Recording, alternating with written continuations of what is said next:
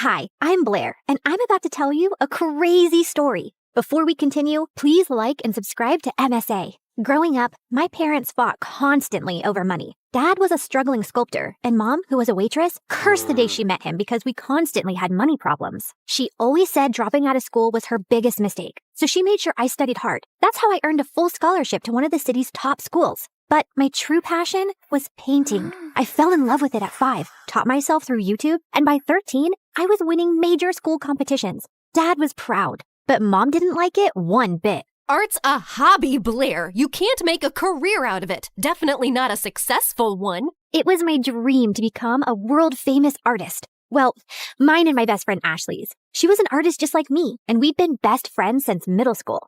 Ashley was rich, so she got to go to amazing art classes and shared everything she'd learned with me. And whenever my parents argued, I'd sneak over to her mansion. Life was just better with Ashley around, except for her annoying twin brother Dexter. He mocked our art, hid our supplies, and chased us with his paintball gun. Whenever we complained to Ashley's parents, Dexter would just put on his innocent face and get away with it. Even at school, everyone adored him for his sense of humor. Ashley absolutely hated him, and I could see why. Like on their 15th birthday, Ashley spent hours getting ready, and she looked beautiful. But the moment Dexter walked in, everyone gathered around him, completely ignoring Ashley. Look at him, smiling like he owns the world. I will never understand what people see in him. Probably his athletic body. I mean, if you look at it from an artistic point of view, Dexter's pretty much perfect for a portrait. What? I mean, so what if he's good looking? You've got a great personality. That's what you tell ugly people, Blair. You're also so much more creative and way smarter. People would notice that someday. Notice what someday? That you're a total jerk. Aw, are you jealous because no one's paying you attention? Go away, Dex. It's her birthday too. Don't make things worse. Fine, I'm sorry.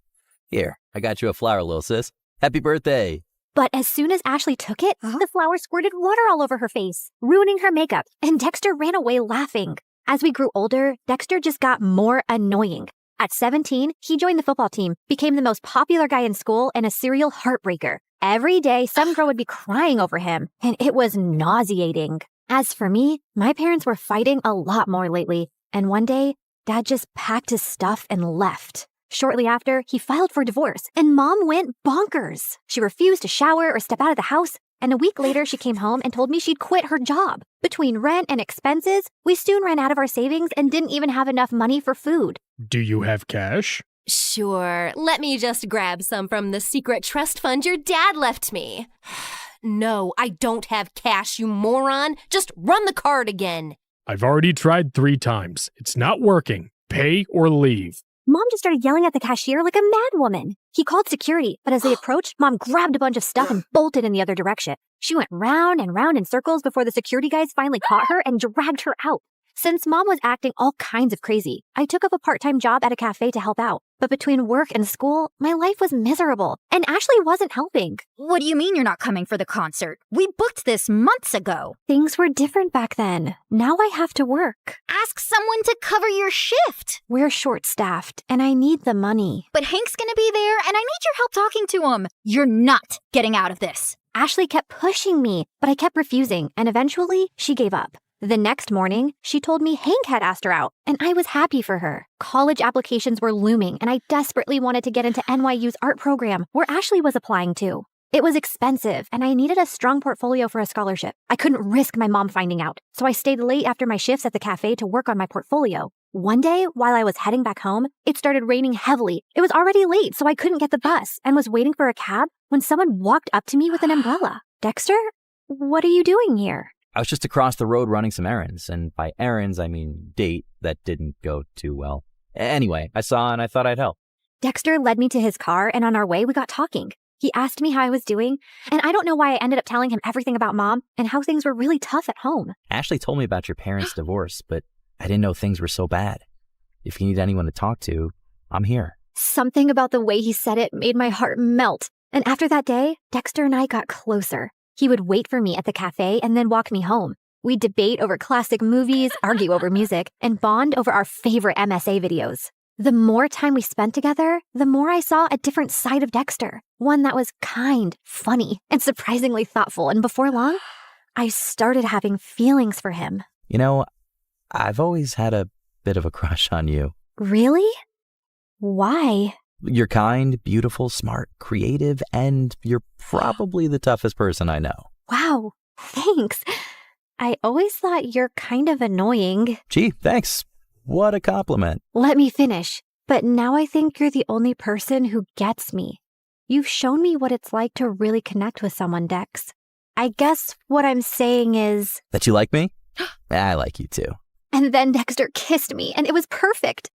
I wasn't sure how Ashley would take it, but before we can even gather the courage to tell her, we found her crying in the school garden the next day. Hank dumped me. He says my nostrils are too big and that my face reminds him of his dead cat. What kind of reason is that? The kind that's a lie. Hank's a total player. Why would you ever fall for him, you dumb... Ow! I mean, I'm sorry you're hurting, but don't weep over that idiot. You're stronger than that. Be a man, woman, girl, be a girl. Did you hit your head or something? Why are you even talking to me? Blair, I need a hug. The next few days were a mess. Ashley was hung up on Hank and dragged me along for endless shopping sprees and salon visits to distract herself, and I didn't think it was a good time to tell her about me and Dex, who I wasn't even getting to spend any time with. She was also home all the time, so Dexter started sneaking into my room late at night. This is not fair. You're totally ignoring me. I know, but she's miserable, and she needs me. Hey, Han, remember when you needed her, but she was too busy falling in love? Anyway, my football team's having a party tomorrow night, and I'd love for you to come. It's low-key, just close friends. How close are we talking? Close enough to do this. Dexter leaned in to kiss me, but before he could, someone knocked on my door. Ashley! He hid under the bed as I opened the door. Who are you talking to? No one. I was just humming to myself. La la la. See? You tell me, what's up? No time long see. You're being weird. Anywho, I need your help. I've heard the football team is having a party tomorrow and Hank's gonna be there. I need him to know that I've moved on and this party is perfect for that.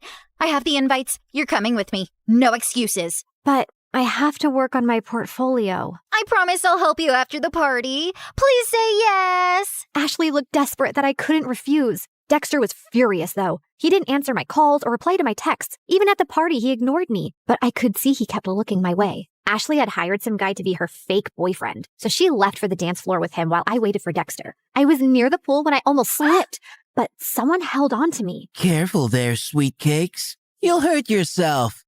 Blair, right? I'm Hank. I know. Great. Then let's skip the introductions and dance. I don't want to. Come on. She said no. I turned around and saw Dexter looking furious. And who are you? Her boyfriend? Yes, now back off. Or what? You'll hit me, pretty boy? You bet I will. Dexter punched Hank right in his face and he stumbled backward. Hank charged at Dexter and the two got into a fight. Everyone gathered around and I caught sight of Ashley's face in the crowd. She looked furious. I ran over to her, but I slipped and fell in the pool. I don't remember much after that, but when I opened my eyes, I was in a room with Dexter and Ashley staring at me. What happened? You passed out. You don't know how to swim? I didn't exactly grow up with a pool in my backyard, so no, I don't. You're bleeding. That's no big deal. Yeah, no big deal. Just like it's not a big deal to hide from your best friend that you're dating her idiot brother. How could you not tell me? I don't know, okay? I freaked out. You've always hated Dexter, and then you'd just broken up with Hank, so I didn't want to rub my relationship in your face. You don't have to treat me like I'm a child who doesn't have a handle on her emotions. Anyway, you've chosen Dexter. Although I can't understand why him out of all the boys on the planet. But you did, and you're my best friend. So I'll accept it on one condition. Never, never make out in front of me, or I'll projectile vomit all over you. Deal? Deal. After that, things went smoothly. Dexter and I could now date openly, which made me really popular. One of his friends asked me to create a portrait for her dad. He loved it so much that he gave me a lot of commissioned work. Soon, I was making enough to quit my job at the cafe, and life became a lot easier. I even finished my art portfolio and was working on some last-minute changes one night when Mom barged in. You're applying to an art college? Why didn't you tell me? Who told you? Doesn't matter. Have you forgotten how much we've struggled because of Dad? And who will even pay for this college? I don't have that kind of money. I'll get a scholarship, Mom. I made a portfolio. Look. No, art school is too expensive and not worth it. You'll join a community college and stay close to me. Now give me that. Mom snatched the portfolio from me and left. I followed her, but she locked herself in her room. No matter how much I begged, she wouldn't open the door. Mom didn't get out of her room the whole day, and since submission was only 2 days away, I had no choice but to give up on my dream. I was talking to Ashley and Dexter about it when he came up with a brilliant idea. Dad knows the dean personally. How about I talk to him and get you a personal interview? And we can ask my friend whose dad bought paintings from you to let us borrow those. It could be your portfolio. That'll work. It should. I'm not letting you give up on your dreams, Blair. What about Mom? She just has to make peace with it. I know you love her, but what she's asking of you is not fair. She's acting like the kid in this relationship. The interview was scheduled for 2 days later, and I spent every second preparing. On the big day, I felt really confident, but as I was on my way, I got a call from the admissions office saying that my interview was canceled.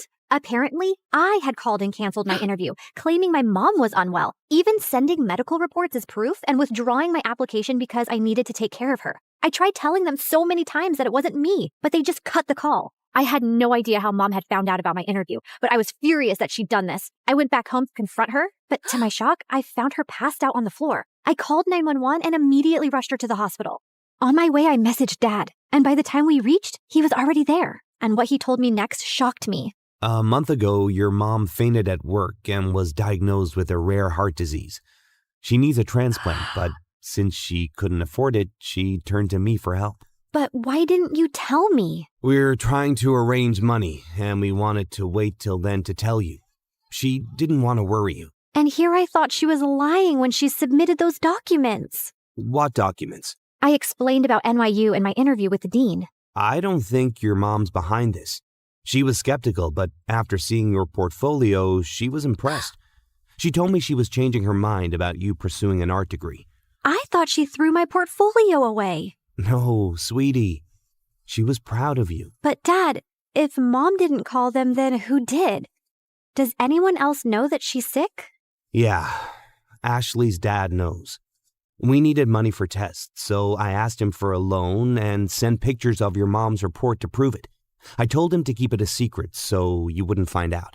I immediately understood who might have done this. But just to be sure, I called the admissions office and asked them for the number they received the call and reports from. And when I saw who it was, my mind exploded with anger. I took a cab, reached Ashley's place, and barged into her house. You called the admission office and told them that my mom was sick and I won't be attending the interview?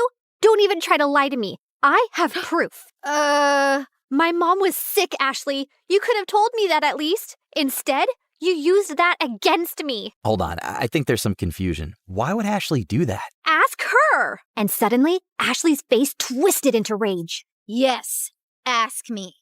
Ask me why I'd go out of my way to make your life miserable, Blair. It's 'cause I hate you. There, I said it. I hate you.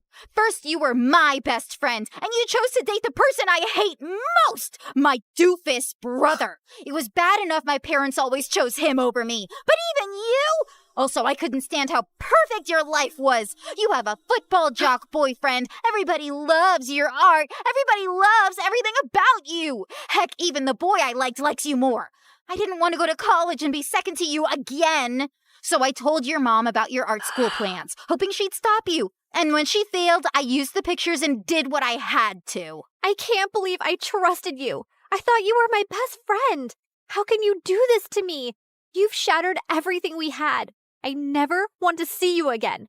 We're done. Don't think I'll cry over it. I'm going to NYU, Blair. I'll make new friends. You disgust me. Whatever. I never saw Ashley's face again, and Dexter told me that his parents heard her entire confession and ended up grounding her big time. She didn't even get through NYU, but I did, thanks to Dexter's dad who got me a second interview. Mom stayed in the hospital for a few more weeks before coming home. A month later, we found a donor. It was tough to get the money for the surgery, but we managed, and Mom made a full recovery. Today is my first day in college, and I couldn't be happier.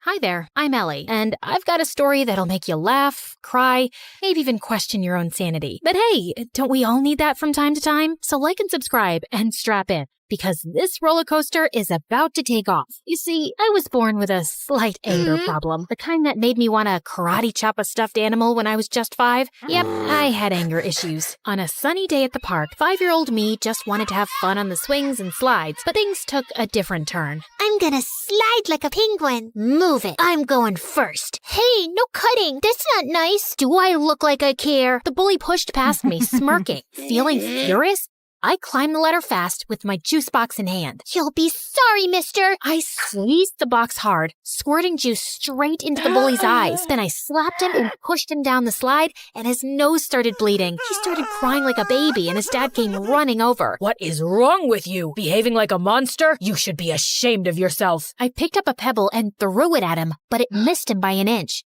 Don't tell me how to feel. You should be thanking me for teaching your awful kid a lesson.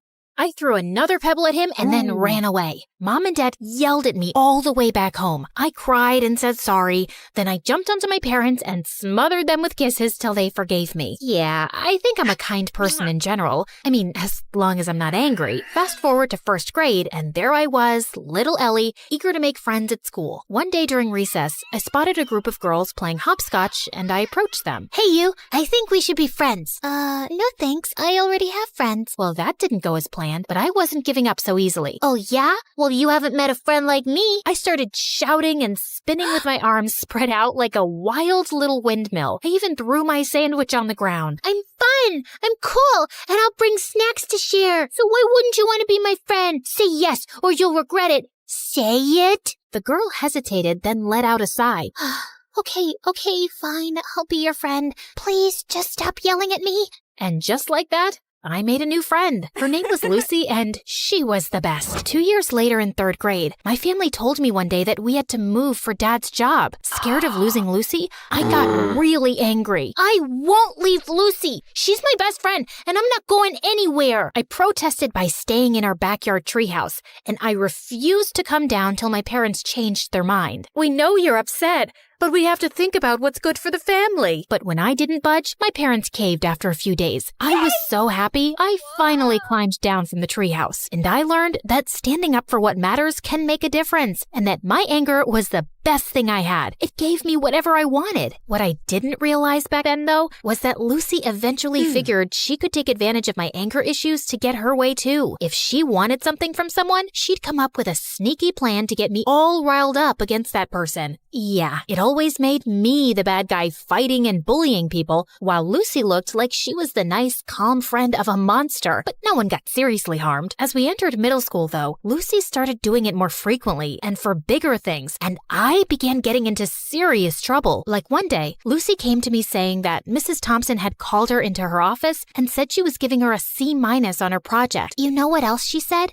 She told me that I should get myself a better friend because you're distracting me with all your fights and affecting my grades while you get good grades yourself. She even said that you hang out with me just so you can feel better than me. Can you imagine? What? That's not true. Of course I know that. Listen, in today's lesson, I'm going to confront her about this psychological manipulation. And if she sneezes a lot, it means she's nervous that I've told you everything she said. You know all the teachers fear you, but Mrs. Thompson is always sneezing because of her allergies. Yes, but sneezing a lot means she's nervous and she's hiding something. She told us that once, but I guess you forgot. Lucky you have me to remind you. When it was Mrs. Thompson's class, Lucy gifted her a red nose, and seconds later, when she confronted her about the manipulation, Mrs. Thompson started sneezing like crazy, and I felt furious. How could you? I thought you were a nice teacher, but you're just like the rest. And with that, I pushed her hard. She fell down and screamed in pain. While everyone's attention was focused on me, Lucy sneaked into Mrs. Thompson's laptop and changed her own grade on the project. Mrs. Thompson broke her arm, and I got suspended for 3 weeks. My parents were furious with me and insisted that I tell them exactly what happened. When I did, Mom said that Lucy was the manipulative witch here. I yelled at her and didn't talk to her for days. How could she say that about my BFF? Days later, I visited Lucy, and her mom opened the door and looked at me like I was some cockroach. Ugh, you again. What do you want? I heard what happened with Mrs. Thompson. Why can't you be a normal human being? Poor Lucy, she almost failed her project because of you. What? Yeah, you're crazy and you're affecting my child. She'll end up failing all her classes because of you. Why does everyone keep saying that? Because it's true. Hey, listen, you silly woman. I was about to scream at her when Lucy showed up and pulled me inside her bedroom. Please, Ellie, you can't talk to Mom like that no matter what she says. But I'm a good friend and I forgive you. Now calm down, girl, and take the Snickers bar. I know it's your favorite candy. Lucy had clearly been spreading lies about me, but I was too blind to see it back then. And when I returned to school, things were a bit different. A new girl, Isabella, had joined our class. She was rich, pretty, and quickly became popular. Lucy seemed annoyed by her existence, but she seems like a cool girl to me. Till one day, Lucy and I saw Isabella walking out of the bathroom, and I noticed a marker in her hand. Lucy went in to use the bathroom as I waited in the hallway, but moments later, she came out, dragging me back into the bathroom with her. OMG, you gotta see this. You won't believe what Isabella wrote about you on the door. It's totally her handwriting. I'm so done with this annoying psycho Ellie. She's always bullying everyone. I want a peaceful, calm school that I can brag about to my rich friends. I offer $1,000 to anyone who can get rid of her. DM me on this Instagram account if you're interested. What a stupid, ugly witch. Furious, I stormed over to Isabella. How dare you write that about me on the bathroom door? I saw you with that marker, so don't you dare lie to me. Ellie, seriously? I had a marker, but I was working on an art project. I didn't write anything about you. Oh, yeah? Well, Lucy seems to think it's in your handwriting, and Lucy said that? Okay, you should stop listening to that friend of yours. She's just using you like a puppet. Can't you see it? For some reason, Isabella's words struck a chord with me, like she just said something out loud that I kinda already knew. But I quickly brushed my thoughts away. You don't know anything. Just leave me alone. But Isabella didn't leave me alone. She'd always make an effort to talk to me and waved at me with a smile. I started warming up to her, and we got closer. But that drove Lucy crazy. One day during lunch, I was sitting with Isabella, laughing and chatting, when Lucy stomped over angrily. Ellie, how could you ditch me for Isabella? After all we've been through together? Just calm down, will you? I'm not ditching you, just spending time with Isabella. We can all be friends, you know. Are you for real? How dare you replace me? And with that, she pounced on me. I didn't want to fight her, so I just pushed her away, but she grabbed my hair again. Luckily, someone called a teacher, and Lucy got detention for 2 weeks. And I swear, those were the best 2 weeks of my life. Things were calm and peaceful, and I didn't have a single fight with anyone. Isabella even convinced me to start getting therapy for my anger issues, and I felt really good about it. Then one day, Isabella told me something. Hey, Ellie, yesterday when I got back from school, I was shocked to find Lucy in my house. I asked her what she was doing there, but before she could reply, her mom showed up. She's our maid. I swear I had no idea. She said she'd brought Lucy over to help her clean the kitchen before Christmas. Oh, yeah, I know that her mom works as a maid for you, but we never talk about it, because I don't want to embarrass her or anything. But I don't have a good feeling about her suddenly being in your house. She might be up to something fishy. So we decided to keep an eye on Lucy that afternoon, and we watched from a safe distance as Lucy's mom gave her instructions to clean. But just a few moments later, after her mom left, we heard a loud crash, followed by Lucy's scream. We rushed to find Lucy lying on the floor with a broken shelf and scattered kitchenware around her. We tried to help her up, but she screamed in pain and couldn't move. Just then, Lucy's mom and Isabella's parents came running too. Oh my God, what happened? Oh, Mom, I was just reaching for something on the shelf, but it was unstable. It just all came crashing down on me. Lucy's mom turned to Isabella's parents furiously. This is all your fault. You knew this shelf was broken and you never bothered to fix it.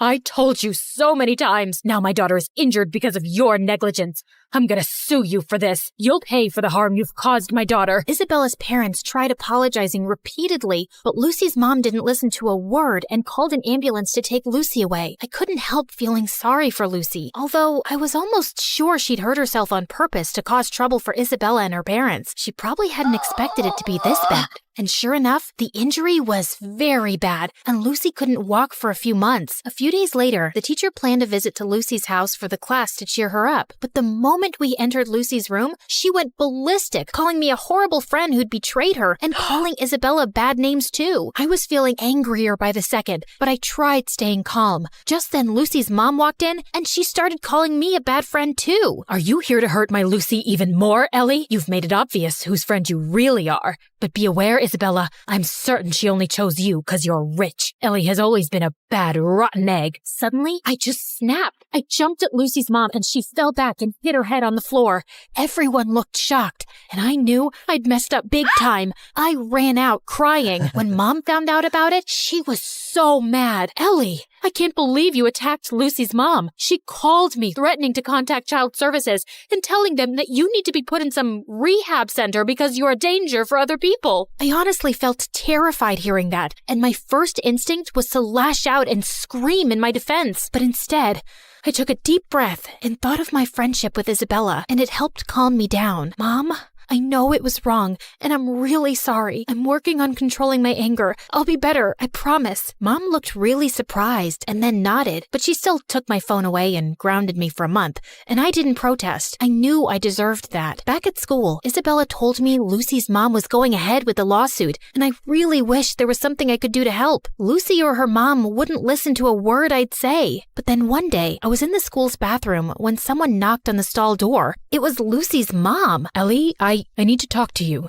I've been reading Lucy's diary, and I've discovered the truth about her actions. She's been using your anger issues to her advantage. I sometimes had a feeling that something was off with Lucy's behavior, but I never knew for sure. Are you still gonna sue Isabella's parents or report me to Child Services? No, I just wanted to apologize to you, and I won't be causing you or Isabella's parents any more trouble. I'll also get Lucy the help she needs. We might even move to another town and live with my sister if it means Lucy can get better therapy. I'm so sorry for everything, Ellie, and I want to thank you for being a good friend to Lucy, despite everything. With that, she gave me a quick hug and left. I felt tears pricking my eyes. I was kind of sad I wouldn't get to see Lucy again, but I also felt lighter and free. Moments later, Isabella walked in. Ellie, everything's gonna be okay. Isabella hugged me tight, and for the first time in a long while, I felt like everything would be okay.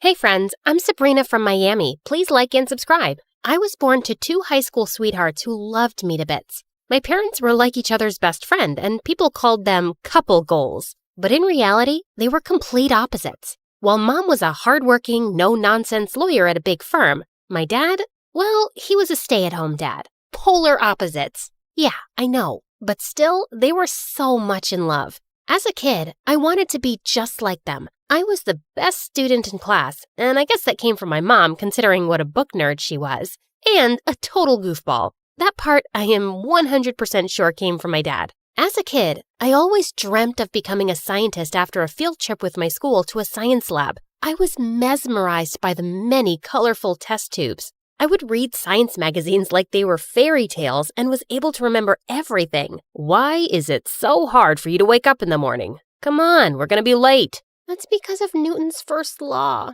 A body at rest wants to stay at rest. 5 more minutes. Pretty please. Not happening. And don't throw your science facts at me. Ah, you little rabbit. Okay, fine.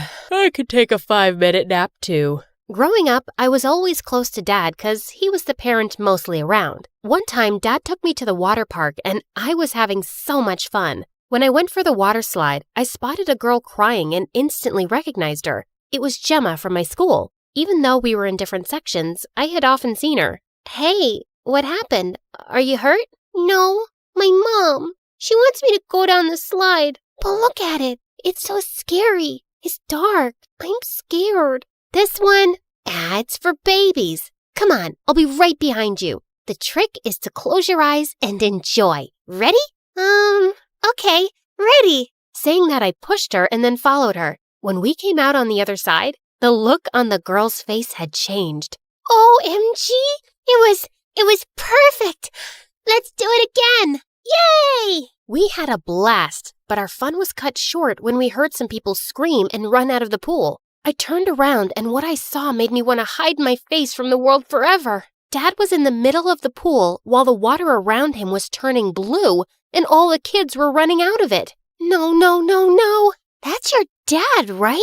I'm not with him. Yeah, I'd say the same thing if my dad did that. You see, my dad was adorable, but he could be pretty annoying at times. I guess that was the reason why Mom was always saying that she had to raise 2 kids instead of 1. Well, Gemma and I became pretty good friends, and the fact that she kept the whole pool thing a secret made me like her even more. While I was happy to finally have an awesome friend, things at home were going south. I started to notice that Mom and Dad were always at odds. One moment they would be smiling at each other, and the next they'd be arguing like kids. They'd bicker over the smallest things, like who would take the trash out, who squeezed the toothpaste from the middle, who left the dishes dirty, and whatnot. One time, they started a huge fight over air conditioning. Yeah, it's frickin' freezing. Where's the remote control? Do you have any idea how much last month's bill was? So, now you're gonna throw the I'm the one who brings the money in thing at me. Mom?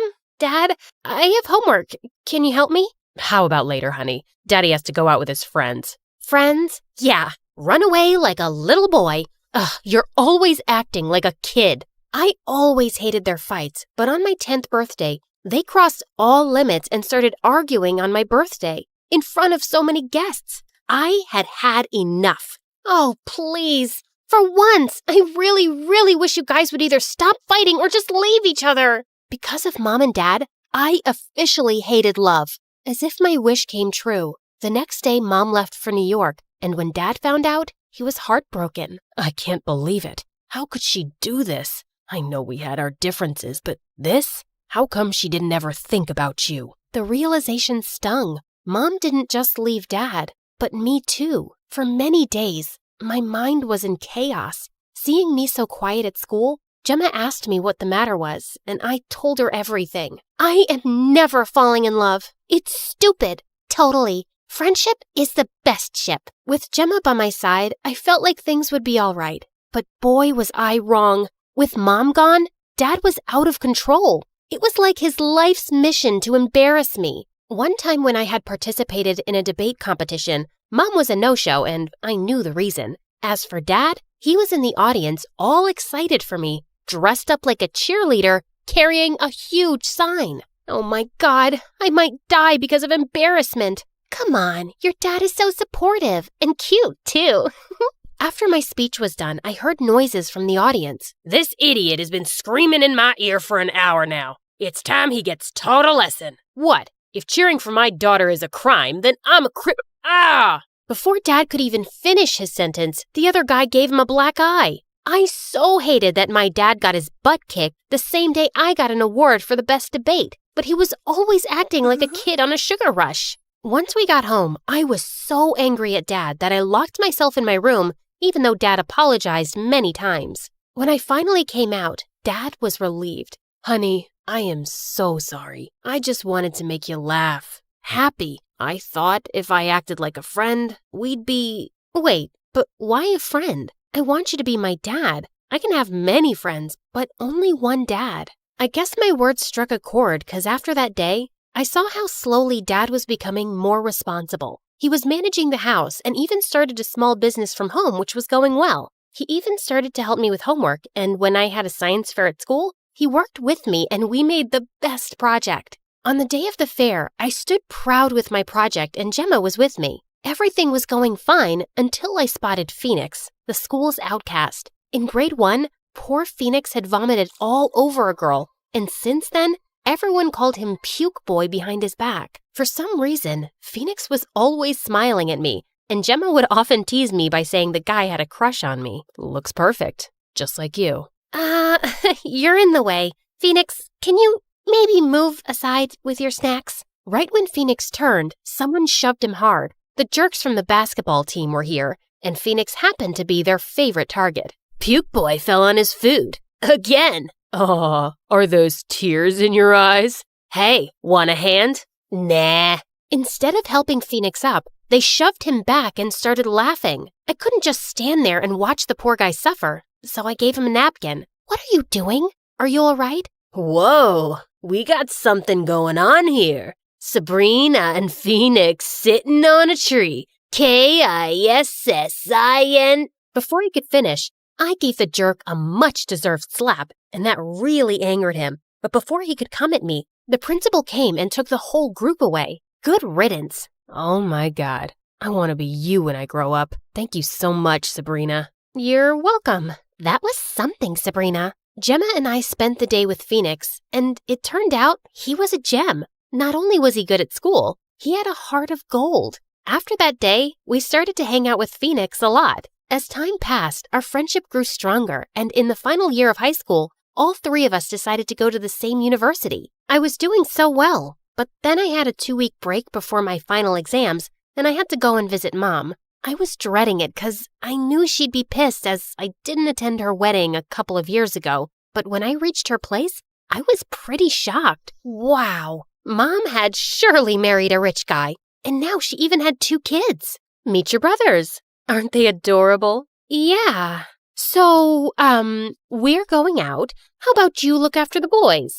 Before I could say anything, Mom and her husband rushed out and I was left to babysit. The entire week went by in a haze, and I realized one thing. Mom had moved on. I knew I should be happy for her, but I felt betrayed. At least I had Dad. But once I was back, I got a surprise at home. Dad was dating again. First, Mom has a new family. Now you're both moving on? Where do I fit in? You are our child. Nothing in the world can ever come between the love we have for you. Yeah, some love. Ugh, but why was I blaming Mom and Dad? I was the one who had wished for them to be apart. The guilt was keeping me awake at night, and to take my mind off it, I poured my heart and soul into my studies and got a scholarship to my favorite university in New York. The best thing was that Gemma and Phoenix were going to be with me, but in different facilities. It was totally worth it considering how we got to meet every single day. Things were going great, and in the 3rd year, I was one of 2 students selected to be part of a research team. That was huge! Finally, my dreams of becoming a scientist seemed so near. While working for a research assistant, I met Jacob. The guy was sure amazing. And every time I'd meet Gemma and Phoenix, I'd be telling them about him. Looks like someone has a crush. A crush? Yuck. Jacob and I, we're just good friends. Yeah, everyone says the same thing when they have a crush. Did I really have a thing for Jacob? No.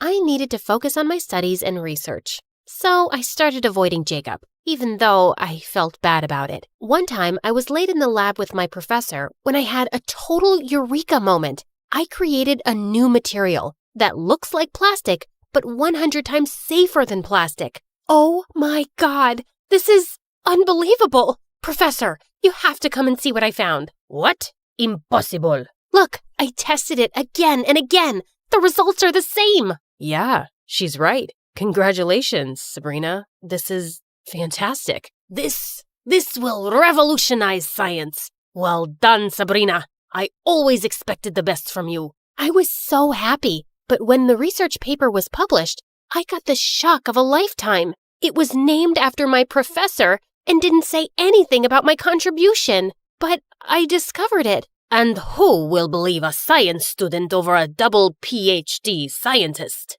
I'll tell everyone. You won't get away with this. Oh, really? Well, then be prepared to lose your scholarship and fail epically. What a monster! I had been such a fool trusting him with my research. I needed to tell Gemma and Phoenix about this and ask them what to do next. I ran to Gemma's dorm room, and right when I opened the door, I felt the air knock out of my lungs. Gemma and Phoenix were kissing. What the heck? Sabrina, wow, finally. I was telling Gemma for so long that we should tell Sabrina about our relationship, but look how well everything fell into place. Fell into place? Are you crazy? This can't be happening. No way! You betrayed me! It was like the walls were closing in on me. I felt like my mind was spinning. It actually was, and when Gemma came to hold me, I slapped her. Accidentally. Gemma, I am so... What has gotten into you, Sabrina? You hit her. I didn't mean to. Saying that, I ran out of there. I had been walking in the rain for what felt like forever. All my dreams were crushed. My family, my friends, and my career, everything. I didn't know why, but that night I ended up knocking on Mom's door. Oh my God. What happened, sweetheart? Mom? It was the first time I opened up to Mom, and in the end, I came clean. I told her how my wish had caused her and Dad to leave each other and how the guilt ate me because of them, how I hated love. It was never, ever your fault. You're a grown-up now. Listen, everything breaks if you don't take care of it. Your dad and I, we didn't take care of the love we had. Things fell apart. Don't be afraid of love. Don't run away from it. Otherwise, you'll never know the real joy of life. Remember, whatever life throws at you, you've got to be steadfast and strong, and everything will fall into place. Even though we're no longer together, look what we have. A smart, strong daughter. You, sweetie. Strong? Smart? Me? Ugh. And then I told Mom what my professor did and what a fool I was for trusting him. Well, Mom, boy, was she pissed. She then brought in the big guns. She sued my professor. Perks of having a lawyer mom. On the day of the hearing, it was the first time I saw Mom in action, and boy, was she fierce. Jacob was also there to support me, and in the end, the judge ruled in my favor. I was so happy, but the victory didn't feel complete without my friends, and I knew what I had to do. Today is my wedding day. Gemma, my bridesmaid, and Phoenix, the best man, look absolutely amazing. I am so happy that they're part of my big day. It was all because I had finally accepted my fears and came clean to them all those years ago. I had told them how I was afraid that our trio would break up because of them dating, but it was Gemma who assured me that taking a chance at love was totally worth it. And I finally gained the courage to tell Jacob how much I liked him, and he felt the same way. As I'm about to say I do, I realize how I didn't have to run away from love, but run towards it, because it's the best joy of life.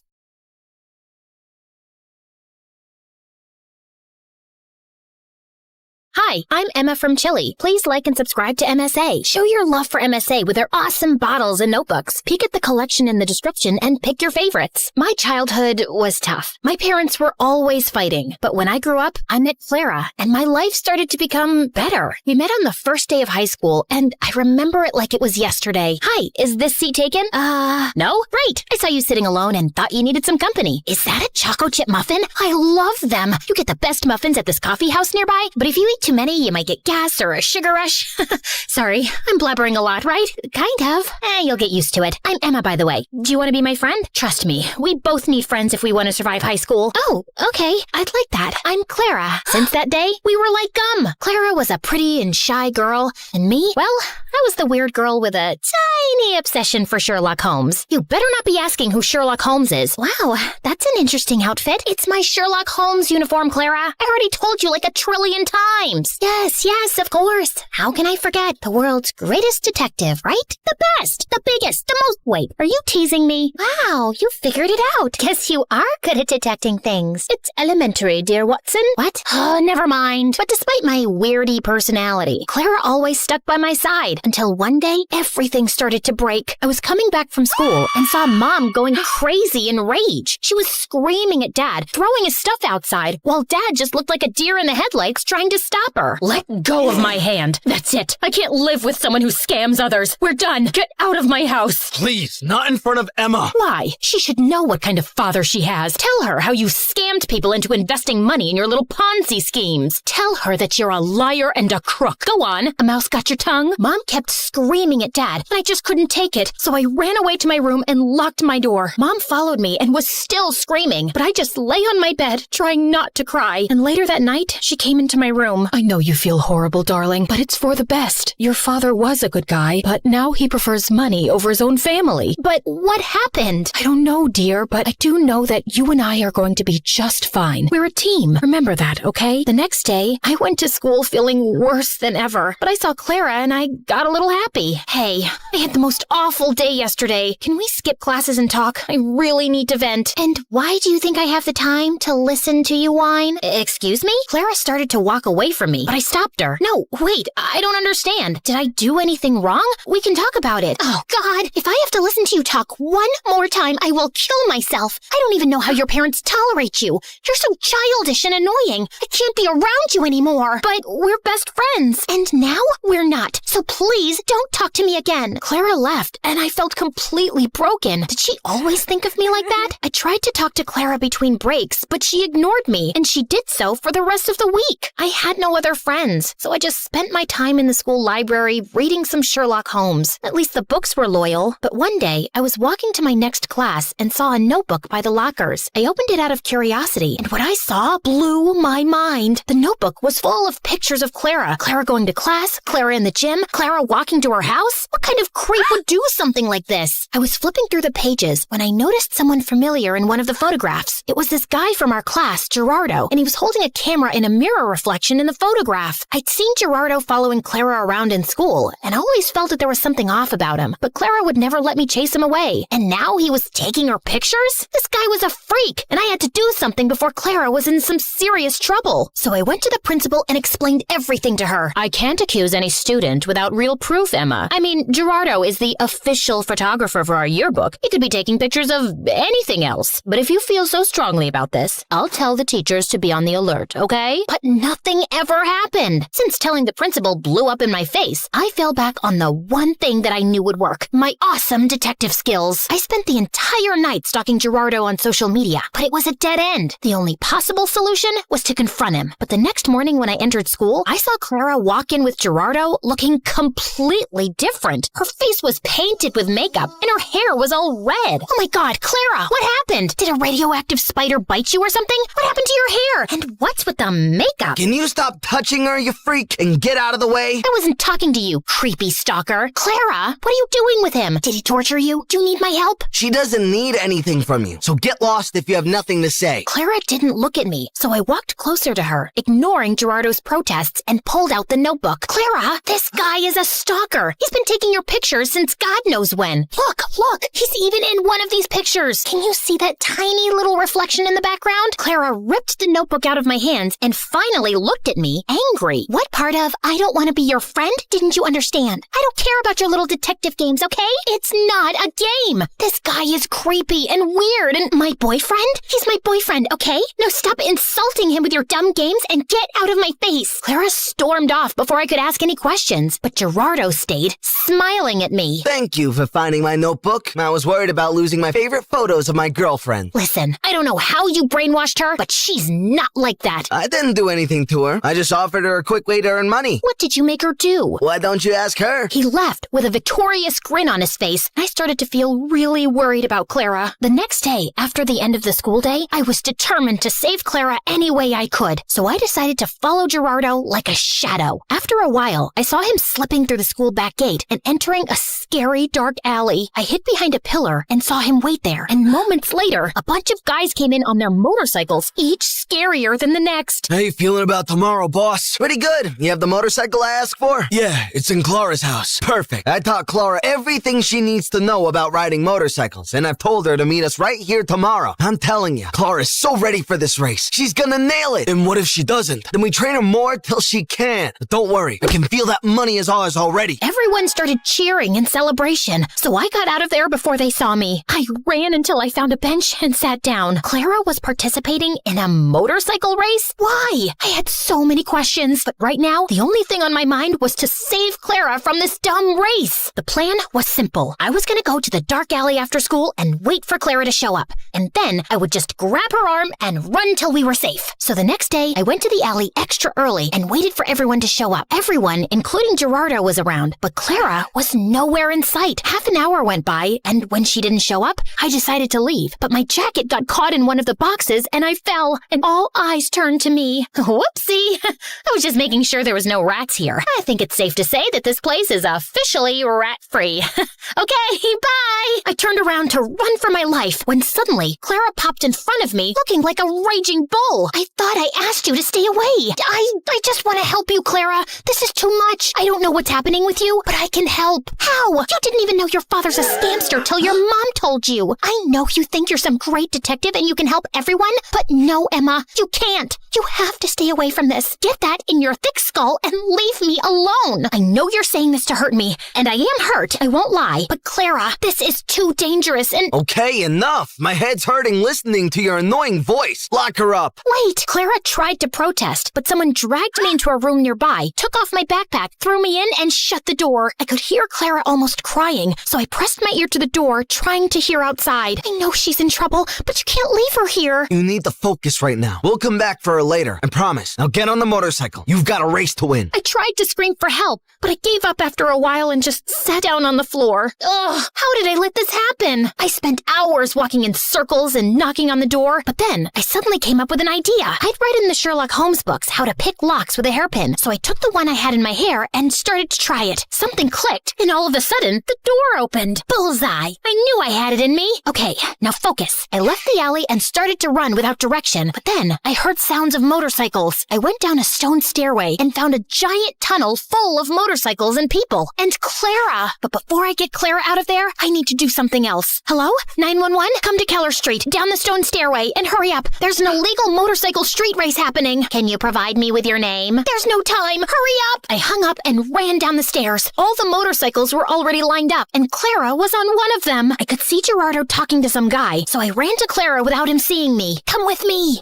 It's impossible to escape from you, right? You can roll your eyes later. Just get off this thing and come. Emma, you don't understand. I found out a week ago that my parents declared bankruptcy, and we might have to move to a homeless shelter. He's a liar. Look at that nose on his face. It's so plastic and fake. You can't trust him. His nose was really crooked. You should have seen— Wow, great story. Let's save it for another time. Now come. Just as Clara stepped down from the motorcycle, we heard police sirens outside. I pulled Clara away before Gerardo or anyone else could frame her. How? Shh, you're a suspect. If anyone asks why you're hiding behind this bush, pretend that you're from a really exotic island, you know? Maybe you're collecting a— Emma, I'm such an idiot. I ruined everything. My grades, my life, my future, our relationship. Gerardo told me not to talk to you anymore because he wanted me all to himself. Emma, I am so sorry about everything. I just really need my friend right now. Hey, don't worry. I'm not going anywhere. You and your family can stay with us until you guys get back on your feet. Let's just go home and get you cleaned up. I missed you. I missed you too, Emma. Thank you.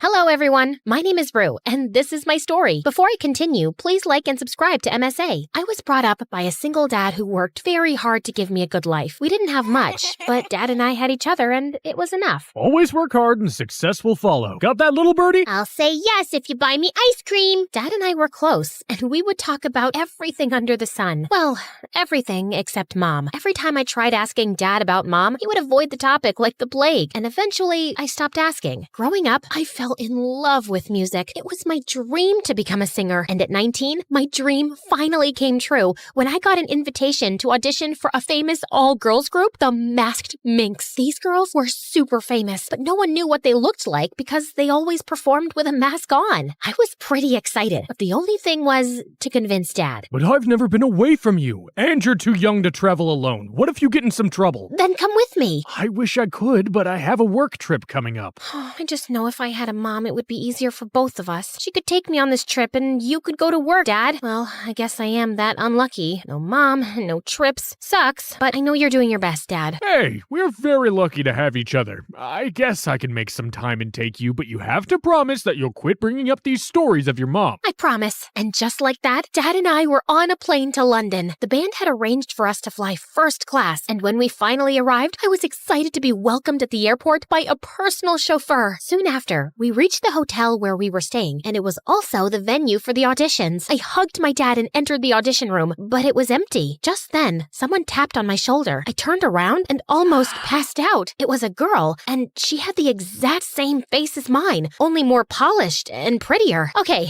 I know that we have at least 7 people who look exactly like you, but dude, this is beyond freaky. Who are you? Firstly, please don't touch me. I hate being touched. Too many germs. And secondly, I am Ava, and I'm your twin twin sister. My what? Ava went on to tell me about how we were twins and that our parents separated shortly after we were born. She was raised by our mom, while Dad stayed back in America with me. She was a singer too, but recently she discovered that she had laryngitis and her singing career was basically over. I was the one who sent you the mail and called you here. I have a very important tour coming up, and since I can't sing, I need you to take my place. You'll get a lot of money and I won't lose my contracts. If you do a good job, maybe I can get my friend in the USA to sign you for his record label. Okay, slow down. Can we take a step back? You're one of the masked minks, and you want me to sing for you? That's right. Are you crazy? I just found out I have a twin sister, and my head is already spinning, and I'm so close to having a panic attack. Ooh, 1 second. Even if, in some parallel reality, this whole thing was true, I would still have to tell my dad about you. Your dad, our dad, can't know that we've met. I do not want him to get suspicious. Mom has always told me how Dad has hated her all her life, and now I don't want him to take you away. Please, Rue, help me. How do I even know you're my sister? Ava showed me a copy of my birth certificate and a few pictures of us together as babies, but I couldn't trust her. So before I agreed, I placed a condition. I'll agree if you make me meet Mom. Deal. Dad was waiting for me in the hotel lobby, and I felt so angry by looking at his face. How could he hide such a big truth from me? I wanted to confront Dad, but I also wanted to meet Mom, so I decided to stay quiet and go with the flow. I went back to my room and dozed off, and hours later, I was woken up by a frantic call from Ava. I need to see you. Now, come to the lobby and I'm sending a car. I got dressed urgently and did as Ava asked. We met at a restaurant where Ava walked in with the most gorgeous guy on her arm. She introduced him as Jason, her boyfriend, and I just couldn't stop staring at how perfect he was. I need you to convince Dad to pay $100,000 to my manager. Yeah, he's very cute. Wait, sorry, what? I need money, and I promise you will get back much more money when I get you signed on at my friend's record label. Why do you need so much money suddenly? To make arrangements for my tour. Why else? Mom spent all the money I made on my treatment, and I have no savings left. Please, if you do this, I will take you to see Mom. I promise. I was a little taken aback, but I wanted to see my mom so desperately. So I agreed to help Ava out. But Dad would never let go of such a huge amount, so my only other option was Grandpa. He owned several big shopping malls all over the country, and he always told me that I could ask for anything. I called my grandpa and explained the situation to him. He was so happy that I finally met my twin. He apologized for not telling me all this time and promised to help with the money. The next day, Ava let me practice with her background singers and dancers, and I got such a rush out of it. She even let me sign some autographs for her fans on her behalf, and I loved being in the spotlight. After the practice, Ava and I were on our way back when I asked her if I could meet Mom. Not yet. Mom just had a minor heart attack last month, and seeing you might put her into shock, so we need to wait. Meanwhile, could you be a doll and get me some more money? Why? I've already spent enough, Ava. I need to see Mom now, or I will call off the deal. I asked the driver to stop the car and walked out feeling confused and angry. I wanted to cry because I had just lost my grandpa his $100,000 and I still hadn't seen my mom. I was outside the hotel when suddenly someone yanked at my arm. Jason, what do you think you're doing? Listen to me carefully, Rue. You have to get out of here. Ava and her mom are bad news. I heard Ava's mom talking about how they're going to drain your dad's finances. I think you're a really nice person, so please just tell your dad the truth and go back home. And why should I trust you over my own family? Because I know them. I've been with Ava long enough to know when she's lying, and her mother is no saint. She's my mom too, and I think I'm old enough to know what's right and wrong, so thank you, but I'll take it from here. Saying that, I turned around and left, but Jason's words kept ringing in my head. I couldn't sleep a wink that night, and the next morning, I decided to finally tell Dad everything, but he was nowhere to be found. So I went downstairs and saw him talking to a strange woman in the hotel lobby. I walked up to him, and when he saw me, he turned white. What are you doing here? I could ask you the same thing. This is Claire, your mom. I am so sorry you had to find out like this, and I know you met your twin. Your grandpa called me after Claire called him demanding for $1 million. We will be heading home tomorrow. I was just saying goodbye. So you're saying goodbye and I don't even deserve a hello? How is that fair? Don't blame your dad, sweetie. Don't call me sweetie. You know why I asked Ava to meet you? So I could stand in front of you and ask you how you could abandon your own child. I could only afford to bring up one child, and I randomly picked Ava. Not that it was a good decision. She's pretty much useless now. Your absolute disregard for humanity amazes me. And thank God I never got a chance to know you, or I would be the only kid in the world who hates their own mother. I turned around and ran to my room. An hour later, Dad showed up and told me the whole truth about how Claire had been using the excuse of raising Ava alone to get money from both my dad and Grandpa. They kept it as a secret to protect me. You could have told me the truth. You would have gone behind her anyway, little birdie. I know you that much. Dad and I left for home that night, but I couldn't go back without meeting Ava. So I asked her to meet me at the airport, and surprisingly, she showed up. I introduced her to Dad. He was so happy, and he hugged her and shed tears. Ava and I sat down, and I told her about what Mom had said. Mom didn't raise me. She gave me up at birth, and I lived in an orphanage. I only got back with her a few years back when someone from the orphanage told her about my singing talent. And since then, she's been trying to use me as a money-making machine. I hate her. Then come with us. Dad and I would love to have you. I would love to, but I can't. I still have so many debts to pay because of Claire. I tried to convince Ava, but she refused. And soon after, Dad and I boarded the flight and left. Weeks passed, but I felt an empty pit in my stomach every time I thought about Ava. She was all alone, fighting my dragon of a mother, and I had to do something to help her, so I turned to Jason for help. I told you, stay away from her. She and her mom are crooks. My mom's using Ava. Please, Jason. She's my sister and your girlfriend. We have to help her out. Okay, this might be a long shot, but what if we do a concert as Ava? It'll be like a face reveal tour. I know a few people who could help us find a band, and we will use social media to spread the word and see where it goes. And what if I'm not that good? I've heard you sing, Rue. You'll be just fine. We spoke to Ava, and she was on board. Jason came down the next week, and we spent days planning every second of the concert. Even my grandpa stepped in to give us a little money. Our posts on social media were very well received, and soon enough, almost all the tickets were sold out. Then one night, I was grabbing coffee when I saw Jason at the same cafe, engrossed in a book. That seems like a heavy read. It's about kids who grew up in an orphanage. I was one of them. I'm sorry, Jason. That must have been tough. It was, but it made me who I am. And besides, I found a great family who loves me and adores me. You learn to find family in unexpected places. Our conversation flowed from there. We talked about our pasts, our dreams, our fears. I shared about the loneliness I felt growing up without a mother, and he spoke of the challenges of growing up without a family at all. I'd never connected with anyone like this before, and it was truly amazing. One night before the performance, I was nervously checking out the stage when Jason slid his hand inside mine. I just hope it works. I'm sure it will. And Rue, it's amazing what you're doing for Ava. Not everyone has this kind of heart. Not everyone gets a second chance with their families either. Trust me, I'm doing this for myself. Jason came forward, gently stroked my cheeks, and I felt my face on fire. And before I could react, he leaned in and kissed me, but I pushed him away. This is not right. You're with Ava. No, I'm not. Ava and I were just dating for the public. Trust me, we mean nothing to each other. She's still my sister, and you and I have to respect that. I walked away from Jason knowing I really wanted the kiss, but family is more important, so I decided to put my feelings aside and concentrate on the bigger picture. The next night was the concert, and it was a huge hit. We collected a lot of money, and when Ava found out, she was beyond happy. That night, I slept with the best feeling ever, but the next morning, my dad shook me awake, and then he told me the most shocking news of my life. Apparently, Ava had turned down my offer to move in with me and Dad, and instead, she slapped me with a legal notice for impersonating her without her permission. The only way she would take her complaint back was if my dad agreed to pay her $10 million. I feel so stupid for wanting to help her. It's not your fault. I guess she's just more like your mom than you thought. I could not stop crying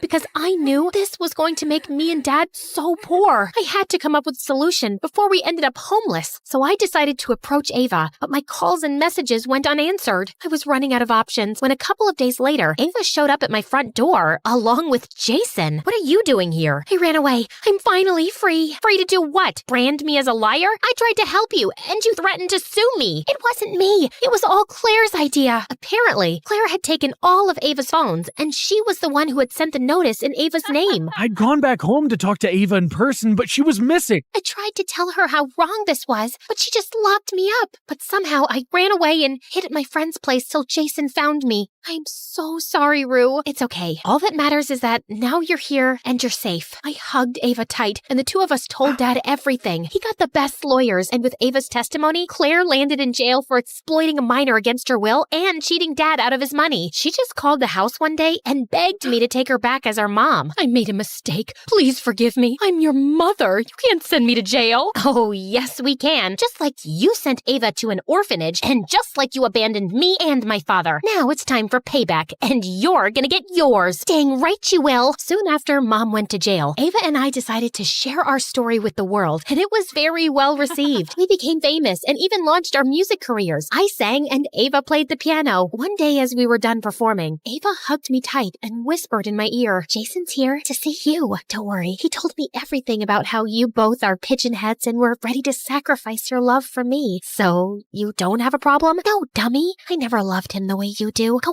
on. He's all yours." I was so happy. I rushed backstage and saw Jason waiting for me. Without thinking, I threw my arms around him and pulled him in. I know too much has happened, but I'm ready to move on if you are. I'm 10 steps ahead of you, babe. I learned that sometimes the people related to you can hurt you the most, and you always have to be ready for anything.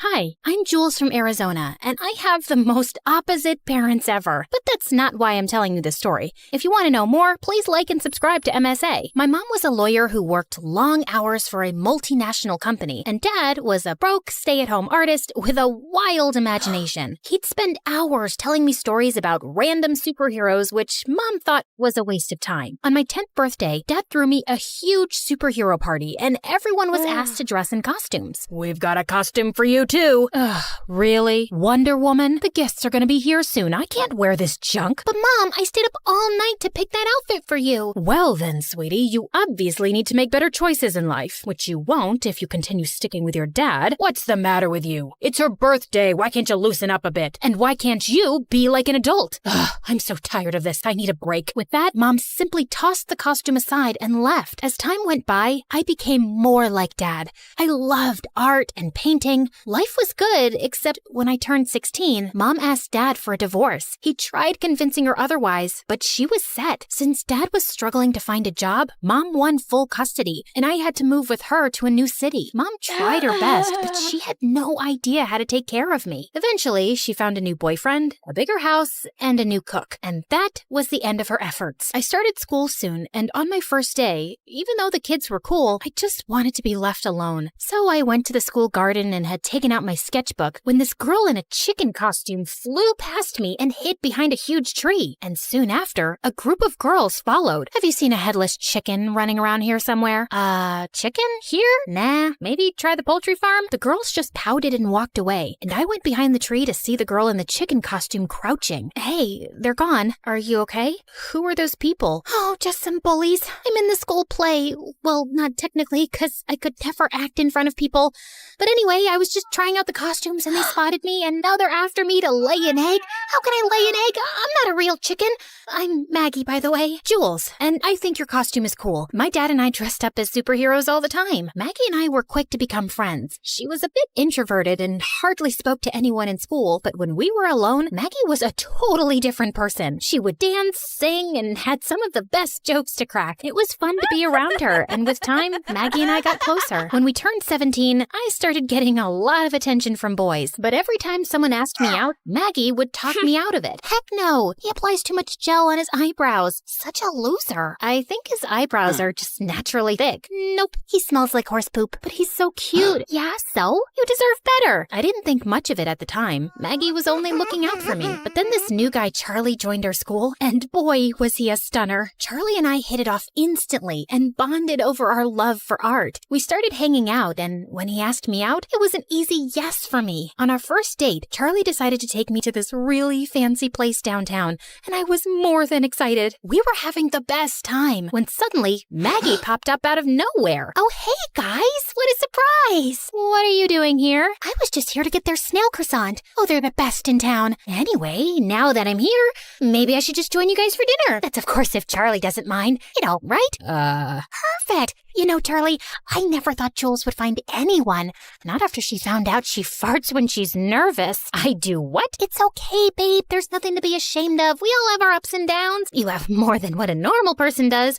Like the time you pooped your pants because you ate too many burgers before a roller coaster ride. Or like that you shaved your head when it was too hot and... Okay, that's enough. She's just kidding. I don't do that. Tell him. Yes, I was just turning around to tell him. Didn't you see me turning around? Yes, tell him now. Like I was literally turning around and about to tell him. Stop telling me to tell him. It sounds like an order and that I have to obey you.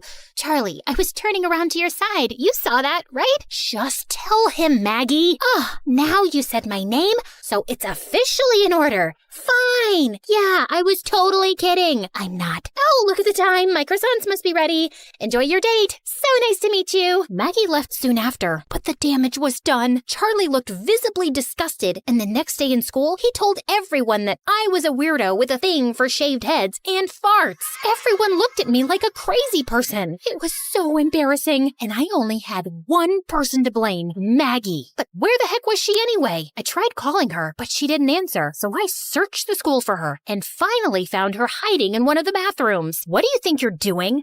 Oh, Jules! Hey! I was just cleaning some spider webs. What's up? What's up is that the whole school is laughing at me after what you said on the date. Why would you do that? Charlie is a knucklehead, okay? I said all those things because I wanted to see how he'd react, and look, he acted like a jerk. That's a sign. He doesn't deserve you. Stop it, Maggie. No one is ever good enough for me according to you. I'm so done with this. Just go and tell everyone that you made everything up. Maggie did end up telling Charlie that she lied, but obviously he didn't believe her, and no boy in school ever asked me out again. I was so mad at her. I refused to meet her or even take her calls, even though she kept apologizing. It was frustrating. I had no one to share my feelings with. So I picked up painting again to distract myself and even applied to a few prestigious art colleges. And one evening, I was wrapping up an application form when someone knocked on my door. Maggie, what do you want? I love your stares.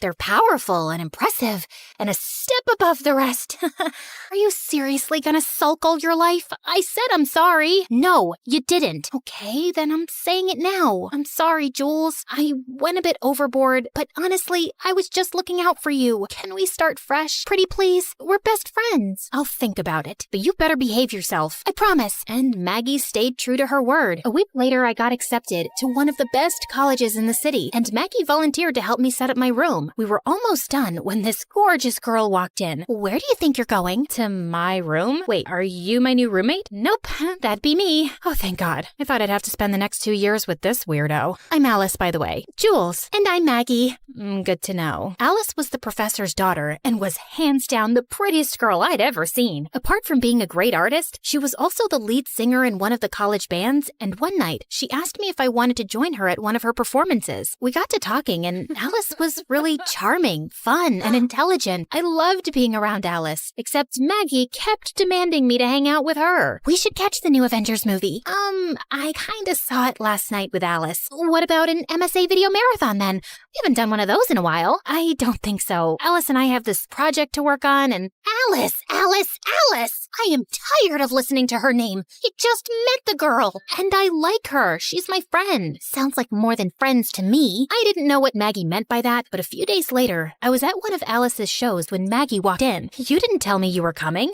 Well, since you won't hang out with me, thought I'd come to you. Why? Are you not happy? Before I could say another word, the performance started, and as always, Alice blew my mind. Watching her on stage was always amazing, but something in my heart jumped when she blew a kiss at me while singing. Ew, that was so cringe. Stop blushing like a moron, Jules. And what's the whole hype about this Alice? She literally sings like a pregnant horse. I could do so much better than that. And with that, Maggie went on stage and pulled the plugs, and the crowd went silent. What do you think you're doing? Saving people from your horrible voice? Give that back. Alice tried to snatch the plug from Maggie's hand, but Maggie pushed her. Then Alice got up and she pulled Maggie's hair, and the two of them got into a huge fight. Before I could butt in, Alice shoved Maggie, and she tripped over something and ended up falling off the stage, unconscious. Alice and I took her to the hospital where the doctors told us she had a broken arm.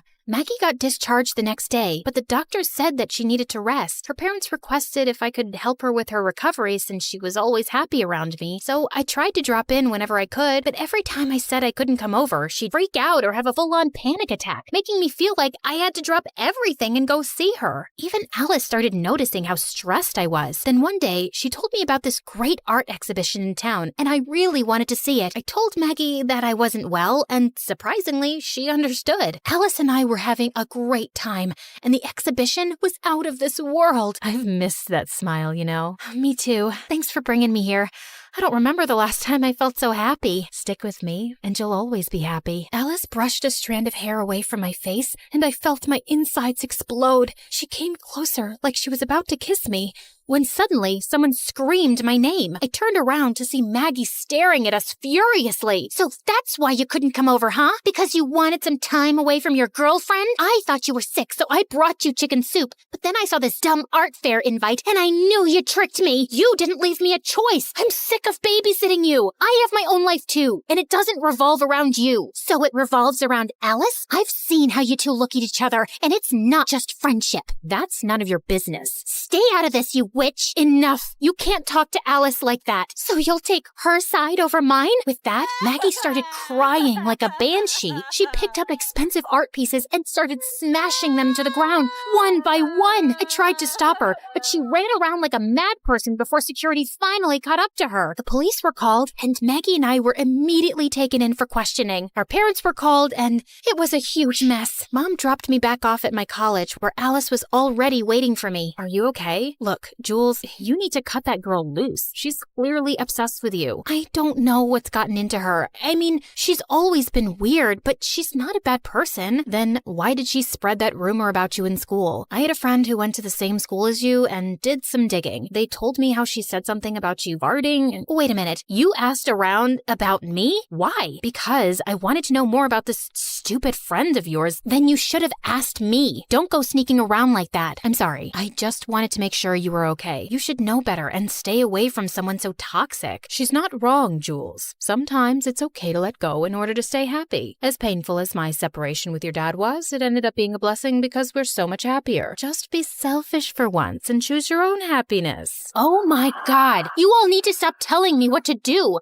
I'm not some kid, okay? I can make my own decisions and do my own thing too. With that, I stormed off. I knew what Maggie did wasn't right, but I was so tired with everyone trying to make decisions for me. Maggie got out soon after, and she would send me gifts and bouquets to say how sorry she was, But I was done with her. Alice tried talking to me too, but soon after finals started and I got busy with my studies. I just needed some space from everyone. Then one day, I was buying groceries when I spotted Maggie in the line ahead of mine. She saw me too and immediately walked over. You've been avoiding me, but I don't blame you. I pushed your buttons too hard, and I deserve this. But I miss you, Jules. Maggie, you're a great person, but I think it's better if we don't stay in touch anymore. I'm finally happy in my space, and I want to keep it that way. I get it, but at least can we have coffee? One last time, for the sake of our friendship? I wanted to say no, but looking at Maggie's desperate face, I agreed. She led me to her car and started driving, but I noticed soon that we were not headed in the right direction. I asked her, and she told me that it was this new place a little outside the city. I felt uneasy and asked her to stop the car, but Maggie started speeding up.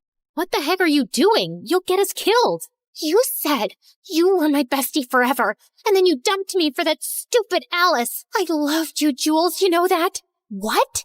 Yes, I loved you, but you told me you were into guys. That's why we couldn't be together. I kept begging Maggie to slow down, but she just wouldn't listen. Panicked, I tried to take the wheel from her hand, but the car slid off the road and hit a tree. Within seconds, a crowd gathered around us and helped me and Maggie out. Thankfully, we weren't injured. Jules, I'm so sorry. Are you hurt? Get away from me, you freak! Don't you dare touch me! 15 minutes later, both our parents arrived. Maggie's parents apologized and begged me not to press charges, even though I really wanted to. Mom took me home, and this time, I decided to cut Maggie off for good. I got a restraining order from the court, and after that day, I never saw Maggie again. I went to therapy and started feeling a lot better. A few days later, Alice asked me to meet. We sat on the hood of her car watching the sunset. So, I've been thinking about you, and I feel like we have a spark. No, it was just a firefly. Really? Such a pity. Yeah, I know. These sparks are getting out of hands lately. Maybe we can set them on fire? We grinned at each other, knowing exactly what was going to happen next.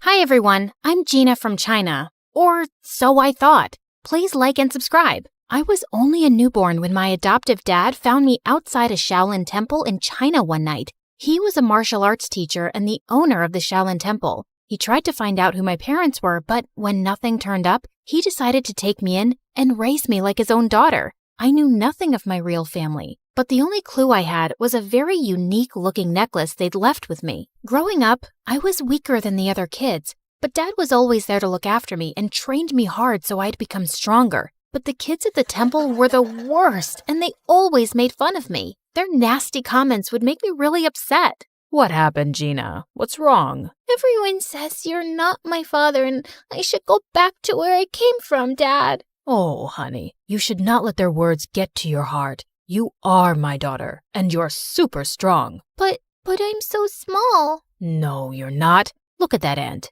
It may seem small, but see how she's lifting a sugar cube? The same way, your strength should come from your mind and not your body alone. Dad's words always encouraged me, and I started focusing on myself. By the time I turned 8, I had a sudden growth spurt, and suddenly I was taller than most kids my age. With time, even my martial arts skills improved a lot, and I started winning many competitions. But the kids at the temple would feel jealous and try to mess with me all the time. This went on until I was 17, and then one day, something weird happened. I was in the market when I crashed into someone, and all my groceries fell to the floor. Hey, watch where you're going and say sorry. But he just ran off into the alley, and I went after him and pinned him down. Oh God, stop! Are you gonna kill me? What were you trying to do, huh? He told me his name was Drake, and he was a super famous singer from the US. And now he was running away from some crazy fans who were chasing him. I left my hotel in disguise to take a walk around the city, but my fans somehow recognized me. I'm totally lost. Please, help me get back. I decided to help him, but he didn't even know the name of his hotel. What? But you have your phone, right? Call someone. I left it at the hotel. Gosh, he was such a handful. Take me with you. What? I can't do that. No outsiders were allowed inside the temple, but this guy kept begging me, and I decided to sneak him in. You have to stay all quiet in here, okay? Ugh. I sneaked in my share of the food, and he ate like he was starving for days and didn't leave any for me. That's it. You're gonna have to leave tomorrow morning, or you're saying all this because you have no idea how popular I am. Otherwise, you'd have never wanted to let me go, baby girl. Huh? Who did he think he was? Suddenly, he grabbed my phone and started showing me all these pictures of himself online, and that's when I noticed something very strange. A woman in one of those photos was wearing the exact same necklace as mine, and she looked so much like me. Who is she? You want to know her and not me? Ah, fine. She's a family friend, but why? Could I really have some connection with this lady? But what were the chances? The next day, I woke up to loud noises in the temple and saw Drake was being taken by his security people. Turns out, one of the girls from the temple knew him and reported it to his managers. I didn't even get to say goodbye. But ever since that day, I kept wondering about who my real parents were and why they left me. And my dad could tell soon that something was bothering me. Gina, it seems like you're lost, my dear. What's the matter? I told Dad everything that was going on in my mind, and he had the best advice. If it bothers you so much, you should go out there and seek the truth for yourself, my love. But Dad, how can I leave you and go all by myself? I raised you to be strong and independent. I know you're going to be just fine. Oh, Dad. A few weeks later, when I reached the US, I tracked down Jake's place and went over, but his security people wouldn't let me in. But I know him well. Oh, yeah. All the crazy fangirls know him well and try to break in all the time. You see that line over there? That's why we're hiring personal bodyguards for him. Yeah, that's exactly why I'm here, to be his bodyguard. Nice try, but it's male bodyguards only. Now off you go, little girl. I couldn't give up like that. Only Drake could lead me to that woman, and I had to find a way to get to him. So I bought some makeup and wigs from a nearby shop and disguised myself as a guy. Later, when I went to audition for the job, everyone was fascinated by my smooth martial arts skills and they hired me in an instant. They even gave me a room to stay at Drake's mansion. On my very first day, Drake's manager told me that he was running late for a photo shoot and asked me to go wake him up. But when I reached his room, I saw a girl trying to click pictures of him while he was asleep. You, get away from him. I pulled the sheets from under their butts and they both fell to the floor. What? Are you nuts? You broke my butt. Before she could record more, I took her phone and threw it out the window and she jumped onto me. You jerk! That was my brand new iPhone. Seconds later, Drake separated us and told me that she was his girlfriend. Then why was she clicking your pictures like that? Turns out, Drake's girlfriend, Blythe, was a social media star, and all she did was post pictures with Drake for popularity. She stuck to him like chewing gum and wouldn't give me any time to be alone with him. Even when we'd step out, she'd join us and give me death stares. Why do you keep following me all the time? Ma'am, I'm Drake Sir's bodyguard, and it's my job to protect him. That's enough, Blythe. He's just doing his job, so cut it. But she wouldn't miss a chance to mess with me. There was a fan signing event for Drake soon, and Blythe was live streaming when she tried to make me fall and humiliate me in front of Drake and the crowd. But I moved aside just in time, and she ended up bumping into one of the fans and falling face flat. Are you blind, moron? Can't you see? When the fans saw her rude behavior, they got real mad, and Blythe ran out of there to save her butt. But some of the anti-fans started throwing rotten eggs and tomatoes at Drake. I ran towards him and shielded him from all the nasty stuff and took him inside safely. When all the chaos was over, I realized I smelled gross, and I immediately ran to the washroom. But the moment I started washing my clothes, I heard a loud scream and Blythe came running towards me. You moron! I knew it! You're a pervert, and you've been following me this whole time! What? Have you lost your mind? Why would I do that? It's then when I realized I was in the girls' washroom, and Blythe pulled me out in front of everyone. I want you to fire this guy immediately, Drake. He followed me into the washroom. I swear, it was a mistake. I was the one who asked him to go and look for you. What? He took my side in front of all those people over his girlfriend, and I had no idea why. So later that night, when I saw him sitting in the garden, I went to talk to him. Hey, are you okay? Yeah, all thanks to you, man. You were the one who came to save me even when Blythe ran away. That's just my job. He then signaled me to sit down, and I did as he asked. Why did you take my side today? 'Cause I knew Blythe was lying. I've known her ever since we were kids, and I know when she doesn't like anyone, she makes a huge fuss about it. But still, she's your girlfriend. Sometimes, I wish she wasn't. I always saw her as a friend, but one day, she asked me out. I said no, but my mom and Blythe's mom are best friends, and Mom said I couldn't break Blythe's heart. But you should have told your mom you didn't love Blythe. I did, but she didn't listen. Like she never listens to me about wanting to quit music for a while. But I thought you loved creating music. I do love music, but I just want to do it at my own pace. But my mom keeps pushing me into advertisements and other projects all the time. Then you should tell her to stop. If you don't like something, you don't have to do it, Drake.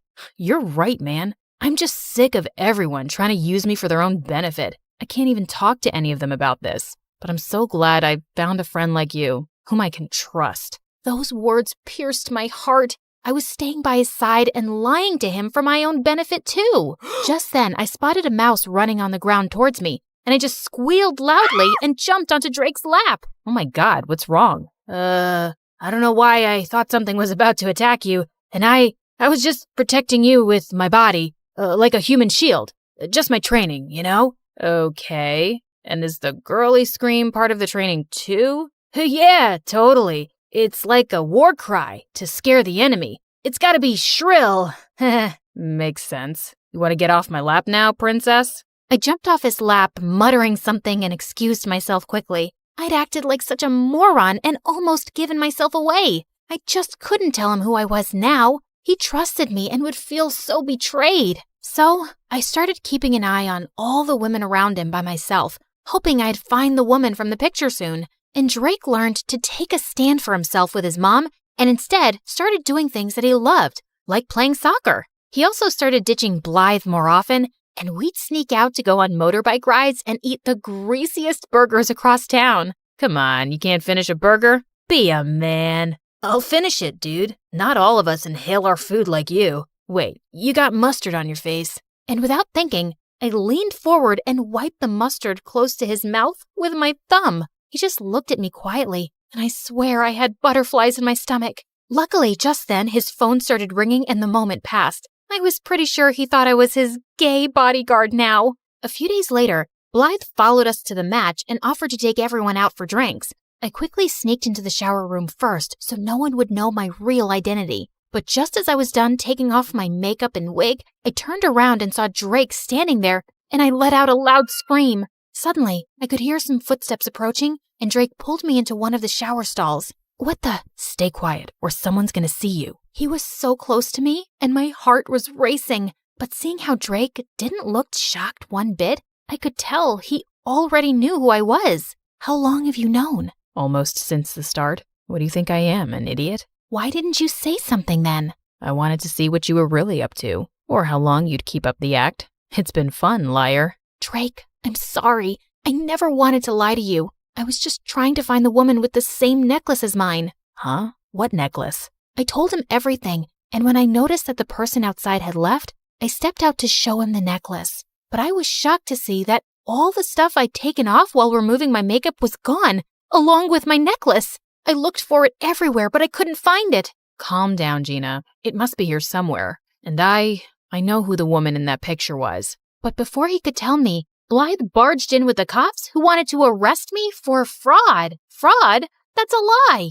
Oh, come on. You pretended to be a guy and stole expensive things, including my mom's necklace. I've called her. She'll be here any minute, officers, and you can ask her. But arrest that fraud first. Your mom's necklace? What are you talking about? I didn't steal it. It's mine. Gina's right. She didn't steal anything and she didn't lie to anyone. I knew who she was all along. And Blythe, I'm breaking up with you. Blythe looked ready to explode. But just then, Blythe's mom entered and took the necklace from her hand. Where did you get this from? It's mine. She turned to me, and that's when I saw she was the same lady from the picture, and she was wearing the same necklace. I told her everything about myself, and at first she looked stunned, but then she broke into tears. Oh, honey, my daughter, I can't believe it's you. You're alive. She then told me how she got pregnant before marriage, but her super rich family was against her giving birth here and ruining their reputation, so she fled to China. Soon after I gave birth to you, my parents found me, and the doctors told me you had passed away because you were too weak. But now I know. They lied to me. So you didn't abandon me? Ugh, stop with your act. She's a liar, Mom, and this necklace must be a fake. Blythe, I know it's a lot to take in, but it's not a lie. She's indeed your sister. I can tell just by looking at her. Ugh. Blythe stormed out of there in anger, and the lady turned towards me. I'm so sorry that you had to live like this for all these years, but I'm so glad that you found your way to me. Please, give me a chance to make up for all these years. I can't do that. What? All my life? I wanted to know the truth about who I was, and now that I've discovered it, my heart is at peace. But this isn't where I belong. I have a life and a loving dad back in China, but I promise I'll visit often and get to know you more. Oh, dear. Does this mean I'm losing my favorite bodyguard? Pretty much. But you've got a friend for life. Just a friend? No chance you'd say yes if I asked you out? I'll have to think about it.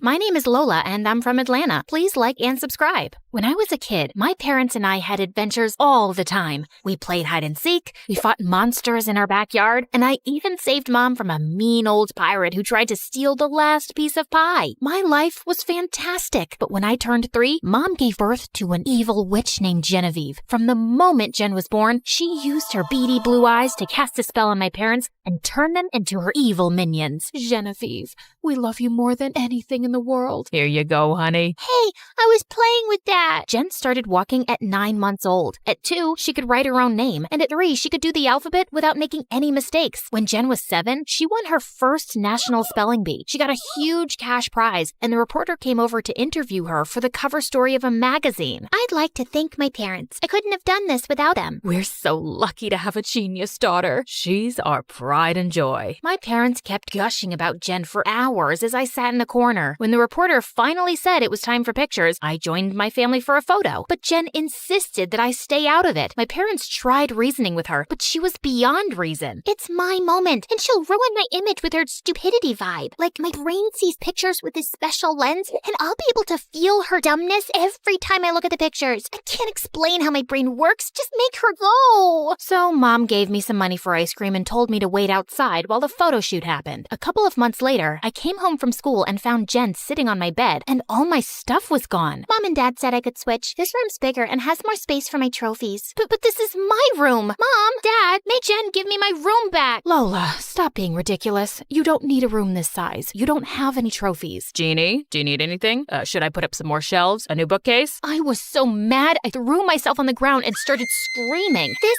sucks. I'm leaving, and I'm never coming back. I'll show you. I'll get a new family that will appreciate me. I stormed out of the house. I got to the driveway and realized I had nowhere to go, so I decided to hide out in my treehouse. But then something crazy happened. My stomach started rumbling, and I searched through my pockets to find a candy bar. Then out of nowhere, this girl appeared and snatched it out of my hand. Hey, that's mine. This is my treehouse. Get out. I don't see your name on it. It's written right there. Oh. Then the strange girl wrote the word Madison on the wall. I guess we're roommates now. We'll just have to share. Then she tossed me half the candy bar. Madison and I spent the rest of the day together, and she was pretty wild. She told me about all the adventures she'd had in the neighborhood. I found a skeleton in the neighbor's backyard. No way! The old lady across the street is an alien. I saw a spaceship in her garage. Madison made up fun games for us to play. We had a spitball fight and threw water balloons at the neighbors as they walked by. Then my mean old parents told me to come inside for dinner. They didn't even miss me or remember that I'd been upset. After that, when I wasn't at school or watching Janet's spelling bees, I'd run out to the treehouse and spend time with Madison. One time, we were pretending to have a sword fight in the backyard. It's over for you, Madison. Give up now. You'll never take me alive. Suddenly, Jen appeared out of nowhere. Lola, who are you talking to? Madison. Duh. Who's that? I turned around to introduce Madison, but she seemed to have vanished into thin air. She was just here. Must have scared her off with your mean vibes. I thought Jen would say something, but she just gave me a weird look. I think you're old enough to not have an imaginary friend. And went back inside, and Madison instantly reappeared beside me. Where did you go? I didn't want to meet your stupid sister. And there, I got you. You're dead. When I was 12, I started junior high school, and it was the worst. All the girls were more interested in boys and makeup than building pillow forts or searching for hidden treasures. I had nothing in common with any of them, and most of them thought I was weird. I was pretty lonely. Then Madison started sneaking into my school. She'd make funny faces and tell the best jokes. Madison, you're hilarious. Stop, please. I'm gonna pee my pants. Who's Madison? Is she talking to the wall? Madison told me cool stories, and she was such a gossip. She knew everything about everyone, and she always had my back whenever a bully tried to mess with me. Having her around made me stronger and braver. Hey, ugly, get out of my way. Who are you calling ugly? You look like a rat, and your breath smells like poo. Once I was cast in a school play, and I had to do this huge monologue. My parents didn't even bother to come because Jen had a spelling competition the same day. I was so nervous I could barely speak, but then Madison showed up to cheer me on. I shook off my nerves and gave the best performance ever. I told my parents all about it, but they didn't care. The next day, they dragged me to another one of Jen's boring competitions. Madison brought a bag of ants, and we let them loose on stage. Jen and all the other kids freaked out and ran around screaming.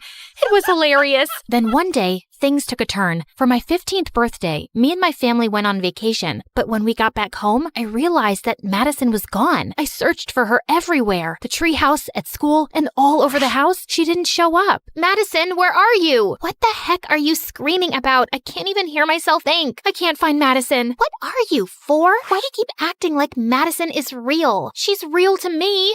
Look, I'm really busy, but do you want to talk? I know you're lonely and have trouble making friends, but this isn't helping. healthy. I'm totally fine. Just leave me alone and go back to your books. If it wasn't bad enough that Madison had just left me, Jen soon got moved up to my class because she was so smart, and all the other kids instantly loved her. Is it true? You can spell every word in the dictionary? Yeah, almost. I am an international spelling champion. Ugh, please. What was so impressive about spelling anyway? When was being able to spell the word crustaceology useful? Then one morning, the most popular girl in our class, Emily, handed out invitations to her birthday party. Hey, you forgot to give me my invitation. Sorry. No freaks allowed. Then she whispered to Jen just loud enough for me to hear. I can't believe you're related to her. I hope you can come. It's gonna be the best party ever. I don't think I have any contests that weekend, so I should be able to make it. I watched as all the other kids waved their invites around. After school, I walked home and stopped at the candy store to cheer myself up. Just then, I caught this boy staring at me. Then he started following me around the store. I led him down an aisle, hid behind a display case, and when he wasn't looking, I tackled him and put him in a headlock. Ouch, that hurts. What's your problem? Why are you following me? He reached behind me and pulled off a huge piece of paper that was taped to my back with the word loser written in bold black letters. I was so embarrassed. Then all of a sudden, I started to cry like a big baby. What's wrong?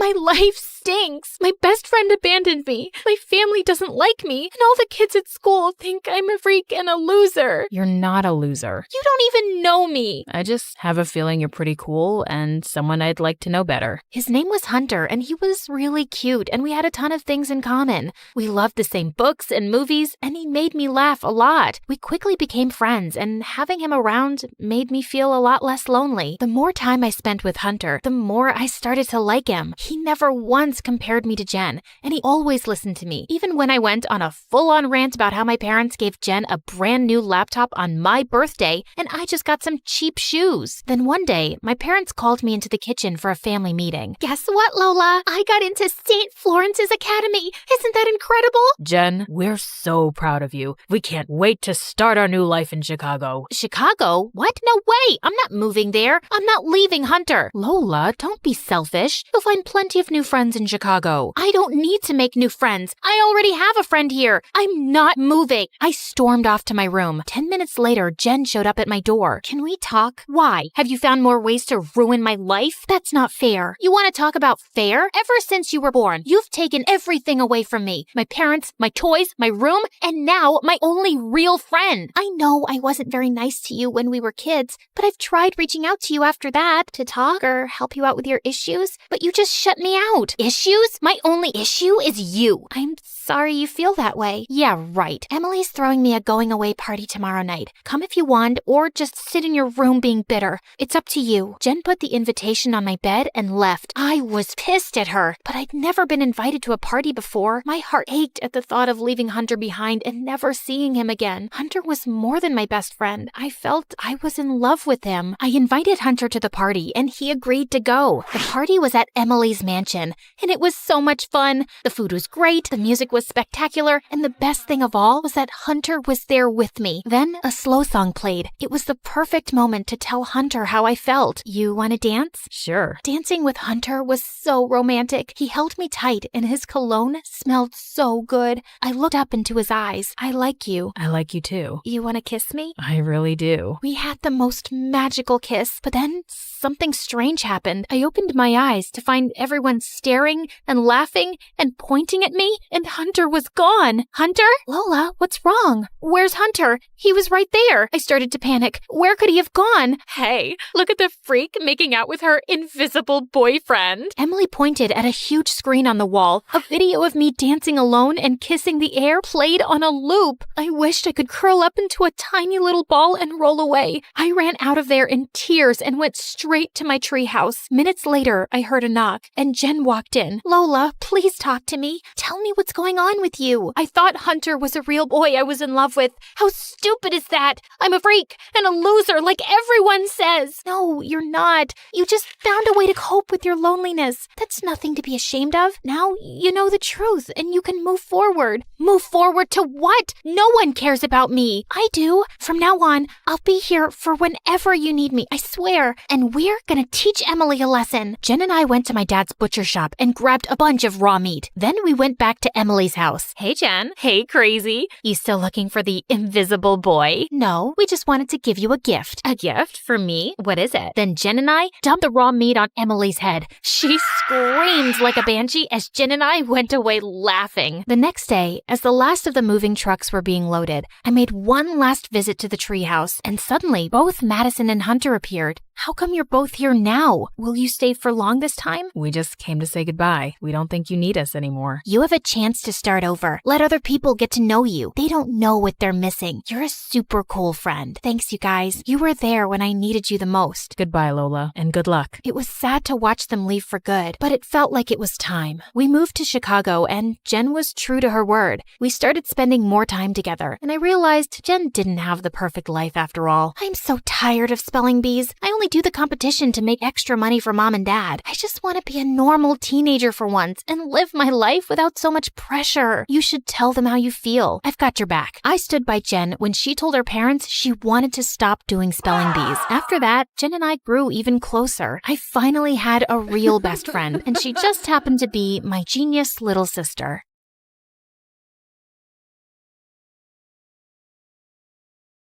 Hey, it's Juniper, the rhyming whiz. Ever since I was a kid, I've loved poems. It all started with my amazing grandma and her incredible library. People would line up just to catch a glimpse. But when I turned 13, something really bad happened. My grandma left us, and because of a big business loss, my parents had to close down the library she loved so much. It was heartbreaking to see her special books being sold off. I felt so sad and lost without her and the library. Life went on, but one day, I spotted a real gem, my grandma's collector's edition book of Emily Dickinson's poems. I knew I had to get it to honor her memory. OMG, OMG. Mom, Dad, I need to have this. Please, please. It's pretty expensive. I know you want this because it once belonged to your grandma, but honey, we can't afford this. And you're just 16. Do something fun, like some TikTok dances. Isn't poetry like watching grass grow? I knew Mom and Dad would never understand my love for poetry, so I decided to take matters into my own hands. I took every job I could, from mowing lawns like a boss to delivering newspapers. I was working hard. One day, while I was sweating like crazy, Mrs. Peterson, our neighbor, approached me with an offer I just couldn't refuse, to babysit her toddler son, Tim. But I was a bit unsure. While Tim was as cute as a button, his older brother, Jim, was a handful. We were in the same class, and that dude had a special talent for getting into sticky situations with his failed magic tricks. But beggars can't be choosers, so I accepted the job. So there I was, babysitting like a pro, changing Tim's diapers and trying to keep Jim out of trouble. And one day, Jim called for help, all tangled up in chains while attempting a magic trick. I helped him out of the tangled mess, all the while laughing my heart out. You really need to be careful with your magic, Mr. Magician.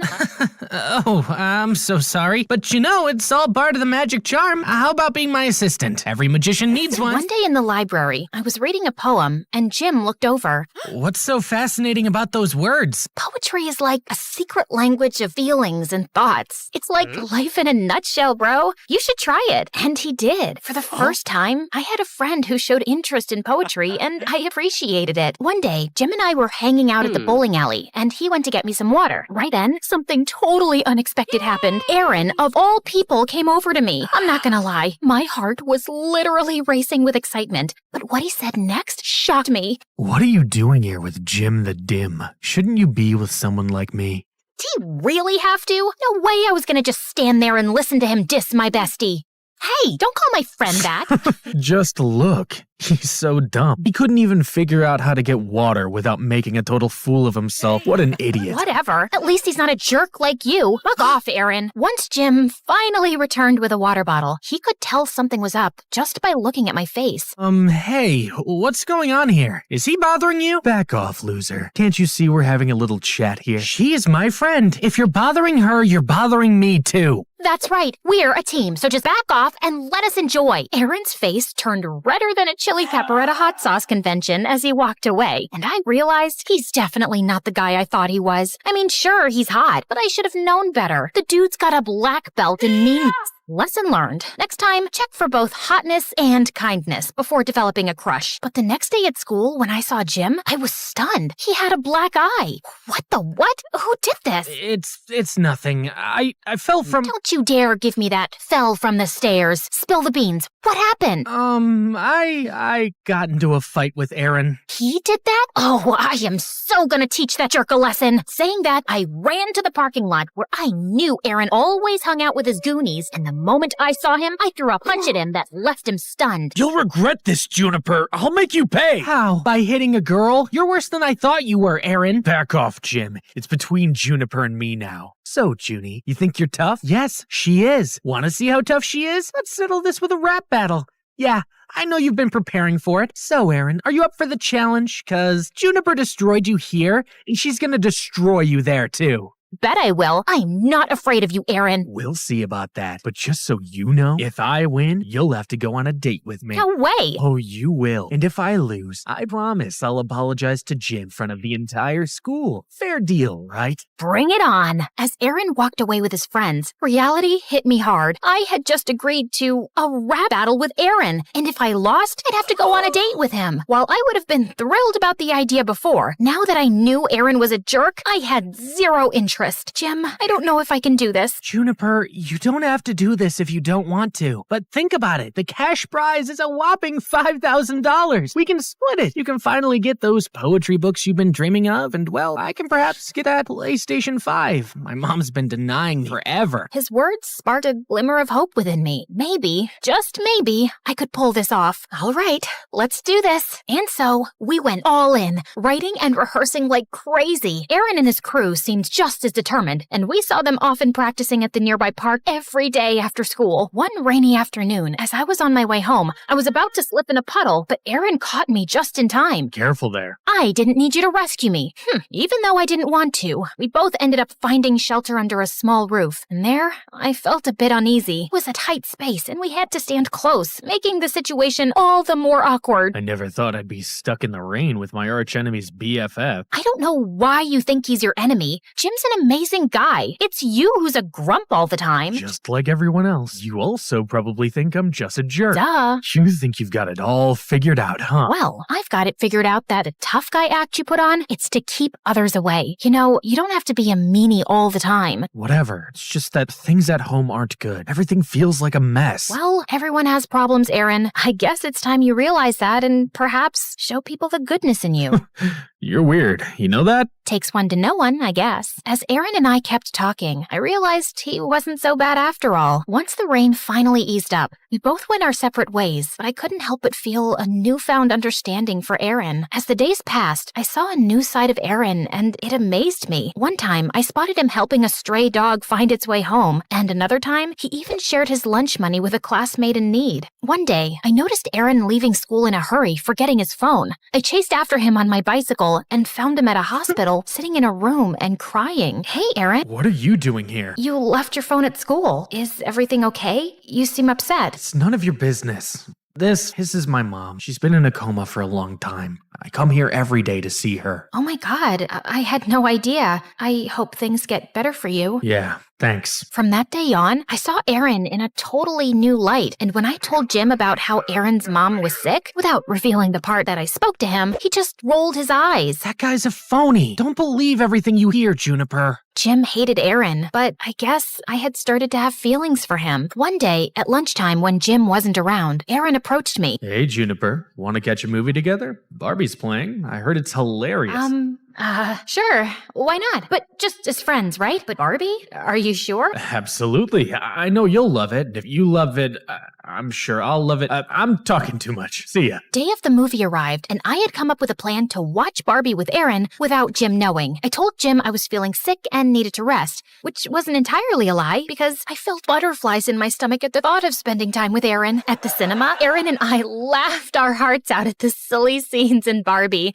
It was so fun. But as we left the cinema, I was in for a surprise. Jim was standing there looking heartbroken and hurt. Juniper, you lied to me. I thought we were supposed to be best best friends. And here you are with Aaron of all people? It's not what you think, Jim. Aaron is a really nice guy. Juniper, please. This guy, he's a snake. Hey, dude, I'm standing right here. You better shut that mouth. You shut up and stay away from Juniper. Before I knew it, Jim threw a punch at Aaron and knocked him on the ground. I was shocked. Are you crazy, Jim? What's gotten into you? You hurt him badly. But Juniper, you're my friend. You're supposed to be on my side. Jim, I'll be friends with whoever I want. I can't stay around you. It's like I don't even know who you are. I then helped Aaron up and walked him home. He could have pressed charges against Jim, but he didn't, which was very kind of him. In the days that followed, Jim tried to contact me many times, but I wasn't ready to talk to him yet. It felt like everything was spinning out of control, and I needed some time to sort out my feelings. So, on the day of the rap battle, instead of participating, I messaged Jim that I wouldn't be joining. All he replied with was a simple okay. Feeling torn and anxious, I decided to at least visit the rap battle to see Aaron perform and support him, but what I saw there left me shook. Jim was trying his best, but Aaron, he was killing it, and not in a good way. Hey, Jimbo, you lost your friend. Now you're on your own. My tricks played well. She fell for my lies. What a surprise. To the cinema. Took her. She didn't know. Faked about my mom. Perfect sorrowful show. She thought I'd changed, but it was just a facade. Remember that call? I tipped you off. So odd. To gain her sympathy, I took a punch so tough. Now she's on my hook. My power to show it's enough. My emotions went wild as I heard Aaron's hurtful words. Seeing Jim's pained expression, it hit me hard. He was right about Aaron's tricks. It all clicked. He had done the whole nice guy act to distract me from the rap battle. He messed with the wrong girl. Without even thinking, I jumped on the stage next to Jim. Jim, my buddy, you know I got your back. Through thick and thin, we never lack. Fake friends leave, but we stand tall. Bonds unbreakable, never gonna fall. They're just haters, but we're the real deal, and that's all. As for you,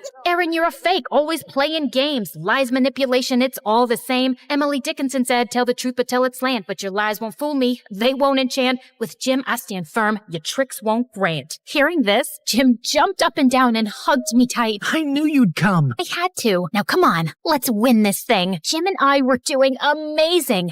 We were spitting verses in the mic like we were on fire. In the end, it was us against Aaron and his gang, and I decided to bring my A game and finish him once and for all. But before I could speak, Jim took the mic and left me totally blown. You call my friend naive, but let me retort. She's like a rainbow, shining bright, never short. Like twinkle, twinkle, little star, she'll reach for the sky while you're stuck in the dark, telling lie after lie. Life's a journey, not a devious scheme. In the little engine that could, she follows her dream. She'll rise and shine while you're left in the dark with no true friends. No real spark. The rap battle ended. Jim dropped the mic, leaving Aaron speechless. OMG, how did you do that? Learned from you, Juniper. In the end, we totally nailed it and won the cash prize. As Aaron tried to get off the stage, I quickly called out his name. Hey, Aaron, remember the deal? Apologize to Jim in front of everyone. Come on, yeah, come back on stage. Aaron's face turned red as a tomato, and like a kid who was punished, he took the mic and apologized to Jim. Now that was a mic drop. Once we left the venue, Jim took me straight to the bookshop where my grandma's book was. Get that poetry book you've always wanted. But it's not just my money. We both won. You get part 2. No, I wanted to win just for you, Juniper. OMG,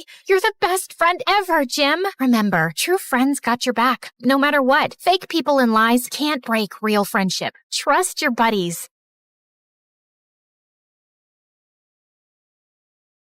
The heir of that painting is a young, charming millionaire, and you will get to know him.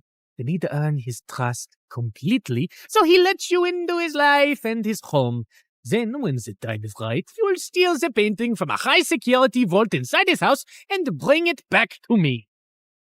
Do y'all remember Eric? You know, the guy Meredith and I were fighting over the night Mom went into a coma? The guy who was so hot he made boiling water look cool? The guy whose smile shone brighter than the sun and whose eyes were deeper than the Amazon rainforest? The guy who... He looks familiar. Oh my God, I've kissed this guy once. Yeah, the guy who stole my heart the minute I saw him. And then Meredith kissed him. Do you girls know him? Not super well, but I'd rate him number 8 on my list of good kissers. And I've kissed tons of people, so that's pretty high. Oh, Pierre, you really gotta see his brothers. They look like... Ugly old girls, I know. I know everything about him, but how well does he know you? He and his family lived in our neighborhood only for a month, and that was years ago.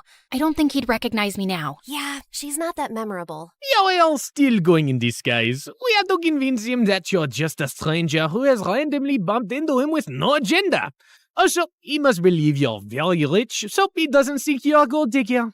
From Pierre, we learned that Eric's mom had passed away at his birth, and his dad had remarried a woman years later who already had children of her own, the quadruplets.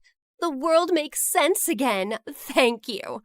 Eric's maternal grandmother recently left the painting to him in her will. His father is a big business tycoon, so they always have security at the mansion. But the painting is even harder to access. The only way you'll make it in and out of there is if you're welcomed into their home.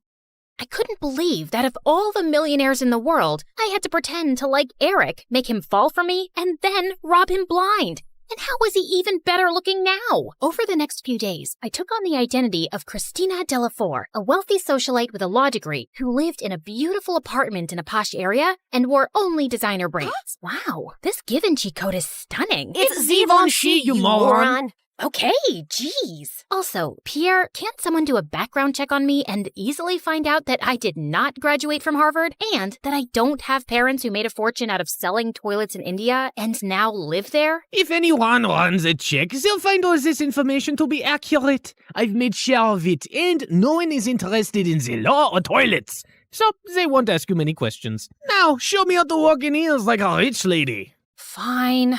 Meredith, pass me the Jackie Chim shoes. Oh my God, they'll know you're fake in a second. I was joking. Relax. I've hung out with enough rich people to pick up a few things. I got this. And then, a week later, I was inserted into Eric's life. We talked over coffee for an hour, and I thought it was going really well. But when it was time to part ways, he didn't ask for my number and just left. Ugh, I'd failed to capture his interest. I'd have to plan another encounter without seeming suspicious. As I was walking away distracted, I ran straight into a garbage can and stuffed my toe hard.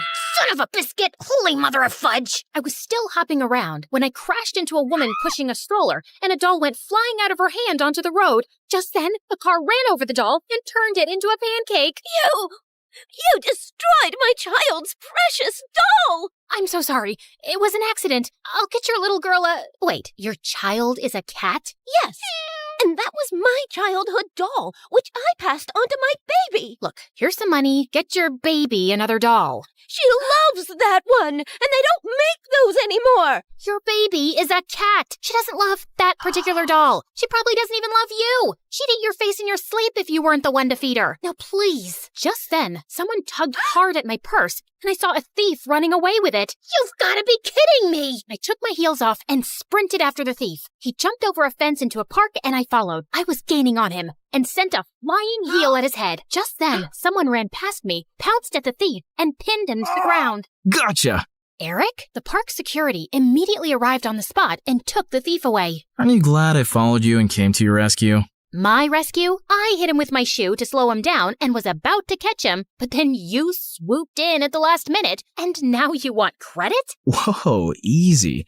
I was just flirting with you. Oh, sorry. Wait, you said you followed me? Yeah, I felt stupid that I left without asking for your number. I definitely want it now. You became even more interesting when you stubbed your toe, murdered a doll, yelled at the cat lady, and chased a robber. Eric and I started seeing each other, and even though I knew it wasn't a real relationship, it still felt wonderful. We both hated rom-coms, but were always up for watching horror movies. We supported different baseball teams and had heated debates about who sucked more, and we both loved eating from street vendors and walking around the city at night. I enjoyed his company more than I cared to admit, and my heart skipped a beat every time he took my hand or gave me a goodnight peck on the cheek. And then one night, as we watched a fireworks show in the park, he pulled me close and kissed me, and I practically melted in his arms. Soon enough, he told me his parents were hosting a party at their house, and he wanted to introduce me to them. This was the first time I'd be in his mansion, and I needed to make sure I got invited often enough to find out where the vault was. Eric's dad was lovely, but his stepmom looked at me with a stare so icy it could make hell freeze over. I escaped from the party for a while when the dancing started. Yeah, that's when Meredith dropped by as Catwoman with a cheeseburger, but soon enough, Eric came around to call me in for dinner, where the quadruplets also joined us. So, Eric told us your parents sell toilets in India. Yeah. It's a great business because everyone needs a toilet, right? And you know the population of India. Multiply that with toilets and you have a fortune. What is the population of India? Well, I don't have an exact figure. It's just a lot of people. Suddenly, I had a queasy feeling in my stomach. Didn't you get made fun of as a kid? If you were in my school, you'd be called the Toilet Princess. Rubber Queen. Duchess of Poop. Guys, cut it out. You're not in high school anymore. Wait a second. Have we ever met before? What? No, I really don't think so. Oh God, why was my stomach churning? You know I'm really good with faces, and you remind me a lot of this girl we met in a neighborhood in Connecticut years ago. Guys, remember? She had a twin sister. Oh yeah, I remember those twins vaguely. The blonde one was prettier, right? Dang it! Has to be someone else. I'm an only child, and I've always lived in Boston until I moved here. Yeah, Eric told us you're a lawyer from Harvard. So who's the baddest person you put behind bars? Not that kind of lawyer. I'm actually an environmental lawyer. I was really feeling sick now. Maybe it was that burger I ate? Like you have trees as clients? What do they pay you with? Leaves? Hey, why are you turning green? You love trees so much that you're becoming one? You guys stop. You're not even that funny. No, look at her. She's green. I think I'm gonna hurl. Eric called the doctor immediately, who said I had food poisoning. He gave me some medicines, and Eric insisted I stay over for the night in one of their guest rooms. I fell asleep immediately and woke up a few hours later feeling thirsty. As I made my way down to the kitchen, I realized I had the perfect opportunity to try finding the vault. Just then, I heard some low voices from some room, and I slowly crept up to find Eric's stepmom talking to one of the bodyguards in the library. Were you able to figure out how to unlock the vault? There's no way. I've tried everything for weeks. I'll have to use a tiny explosive device to destroy the lock. The vault is all the way up in the attic. No one will hear a thing. But we have to steal a painting the day after tomorrow while your husband and Eric are away on business. Are you ready for this? And then he pulled Eric's stepmom into his arms. I can't wait to run away with you, James. I'm so tired of seeing you secretly, and I am completely ready.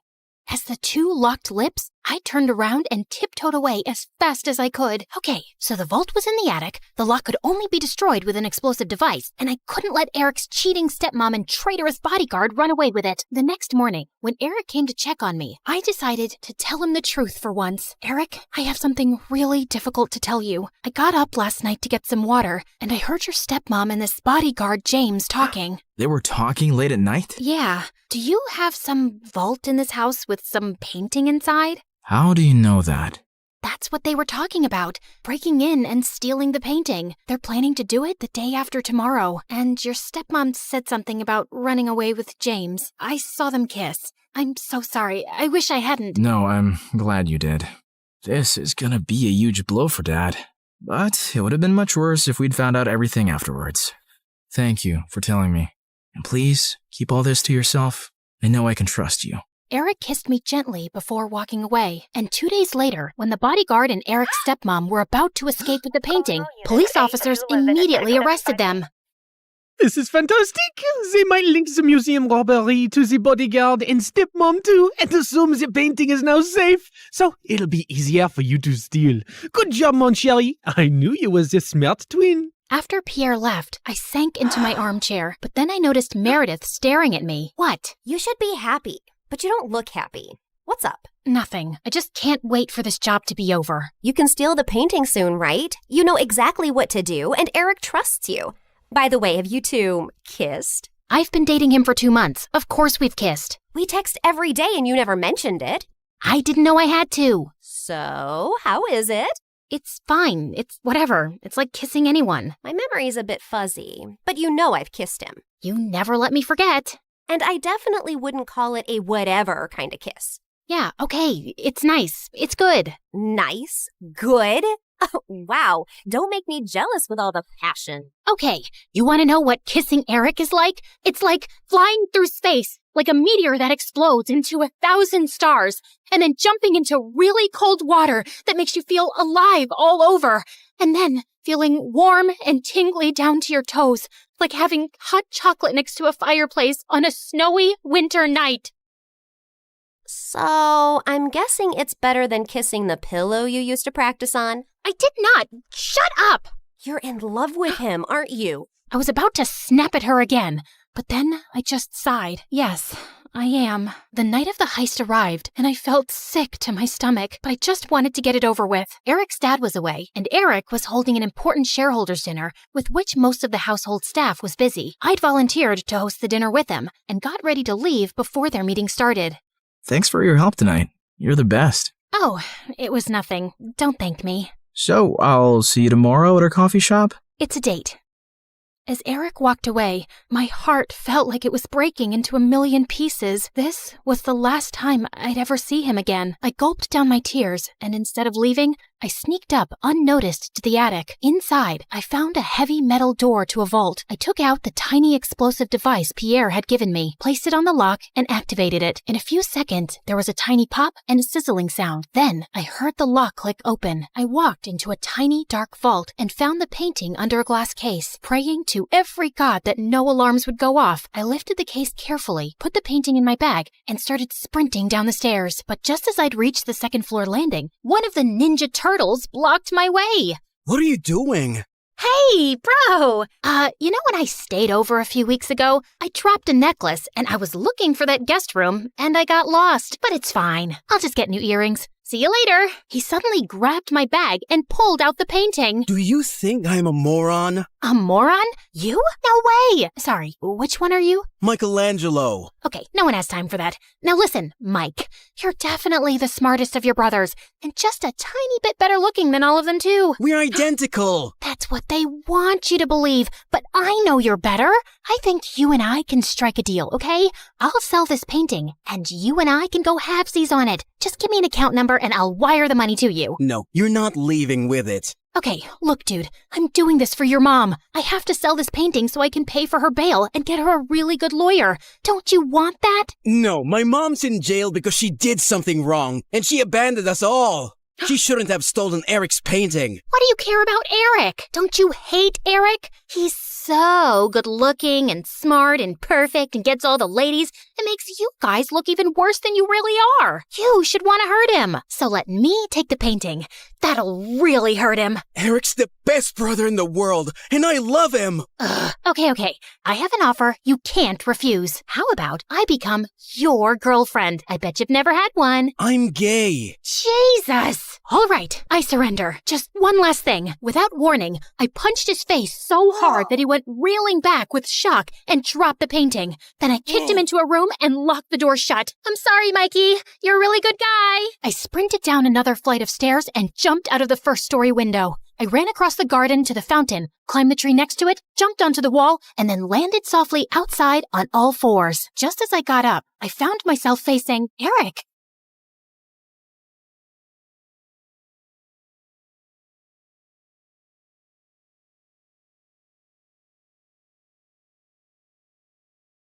Hey friends, I'm Jessica from Pennsylvania. Please like and subscribe. I was born 2 minutes after my triplet sisters, Zoe and Dana. And even though we look alike, Zoe and Dana always made me feel different. They stuck together, wore the same outfits, and even had their own language, just so they could talk about me behind my back. Hosaka Gelago. Kosaka Gelaga Mene. What is the deal with you two? You sound so dumb when you talk like a duck. No, we don't. You're just jealous because you're not part of our cool club.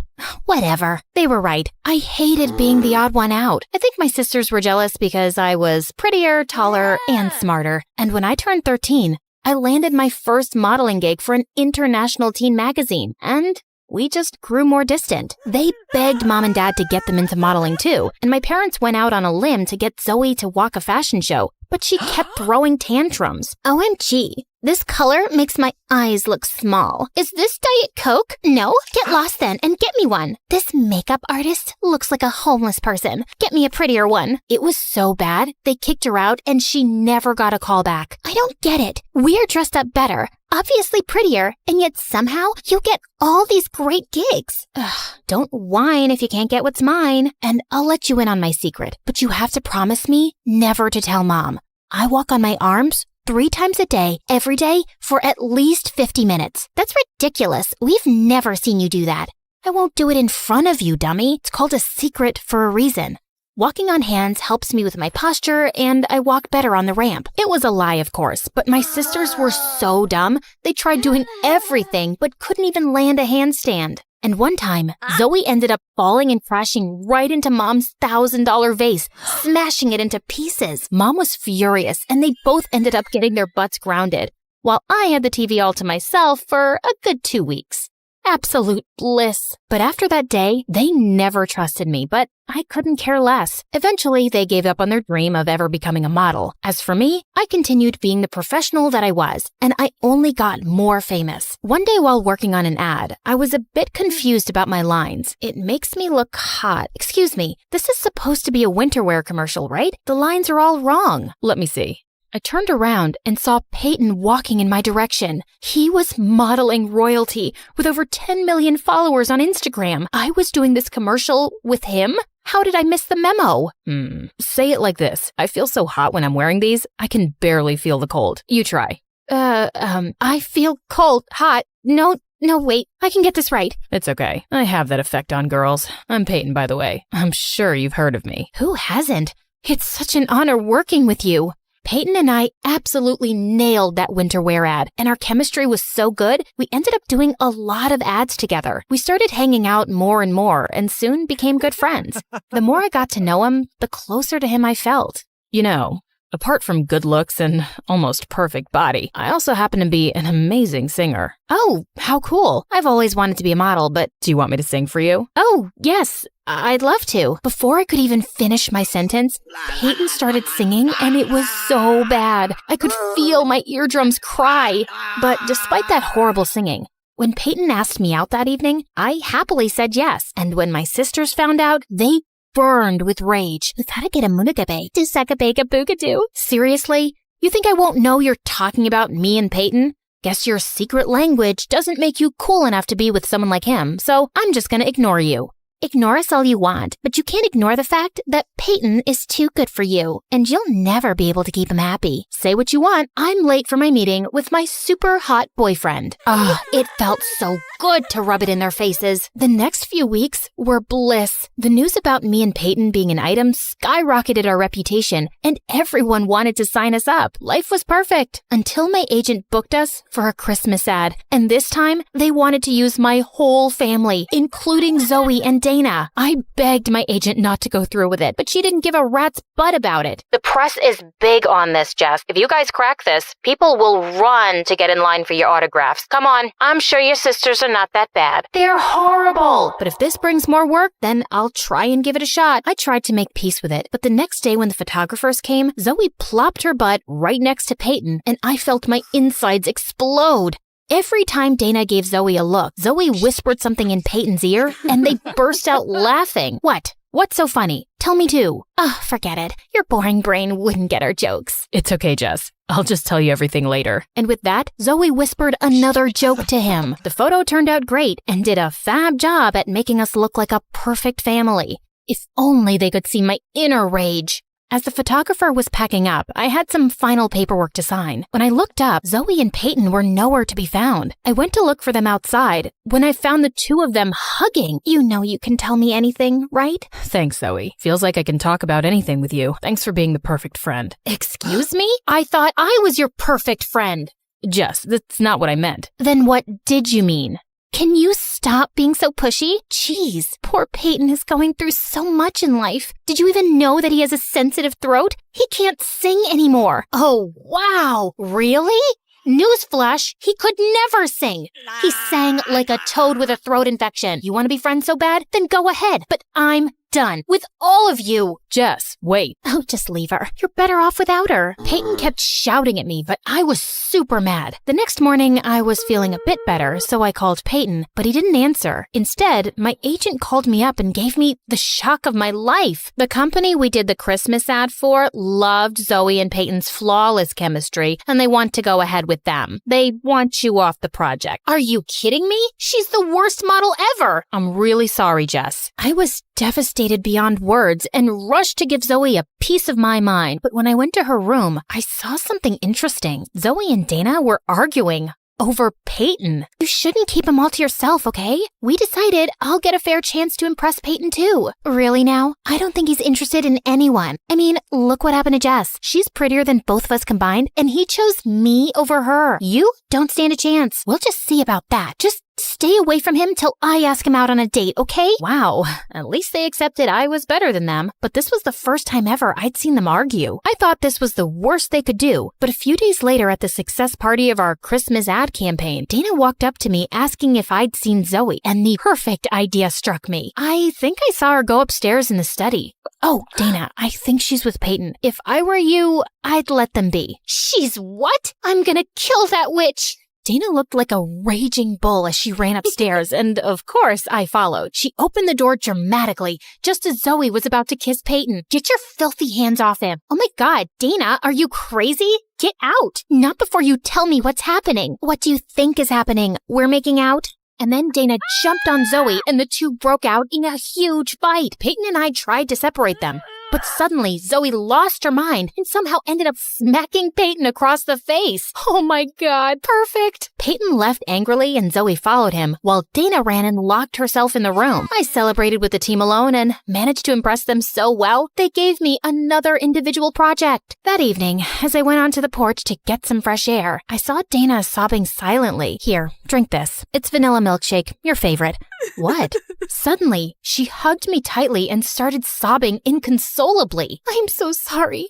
I'm the worst sister in the world. Please, please forgive me. Ew, you got a booger all over me. Yuck, Dana. Sorry, it's just that I've been awful to you all my life. I even tried to get in the way of your career and love life, and look where it landed me. My life's a mess. No, it's not. Get a grip, girl. And why are you sorry now? Did you not think about the time you left me alone while you gossiped in Egyptian with Zoe?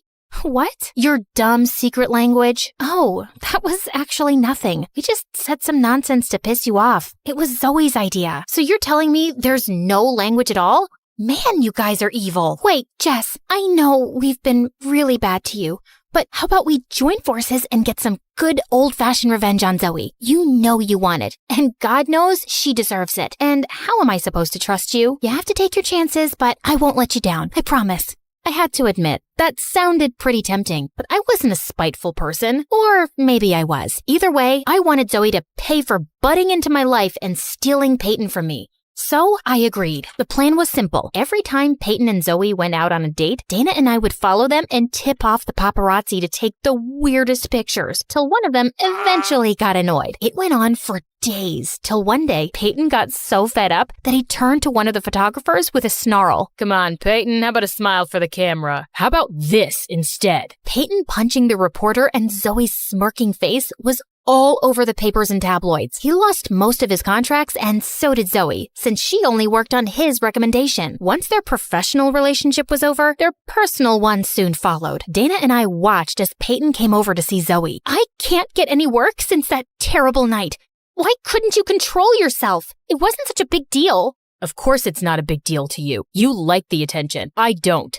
What do you mean? I mean that a small-time dumb model like you would want cameras to follow you everywhere. Wait a minute. Maybe it's you who keeps tipping them off. This makes no sense. Oh, it makes perfect sense. Getting photographed with someone as famous as me would be a dream come true for someone like you. Shut up, Peyton. You can't talk to Zoe like that. Why are you jumping to her defense? Did you forget how she took over your life and your boyfriend? Seems like she did me a favor there, because I can do a lot better than a bug-eating idiot like you, and so can Zoe. Now do us both a favor and get out before I knock your teeth in. Peyton pouted and left, and Zoe turned to me. Why did you do that? I clearly don't deserve your sympathy. You're my sister, Zoe. The only person who can talk down to you is me. But I hope you learned a lesson. I did, and I'm sorry for everything. All the times I've been mean to you. Yeah, we're sorry too. We're the ones who tipped off the paparazzi. It's okay. I kinda deserved it, so we're good? Might take me a little while, but I'll get there. Even if it takes us years, we're gonna prove to you that we've always got your back. Triplets. To the end. A few days later, my agent told me that due to bad publicity, Peyton got dropped from his modeling agency. Zoe and Dana worked non-stop to get back into business, and I helped my sisters in every way I could. till they were eventually good enough to land their own gigs. Working together brought us closer. But I think the best part was when we got to go on vacation and just relax and do little things together like chatting and even learning new languages. Agana binagutge, amunkachukadu.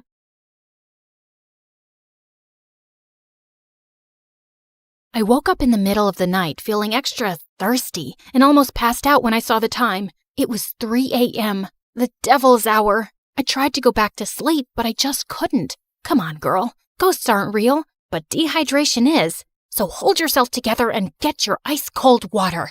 I silently prayed as I went down to the kitchen. Suddenly, I caught someone moving in the shadows. Holy Mother of God! Was it the devil?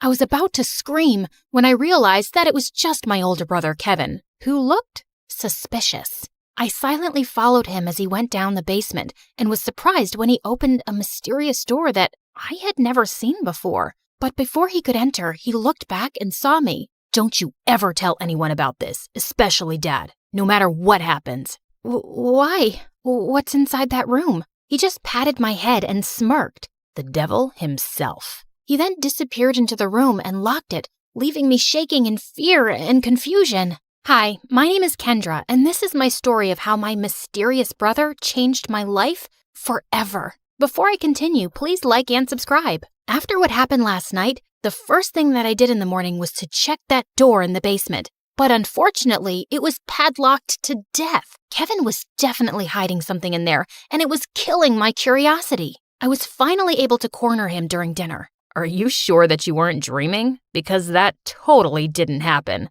That night was really weird, so he could be right. Our conversation was cut off when Dad joined us. Son, it's time for you to take over the company. We will be holding a gala next weekend to introduce you to everyone. They're all so excited to meet you. But Dad, no buts. You're graduating in a few months, so prepare yourself. I don't want any problems. Understood? Of course, my brother couldn't say no to him. He was always Dad's favorite, his golden boy, the perfect son. While me, I was just a stranger to him. If Mom was still alive, things would probably be different. Later that night, when I was about to sleep, I almost screamed when I saw Kevin leaning against my door. Can I help you? What makes you feel alive, Kendra? Huh? What's with you? Why are you being so weird? The less you know, the better. Good night, Peanut. Peanut? Where did that come from? That was the weirdest and longest interaction we've ever had. He was a year older than me, and we had never been close growing up. His time was spent in his room reading, in the piano corner perfecting his sonatas, or with Dad talking about business while playing chess. We also didn't see each other often at school because he was always with his best friend Cedric or surrounded by their crazy fangirls. The next morning, I woke up to Dad screaming from the library. I dashed to check what it was and found out that one of our maids found a letter under Kevin's pillow. I read it and froze. Kevin left. He didn't say where he went and when he was coming back. All the note said was, "Do not wait for him." I would expect something like this from you, but not my son. Kevin is a responsible young man. Well, the note says otherwise. The gala is this weekend. I need your brother to be there no matter what it takes. We tried looking for Kevin everywhere, but no one knew where he was. Even the police couldn't find him, and it was driving Dad crazy. One night, he just walked up to me and started inspecting my face. You would do. You were going to be him. Be who? Kevin. In case your brother is still on this stupid little adventure on the night of the gala, you will pretend to be him. But Dad, I don't think I can... Kendra, you are a capable young lady. Of course you can. You'll be saving our company from humiliation. I know I have not been very vocal about your accomplishments, but I do notice. Will you do this for me, sweetheart? I had never heard Dad talk to me that way, and it felt really good. So I found myself giving in. Besides, it would only be for just one night, right? I just needed to hide my hair under a wig and dress up like Kevin and just smile and avoid conversation as much as possible. Simple.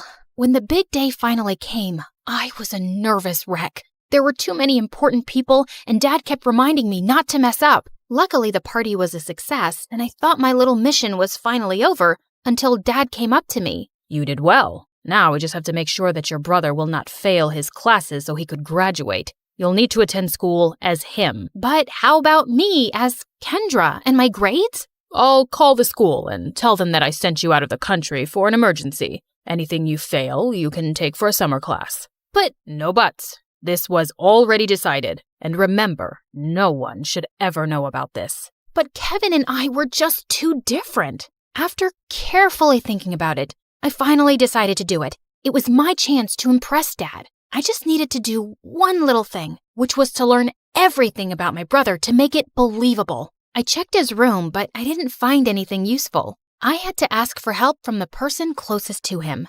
Cedric. But there was one problem. At school or whenever he visited my brother, I would usually lock myself in my room because every time our eyes met, I felt like passing out. The guy looked like a demigod, and I just couldn't handle him. But this time, I had no choice, and I knew exactly where to find him at school, the music room. As I peeked into the room, I saw him playing the violin, and I was instantly mesmerized. Just then, he stopped playing and smiled at me. Just avoid his eyes, and you'll be fine. Did it tickle your soul? Huh? The rhythm, the passion, the climax.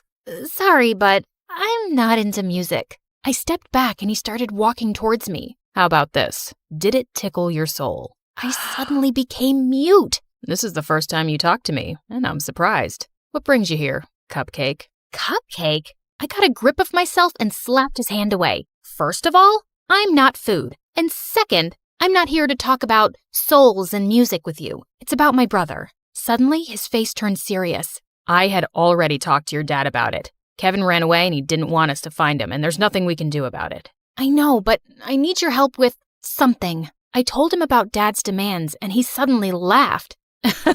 That's a ridiculous idea. You two look similar, yeah, but you're too cute and girly to be a boy. Wait, he found me cute? I excused myself to the bathroom, and after calming down, he was nowhere to be found. It took me a whole day to finally find him playing violin in the school garden. So, are you going to help me with this, or are you just going to play your violin all day? I only help people who can look me in the eye. Ugh, why was he being like this? I gathered up all my courage before finally meeting his eyes, and thankfully I was able to control myself until he smiled. You have the same eyes as your brother. They're very pretty. So he liked my brother's eyes? That was fruity. Whatever. Now, where do we start? Your appearance. And I think it needs a lot of work. For the makeover, he brought me to the mall to cut my hair short, and it took me several hours to finally say goodbye to my precious long hair. After accepting the fate of my hair, we tried on some clothes similar to Kevin's fashion.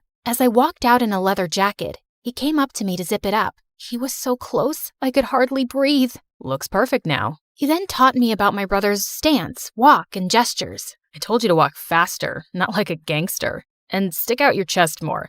Think of yourself as the hunkiest man alive. Like this? He held my hips to guide me, and I felt like exploding from the sparks. Just then, I noticed some girls around drooling over us. Both guys are so cute. I'll take either of them. They look so in love. OMG. Love wins. Great. And now we were a gay couple. Cedric coached me about Kevin's interests, and I was surprised. I didn't know my brother was such a dork. He loves SpongeBob so much, he even thought of diving into the ocean just to look for its real-life version. But one revelation made me tear up a bit. And he adores you so much. But he thought you didn't like him, so he always chose to give you space. What? That's not true. He's too protective of you. He even told me not to talk to you because he thought I'm trouble. Oh, yes, you're definitely gonna be trouble. To my heart. That weekend, we continued practicing until I looked convincing enough, and when we finally got to school, I just stayed close to him and smiled at people from time to time. I was doing an excellent job at being my brother until it was lunchtime. We sat at their usual table for lunch when suddenly someone sat on my lap and kissed my cheek. It was Lauren, the prettiest and coolest chick at school. What in the frickin' pregnant duck is happening? What? You hate my kisses now? You look like you've seen a ghost. I turned into the ripest tomato when she giggled into my ear. I could never hate such a goddess like you. Wow. Since when did you become this cheesy? I gave Cedric a panicked look, but the jerk was trying his best not to burst out laughing. I kicked his leg under the table and his wince was satisfying. I then excused myself in the bathroom and dragged him with me. There, he revealed that Kevin had been dating Lauren for a while now, and I had no idea about it. Lauren had been all over me for the next several days. This was totally normal, of course, except for the little detail that I was not her actual boyfriend. And through all of this, Cedric remained an unhelpful idiot who was clearly enjoying my discomfort. We were walking to our last class when someone suddenly grabbed and pushed me against the wall. You're acting weird lately, and I like it. Before she could kiss me, I acted like there was a bug inside my shirt and ran away. I needed to talk to Cedric. As usual, I found him in the music room. We need to tell Lauren. Suddenly, Lauren appeared from behind me. Tell me what? Wait a minute. Don't tell me that you guys are dating? What? Cedric finally stopped playing the violin and grinned at me. I'm straight, but I don't know about your boyfriend. Aw, baby. You know I would accept you however you identify, right? Well, that's good to hear. Lauren looked like she bought it, and I just found myself exploding. I'm not Kevin. I'm not your boyfriend. I'm his sister Kendra pretending to be him. I then explained everything to her. Oh, okay. Explains why you look and act differently. That's it? No violent reaction whatsoever? I'm used to Kevin's quirks. So, anything I can do to help with this mission? Just don't tell anyone about this. Got it, baby. Despite knowing the truth, she still kissed me on the cheek, and it made Cedric laugh. I started hanging out with both of them since then. They would talk fondly about my brother and share things about him that I didn't know. It made me realize that he wasn't as boring as I thought he was. One day, Cedric dragged me to the music room and asked me to listen to his new composition. It was a wrong move to come with him, because the way his fingers moved and his handsome face played with the painfully sweet tune screamed danger to my heart. I calmed myself down and hyped him up when he was done. You really like playing the violin, don't you? I like to touch people's hearts with classical music. How about you? What makes you happy, Kendra? I'm curious. I ended up telling him about my passion, which was fashion designing. I used to draw my designs every day, but when Dad saw it, he burned all of them. He found it lame and useless to his company. I'm sorry to say this, but your dad is the biggest jerk in the world. He treats you and Kevin as assets to his company, and never as a son and daughter. You're right, but it just made me crave for his love and approval. Someday, I hope you'll be able to find the courage to do what you need to do. You have me now, you know. I'll take care of you. He leaned in closer, and I thought he was going to kiss me, but to my surprise, he pulled away and walked back to the platform to play again. What was that all about? After the incident in the music room, I started thinking that maybe Cedric liked me too, until one day I heard him talking to Lauren in an empty classroom. You like Kendra, don't you? What are you talking about? She's off limits. And besides, she's just like the little sister I never had. Those words were enough for me to accept the truth, that Cedric will just be my dream. To distract myself, I invited Lauren for a sleepover, and as she was trying on some of my favorite clothes, I couldn't help but admire how beautiful she was. Just then, I found her smirking at me through the mirror. Are you falling in love with me now? What? No, I wish I was as pretty as you. Oh, honey, you are prettier than me, and not to mention cute. She ended up knocking on my drawers, spilling some things. There was one thing that suddenly caught my attention. A peanut. What was it doing there? Suddenly, I remembered Kevin calling me a peanut before he ran away. Why don't we crack it open? Maybe he left a secret message or something. And he actually did. I'm finally alive. Wait a minute. That night before he left, he asked me what makes me feel alive. Lauren and I then came up with a mission to find the answer to that question. Your brother is too mysterious sometimes. Maybe Cedric knows something, but unfortunately, he was useless. One day, Dad suddenly called me and started asking about Lauren. I learned that she's dating your brother. Her parents and I are talking about a very important business deal. We will have dinner with them tomorrow night. Make sure to be extra attentive to her.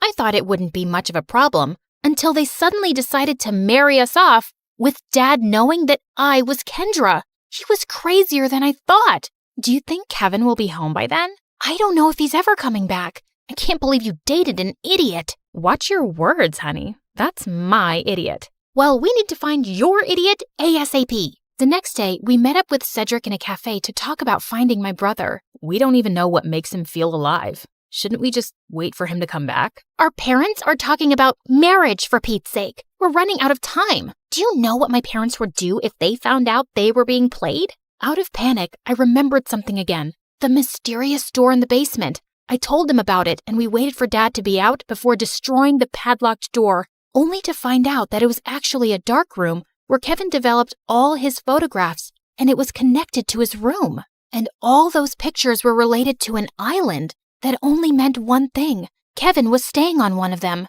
It makes sense now that he always disappears on weekends. I also found a camera in his bag one time, but I never saw it again. And why didn't you both tell me about this earlier? You're both idiots. And with that, the three of us were off to an adventure to get my brother back. As we traveled, I kept on flirting with Lauren to avoid Cedric. And for a moment, I thought I saw his deadly glare through the rearview mirror. Was he jealous? I wished. In a span of 2 days, we had already visited 7 islands, but there was no luck. Just when we were about to give up, we suddenly spotted someone resting on a hammock. It was Kevin. He looked shocked to see us. Suddenly, he glared at Cedric. Dude, you told them? Wait, you knew? Let me explain. No, you knew. And you kept silent while I was going crazy trying to find a way to bring back my brother so I could get me back. Kendra was equally furious. Babe, I can explain. Shut it, Kevin. You're not my favorite person right now. Kendra. Later. I need to speak to my brother. I walked away and Kevin followed me. Now start explaining the reason I'm sacrificing my identity. I'm sorry, Peanut. I didn't mean for you to be tangled up in my mess. I felt stuck and suffocated because of Dad's expectations. I always knew I would have to take over the company someday, but I didn't know it would be this soon. I thought I would have enough time to still do what I love, to enjoy every island and see its beauty through my lens. But suddenly, I didn't even have a year, so I panicked and I ran away. I'm such a coward. It didn't take a second for me to melt. No, that's the bravest thing I've seen you do. All our lives, I've only ever seen you nod to Dad's every demand. I'm proud of this version of you. I convinced him to come back, but he ended up convincing me to ditch Dad and come with him. After everything that happened, I just realized one thing. Dad wasn't worth it. So I agreed. Lauren is amazing, you know. She didn't deserve to be left without a word. I know, Peanut. I guess I have a lot of making up to do. Good luck, Walnut. Later that day, he spent his time making it up to Lauren and talking to Cedric, while I was left alone doodling some cute dresses on the sand. My brother then came up to me and asked me something. Are you mad at Cedric? I asked him not to tell anyone. Keeping this from you must have been very hard for him. I understand, but you like him, don't you? What? No, I mean... Don't worry. I finally gave him the go signal. You two can kiss or whatever. As soon as he left, Cedric walked up to me with an earth-shattering smile. Can we talk? I couldn't look at him in the eye again. About us. I've always fancied you, you know, more than violins. I felt like melting at his confession. I told him about the reason why I'd been avoiding him all these years, and he responded to it by finally kissing me on the lips. Thank God I didn't pass out. So, did it tickle your soul this time? Yes. Finally.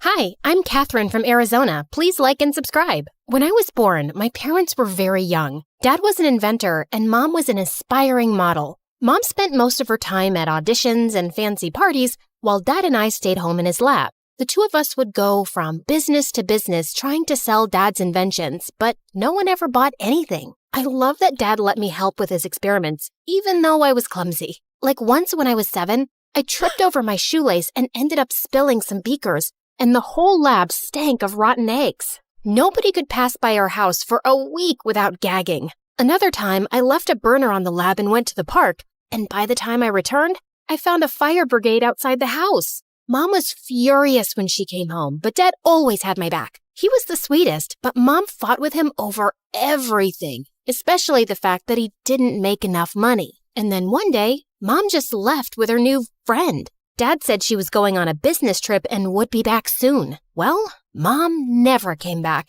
and Dad did his best to keep me happy. Once when I was 9, we were at the supermarket and Dad picked up the last bag of marshmallows when suddenly a lady started yelling at him. Hey, I was about to take that. Give that to me. Ma'am, I picked them up first. So what? I saw them first. Don't you have any manners? It's ladies first. Dad gave the bag to her, but I was furious. He was just too nice, and I had to protect him. Plus, there were marshmallows on the line. I acted nice and offered the lady some gum. And seconds later, the witch started to scream.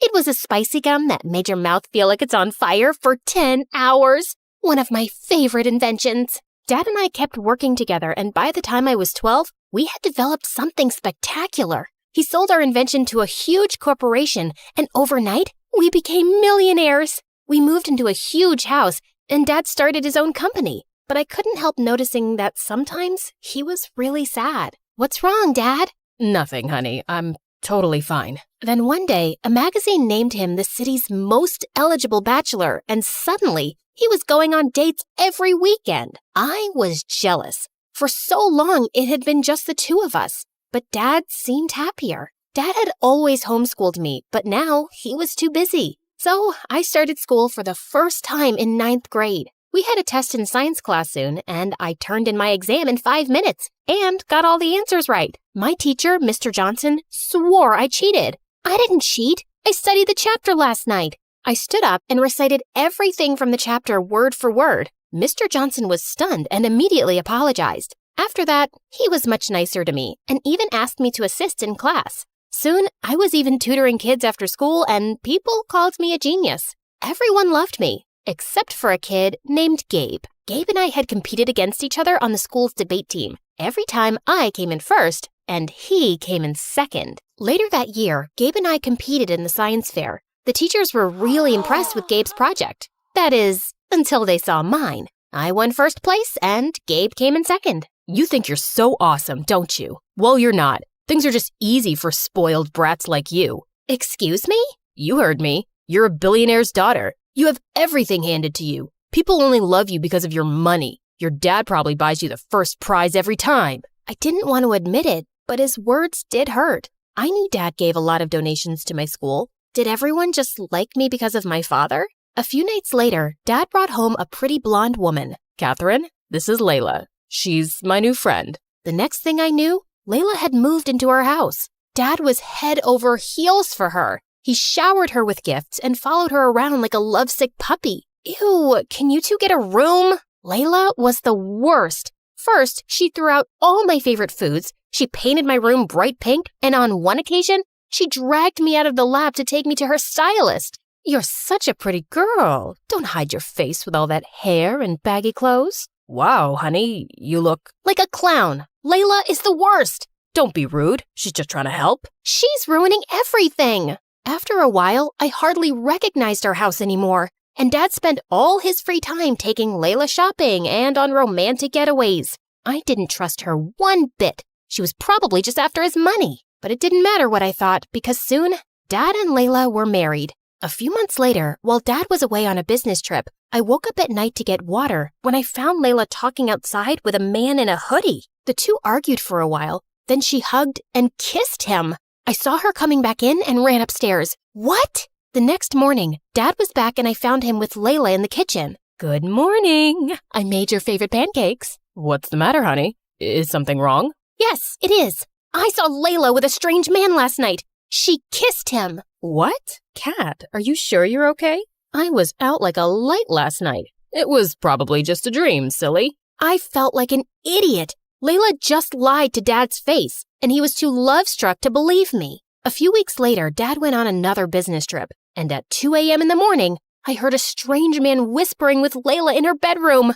I was pissed. I grabbed my cell phone. This time, I'd get evidence. I crept towards their room. The door was closed, but I could hear the man's voice through the walls. I pressed record and sent the audio to Dad. The next morning when Dad returned, he and Layla confronted me. Are you spying on Layla? Dad, she's cheating on you. I sent you the evidence. I left the television on, Kat. That's what you heard. I love your dad. I'd never cheat on him. That wasn't the television. It was another man. I swear. She's a liar. I am so disappointed in you, Catherine. She's done nothing but be nice to you, and you've treated her horribly. You need to accept that Layla and I are together, and your lies won't change that. Dad grounded me for a week. After that, I didn't say a word about Layla's late-night excursions. If Dad wanted to be with a cheater, so be it. I focused on school and preparing for the next big debate competition, but I noticed that Gabe wasn't there. He wasn't my favorite person, but I started to worry when a few weeks passed and none of the teachers or students knew why he was absent.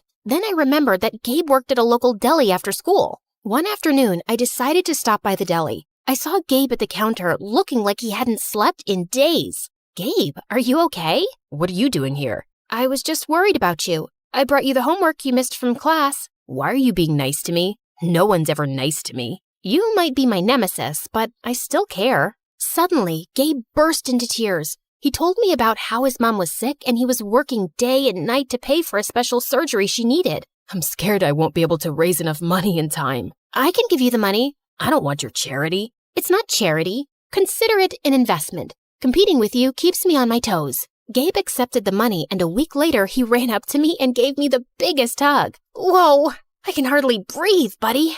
Mom's surgery was a success, and it's all thanks to you. Also, I'm sorry, Catherine. It's not true that you win everything because you're rich. You're just better than me, and I know that. Soon, Gabe and I started spending all our time together. We studied together every day, texted late into the night, and sent each other our favorite MSA videos. I was happy being at his place anyway because I wanted to avoid Dad and Layla as much as I could. One day as we were walking home, he was unusually quiet. What's wrong? You look like you swallowed a lemon. I don't know how to say this, but I was thinking, just contemplating if maybe you would consider or like to, Just spit it out, man. Do you want to go with me to the winter dance? Oh, I don't know. That might not be such a good idea.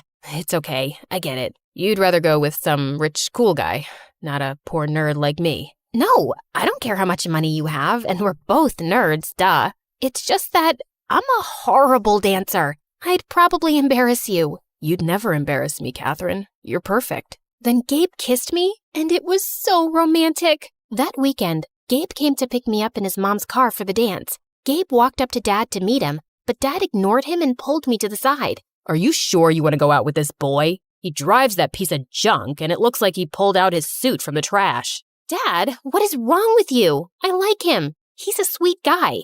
And since when do you care about how much money someone has? You were never this way before. Not until you met Layla. Don't drag Layla into this. You're my daughter, and you deserve better than a poor loser. You're being impossible. Let's go, Gabe. Gabe and I had a blast at the winter dance, and we officially started dating. I started inviting Gabe over to my house, and thankfully, Dad didn't create a fuss again. He even tried to be pleasant to Gabe, and I was sure he felt sorry for his behavior. One day, Gabe and I were studying a math test in the kitchen when Gabe excused himself to go to the restroom. He came back a few minutes later, and then Dad stormed into the room. You thief! What? What's going on? Honey, calm down. I saw him roaming through the house near my study, and now my wallet's gone. I know he took it. No, I didn't. I swear. Dad grabbed Gabe's backpack and tossed its contents onto the floor. Then he made Gabe turn out his pockets, which were empty. I know you stole my wallet. Where is it? Stop it! Leave him alone! Gabe ran out of the house terrified. I didn't speak to Dad or Layla for the rest of the night. The next morning, I tried apologizing to Gabe. We need to break up. Your father hates me. No, Gabe, we can make this work. No, we can't. You're a millionaire and I'm poor. Your dad'll never accept me. I love you, Catherine, but I can't do this. I have my pride too. After that, Gabe didn't speak to me again. He blocked my calls, and when I went to his house, his mom said he didn't want to see me. Days passed and I focused on my studies, but I still missed Gabe and felt so angry. Catherine, your father is upset that you've been ignoring him completely. He didn't mean what he said about Gabe. The things aren't always what they seem. He's been under a lot of pressure at work, and I don't care about your excuses, Layla. All I know is that my dad was amazing and we were happy till you came along, and now he's changed and everything's awful. A few weeks later, Dad and Layla had their anniversary, and Dad made dinner reservations for us at a fancy restaurant. I said I didn't want to go, but Dad looked upset, so I reluctantly agreed. I was getting ready and decided to wear my favorite diamond necklace, which was in Dad's safe. I went into Dad's office and opened his safe, and inside there were suitcases full of money, stacks of gold bars, and duffel bags full of diamond jewelry. But then my eyes wandered to the table, to Dad's lost wallet, and next to it were some newspaper clippings that made my blood run cold. They were all from unsolved bank robberies with pictures of the masked robber. I examined the photos, and one of them had a close-up of the robber's neck and the birthmark on it. It was just like my dad's. Dad? What's wrong, honey? I showed Dad the newspaper clippings. This is you? How could you do this? What? No, I don't understand. This can't be. I didn't. Then Dad fainted and hit his head. Layla called the ambulance and Dad was rushed to the hospital. I sat in the waiting room while Layla spoke to the doctors. Then she asked me to come into Dad's room. Layla and I have been keeping a secret from you. I have dissociative identity disorder, also known as a split personality. I struggled with it when I was younger, and I had it under control for years. I was his psychiatrist and fell in love with him. He was good for a while, but then his condition got worse. That was your dad in the hoodie outside the house that night. And he was the one you heard in the bedroom. He was supposed to be out of town getting treatment, but both times, he came home acting strange and saying things that didn't make sense. He didn't ever let me tell you because he didn't want you to worry. I have no memories of the robberies, Kat, I swear. I didn't know things had gotten that bad. I'm so sorry, honey. I hugged my dad and Layla. I felt so bad for Dad and for how I'd treated Layla. Dad was released from the hospital. The judge decided not to press charges for his crimes, but ordered him into therapy, and we returned all the stolen goods. Layla and I supported Dad through his treatment, and a few months later, the doctors released him from the psychiatric facility. And over this time, Layla and I grew closer. One day, when I got home from school, I opened the door to see Gabe and my father standing inside. Layla told me I chased your friend away, and I've apologized for how I treated him. I'm sorry for the pain I've caused you both. I would never stand in the way of your happiness, Kat. Thank you, Dad. Gabe rushed over to me and kissed me, and from then on, he never let me go.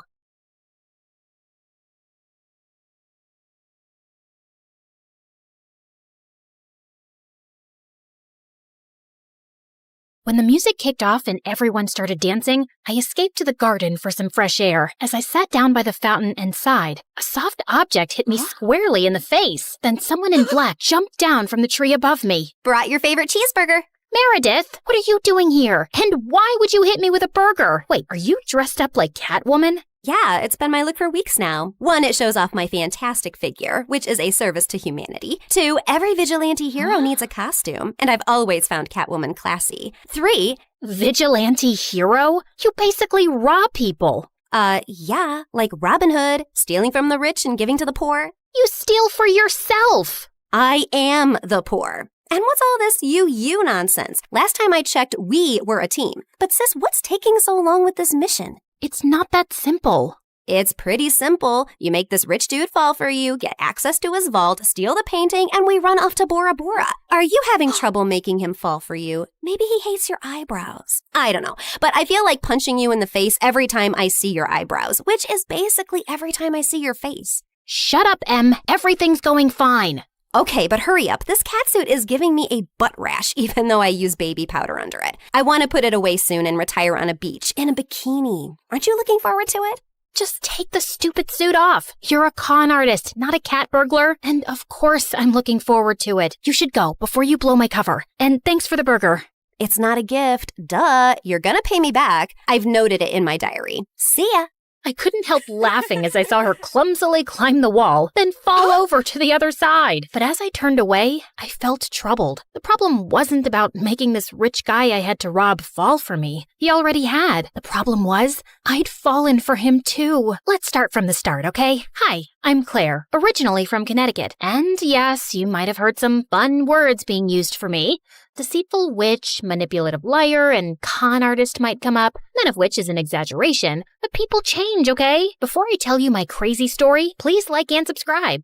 My mother was born into what she always called old money, which basically means her family had been rich for a long time and their wealth was passed down generations. Unfortunately, it skipped our generation. Apparently, my dad was extremely charming and swept Mom off her feet when she was just 20. She married him against her parents' wishes and they cut her off from their wealth. Then, 2 years later, Mom gave birth to twins, Dad met another woman, and he abandoned us. At least he left us the house in a nice neighborhood, but my grandparents refused to help Mom out and said she had to live with her decisions. Mom, how are you feeling now?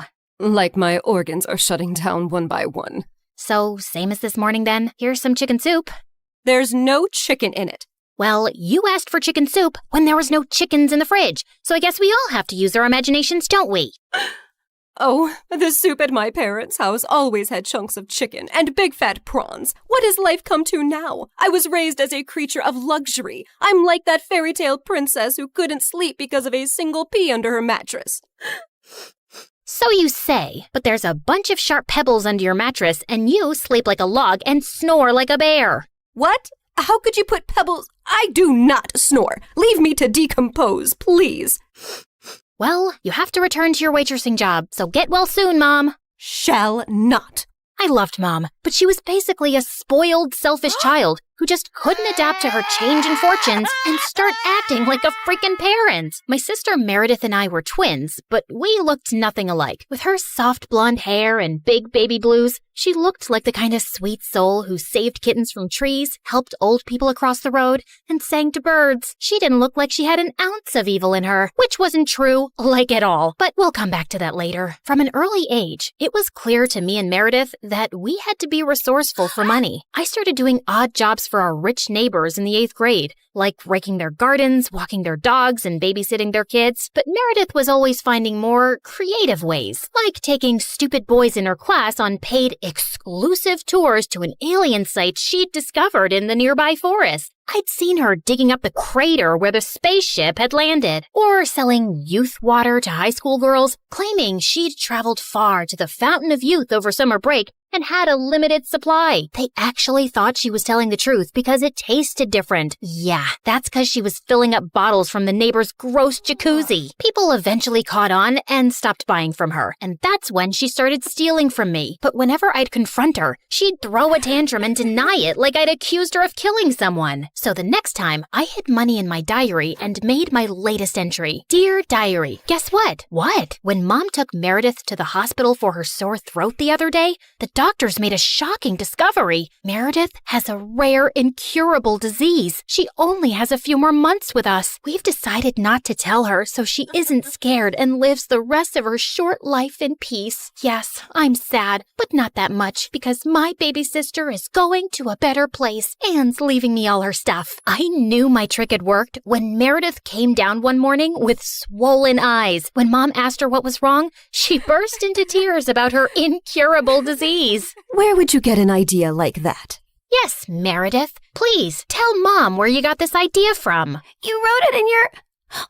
Wait, you chubby witch! You made me believe I was dying! Meredith lunged at me and we went rolling all over the kitchen floor. But she ended up getting grounded for a month for stealing and invading my privacy. I soon started missing her at dinner time though. So late one night, I snuck into her room with ice cream to find her playing darts with my face as the target. I'm sorry you're stuck here, but you did steal from me. I know we don't have a lot right now, but we'll work hard and make money in the future. But the future is in the future. What do I do now when I need money for mascara and gummy bears? Maybe we can think of some business idea. Oh, I thought you'd never ask. She pulled out a box from under her bed full of t-shirts. So you know my friend George, the next-door gardener's nephew? Apparently he volunteers at a mental institution every weekend. The owners got t-shirts made from all the patients, but they refuse to wear them, blah, blah. So now the mental place has hundreds of these lying in storage. George said he can score them for me, and we could have our own t-shirt range with cute things written on them. Look, here's one I made for myself. I want to go to Bora Bora, but I'm Bora Bora. Please help me. Funny. I'm very serious, actually. I'm gonna live in Bora Bora one day. So, are we selling these t-shirts?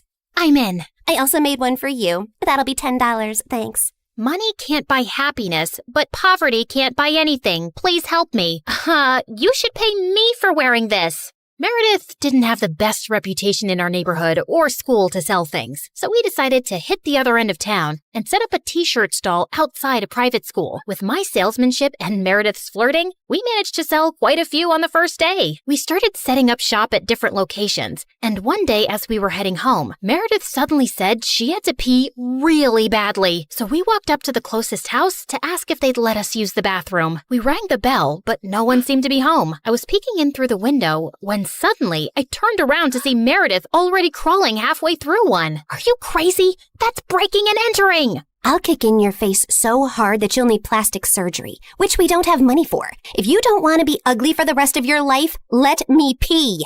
I let her go and was standing guard at the door when, to my horror, a car suddenly pulled into the driveway and a snooty woman stepped out. Hey, you girl. What are you doing lurking around my house? Were you thinking of breaking in? What? No, of course not. I'm a Girl Scout selling cookies. Yeah, I study in the, Aston Bridge School for Girls. Oh, I see. It's a lovely school. I know many people whose children go there. Sorry for my mistake. I'll be happy to buy some cookies from you. Put me down for 20 boxes. Sure. It's, $5 a box, so that'll be $100. I'm putting your name down on my list, and I'll drop them by tomorrow. That's perfect, sweetie. Here's the money. I'll see you soon. Just then, I saw Meredith slip out the window, and as soon as the lady went in, we ran like crazy down the block and then collapsed on some grass. Look, I took some pastries from her kitchen. Perfect for a spontaneous picnic. That's stealing. Oh, you're one to talk. I heard the whole cookie conversation from inside. You took that lady's money, and you're never going to give her any cookies. I was just trying to distract her before she caught your butt. I didn't think she'd be dumb enough to actually give me the money. I can return it. Look, she didn't do it out of the goodness of her heart. She's a rich snob who was being really rude till she thought you were someone rich, too. You didn't force her to give you money at gunpoint. Oh, Claire, this has just given me the best idea. You're not serious. Yes, I am. Dumb people deserve to be tricked. And what does $100 mean to someone who has a gold toilet seat?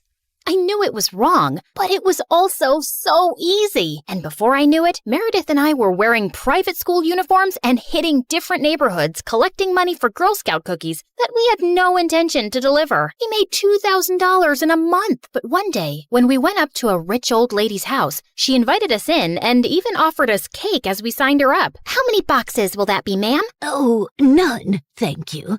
You see, I don't buy imaginary cookies. What? I'd heard that there were 2 conning Girl Scouts in town, and I was ready for you. I've called the police, and you 2 will end up in a detention center. Just then, there was a loud bang, and the power went out. In the confusion, Meredith kicked the old lady and yelled, "Run!" As we were sprinting down the street, I suddenly noticed a nerdy-looking boy my age running beside us too, grinning and waving at us. Hey, hold on. Who are you? I'm your new neighbor, Freddie. I'm the one who saved you from that old crow. What? I'm so confused right now. New neighbor? You moved into the house next to ours? Why are you here? I was bored and saw you girls leaving your house, so I followed you for fun. Don't worry, I won't tell anyone about your little cookie secret. When I heard that old lady threatening you, I went to the main circuit board and pulled out a wire with my tweezer, which I always keep handy. You could have been electrocuted. You're either incredibly smart or exceptionally dumb. My mom says the exact same thing, except for the incredibly smart part. Listen, you geek, what do you want? If you think you're going to get a cut of our profits. No, my parents are well off. They're neurosurgeons. I just want to be friends. I swear, I don't have any siblings and I don't know anyone here. What if we say no? I'll keep following you around until you say yes. Okay, fine. Congratulations. You got yourself 2 friends. Oh, I'm so happy. Merry Christmas and a Happy New Year.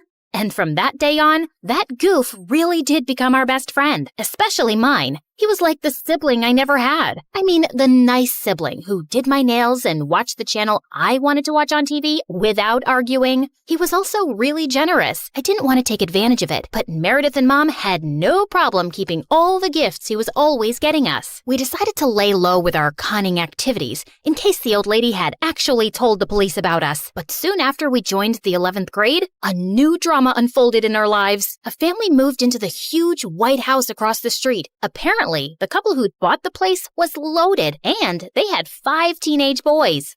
Finally, some eligible bachelors on our street.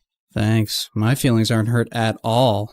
Oh, I'm sorry I left you out, sweetie. Maybe you'll find someone too. I mean, they have 5 boys. There's a good chance one of them is gay. What? Why would you think? Okay, girls, here's a basket of goodies for you to take over as a welcome present. Now go, throw yourselves at those boys. Meredith and I rolled our eyes, but we decided there wasn't any harm in checking them out, and we were welcomed by the ugliest quadruplets ever. They were really sweet and really excited to see us, but with their orange hair, acne, and buck teeth, they were not a pretty sight. Man, I feel sorry for those parents. Like, Mom got one average-looking kid, but God made it up by giving her me. But those parents, oof, God decided to use copy-paste on that ugly model. They must have done something terrible to deserve this. Huh? You are so rude. Oh, shut up. I know you're thinking the same. I just have the guts to say it out loud. But then a day later, I'd just woken up when the bell rang, and I opened the door to find the most gorgeous boy ever standing outside.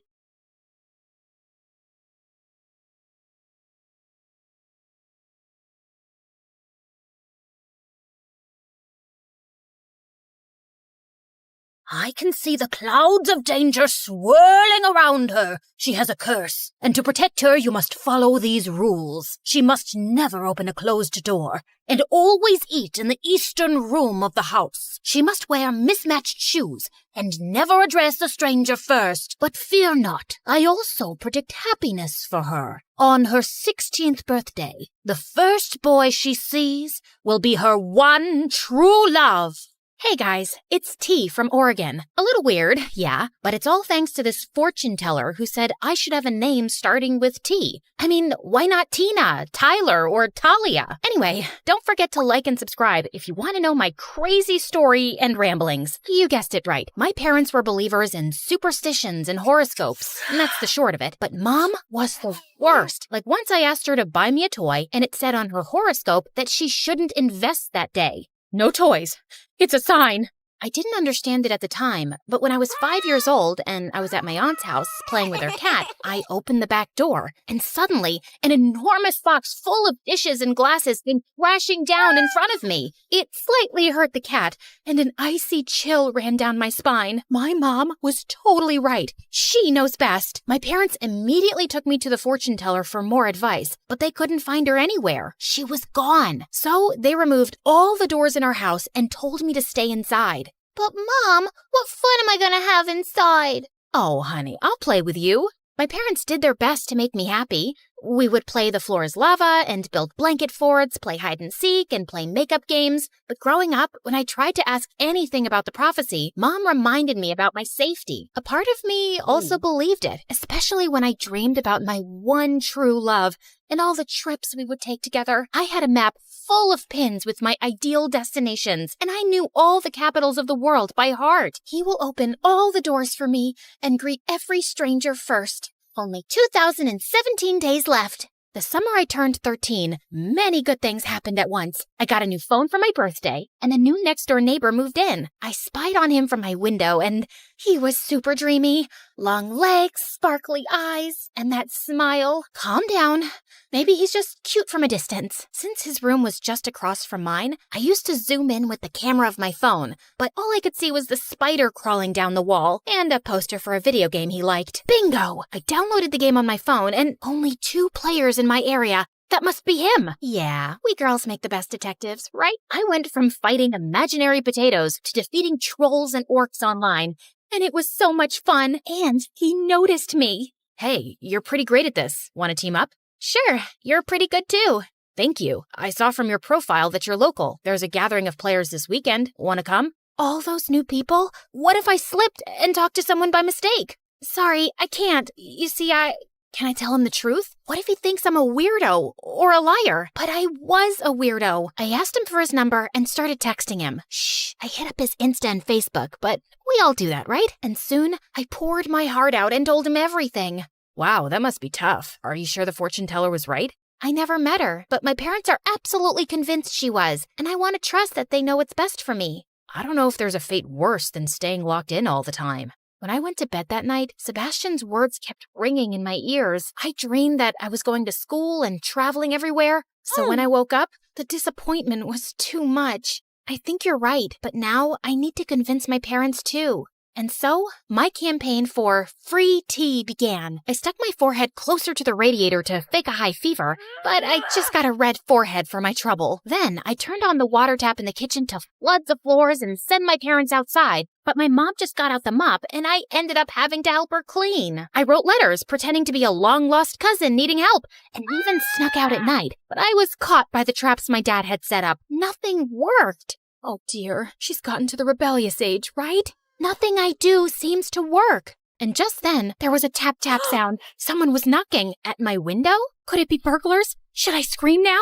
I got my hair straightener and my perfume spray. Hi, it's Sebastian. Hi. I'm T. Yeah, I know. My teammate and my friend. I can hear you cheering from my room. You talk to yourself a lot, you know. How embarrassing. Was I that obvious? And I'm about to slip. I opened the window and he climbed in. I was too nervous. I had a boy in my room, and he smelled so good. I thought boys were all smelly, but he smelled like rainbow cake with sprinkles. My brain short-circuited, and I could only look at him like a fish. I apologize for scaring you. I've tried to visit you before, but your parents always sent me away. Our T is very frail. She can't have visitors. I'm here to help you. Is there something your parents believe in more than a curse? No, they're obsessed with it. And just to make extra sure, my mom checks the horoscopes too. The horoscope. That was the answer. Sebastian printed a free daily horoscope and put it every morning under our front door. Then we set out to make its predictions true. On the first day, I had him hide out of the window with the water hose. Look, this horoscope says it'll rain with a clear sky. And look outside. It's raining, but the sun is also shining. The next day, he put a super smelly fish under the hood of our car. And the day after, he threw a ball at our window, which landed in my mom's soup. All of it was predicted by the horoscope. This went on for a few months, and Sebastian even asked some of his friends to set up predictions for my mom. She believed in it so much, she wouldn't leave the house without checking it. It's time to make our move. Look, Mom, it says that girls named after a drink will have good fortune all year. I'm sure this counteracts the fortune teller's warning. This horoscope is never wrong. I really want to go to school. I'm not sure. But T's all grown up now. She knows she must not open any doors, right? Yes, of course, Dad. I finally enrolled in school. The evening before my first day, I was super nervous. Am I doing the right thing? What if the fortune teller was right? What if something terrible happens? I tried a million outfits, and Sebastian stood at his window giving the outfits votes with a paddle like in a fashion competition. It doesn't count if you give me all tens. My first day was fantastic. I asked Sebastian not to tell anyone about my curse because I knew no one would believe me. He agreed and didn't laugh when I opened my backpack, and instead of books, all of the good luck charms my mom had stashed in it fell out. Here, you can read mine. I still had to eat alone in the supply closet because it was the room to the east, and I became a pro at never opening doors. If one was about to close, I'd just throw my books at it to stop it. At once, I couldn't get out of the bathroom because no one was there to open the door for me. And fortunately, Sebastian came to my rescue. Oh, thank you. I was about to climb into the cubicle. You can't really believe this rule about the door, T. There's no such thing as a curse. What if there is? I'm not so sure I can risk it. Or, I don't want to put anyone else at risk. As my 16th birthday approached, I eagerly anticipated meeting my one true love. But I like Sebastian. He's kind and funny, and he wants to travel too. I just needed to make sure I gave fate a little help. Again. So the morning of my birthday, I stared at Sebastian's window, waiting for him to appear, but the blinds never came up. Maybe they're broken. I waited outside his house for him to step out. Come on, T. You'll be late for school. I hoped that he just got out super early and I had missed him, but when I got to school, the first person I saw was the janitor. No, the fortune teller said boy, and he's a man. I still have a chance, so I kept my eyes closed and started inching toward my class. Hey, watch out. OMG, it's Francis. He was the hottest guy in school. He was tall, had the best hair, and was in a band. All the girls in school wanted to date him, but he'd never gone out with anyone. Aren't you the girl who always eats alone in the supply room? Yeah, I know it's weird, but... No, I dig it. Make your own rules, you know? What's your name? T. Wow, that's a cool name. Unique. See you around. He smiled at me, and suddenly, everything was really warm. Oh no, maybe I'm sick. Wait, no, that's what happens when you blush. Does it mean he is my one true love? What about Sebastian? I called Sebastian. Why aren't you at school? I got food poisoning, and I'm sick at home. Sorry, I didn't get to wish you a happy birthday in person. I was super disappointed, but the fortune teller was very clear. The first boy I saw on my 16th birthday was Francis, not Sebastian. It's not like he ever confessed. Maybe he doesn't even like me. Suddenly, Francis was everywhere. Wow, you decorated this supply closet like a restaurant. I'm participating in a door opening competition. Let me help you. Oh, this is your house? Wow, what a coincidence. I was cursed, but I wasn't stupid. Are you following me? I guess guess I kinda am. Sorry, but you're different, and I like that. Would you like to go out with me? Crash! I turned around and saw Sebastian looking at me from his garden. He seemed super angry, but before I could say anything, he stormed back inside. Remember, T, he's not your one true love. You don't have to feel bad. He's my friend, and he'll understand. I started going out with Francis, and I became super popular. Everyone wanted to be like me, and the supply closet became so crowded that there was a line outside to eat. The only one who avoided me was Sebastian. He even stopped playing our video game. Now he was always angry, and one day he snapped at the teacher and he was told to sit in her office. This is my chance. If I also get detention, we'll be sitting together and he'll have to talk to me. So I stepped on my desk and danced as if I was at a party. Why aren't you talking to me? I thought we were friends. I thought we were more than friends. Can you imagine how crushing it felt to see you going out with Francis? Can't you see he's using you to make himself look better? Like he's a lion tamer at a zoo and you're a weird animal. Wow, you're calling me a weird animal? I'm saying he treats you like one. I think you're great and cute, but I can't stand that you've let the word of a stranger rule your life. But the fortune teller, she's a fraud. Here, look. He showed me his phone and there was a video of a woman in prison. It's not my fault if people are so gullible. I told parents their child was cursed, and to get rid of the curse, I gave them 2 options. Either follow some impossible made-up rule, or buy one of my magic charms. And yeah, most parents went for the charm. But there was this one couple who decided to do both. They named their kid something like soda or latte or cappuccino. I mean, come on, guys, you're just asking for trouble with a name like that. I was so shocked, I almost dropped the phone, but Sebastian had left the room and closed the door behind him. I was trapped. Open the door. Nothing will happen. Trust me. This was the hardest thing I'd ever done in my life, but Sebastian is on the other side, and I trust him more than I trust anyone else. I closed my eyes, pushed, and I fell on the other side, right into Sebastian's arms. You caught me. I will always catch you.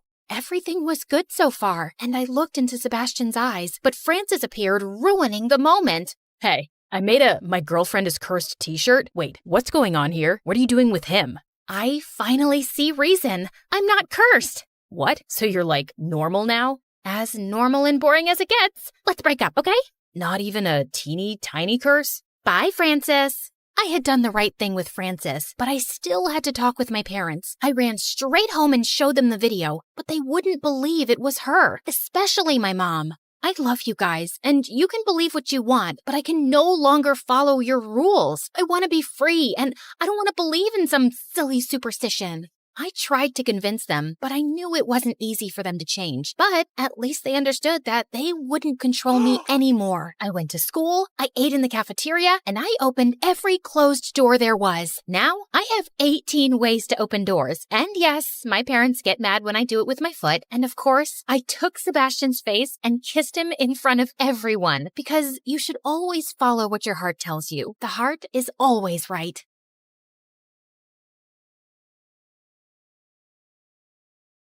Hi, I'm Marie. Growing up, I liked all things geeky. Comic books, anime, and most of all, video games. I was the kid in elementary school that would sneak behind some trees during recess to play my Nintendo DS instead of socializing. So I never really had any friends. And home wasn't so peachy either. Dad left soon after my sister Ava was born. And Mom, well, let's just say she tries.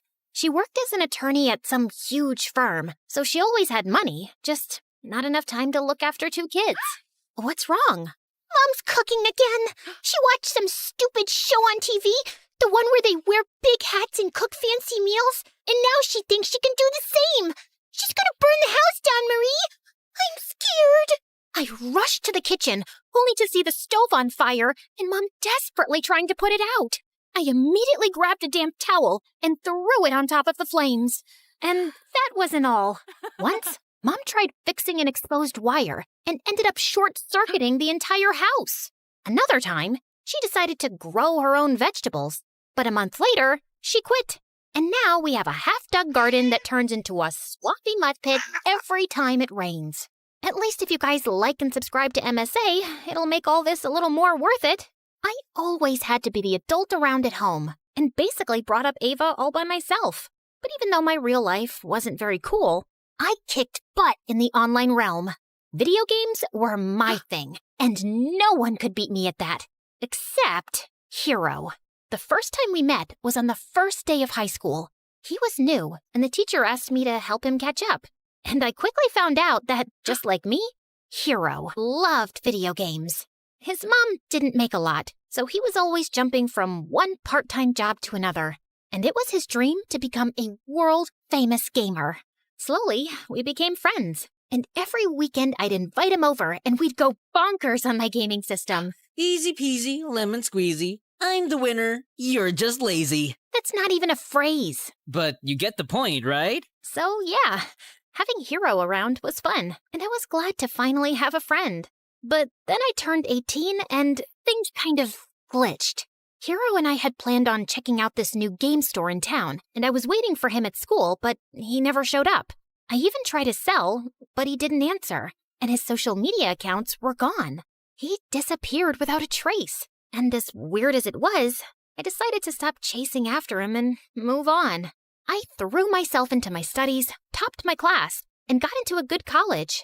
With Ava in high school now, I figured she could handle herself, and I could finally get a fresh start away from home. Then one night, I was in my dorm playing video games when I got stuck on this one particular level. After my 5th attempt, I was ready to throw my controller out the window when I heard someone behind me. Need a hand? I turned around and found myself looking up at Adam, a senior, and easily the most charming guy on campus.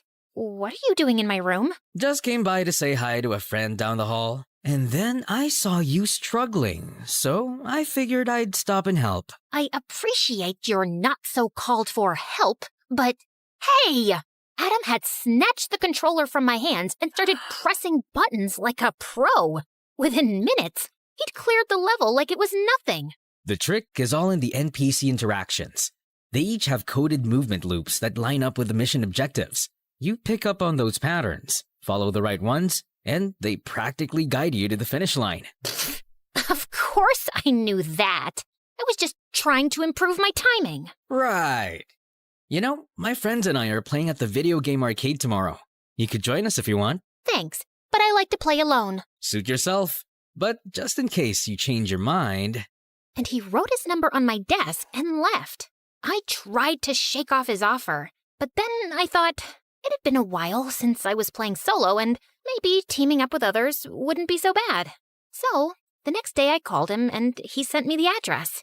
I expected it would be a casual gaming session with a few friends, but I was stunned to see that it was a massive gaming tournament. Hundreds of gamers sat around, dead serious, fingers flying over controllers, and eyes glued to screens. Just then, Adam spotted me and ran over. Hey, perfect timing. You're playing with me. I nodded and took a seat next to him. And together, we breezed through every challenge. The games were tough, but our sync was on point. And by the end of the tournament, Adam and I were on top of the leaderboard. That was incredible. I knew you had skills, but this is next level. I couldn't even tell it was our first time playing together. You know what? You've got to meet my dad. I don't think I should, but Adam was already pulling me through the crowd before stopping in front of this tall man who looked like he ate gigabytes for breakfast. Dad, this is Mari. I think she'd be perfect for a team. Such a pleasure to meet young prodigies like yourself. Tell me, Maria, has the world of digital gaming always intrigued you? It's Marie. I know, but I prefer Maria. It has a certain melody to it, like the soft patter of keys under one's finger in the heat of play. Sorry, what? He just means you have a nice name. Anyway, Dad's a game developer and a professional gamer himself. He's the reason I picked up gaming. He's my hero, the legend, the person I look up to the most. Also, he'll be coaching us. For what? The tournaments, of course. Adam told me he played for an international esports team. They traveled the world, competed in the biggest tournaments, and now they wanted me to join them. Playing international esports had always been my dream. So it didn't take me long to say yes, and the next few months turned into a wild roller coaster. We traveled from one tournament to the next, diving headfirst into the intense, fast-paced life of esports. And while I loved competing, Adam's dad made things really complicated. Our primary objective is to establish dominance in the early stages by monopolizing resource nodes and obstructing adversarial progression. What is he saying? He wants us to capture as many resource points as we can at the start and block the other team. Why doesn't he just say that? That's just how he talks. You'll get used to it. But Adam's dad's constant hovering and descriptive plans made every practice session feel like a mental marathon, and I just couldn't keep up. Then one day, after a grueling practice, I was scrolling through my phone when I came across an invite to the closed beta test of Infinity Nikki, a game that had been making waves as the coziest open-world experience out there. I was tired of playing endless battles and high-stake combat games with Adam, and I was looking for something that felt more comforting and fun. And the game seemed like the perfect escape. So I enrolled for access to the closed beta, got in, and boy, was that the best decision ever. The game took me into the magical world of Mirrorland, where Nikki, the main character, went on amazing quests with her cute companion Momo. The coolest part of the game were the ability outfits that helped Nikki navigate Mirrorland, gather resources, and complete quests. I got to explore dungeons, tackle boss battles, ride vehicles, and even capture beautiful moments with the photo feature. It was so much more than a dress-up game. It was pure magic. I was so amazed by it, I even joined Infinity Nikki fan forums to know more about shortcuts and outfit combos. And I found myself chatting regularly with one user in particular, Silent Warrior. Oh my god, Momo camera is so cute. I could pose in front of that forever. Oh, but here's something that makes it even better. Usually, you can only take pictures of the scenery in Nikki, but there are certain spots on the map where this Feywish sprite, Dakabo, will suddenly pop up and look straight at the camera while you're capturing the shot. I swear, it's the funniest and most unexpected thing ever. No way. How did you even figure that out? Spent hours wandering the map, taking random shots. The first time Dakabo appeared, I almost dropped my controller. You've got to try it. It's seriously worth it. Well, since you've been so helpful, I've got news for you too. December 6th is actually Nikki's birthday, and to celebrate that special day, all Infinity Nikki players will be getting this stunning new dress called Starlit Celebration, absolutely free of charge. I mean, talk about a sweet deal. But you have to log into the game before December 19th to redeem it, so tell all your friends to download it now. I've already told mine. It felt like I'd found someone who spoke my gaming language, and I really wanted to meet him. So, naturally, a week later, I was one of the top players invited to play Infinity Nikki live at an exclusive arena. I walked in feeling excited, and I was at the snack bar getting a soda when another hand reached for the same can. I looked up and froze as I saw Hero smiling at me. Didn't realize this one was yours. Well, it certainly doesn't have your name on it. Just then, the announcer called all gamers to the stage for a quick face-off, and I hurried to the stage. I was settling down in my seat when Hero pulled up the chair next to mine. He opened his mouth to say something, but I shushed him and focused on my game. I entered the breezy meadow, collected a bunch of daisies, and was just enjoying my walk through the vibrant flowers when Momo told me that there was a Whimstar nearby. So I hurried through the meadow, collected the Whimstar, and upgraded to a new outfit. Wow, you're still as good as I remember. Oh, so you do remember me. I thought the way you vanished, you probably forgot all about me. Okay, yes, I deserve that. But I had a reason for leaving so suddenly, Mari. That's when Hero told me that his mom had lost her job, and since they lived in her employer's house, they had to pack up and move to a new town, almost overnight. You could have dropped a text, at least. I just couldn't find the time to. I had to pick up jobs to help Mom out, until I figured out a way to make money through gaming. You have no idea how many times I thought about calling you, but I just didn't know what to say. So when I saw your name on the Infinity Nikki forum, I decided to send you a message as Silent_Warrior. Wait, you're Silent Warrior? So you took me for a fool not once, but twice? That feels good. I'm sorry, I just didn't know if you'd talk to me. I even learned the whole game just to get to this live event and meet you, Mari. So, what do you say? Can we restart? I kinda miss you. Okay, yeah, I missed him too. Hero was the one person who always understood me, and he did genuinely sound sorry for the way he'd acted. So, I agreed, and we reconnected. We spent hours chatting about games, and I told him everything about my new team and life at college. Our conversations felt effortless, and I was happy to have him back in my life. But while things with Hero got better, with Adam, it only got more tense. Maria, grab the plasma cannon next to you. You're wasting essential resources. I'm pinned down by these two enemies. I need to deal with them first to advance. Incorrect. Your role is to support Adam. He's leading the mission. Provide suppressing fire, and use that weapon to neutralize the opposition.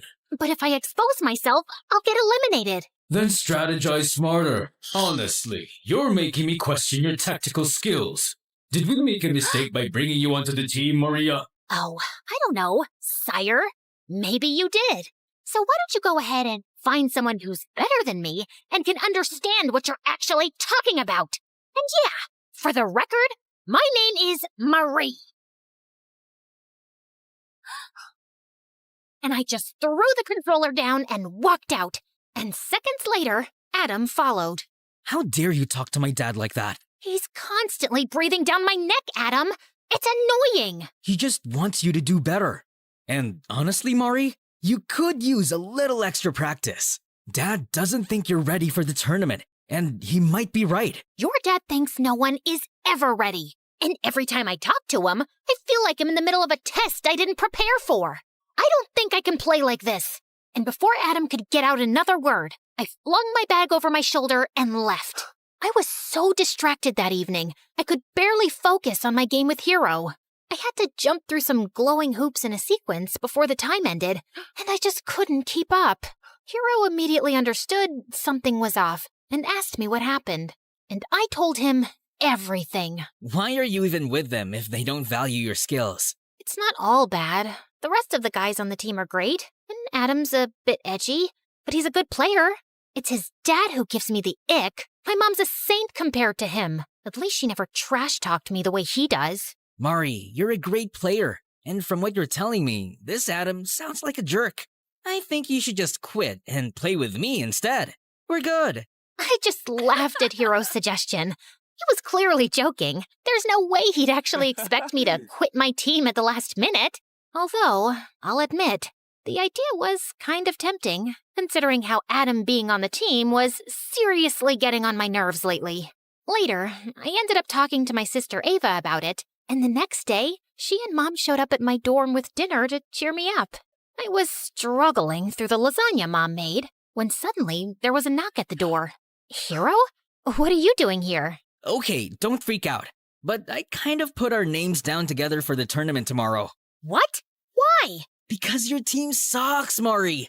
Adam and his dad are dragging you down, and it's obvious you're not happy. But playing Infinity Nikki with you these past few days made me realize how amazing we are together. If we team up, we actually have a chance of winning. And I found out from my sources, and the prize money on this tournament is insane. Hero, Planning to ditch me at the last minute? I saw Adam standing behind Hero with a hard expression on his face. You're taking this the wrong way. Oh, am I? Wasn't he just telling you to leave us and join him?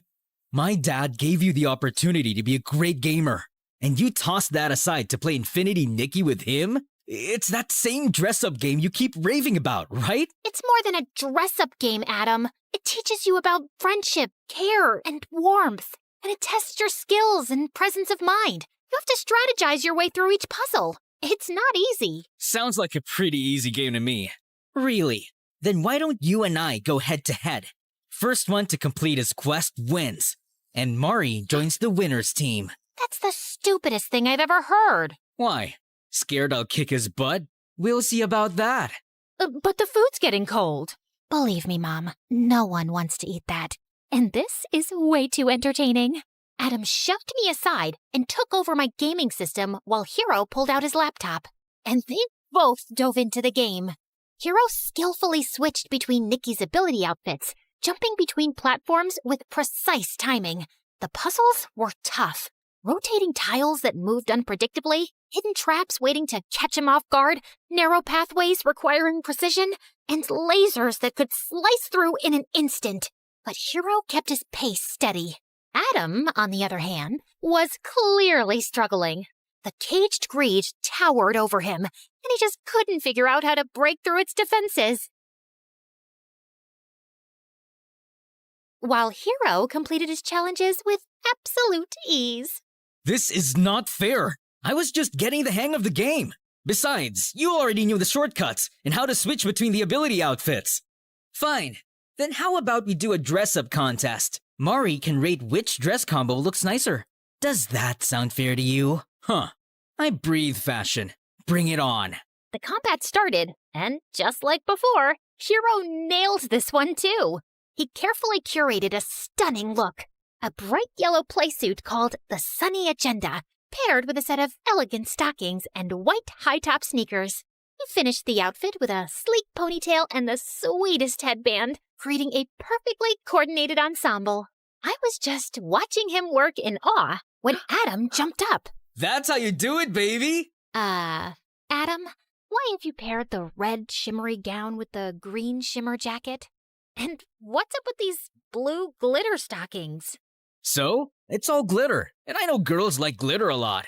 Yeah, if you're 5 and dressing up your doll, your outfit has no synchrony, Adam. Everything looks great individually, but together, it looks like Nikki fell into a pool of glitter. It doesn't make any sense. And that's why I vote for Hero. Hero smiled at me proudly, and I was about to shake hands with him when Adam jumped in between. You're a cheat. Obviously, you'll vote for Hero because you like him. Hero won because he's good, and he genuinely made an effort to learn the game. Yeah, right, liar. What's your problem, dude? I beat you in 2 games straight, and you're still crying like a baby. Be a man and just admit you suck. What did you just say to me? And with that, Adam launched himself at Hero, grabbed his laptop, and threw it across the room. Hero lost his mind, swung back, and the two of them got into a fight. I tried to stop them, but they kept swinging at each other. And then Hero pushed Adam, and he went flying into the table with all the food. Oh my god, I made that with my own 2 hands. It took me hours to get the flavor on point. And somehow it still sucked. What did you just say to me? Ah! Shut it! All of you! What is wrong with y'all? And Mom, I love you, and I'm happy you're here, but you've got to stop cooking. As for you two, I'm not teaming up with either of you. I've decided to go solo. What? Oh, don't look surprised, Adam. After the way you and your dad have pushed us around, it's a miracle I stayed as long as I did. But I'm a gamer with ethics, so I stuck it out for my team when it mattered. And Hero, these past few days have been fun, but you can't just show up and expect me to jump on your team. You didn't even know about this tournament until I mentioned it. And now you want to participate for the prize money? I get that it's a big opportunity, but I can't make decisions like that on a whim.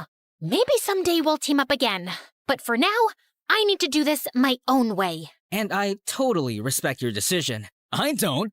It's a stupid decision, and I'm not letting you get away that easily. Adam grabbed my hand, but I twisted his arm around in one swift motion, and he winced in pain. Guess I picked up a thing or two from your so-called combat games. Maybe you could learn a little something from Infinity Nikki and handle defeat with a little grace, instead of throwing a tantrum every time things don't go your way. Wait till my dad hears about this. You and your dad can both eat slugs for all I care. Now get out and don't come back. Adam left that night, but I knew he wasn't going to stay quiet. Not that I cared. I'd already made up my mind to pull my name from that stupid tournament. I didn't want to be part of something that sucked the joy out of the one thing I loved. It was time to take back my happiness, to focus on what made me feel alive again. And for the first time in weeks, I felt free. It's showtime, baby.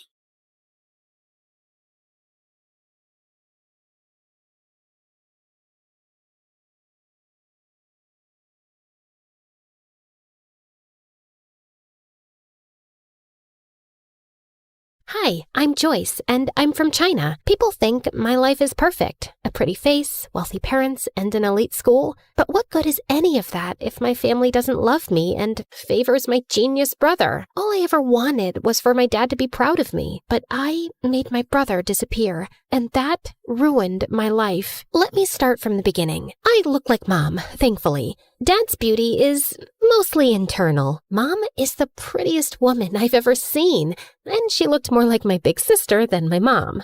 She looks like you, but I hope she doesn't have your brain, or she'll turn out useless like you. Well, I had learning difficulties and barely spoke more than a few words until I was 5. Dad hated me. He spoiled my brother Dustin rotten. I wanted to impress him too, but Dustin, 3 years younger than me, was already a genius. Dustin loved me, no matter how much Dad compared us. He never let it get between us. Like this one time on my 8th birthday, Dad decided to celebrate Dustin instead of me. He invited all his employees and business partners. Dustin was on stage reciting this long old English poem called Beowulf, and people were already yawning and checking their watches. Mom and I were late because we were at the salon, and when we finally walked in halfway through the poem, every single head turned our way. People looked at us like we were movie stars. Dad came rushing over, looking pissed. What are you all staring at, huh? It's just 2 girls who care more about their looks than their brains. Joyce, you're just a disappointment. Go upstairs. Actually, do us all a favor and stay there.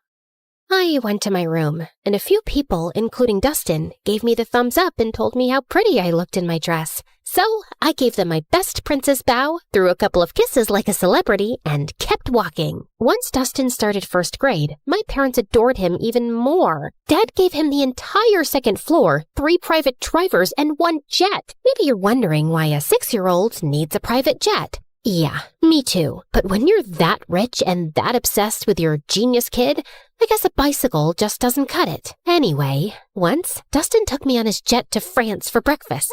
And when Dad found out, he freaked out and grounded me for weeks. I knew I would never make Dad love me, so I thought maybe being close to Dustin would help. Whenever he did something wrong, like breaking a glass or messing up the floor, I'd take the blame, thinking maybe that would make Dad look at me differently. Joyce, stop! You don't have to cover for me. Dad's not gonna love you more because you're suffering, and it kills me when he talks about you like you're nothing. No, you're just too young to get it. Once, when I was in 7th grade, Dustin had a science project and wanted to test gravity and weight. He used a bowling ball from our private bowling alley and dropped it on different items. One of those items was an old watch he thought nobody wanted, but it turned out it belonged to our maid, a gift her mom had given her when she was a child my age. When she found it broken, she lost it and said she would tell our parents. I panicked.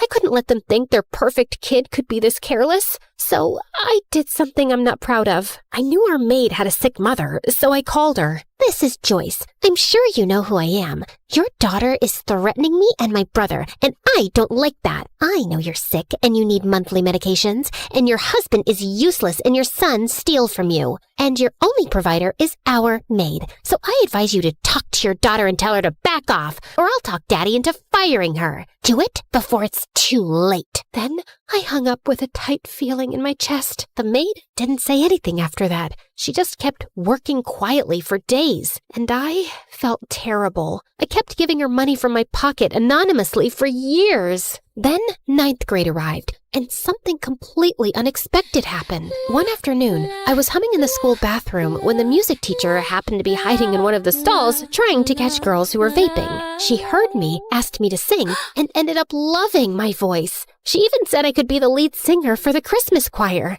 I was over the moon. And no, of course Dad didn't come to the choir. Only Mom came. And she didn't even stay until the end because Dad called her to come home for whatever reason. But everyone else was so impressed by my voice that a few people came up to talk to me afterward, including this kind-looking man who honestly resembled Keanu Reeves, if Keanu had a paunch. I'm Peter Anderson. I'm a music producer. You've probably heard the rumors that I'm a fraud, but this town loves gossip more than the truth.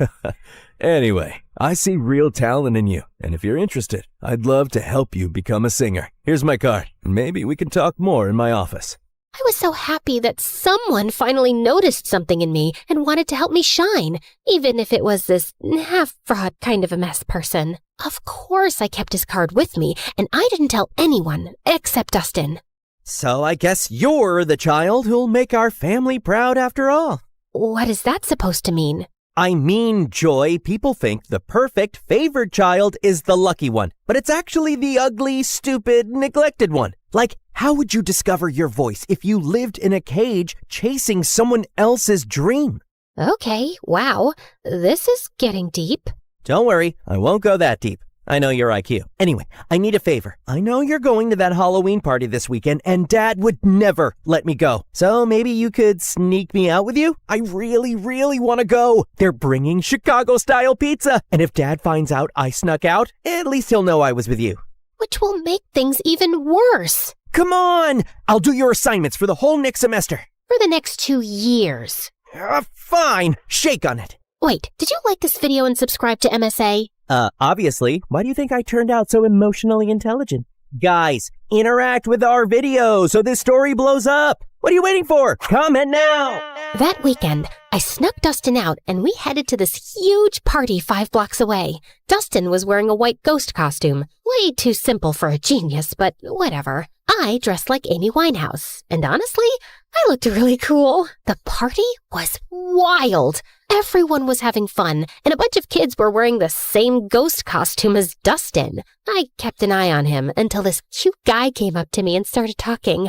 I liked him, and when I saw Stephanie staring at us with jealousy, I realized she probably liked him too. She was a girl from my school who was always jealous of me, so I decided to annoy her even more. She walked over and started talking to him, and he didn't mind. So, Alan, did you know I have a really good voice? I can sing Can't Help Falling in Love by Elvis Presley, if you want. They have karaoke here. It's Derek. The singer? No, my name. Anyway, I'll show you how it's done. Then she rushed to the karaoke machine and sang in front of everyone. Her voice wasn't bad, and I saw Derek nodding along. When she finished, everyone cheered, and she looked like she owned the world with that smug smile. I don't know what came over me, but I ran up, grabbed the mic, and started singing too. Everyone went silent, listening. I even saw kids showing each other their goosebumps. When I finished, Derek came over to hype me up.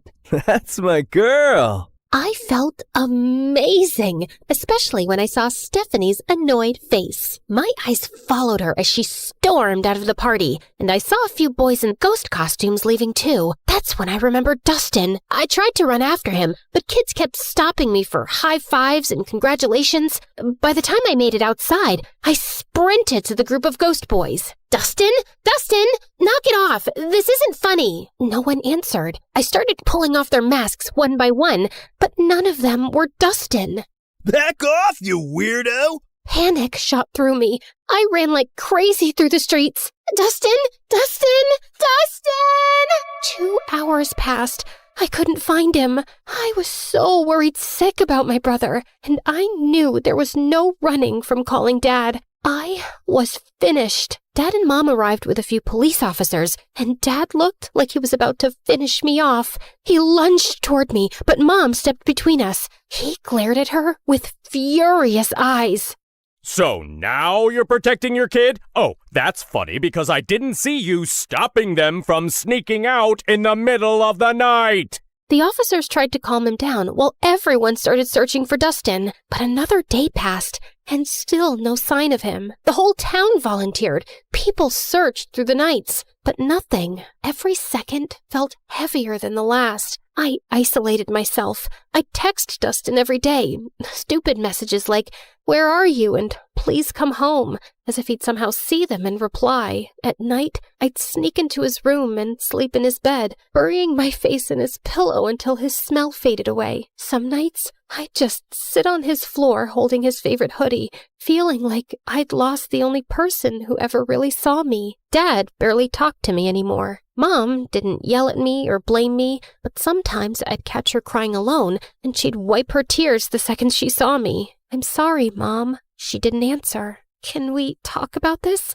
I want to hear your voice. I know what happened is my fault, but I just want you to pat my shoulder, let me cry in your lap, tell me it'll be all right. Just say something, anything. But she didn't. She just gave me a sad little smile, nodded, and walked away. And then I completely shut down. A year of guilt and silence later, I couldn't take it anymore.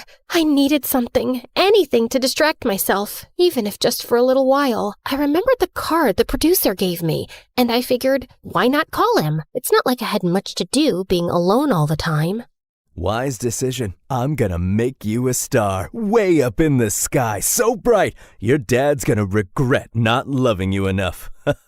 Well, that's definitely a dream to live up to. He started helping me get small singing gigs at local cafes, and I loved it. The attention, the clapping, the feeling that I mattered to someone. One day, someone recorded me singing and posted it on TikTok, and it went viral. People loved my voice and kept commenting that they wanted more. So, Peter created a small YouTube channel for me and uploaded my videos there. He was so proud. It felt nice having a father figure in my life who actually cared. But when my dad found out, he completely lost it.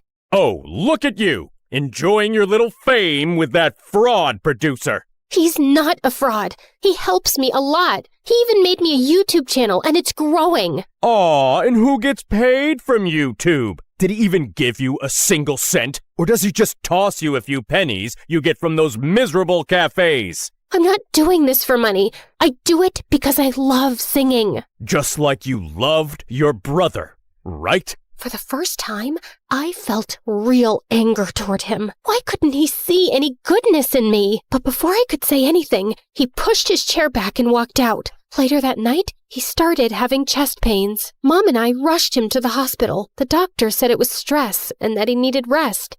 I didn't visit him much while he was there. Not after what Peter told me. Summer vacation's coming up. I was thinking we could go on a little tour around the country. Grow your audience. See where this takes us. I believe in you, kid.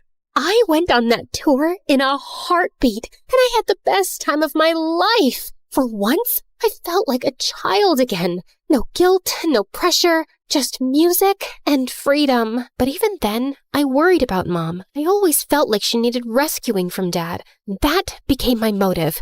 Work harder, grow bigger, make more money, and buy us a house far away from him. My fame grew fast. By the time I finished high school, I was well known enough to earn a good income. One night, before leaving the house the next day for good and renting an apartment in the city, I was having my last dinner with my parents. You know, Joy, now that you're getting into business and success, you should know it comes with stress. You might even end up in the hospital since you're so fragile. So I was thinking, I don't trust that knucklehead producer of yours. I should be your manager. I have a pretty good feeling I'll finally be proud of you, especially once we start making real money off your little talent. I paused. The moment I thought would never come had finally arrived. Sure, my dad wasn't nice to me, but maybe this was my chance to make him proud. Maybe I could make up for everything that happened years ago. I looked at Mom for a reaction. She gave the slightest shake of her head, but I convinced myself she didn't mean anything by it. I'll think about it. That night, I told my producer I was choosing my father as my manager. Kid, I can't force you or tell you what to do. You're grown up. If you think your dad's the right man for the job, then go ahead. And just remember, I'm still here for you. I canceled my move to the city, and Dad became responsible for all my finances, all my schedules, and everything.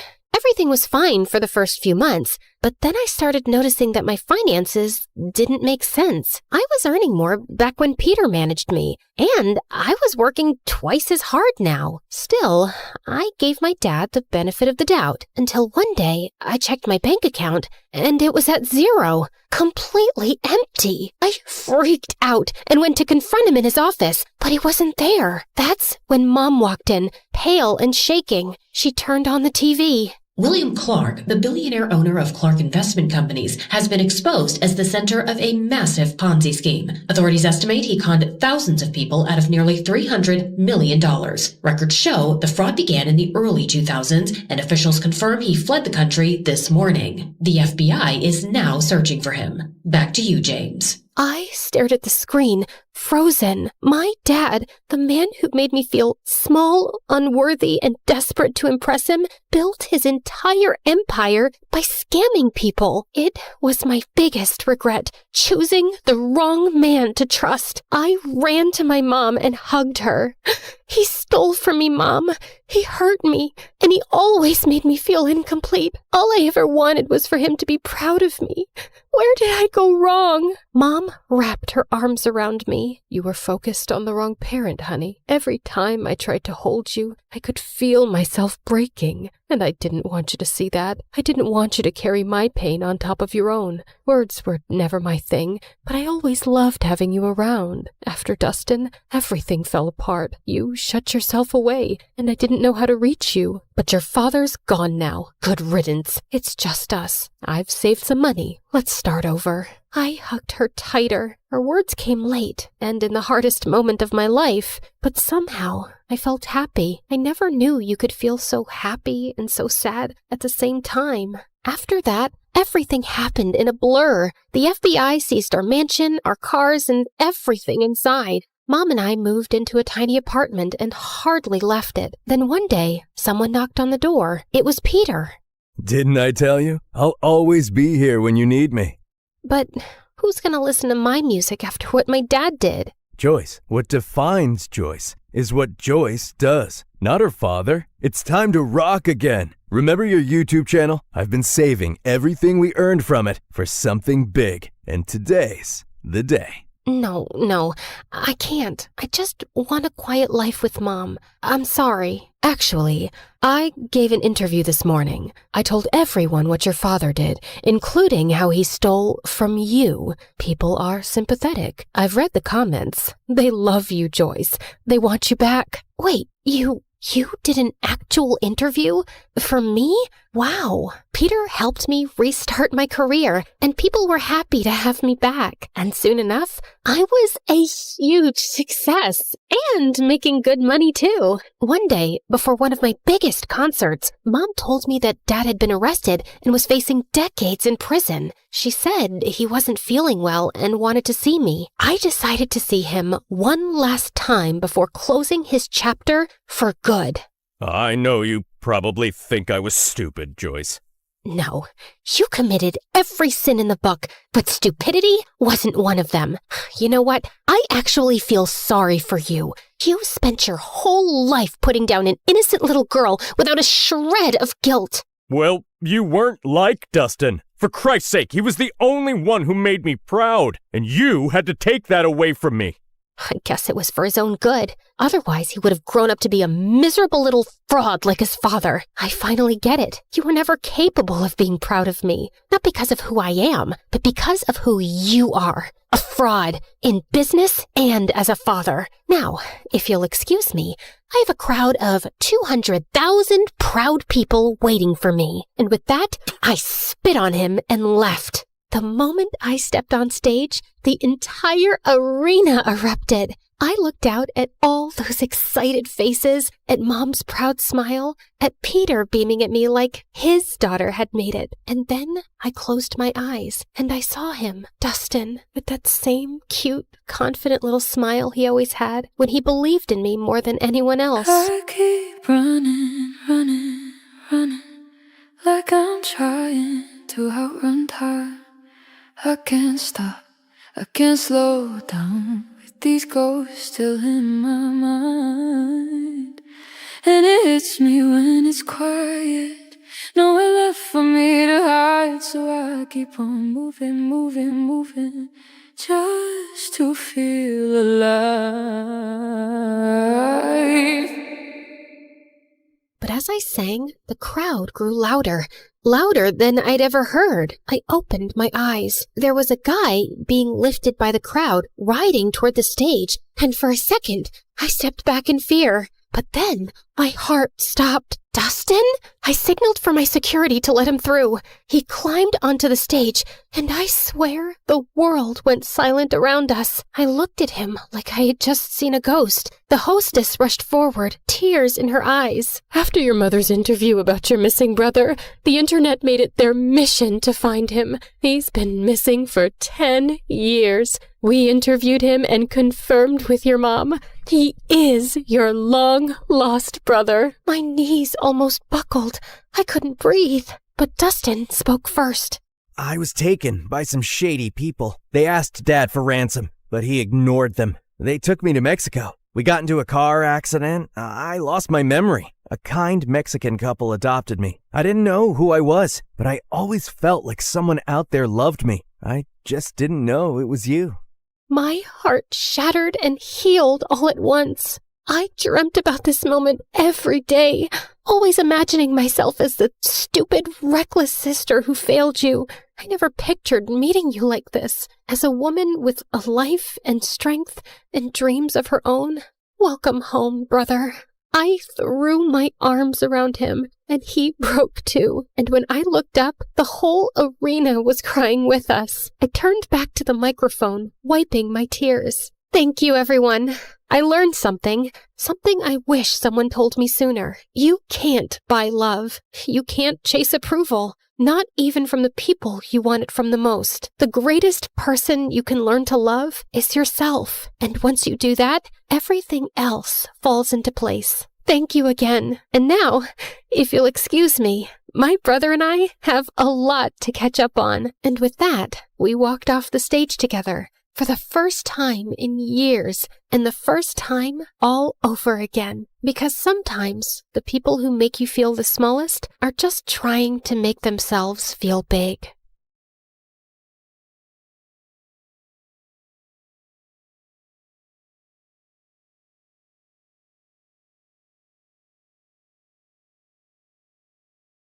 Lots of little kids say they want to be an astronaut when they grow up, but I was one of the only ones who actually did it. Hi everyone, I'm Marisol from Dallas. Please like and subscribe. Okay, so I wasn't technically an astronaut yet, but I was getting close. I've gone to space camp every summer since I was little. While the other kids were doing basic algebra, I was solving complex calculus equations just like the engineers at NASA.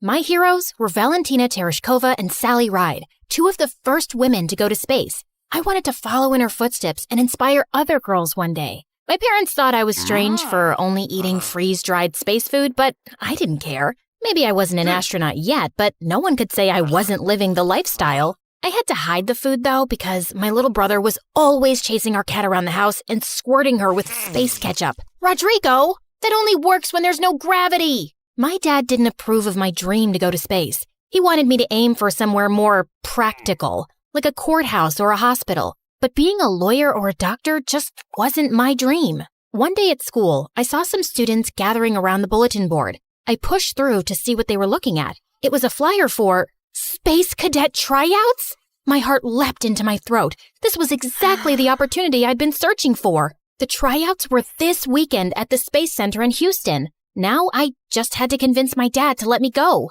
Absolutely not. It's out of the question. But Dad, an opportunity like this might only come along once in a lifetime. You need to focus on your studies. I have straight A's. You have chores to do. So if I get all my chores done before the weekend, you'll let me go? I could tell my dad was trying to think of another reason to say no, but I didn't give him a chance. Thanks, Dad.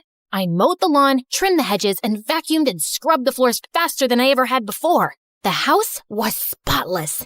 But every time I told Dad I was finished, he just gave me a longer list of chores. Oh, so annoying. If he thought I was going to let a little housework stand in my way, he was sorely mistaken. Finally, I'd finished everything. My dad looked up from his newspaper and handed me another piece of paper. Dad, come on. I've done everything you've asked. This is getting ridiculous. Look at what you're holding. It was a bus ticket to Houston. This doesn't mean I approve, but a deal's a deal. Oh, thank you, thank you, thank you. That Saturday, as the bus approached the Space Center, I watched the launch pad come into view on the horizon. It was incredible. A piece of history right in front of my eyes. And there was Mission Control. Once we got inside, I got into my uniform and glanced around at the other cadets. There were about 100 of us. Most of them were boys. They looked tough disciplined, almost like soldiers. But I was tough too, in my own way. I made my way towards one of the girls. Hey, is it okay if I sit here? Go for it. I'm Marisol, Jessa. This place is so cool. I can't believe I'm really here. No offense, but I'm not here to make friends. Sorry, I won't bug you anymore. Just then, an intimidating-looking officer approached, and a hushed silence fell on the cadets. My name is Commander McLean. I'll be your training officer. Out of everyone in this room, only 10 will make the cut for Phase 2 of training. If you fail, you'll be leaving at noon. That made me a little nervous. It would be so embarrassing if I came all this way just to leave before lunchtime. Of the 10 who make the cut, only 1 will be chosen for the mission. Here at NASA, we only take the best of the best. And before I knew it, we were completing an obstacle course.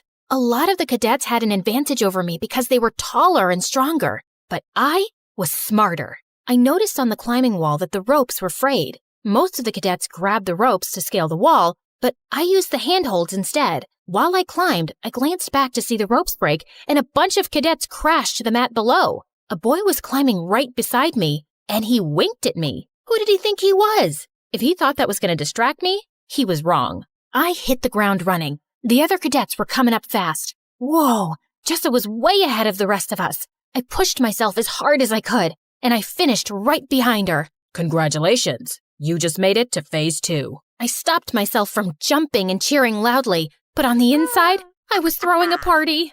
I glanced around to check out who else made it to Phase 2. Some really tall and athletic cadets were still here, which wasn't surprising, and the boy who had winked at me. I was so excited and really wanted to chat with Jessa, or someone anyway. Here I was, in a room with 9 other people who shared my passion for space exploration. But maybe Jessa was right. They were my competitors, and I needed to be serious if I was going to be the top performer. Forget about everyone else and just focus on training Marisol. After lunch, the same boy winked at me again. I could feel myself blushing, but I was annoyed. I'm not here to make friends. Okay. Our next training exercises made the obstacle course look like a piece of cake. We had to master all kinds of skills, like working the life support systems, orbital mechanics, and space medicine. Thankfully, all my time practicing calculus equations gave me a huge leg up here. The next exercise was the one I'd been most excited to try. Zero gravity training. We floated around the chamber like it was a sea without water. It was amazing. Be aware, your bodies are not yet used to the effects of zero-G. Most of you will get space motion sickness. Sure enough, when I looked over at the boy who'd winked at me, his face turned green and he threw up. I didn't mean to, but it made me laugh. I caught the boy's eye and he grinned at me. Jessa was floating around like this was just another walk in the park to her. She was the only one who didn't get sick. During our next break, I decided to explore the Starship Gallery. There were a bunch of spacecraft and even a real moon rock on display. I thought I was alone, but then I noticed the boy checking out the lunar module. It's incredible, isn't it? I'm Nick. It really is. I'm Marisol. It's so wild to actually be here. I've been dreaming of this since I was 2. My bedroom is covered in planets and stars and model rockets. I'm embarrassing myself, aren't I? Your room sounds a lot like mine. I've been obsessed with space ever since my dad bought me my first telescope when I was little. I think he regrets it because all he talks about now is me becoming a lawyer or a doctor. He probably worries about you. This is a dangerous job. It's not that. He doesn't believe it's a realistic dream. Not for most people, maybe. But he didn't see how impressive you were in training earlier. It's nice to talk to someone who cares about space like I do. I felt Nick's fingertips touch mine. It gave me butterflies. Surrounded by all the spacecraft, in the dark with the little starlights on the wall, it was almost like we were really in space. Nick leaned in to kiss me, but at the last second I turned my head. I'm sorry. I really do want to, but I can't. This is my dream. I can't afford to get distracted. No, I totally get it. I was glad he took it so well. He really did seem like a great guy. Under different circumstances, I would have kissed him in a heartbeat. But this wasn't the time or place. You know this means I'm going to do my best to beat you, right? I'd expect nothing less. Our break was over. Now it was time for something super cool. The space flight simulator. It was awesome at first. It was so realistic that it was easy to forget we were on the ground. But then an emergency alarm started to beep. Mission Control, we have a problem. There was an explosion in the service module. It ruptured oxygen tank number 2. I redirected power to our primary oxygen tank, but then a second alarm started beeping. Red lights were flashing everywhere. There's a line ruptured in your primary oxygen tank. You're losing oxygen fast. I did my best not to panic. My hands were shaking. Wow, this was intense. All the cadets were scrambling to figure out how to solve the problem. Remember, only one of you will be chosen for the mission, but this is a group exercise. If you can't work together as a team, you won't survive. Jessa and I locked eyes. Marisol, can you calculate how much oxygen we have left? On it. Nick, I need you to shut down all non-critical systems to conserve energy. Copy that. At our current rate, we'll run out of oxygen in 10 hours. That's not enough time to complete our mission. I'm going to try and bring us in for an emergency landing.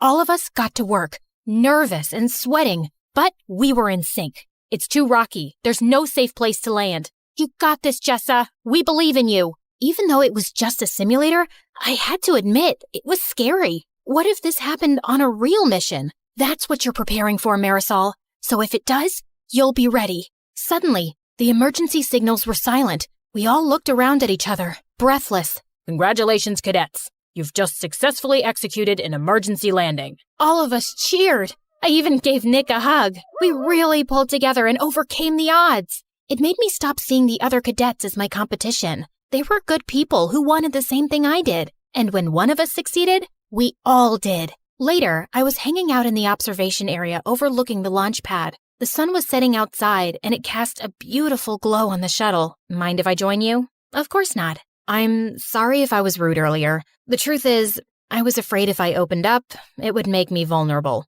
And it's already hard enough, especially for girls. I know what you mean. You really had my back in the simulator. We're a team. When one of us succeeds, we all do. Friends? Friends. You know, I think you have a really good chance of being chosen. Really?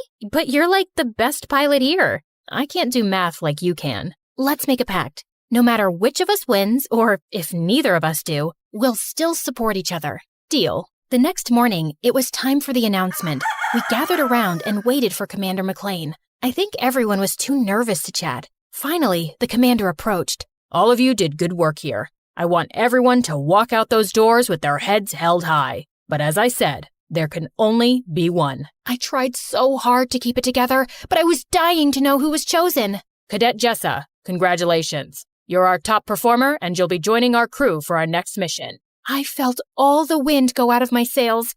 Don't get me wrong, I was happy for Jessa, but I'd wanted this all my life. I'd gotten so close, and now it was out of reach. Still, I told Jessa I'd support her, and I meant it. I gave her a big hug, and we promised to keep in touch. Nick and I exchanged numbers too. When I got home, I looked around my room. Maybe it was time to grow up. I took down my space stuff and put it in a box. Then I decided to take one last look through my telescope. Orion and the Big Dipper were shimmering in the sky. It was so hard to say goodbye. What are you doing? You were right. I should find something more realistic. Please, don't say I told you so. Oh, Marisol, I wasn't right. You were. What? Maybe being an astronaut isn't the most realistic goal, but that doesn't mean it's not achievable. This world needs dreamers. If anyone can make it happen, it's you. From that moment on, I never doubted my path again. I was going to give it my all, no matter what the odds were. And maybe, just maybe, one day I would inspire a little kid, just like my heroes inspired me.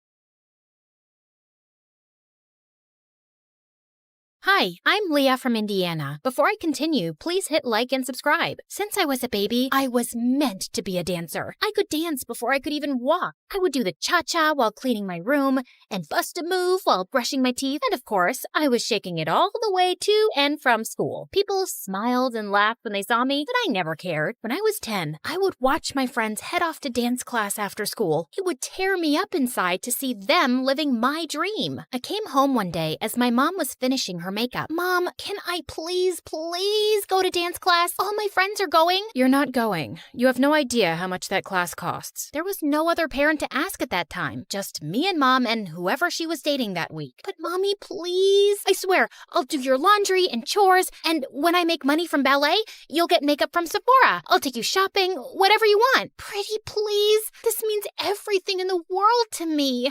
We'll see if that ever happens. Right now, I don't have time for this. I'm going to be late. The answer is no, and that's final. She left me alone in the cold house while she sped off in Ted or Fred's Ferrari to some fancy dinner. For me, another night of instant noodles. I felt devastated with how my life was going, just dreaming about my dream of dancing. But then I turned 12. I was alone, like always, and before I could blow out my candle on my plain cupcake, it flickered out. Oh no, there's still so much to wish for. I was about to leave for school when Mom barged in. Hold on, Leah. You have mail. My mom handed me a card with my name and address on it. Who's it from, Mommy? To Leah from Aunt Lucy. Who's Aunt Lucy? I haven't spoken to her in years. I don't talk to that side of the family. She gave me a ticket. Mom snatched it immediately from my hand. That's not a ticket. It's a check for $10 million. My mom went crazy. It was like she stepped into a Louis Vuitton fever dream. I didn't even know she was that loaded. I could do so much with this. I could buy a Gucci dress, an MK bag, and a diamond set. And I can't wait to see the look on Mary's face. She'll be fuming. And oh, that Tony who dumped me, he'll come crawling back like a puppy, begging me to take him back. I didn't remember the last time my mom looked so happy. She showered me with hugs and kisses, even making me twirl around like a ballerina. I had so much to ask Aunt Lucy, but Mom said she didn't have her number or anything. And when I turned 14, Mom decided to move. So we packed up everything and headed to New York City.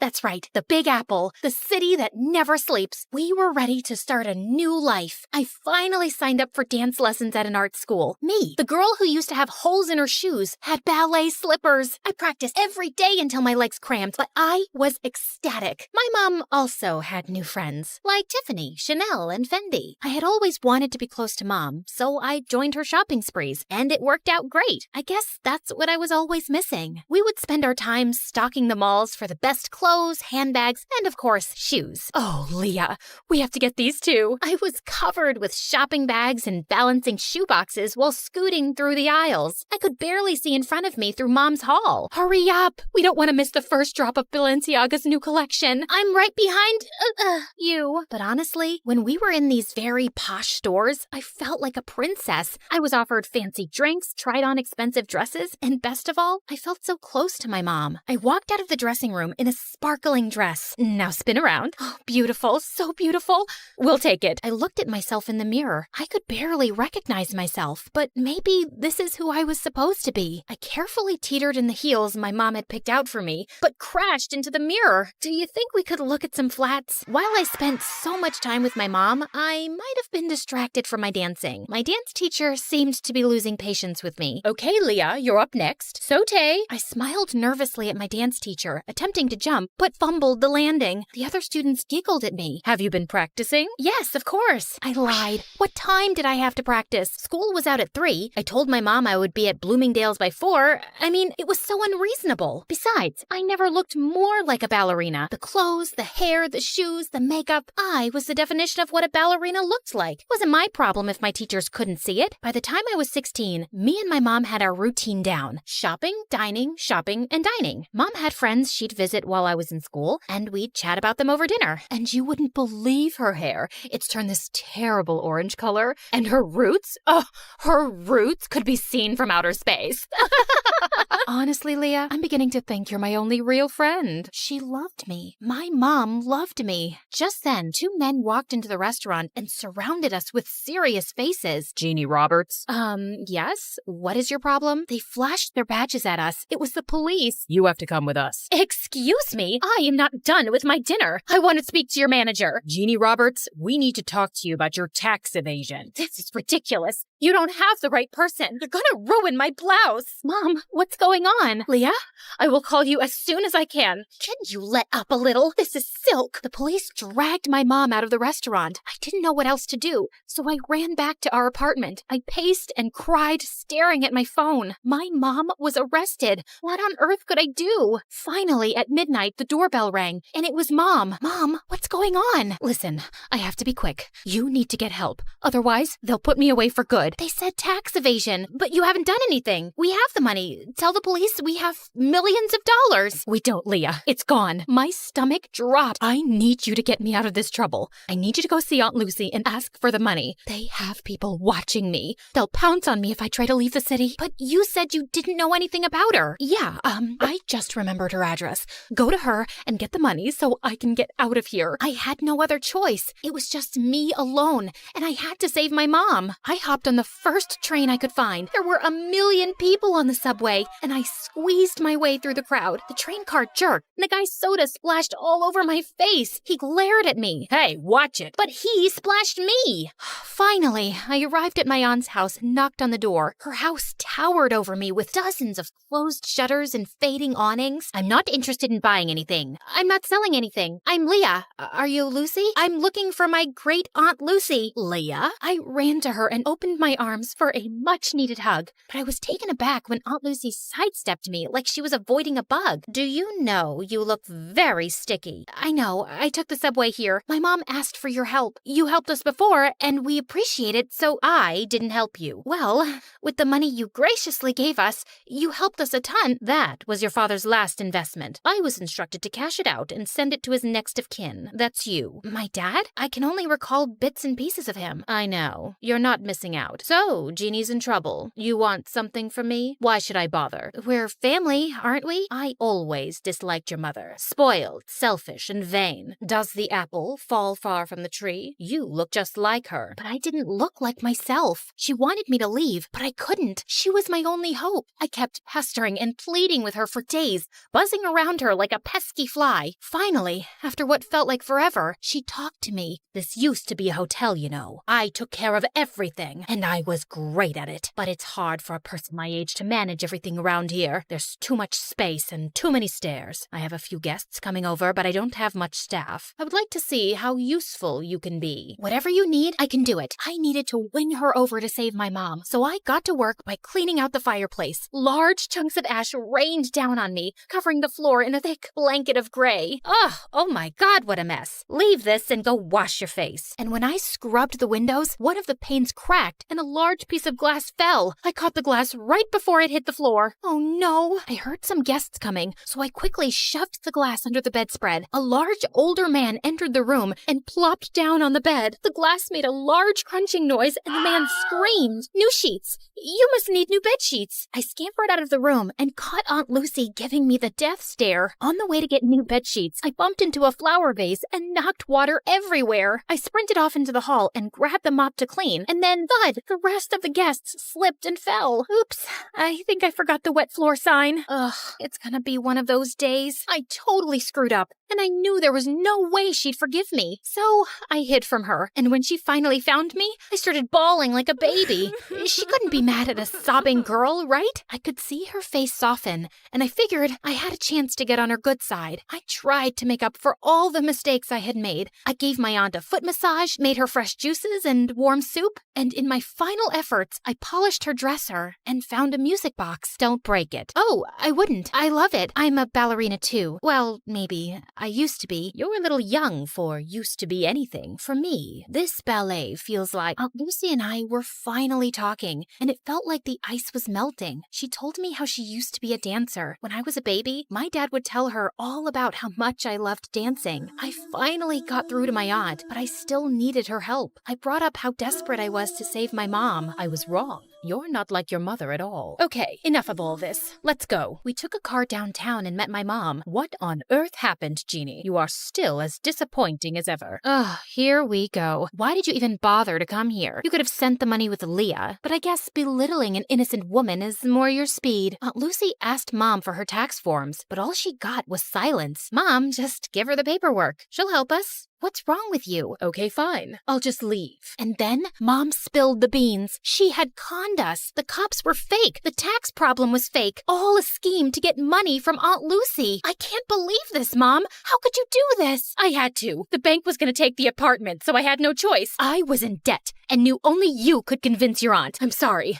I know I spent a little, but I spent on you too, and it was for us, right, Leah? It made you happy, right? You were happy, and that's what made me happy. But I'm behind on all of my classes. We're out of money, and we don't even have the apartment. And now you're definitely not happy anymore, so I'm not happy. And I don't see how I could ever become a dancer. Enough. Leah, you need to go to school and work on your studies. You want to be a ballerina? Yes, of course. Then you are coming with me. And Jeannie, you need to pay all of this off. You'll need a source of income to dig your way out of this. This is an impossible situation. I know I made a mistake, but I want to change. And I can't live without you, Leah. I had doubts, and I was furious too. I even stepped outside with my aunt to leave. But then I realized I couldn't abandon my mom, not even after all the things she did. Okay, Mom, I think we should try to be a family, all of us together. I believed that this time it was going to work out. The three of us went back to the hotel and were ready to start our new lives together. But the next morning, Mom, I ran around the hotel but couldn't find my mom. Her clothes and purse were gone. I searched up and down until I got to the front desk. The cashier's box was completely empty. She left and took my Aunt Lucy's money.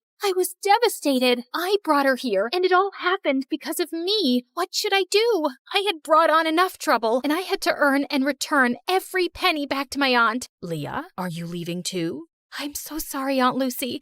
I just wanted us to be a family. I don't want to cause you any more trouble. I thought it would be better if I just left. I'm so sorry about my mom. I wanted to believe that she would be different, but she wasn't. Just the same horrible, selfish woman. Leah, you don't have to go. It's not your fault. We're family. Sometimes the family you're given isn't the family you end up with, and that is okay. Really? Really, I love you. And I do have some good news. I made a few phone calls, and you have an audition next week. Oh, thank you. I love you too, Aunt Lucy. At the audition, I danced my heart out, and for the first time ever, I was supported and loved by my Aunt Lucy, and that sounds like the perfect kind of family to me.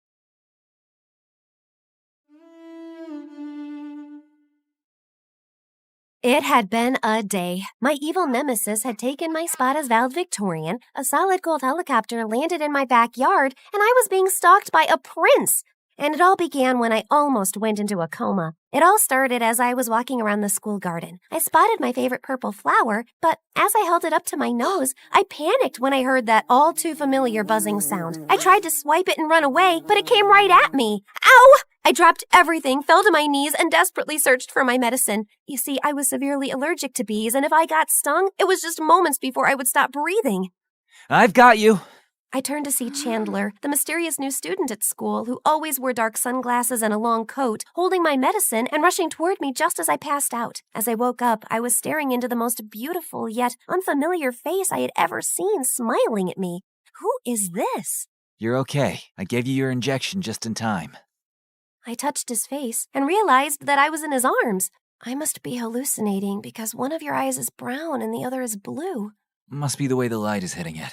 He suddenly got uncomfortable and jumped up quickly, putting his dark coat and glasses back on. I immediately pushed him away when I realized it was Chandler. Wait, were you watching me? Don't be so dramatic. This isn't your private garden. Besides, I only saw you because you were running in circles screaming like a lunatic. I looked around to gather my things and pick myself up. And what's with the outfit, Dracula? Are you afraid I am going to discover your secret identity? And as I turned towards him, he was already gone. Okay, no one ever has to know that the class weirdo saved my life, or that for a minute I thought about him as someone other than a Twilight cosplayer. I mean, the first time he actually talks to me and then he runs away like a crazy person, and now I'm talking to myself like a crazy person. Ugh. Hi, my name is Monica, and this is my story of how my biggest nemesis became the reason I found happiness. But before I continue, please like and subscribe. That weekend, I invited my best friend Phoebe to play tennis at my house on our private court. I told her what happened, and she started screaming like a Swiftie. Oh my God, Mon! He's totally into you. Ew, gross. Well, he never talked to any of the girls at school before, so it definitely meant something. He's too weird for me. Besides, I have so much going on with being valedictorian and homecoming queen this year. I don't have time for a fan fiction fanatic. Rumor has it that his family has ties to the mob, and that will make your love story even hotter. I can see it now. Coming to theaters soon. Mafia Queen and her mysterious man. That might be your fantasy, but mine is a little more Prince Harry than Dirty Harry. Suddenly, a solid gold helicopter landed right on the tennis court. Talk about be careful what you wish for. We had to hold on to the net so we wouldn't get blown into the next yard. The truth is, I was more annoyed than surprised, since we lived in a very rich neighborhood, and our neighbors were constantly landing at our house by mistake. Oh man, if this is one of the Blackpink girls again, my dad's gonna explode. But it was actually my childhood friend Ross, who'd moved to Germany when his mom married royalty. I hadn't seen him in 5 years. I barely recognized him. He ran to me and hugged me. Hey, hot stuff. Tell me how much you miss me. Ross? Holy extreme makeover! You look amazing! Where's the rest of you? You like it? I lost 80 pounds, got rid of my acne, and now I wear contacts. Are you, posing for me? Just then, he spotted Phoebe standing behind me. Who's the dweeb? Dweeb? This is Phoebe. She's my best friend. Of course. You needed a pet to keep you company while I was away. Okay, well, I'm back now, so run along, dweeby. Monica and I have a lot of catching up to do. I put my arm around her to stop her from slapping Ross and smiled uncomfortably. Wow, you sure have changed. I know. The new and improved 3.0 Rosso-Rama. He flexed and winked at me. Why don't you go say hi to my parents? I'll meet you inside. Just as Phoebe was about to say something to him, I put my hand over her mouth. I know he seems like a jerk, but growing up, he was the sweetest guy. Please, just give him a chance. What? Oh, I said I'll give him a shot, but if his manners don't improve, I'll show him how good I am with a tennis racket. My parents told Ross he could stay with us until his parents arrived a few weeks later. I thought it would also be a good chance for us to reconnect and for him to remind me of his sweet side that I used to love so much. Yeah, that so didn't happen. From the minute he arrived, he was bossing all the house staff around and constantly parading around with no shirt. Sure, he had a great body, but the minute he opened his mouth, I wanted to put my boot in it. Let's face it, guys, somewhere out there, there's even someone who Ryan Gosling annoys, am I right? And to make matters worse, he insisted on taking his precious gold helicopter everywhere, to the mall, the movies, and worse, to my school. One day, the helicopter landed on the football field, and as he stepped out, he took a t-shirt gun and shot shirts with a picture of his face on them at all the girls swooning over him. Yes, ladies, and a few of you boys, I see you. Your dream man, Prince Ross, has arrived. He walked over and put his arm around me and held my hand. I thought I would pick you up and we can go for protein shakes at the new juice bar. Just then, Rachel, the most spoiled little rich girl in our school and my arch nemesis, rushed up to him. We have never actually had royalty here. Would you sign this for me? Ross dropped my hand and proceeded to flirt with her. What's your name? Rachel, but you can call me yours. Aha! Yours. Until someone else comes along in 3, 2, 1. Excuse me. Let's face it, you change your mind about boys more often than a traffic light says go. And speaking of that, why don't you just go? Rachel went to charge at me, but Ross got in between us both. Aw, ladies, I know it's hard, but don't fight over me. I was so disgusted that he was acting this way. You know what? You can have him. Later that day, he came up to me at the house. Can we talk? If it's about how amazing you are, no thanks. I think I've had enough of the Royal Ross reality show to last me a lifetime. Actually, I wanted to tell you I'm sorry about how I acted, and I brought you these. He handed me a bag of gummy worms. Remember when we were little and we used to bury them in the backyard because we wanted to set them free? You remember that? Of course. You were, and hopefully still are, my best friend. You were. You are. It's just that you were acting... I was just trying to impress you. You befriended me when no one else did, and I wanted to show you that I was finally worthy of you. You don't need all that to impress me. I chomped on a gummy. Just you, me, and maybe we eat the worms instead of burying him this time. We stayed up all night talking, and it was like I had my best friend back. I was in such a good mood until I got to school and heard the announcement. Our new valedictorian and also homecoming queen for this year's senior classes, Rachel. I didn't hear anything after that. My blood boiled. How could she have beaten my GPA? Wasn't she failing math last week? I was so mad I wasn't looking, and I bumped into Chandler and almost fell over, dropping all my books, but he caught them and me before we hit the floor with almost superhuman speed. He pushed his sunglasses to the tip of his nose, and he looked at me with a hypnotic stare as he held me. Running from another bee? I could only manage to mutter as I started to melt into his gaze. GPA, homecoming. Oh yeah, I heard. You should definitely ask for an investigation because Rachel is as likely to have gotten those 2 honors as I am to wear ballet slippers to school. I felt like time stood still, and I never wanted it to start again. But then Phoebe walked up with a big grin on her face and tapped me on the shoulder. "What you doing?" I was startled, but Chandler didn't let go. His big, strong arms just held me. I'm okay now. You can let me go. He released me, took a step toward me, and whispered in my ear. I don't know if I can let you go. Okay, Twilight. If you're done talking with my bestie into joining your coven, we're late for class. As we walked to class, Phoebe couldn't help but tease me. He's too weird for me. I don't have time for that. I want Prince Harry. Yeah, I know. I'm just saying. Hubba hubba. I had after-school activities that day, so I got home late and walked into an unusually quiet house. Mom? Dad? Where is everyone? Even the staff was gone. Something was wrong. Then I heard a strange noise from the living room. I grabbed an umbrella from the closet and held it up, ready to beat up the intruder, and slammed open the door. Whoa, okay, you can pick the movie. I looked around to see Ross had set up a movie night for us with popcorn and gummy worms. Ross? Hey, baby, I heard about the whole Rachel thing, and I thought you need a little cheering up. Where is everyone? Your mom and dad mentioned going to dinner across town. I think they left you a note on the kitchen counter, and I gave the staff the night off so we could chill together.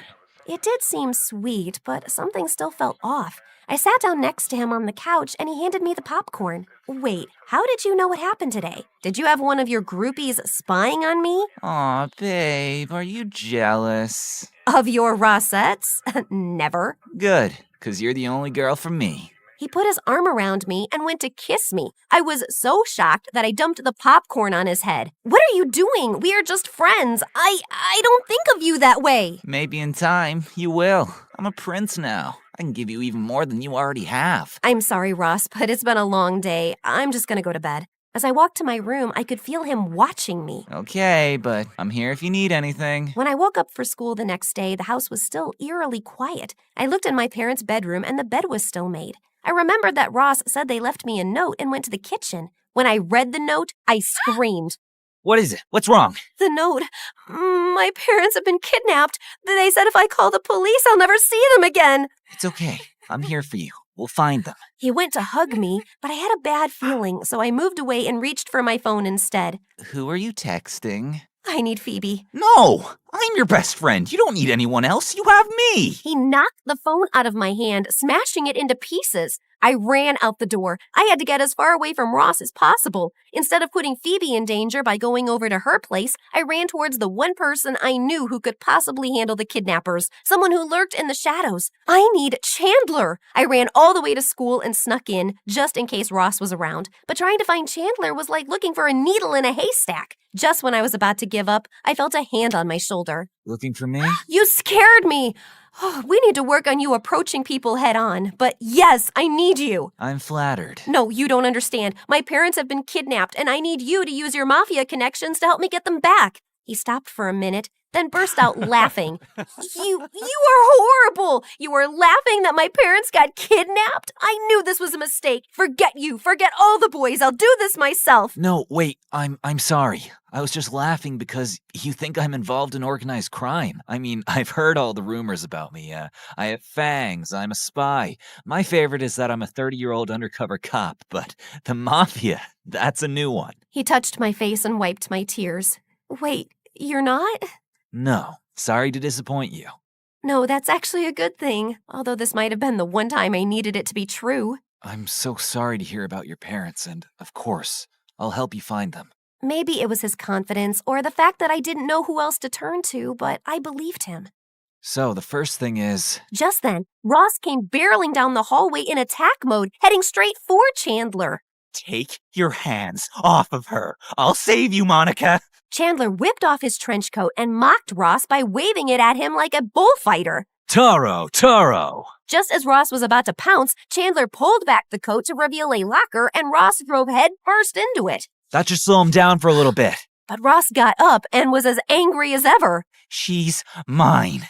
And as soon as I stop seeing double, I'm coming for her. Or maybe not. Time to go. He grabbed my hand and we rushed out of the school doors to his motorcycle. I'm not getting on that thing with you. But then I turned to see Ross running towards us. Change of heart? He tossed me his extra helmet and we took off. We drove for a while to make sure we weren't followed, then pulled over. I think we should go back to your house, see if we can find any clues. Good idea, but we have to be careful because I don't want to run into... the Rossinator. But before we go, I need to know, why did you agree to help me? We don't even really know each other. You mean saving your life doesn't fall under the category of we're friends now? Okay, good point. But I feel like you are avoiding telling me about you. Well, I would love to take you for coffee and tell you my life story, but you might want to rescue your parents first. Also a good point. Okay, there's a door at the back of the house that leads to the wine cellar. It's been sealed off, but if we can get in, I can get into the house from there without anyone seeing. Once we got to the house, I tried to pry it open. Ugh, it's been closed so long it must be rusted shut. Here, let me try. He handed me his coat. If it's easier, you can take off your shirt too. He paused for a moment and gave me a flirty smile. I mean, so it doesn't get dirty. Oh, I think you would like me if I was dirty. Then he tore off his shirt, and it was like I had won the hot guy lottery. Yet when he tried to open the door, he only got it to move a little. Maybe if we both try. You grab the handle first, and I'll wrap my arms around you and we'll pull together. The one time I don't have my phone to post this on Instagram. As he put his huge muscular arms around mine, I could feel his heart beating. And once again, I wish I could have made this time stand still in that moment forever. Then suddenly the door gave way and we both went tumbling backward. I landed on top of him with our faces so close that our lips were practically touching. Your eyes are so beautiful. Were you born that way? No. He looked embarrassed.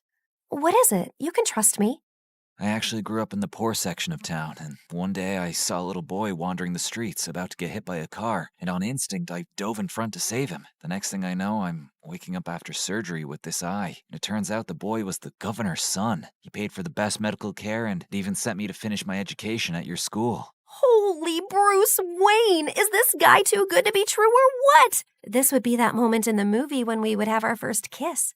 Just then, I paused because I heard quiet yelling, except I didn't imagine hearing my parents yelling my name in the background. Then I realized it actually was my parents. I jumped up and rushed into the wine cellar, and there were my parents tied up and blindfolded. I ran to set them free and hugged them. Who did this to you? We don't know. Last thing we remember, we were on our way to dinner, then we heard a helicopter and everything went dark. Then we woke up here. Helicopter?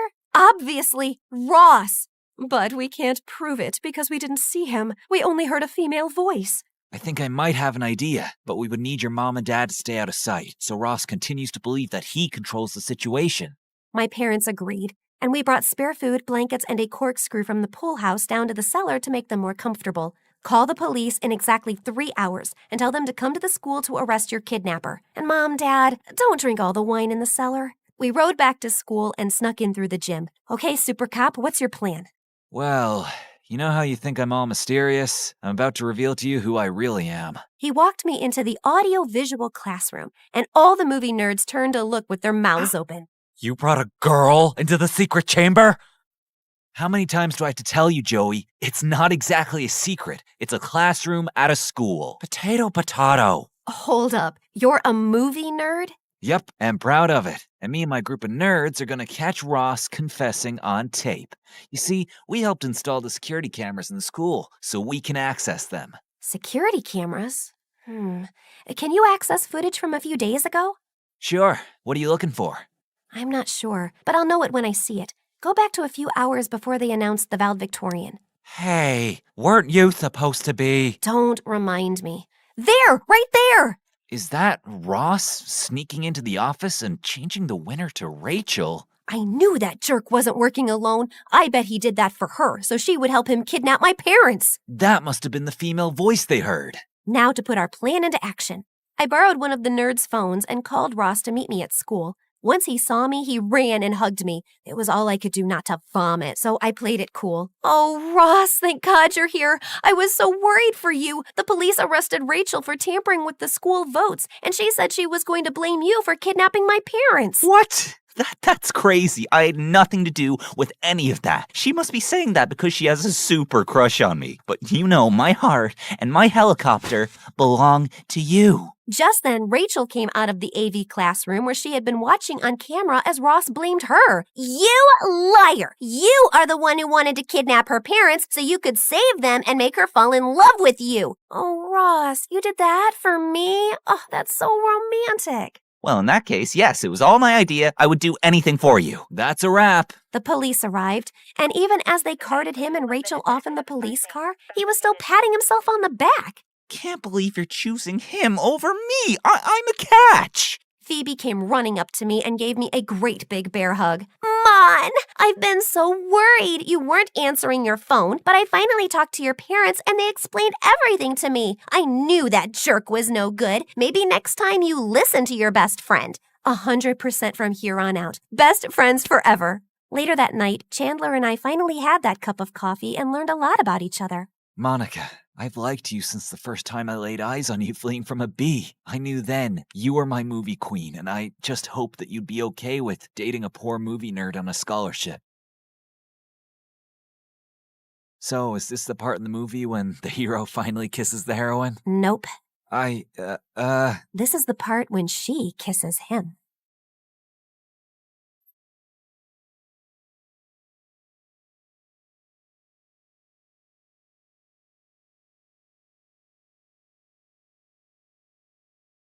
Hi, I'm Sophia from Armenia. Please like and subscribe. When I was little, my mom and I moved a lot. We changed towns every few months, and I couldn't help noticing that I was different from the people around me. Even Mom.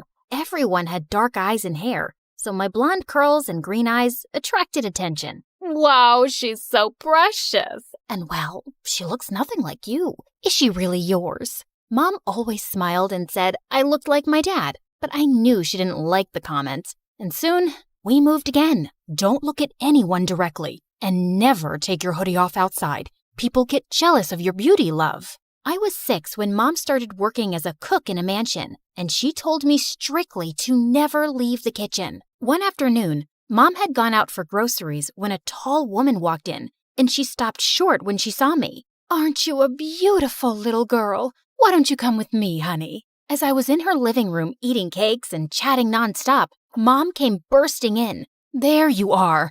I've been looking for you everywhere. Sorry, mistress. Oh no, I brought her here. From now on, she'll spend time with me while you work. Mom wasn't happy at all, but I'd have the best time. The mistress helped me with my reading and gave me lovely gifts. But a few weeks later, she said she wanted to adopt me.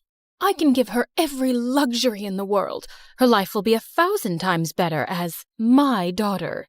How can you even ask this, ma'am? To part with my own child? I would never. You fool. If you truly cared about her, you'd let her have the life she deserves. Also, I looked up your records, and there's no birth certificate for any child of yours. Leave her with me, and we can keep all our little secrets. She reached out for my hand, but I grabbed hers and bit it hard. She screamed as Mom and I ran. Pack your things, quickly, hurry. And so we left. But this time, we kept traveling till we reached some docks late at night. We're leaving for the U.S., darling. We'll never know any peace here. Someone Mom knew helped us sneak onto a cargo ship, and we left to start a new life in New York. We spent the first few months in a homeless shelter, but Mom found a job at a restaurant soon, and we could afford a small place. Mom even let me join the public school after changing my name. When I asked why, she said it was for my own good, and I didn't ask anymore. Even though I didn't really stand out here, people still admired my looks. In 5th grade, my friend Melissa, who participated in beauty pageants, told me to try out too. The prize money was good, so I begged Mom to let me join. And I soon became a pageant queen, and modeling offers started pouring in. By the time I was in high school, I'd done my first national ad for a shampoo, and my face was on a billboard. One morning in 10th grade, I walked into the school hallway to see some kids gathered around a boy. He turned his face, and I caught my breath. He was beautiful. He threw his head back and laughed at something, and it was the most captivating sound in the world. Suddenly, our eyes met, and I realized I'd been staring at him like a moron, but I had to find out who he was. I walked into class to find all the girls talking about this handsome new stranger. Just then, we heard a loud groan. Ugh, jeez. I'll tell you who he is if you give me $20 each. And for $50, I'll introduce you gals to him. He's my brother. The new boy introduced himself as Derek and said his brother Adrian was our senior. Just then the teacher walked in and everyone flew to their seats.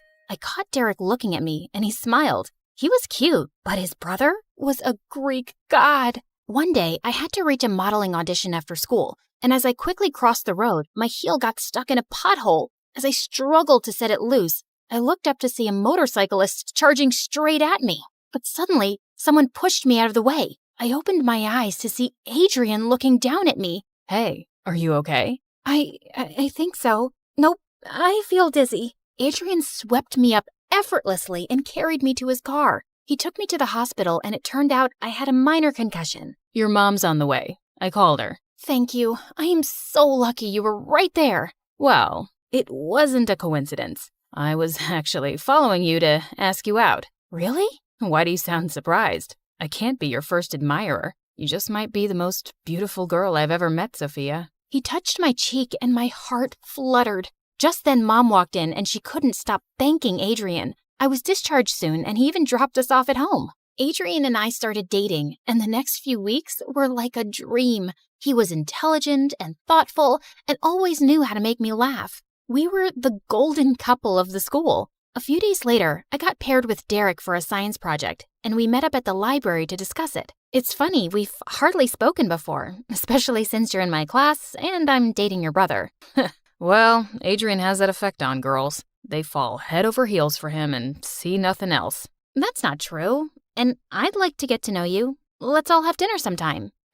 I'm not sure that's a good idea. Listen, Sophia, there's something... What's going on here? Hey, we're working on our project, and I was just... He's your project partner? No, that won't work. I'll talk to your teacher and have your partner changed. What? This is none of your business, dude. It's very much my business, dude. I don't want my girlfriend to fail, which she will with you. Derek looked furious and stormed off. Adrian, you can't tell me who to be partners with. And what's wrong with your brother? Listen, babe, you don't know him. He's not serious about anything, and he just thinks he'll inherit millions one day without lifting a finger. I'm already working with Dad in his company, and freeloaders like Derek just bother me. Trust me, he's gonna make you do all the work and just take credit for it in the end. Just ask your teacher to change your partner, please. Derek didn't seem like that, but Adrian knew his brother better, and he looked upset. So I requested the teacher for a partner change the next day. Life was good, except that lately I'd been getting rejected after auditions, and Melissa had gotten a few ad campaigns I'd really wanted. But she was my friend, and I was happy for her. We were at a party together one evening, and I noticed Adrian was really quiet on the way home. Hey, you worried about something? Yeah, just you, babe. You trust people way too easily. What do you mean? You don't think it's strange that Melissa has suddenly been getting every single commercial? She's rich. What if her mom paid bribes to get her those parts? What? No, Melissa would never do that. She's the one who got me into modeling. And she probably regrets it now, since you've been doing so much better than her. Jealousy can really change people, Sophia. Trust me, I know. His words made me uneasy, but I decided to ignore him. But a few days later, Melissa and I were at an audition for a lipstick commercial, and she kept forgetting her lines. I had a flawless audition, so I was shocked when Melissa was selected again. Hey, I was so sure you'd get that. Yeah, me too. Wait, why do you sound mad at me? I'm just as surprised. Oh, drop the act. It makes no sense you'd get selected unless you paid your way in. What? Are you crazy? I can't believe you'd stoop so low. Adrian was right. He said this about me? Sophia, you've known me since we were kids. Why are you letting this guy? He's my boyfriend, and he's clearly less naive than I am. Melissa and my other friends stopped talking to me after that, and it just made me angrier that they all took her side. Thank God I had Adrian. Soon it was our 2-month anniversary, and Adrian wanted to celebrate in style by taking me out on a date to a classy French restaurant. I want you to sit on this side, facing just me. I don't want anyone else to admire your beauty tonight. That's a bit weird and so cheesy. It's just how I feel. And here's your present. Adrian, you've already done so much. I gasped as I stared at a gorgeous amber necklace. See? How could I not get that? It's like it's made for you, Amber. My heart was pounding as he put it around my neck. Why did you just call me Amber? Did I? Obviously a mistake, Sophia. Now, shall we order? I felt so distracted that I could barely read the menu. I needed some air. I excused myself to go to the bathroom, but just as I got up, I bumped into the waiter bringing our drinks. Oh, I am so sorry, madame. No, it was my mistake. Here, let me help you. Please, don't worry about it. I'll get you some drinks. As he ran off, Adrian turned to me coldly. Why were you flirting with the waiter? What? I was just trying to be nice. But suddenly, Adrian swiped all the plates off our table. Don't play me for a fool. You kept touching his arm. You're insane. I'm leaving. I ran out of the restaurant and looked around for a cab, but Adrian caught up with me. If you walk away now, I'll make your life miserable, Amber. Why do you keep calling me that? Just stop it. Because that was your name before you came here, wasn't it? I know all about your past and you can't escape it. Yeah, I'll have you and your mother deported to Armenia and... Suddenly, Adrian tripped over something and fell down, hitting his head. I frantically called an ambulance and used Adrian's phone to call Derek to the hospital. What happened? He tripped over something. The doctors say he'll be fine, but I can't stay here another minute. Sophia, what really happened? I broke down and told him how crazy Adrian had acted in the restaurant. I wanted to warn you. You're not the first girl he's done this with. He's the perfect boyfriend at first, but then he gets so jealous and scares every girl away. It's not just that, Derek. He knows things about me, and he's threatening to ruin Mom's life and mine. If you tell me what it is, maybe I can help you. I need to talk to Mom first. Of course, and you need to be sure you can trust me. I looked into his warm brown eyes, and I felt I could. So the next day, I asked Derek to come to my place, and Mom told him everything. I'm not Sophia's mother. I'm her aunt. Sophia's parents passed away when she was a baby, and I was her guardian in their will. But her other aunt and uncle kept insisting that I give Sophia to them. They only wanted her because of all the money in her name. They were powerful people, and I knew they'd keep trying to take Sophia away from me. So I ran away with her. We traveled far, but I'd always felt they'd find us. Then we came here and changed our names, and it seemed like we'd finally left everything behind. Until now. We can't go back there, Derek. I'll do everything I can. I promise. I couldn't bear to go to school for the next few days. I felt sick with anxiety. Then finally, one evening Derek showed up, and he was smiling. My lawyer worked on your case, and given how long you guys have lived and worked in the U.S., your status will be made legal immediately. You can't be deported. No one's going anywhere. Mom and I cried and laughed as we hugged, and I threw my arms around Derek, too. Thankfully, Adrian still hadn't returned to school, and I started hanging out with Derek. I also apologized to Melissa. Sophia, I was so affected by what you said that I confronted my mom. She didn't pay for me to get those roles, but someone did, and I have no idea who. I do. It was Adrian. He did it because he wanted to turn me against everyone close to me, but I never should have doubted you. A few days later, I'd just put some stuff in my locker when I turned around to see Adrian. Hi, Amber. Did you miss me? You wish. And don't think you can ever bully me or scare me again. I don't care what you know. You can't use it. Wow. What a transformation from the chicken girl I last saw. But yeah, I just came to tell you that I've lost all interest in you. Seems like you've really lowered your standards when you settled for my brother. And I don't date trash. He walked away, and I realized I'd been holding my breath. But minutes later, I heard loud voices down the hallway, and I ran to see Adrian smashing Derek against the lockers and beating him up. It took 4 teachers to pull Adrian away as he screamed like a maniac. You want everything I have, don't you? You always have, you little worm. Do you think I'd let you be happy? I'll ruin your life, Derek. You'll regret the day you ever crossed me. Derek went home early, and I was completely shaken by the day's events. Later that night, I was having trouble sleeping when I heard a loud tap on my window. I sat up in horror, only to realize it was Derek. Gosh, you scared me. How are you feeling now? I can't feel my face, but my heart's happy. I just had to tell you. Adrian went completely bonkers at home too, and my parents have admitted him to an institution for therapy. That's such a relief. I'm sorry you got hurt because of me, Derek. Don't be. I'd take 100 punches for you. Well, not 100, but you know what I mean. And Adrian's right about one thing. I've wanted to be with you since I first saw you. He leaned in and kissed me, and it was lovely. We graduated from high school and both went to the same college in another city. Right after graduation, Derek and I got married in a small ceremony with our parents. Adrian was apparently out of the institution now and managing his dad's company in Europe, but of course, he wasn't invited. And a year later, we were blessed with a beautiful baby girl, Sarah.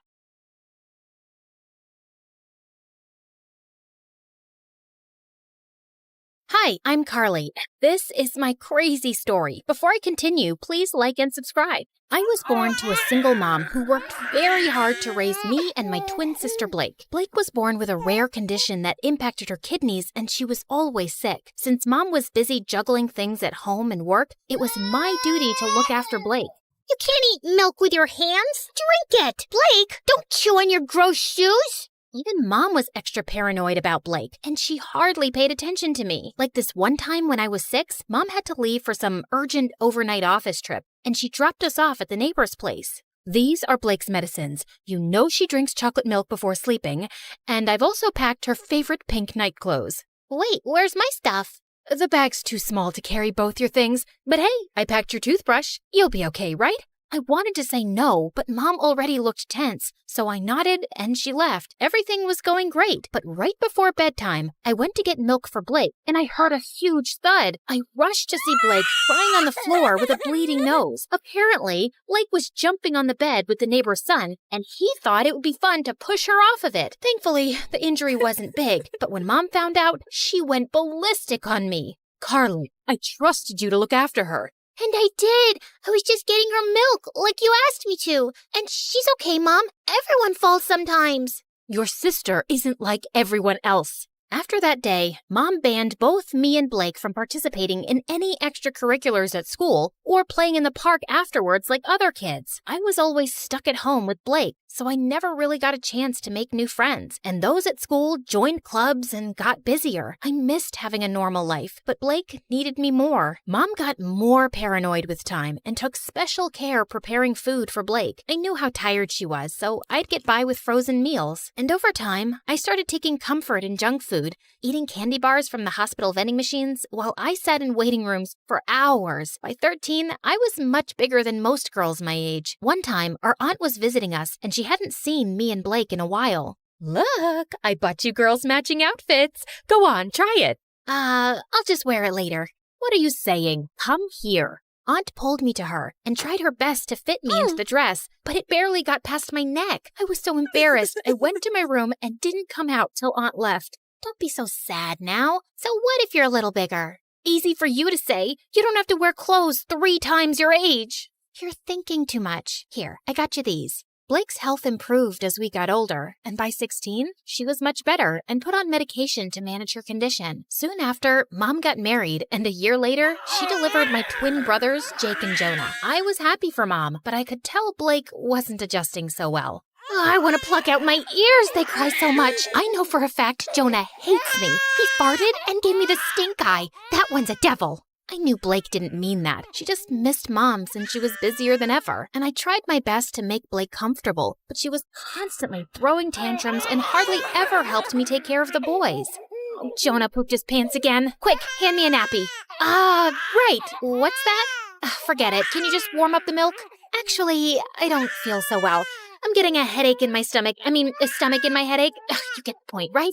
And when I asked Mom to hire a babysitter, she just gave me a lecture on money and expenses. My grades were getting affected too, and I was an overall mess. I knew it had something to do with my eating habits, so I started taking care of my health. I went for runs, ate better, and over time, I could see the results. One day I was jogging when I saw someone taking my picture, hiding in a bush. I caught him by the collar and dragged him out.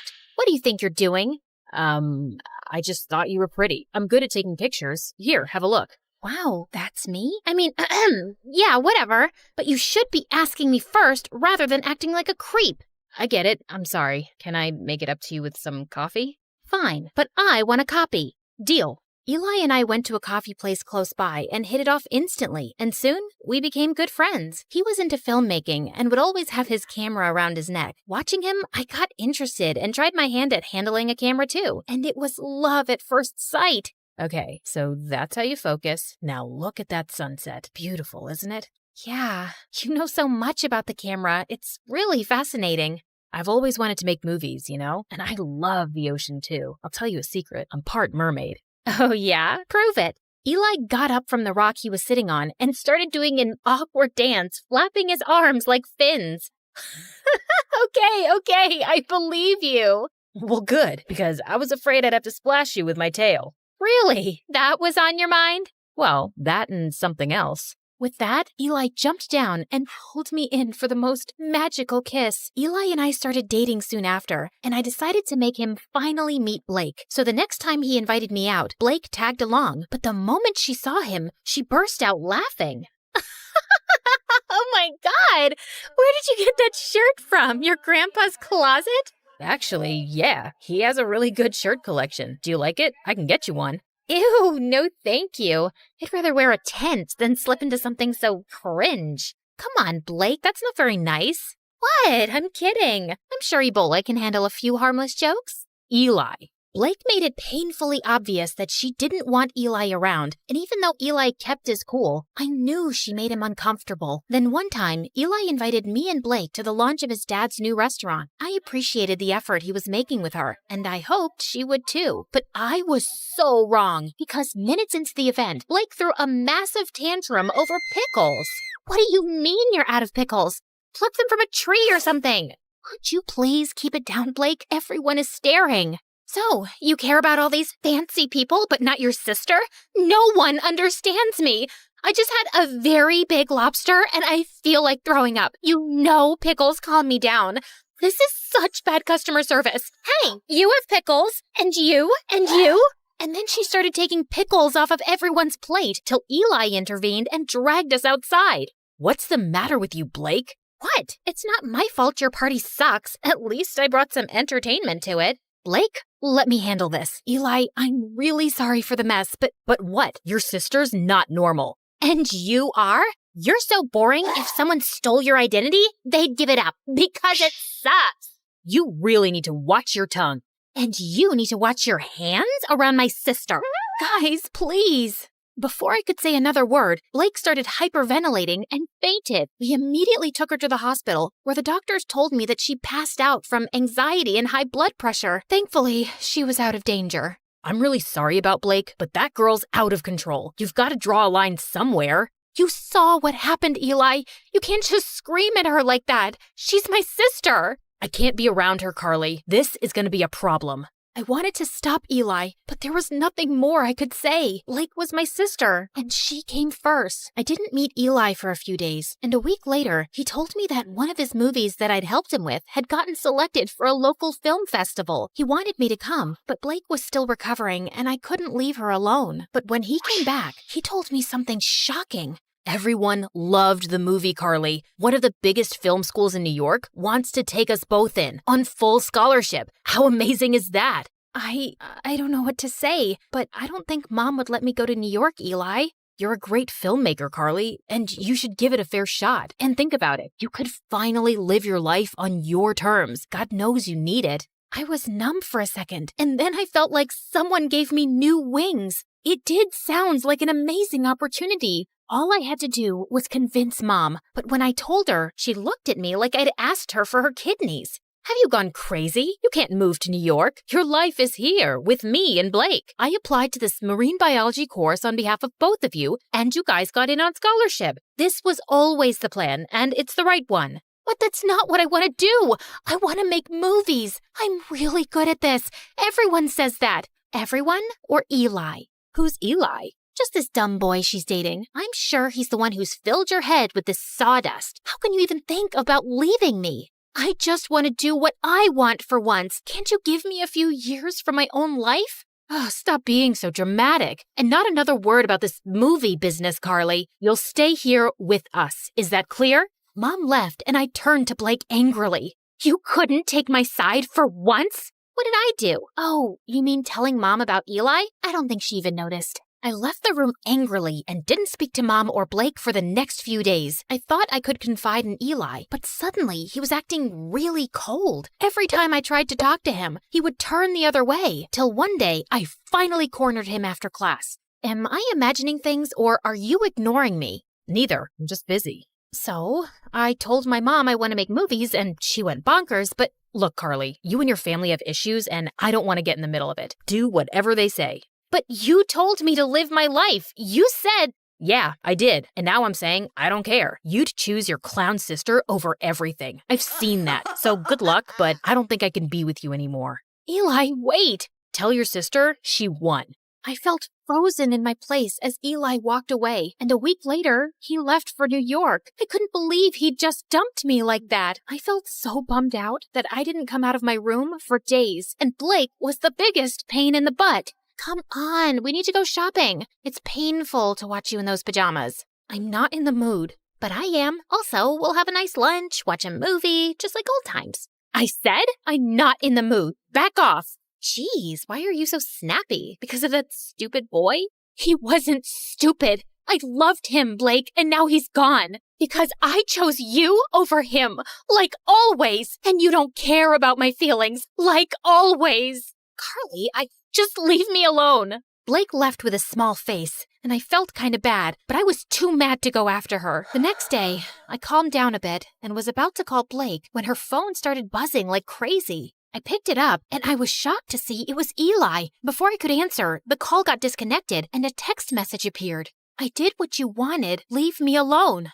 My mind went blank, and I opened the call logs on Blake's phone to see multiple calls to Eli. Suddenly, it all started making sense. Of course Blake must have driven Eli away. No one hated him more than her. What's this? You don't understand. Oh, I understand everything perfectly. You asked Eli to dump me so you and Mom could use me as your servant all my life, right? Before Blake could even say more, I pushed her out and slammed the door in her face. I started packing my bags and stormed downstairs, only to run into Mom. What's wrong? Is Blake okay? Yes, she's fine, but I'm not, and I haven't been fine for a while now. But you don't care, do you? Of course I do, sweetie. Why would you say that? Because you never have. Not since we were kids. Carly, I knew you could take care of yourself, and you were the healthy one, and Blake... No, Mom, I was eating my feelings, and you didn't even see that. I got back to being healthy on my own, and you've stunted both my growth and Blake's. Hers by over-coddling her, and mine by always holding me back to be her guardian. And now,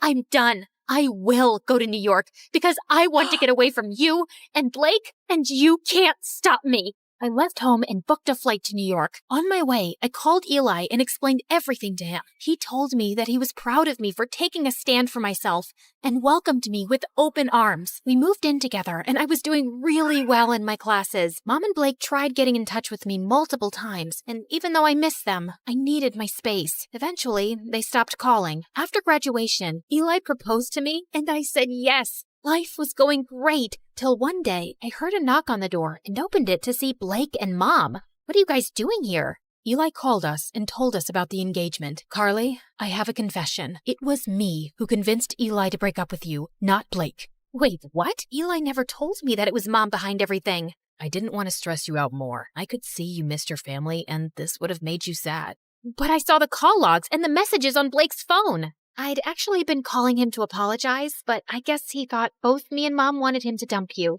And I don't blame him. I was always awful to Eli. I guess I was just terrified of being on my own without you, but I drove you further away. I'm sorry too, my baby. I'd just become used to having you around, always taking care of everything. And the thought of you going away for college crushed me. I was selfish and always burdened you with too much. I hope you can find a way to forgive me. Thank you for finally acknowledging that. It might take me a while to really forgive you, but I'll get there. I won't lie. I have missed you guys. Then let's start with a hug.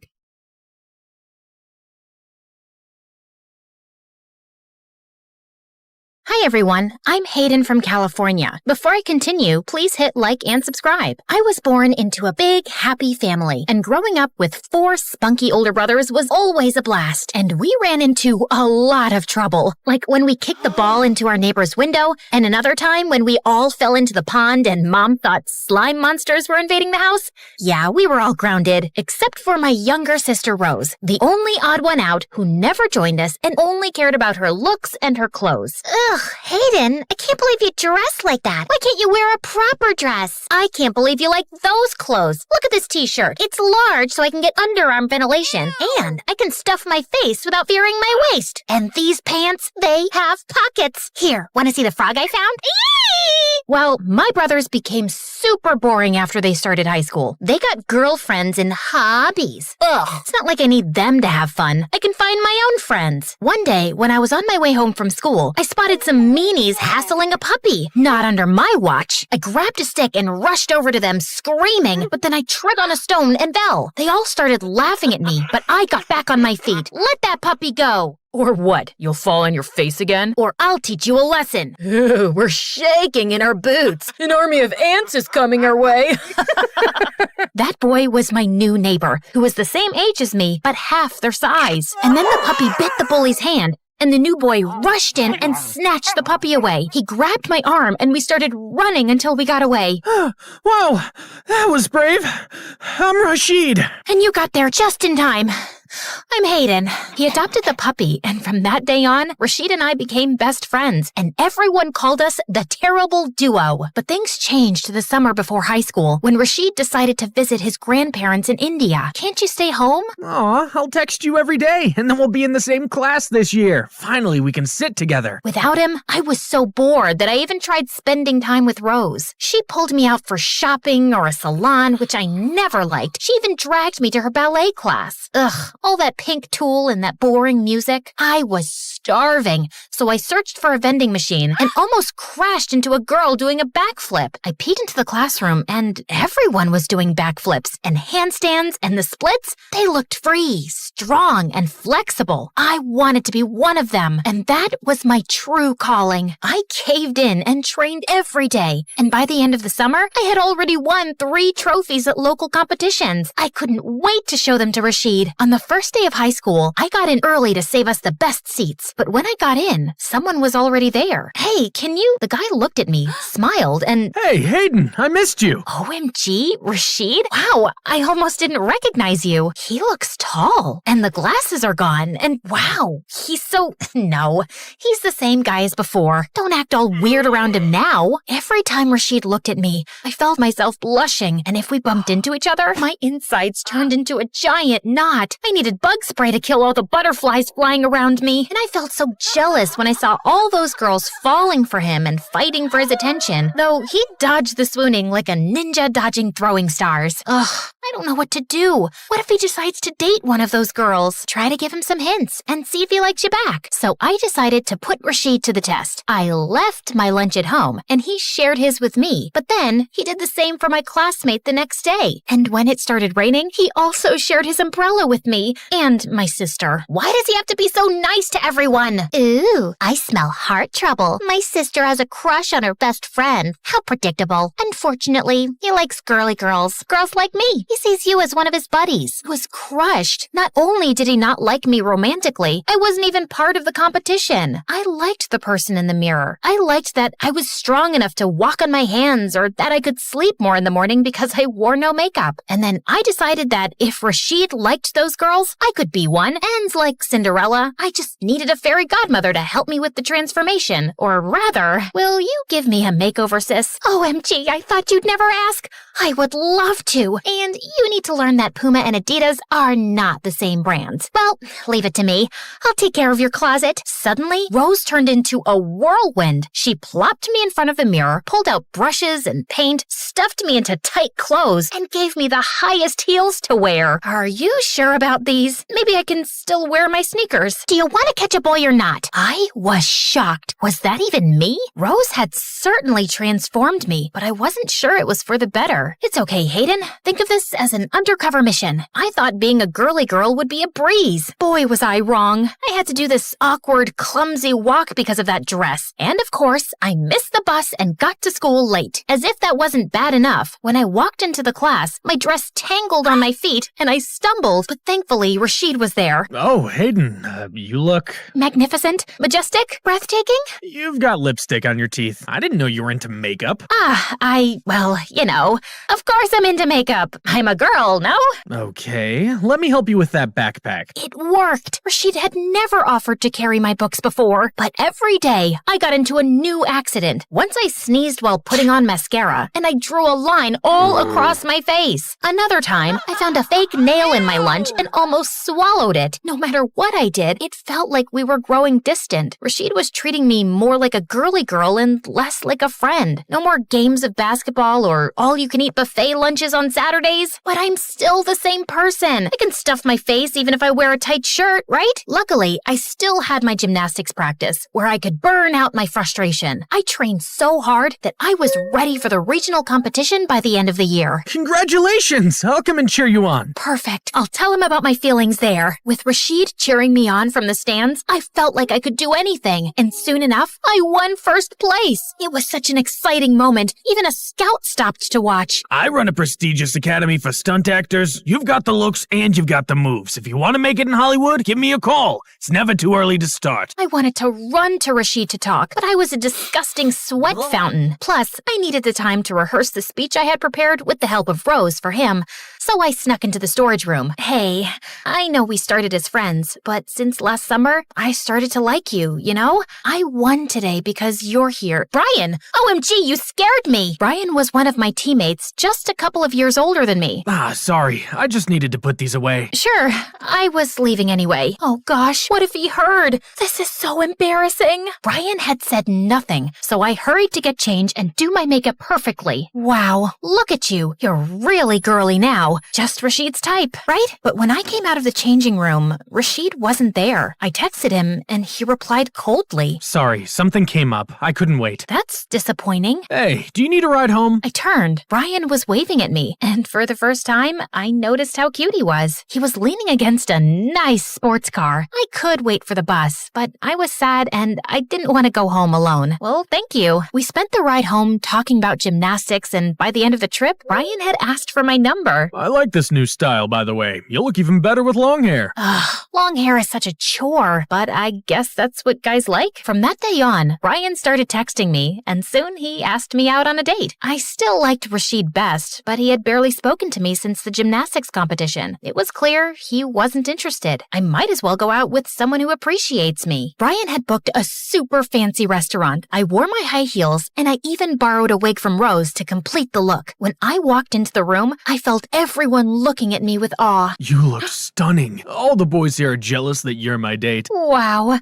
this is what being a girly girl looks like? Everyone is always staring at you? Brian was impressed, and we started chatting about ourselves. Brian already had his life figured out. He would work for his father's company. And what about you? I don't know. I might consider this stunt acting gig. I'd get to kick butt for a living. Aren't those film stunts too dangerous for a girl? What? How could you say? Just then, the fire alarm rang, and a fire started erupting from the kitchen. Everyone started running toward the exit, but I heard a cry and turned around. An old lady had fallen, and nobody had noticed. But with my high heels and tight skirt, I couldn't run. So I took off the shoes and ripped the dress and rushed to help the lady up. We made it out just in time, and nobody was hurt. I can't believe you rushed back like that. Thank God you made it out, but you look like a proper fright. Well, I wouldn't have had to rip my clothes if I wore my old t-shirt and sneakers. Of course I look a fright. I just ran into a building on fire. Oh, wait. Please don't sit in the car. You see that ash on you? Ugh, let me call you a cab. You know what?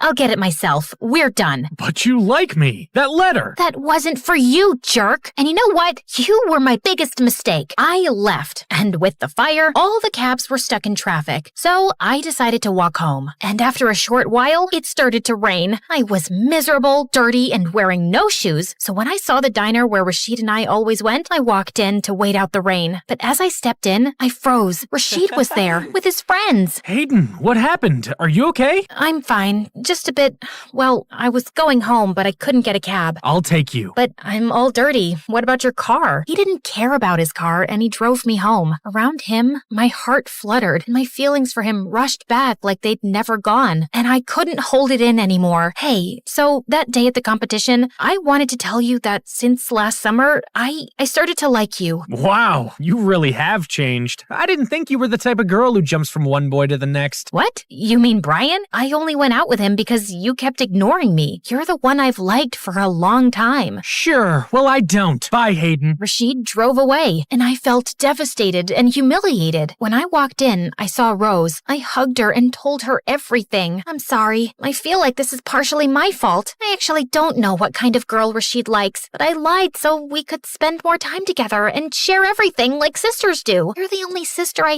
have, but you were always hanging out with our brothers. I was stunned that my sister lied to me, but I understand her. It wasn't all her fault. That same night, I called the Stunt Academy director. I'd like to accept your offer, but I want to move in immediately. Rashid texted me after I started going to the academy, but I ignored him and even blocked him. One rejection is enough, thank you. The classes at the academy were intense. I was learning the most amazing moves and killing it as a stunt girl on big sets. Who needed Rashid when I had my passion and talent to keep me going? I also abandoned the heels and skirt and went back to my style. No one cares what you wear if you can jump from a moving helicopter. Years later, I was at the premiere of my latest film when I saw Rashid as one of the waiters. He was even more handsome than before. Forget him. He rejected you. You're not even friends anymore. But everywhere I turned, he was there. And finally, he cornered me at the buffet table. What are you doing here? And when did you become a waiter? I tried to get into your premiere, but all the tickets were sold out, so I sent flowers, but you weren't interested, so I had to dress up as a waiter and sneak in. Whatever. Hayden, please stop running. Talk to me. At least let me explain. You were very clear the first time. Look, when we were at the competition, I overheard your confession, and I saw Brian, so I thought it was for him. When you confessed to me, it kind of made me feel like I was your backup plan. It made me pretty mad because I had a crush on you. And later, I got to know the truth from Brian, and I felt too guilty. I tried to reach you, but you blocked me. Wait, you had a crush? Yeah, since we met. After you started dressing more girly, I got really confused because I liked you the way you were. So, I didn't need to change for you? Absolutely not. You were perfect, and I never stopped liking you. I couldn't believe it. All these years, I could have been with Rashid, and it was all because of a stupid misunderstanding. Well, it was clear now what I needed to do. I spun on my heels and perfectly landed into Rashid's arms in the perfect position to kiss him. I never stopped liking you either. Let's get the camera rolling.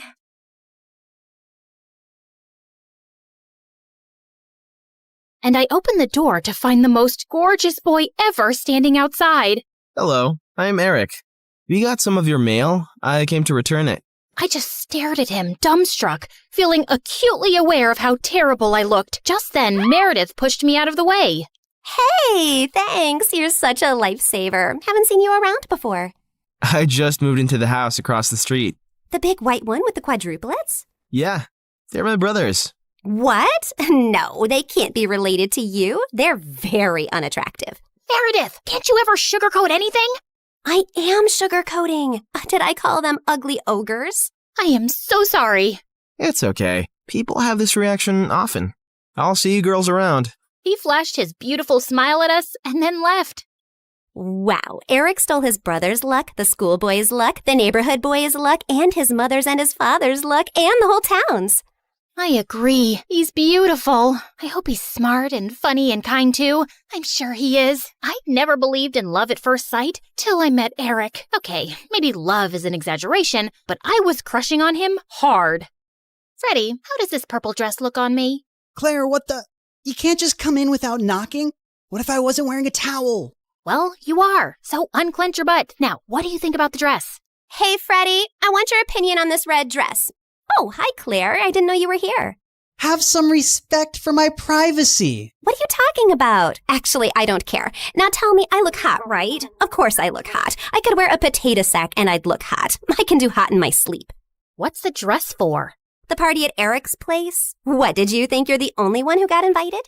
The red's a bit much for a casual housewarming party, no? Yeah, you're right. It's more of a second date dress. Thanks, I'll look for something else. And your dress looks lovely. I am not your sister, and you can't treat me like this. I am a man. Okay, thanks for the newsflash. Come on, Claire, let's go before Freddie has a heart attack.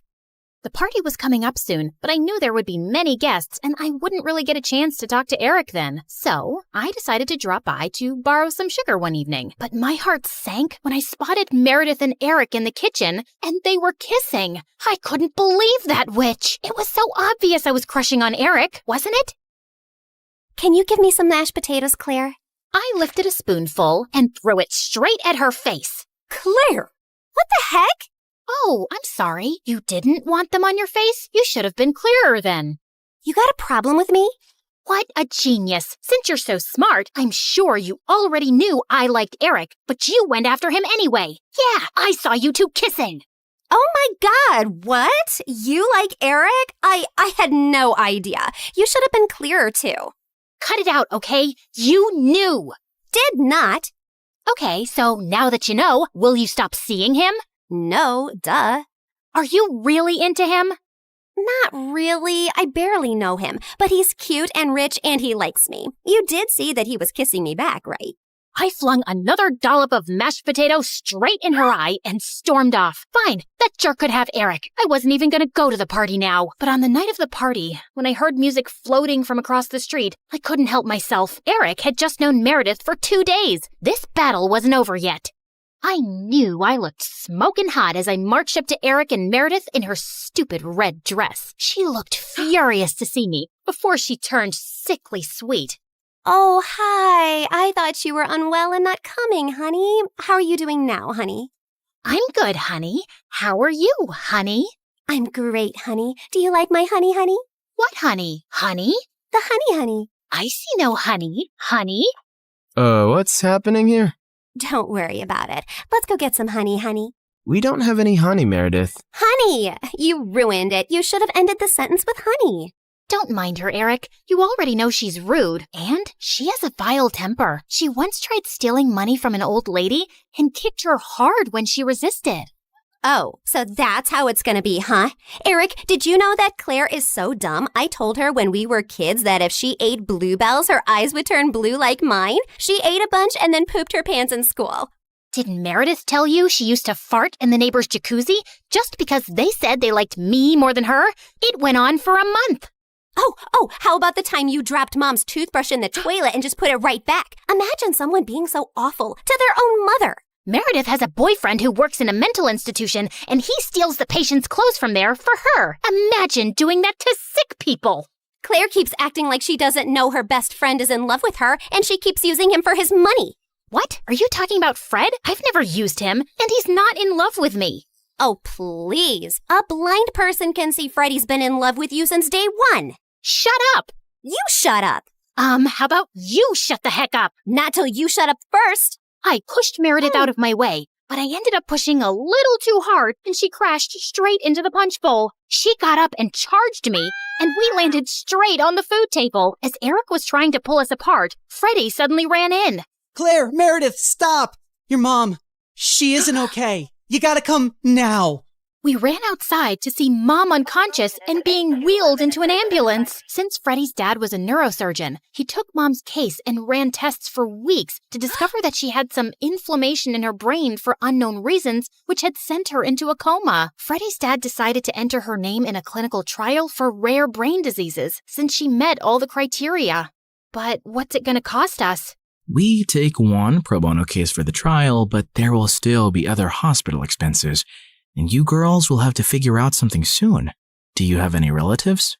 We had to contact our grandparents, but to our surprise, Mom didn't even have their numbers saved in her phone. All we had was a framed picture with their names signed at the back. Freddie offered to hire a private investigator, and within a week, he said they'd been found and were flying over to see us. But I couldn't help noticing as they got out of the cab that they didn't look rich at all. Those paupers are our grandparents? They're definitely the people from the picture. Why do Grandma's shoes look like something out of a museum? And Grandpa's coat is missing 3 buttons. The old lady hobbled towards us and hugged us tight. Oh, girls, it's so good to see you. We had no idea we had granddaughters till yesterday. You look nothing like our son, though. Your son? No, we're your daughter's kids.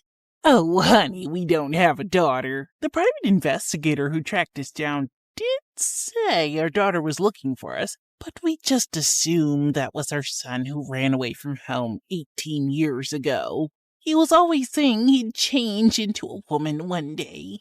What? Our mom used to be a man? No, this is crazy. Look at this picture. Does this woman look anything like your son?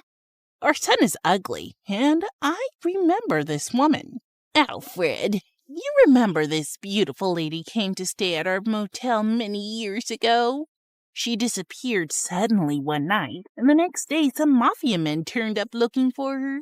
Ah, yes. Those men kept turning up for weeks. They seemed like bad news. I'm happy to hear the lady is okay. So, you're not her parents? Then why does she have this picture of you guys? She took it from the motel. I don't know why. I'm so tired, dear. Can I rest for a little while? No, if you're not our rich grandparents, you gotta go. Taxi! Meredith sent them packing immediately, and we just stood staring at each other. When was Mom in a motel? And why were there bad men after her? She told us all our lives these random people are our grandparents. What else has she been lying about?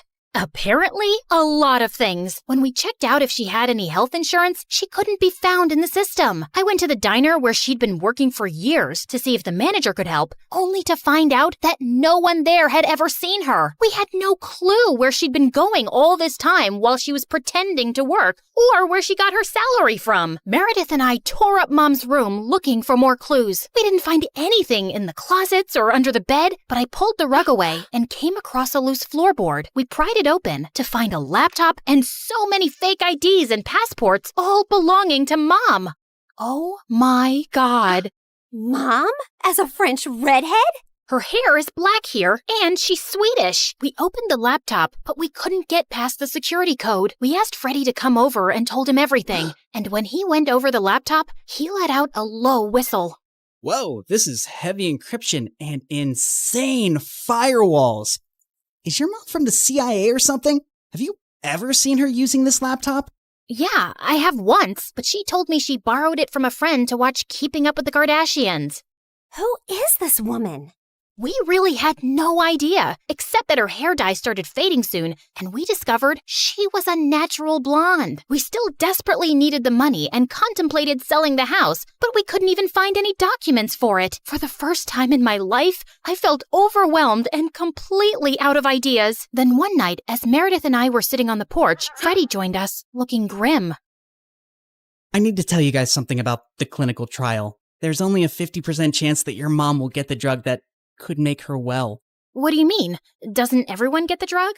No, half the patients get a placebo drug. Oh God, I did something really wrong. I checked the files of everyone on the clinical trial, and your mom has been assigned the placebo drug. She's not going to get the treatment. So that's it? We're just going to sit back and watch, knowing there's no chance of her getting better? Make your dad give her the drug! I can't. Dad would lose his medical license if anyone thought he interfered with the trial. Then why did you even tell us, Freddie? Freddie looked at me silently.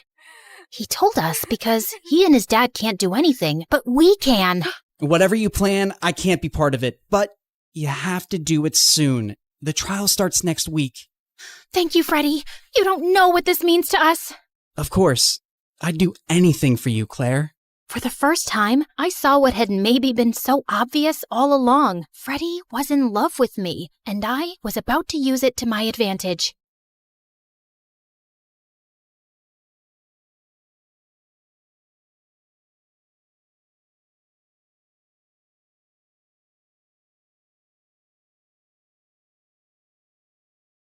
Hi, I'm Zoe, and I grew up in a small town in Iowa where nothing interesting ever happened. Till one day, someone moved in next door and my life turned upside down. Before I continue, please like and subscribe. Dad was a farmer, and as a kid, I always saw him struggling for money. So when I joined high school, I started working part-time to earn extra cash. That's also how I got my first guitar. At the end of the day, I would sit back playing songs from my favorite band, the Starboys. I wanna hold you in my arms and never let you go. Nico. You're the sunshine that I want, that makes my life flow. These guys were like California's BTS, only more popular, especially their songwriter and lead singer, Nico. He was so mysterious though. He didn't even have a social media account and hardly came to interviews. But my favorite was Dylan, the other singer in the band. I had his posters everywhere in my room, and I prayed every night I could meet him just once. I must have prayed extra hard because a week after my 19th birthday, a huge truck pulled up at the house across the street and 4 familiar boys jumped out of it. Now that's what nature and isolation smells like. The only thing I can smell is cow dung. You couldn't find a better place to lay low, Nico? The heat here is making my butt sweat. We need some time away to concentrate on our music, and this place is perfect. Now get in before someone spots us. All 4 boys hurried inside while I just stood there dumbfounded. What the freaking fruitcake? The Star Boys were gonna be my neighbors? I could scream my lungs out. The next morning, I got up extra early to bake some cookies and hurried next door to welcome the new neighbors. Okay, stay cool. It's just Dylan. Dylan, the love of your life. And no, Dylan. Just Dylan. I tried to stay calm, but then Dylan opened up and I jumped on him. Oh my God, it's you. It's really you. Are you for real? Can I touch you? Who are you? Oops, sorry. We haven't met. I mean, I've met you in my dreams lots of times, but you obviously don't know me. Before I could finish, someone pulled me inside and pinned me to the wall. Nico! Who sent you? Which newspapers? Spill or I'll call the police on you for trespassing. Zoe, neighbor, cookies, baked, love Dylan, huge fan.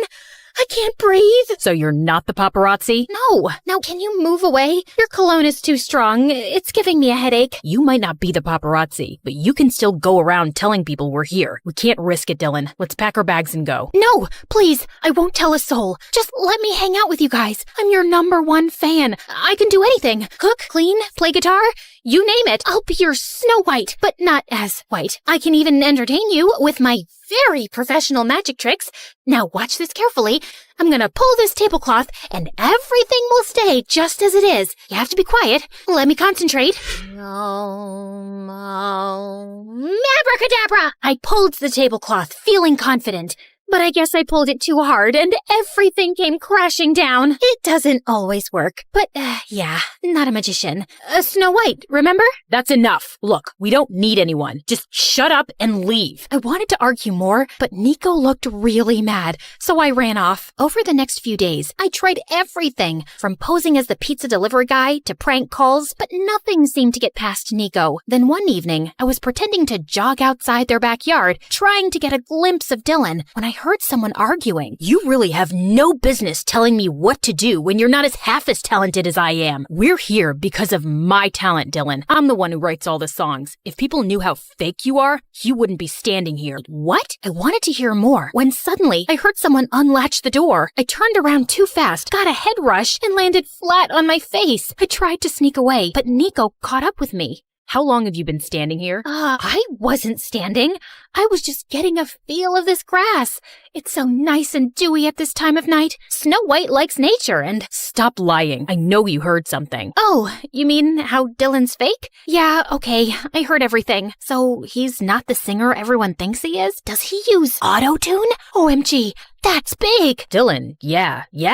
That's it. You caught us. He's totally fake. But listen, Zoe, no one can know. It'll destroy the band. Do you want that? No, I don't. Okay, fine. I can stay quiet, but you'll have to buy my silence. Help me date Dylan. Even if he's fake and all, he's still cute and I want him. That's impossible. You're not his type at all. Cool, then maybe the press is his type. I'm sure he'd love to have a little date with them. Wait. Okay, I'll think of something. But you have to promise to me to keep your big mouth shut. Shake on it. And just like that, I was in. Nico welcomed me into his home as the new housekeeper, and everyone, including Dylan, was so confused. But Nico explained how I was really good at cooking and cleaning, so everyone got on board. In the house, I kept a close watch on Dylan. I noted the time he ate, slept, pooped, everything. I tried to get close to him, but Nico ruined the moment every time. Hey, Dylan, want me to help you with that? I'm really good at applying sunscreen. You are? Great. Too bad Dylan has to leave. We have to discuss the new song. Chop chop. Dylan! Oh, you're working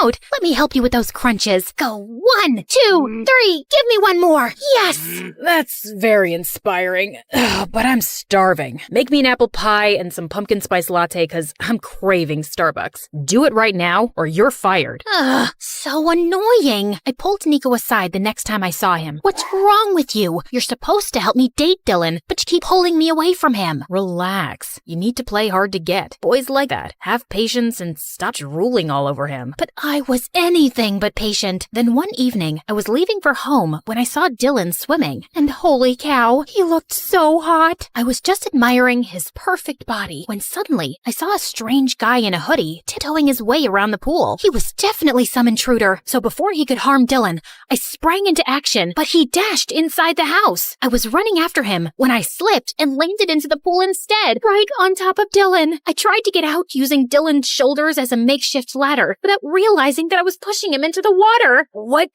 do you think you're doing? Stop drowning me. There's an intruder. He just went inside the house. Help me get out. Put your hand under my butt and lift me out, now! What? You're crazy. Dylan got out of the pool and stormed inside, and I followed. Fire this stupid girl or I will. What's wrong? I saw an intruder running just now. I'm sure he's hiding here somewhere. We need a game plan. You two go that way. Nico, you go to the right, and Dylan and I can search the bedrooms. Zoe, we've been here the whole evening, and if there was an intruder, we would have seen him. But I just saw him come in. You're hallucinating, weirdo. You've ruined a perfect evening, so thank you and go away. As Dylan left angrily, Nico turned to me with a towel. I swear I saw someone go in, Nico. Or, I don't know, maybe I was imagining things. I mean, sometimes I see little pixies flying here and there at night. And we all know pixies aren't real, right? Oh God, I messed up everything. Dylan hates me. The Snow White plot isn't working. He doesn't hate you. He's always been a little short-tempered. How am I supposed to win him over when he doesn't even look at me? And you're not helping at all like you promised. I told you to be patient, but I guess that was clearly a mistake. Hold on, give me your phone. Ew, Zoe, what is this? Oh, I always keep a banana with me. What if the world runs out of food? What if I'm stuck in a hurricane with no food? Girls gotta be strong, and bananas are a great source of potassium. You want some? No thank you. Just go online and see some of the girls Dylan's dated in the past. The more you look like them, the more he'll notice you. I spent the night studying each girl carefully, and the next morning I dressed exactly like them. But Nico took one look at me and burst out laughing.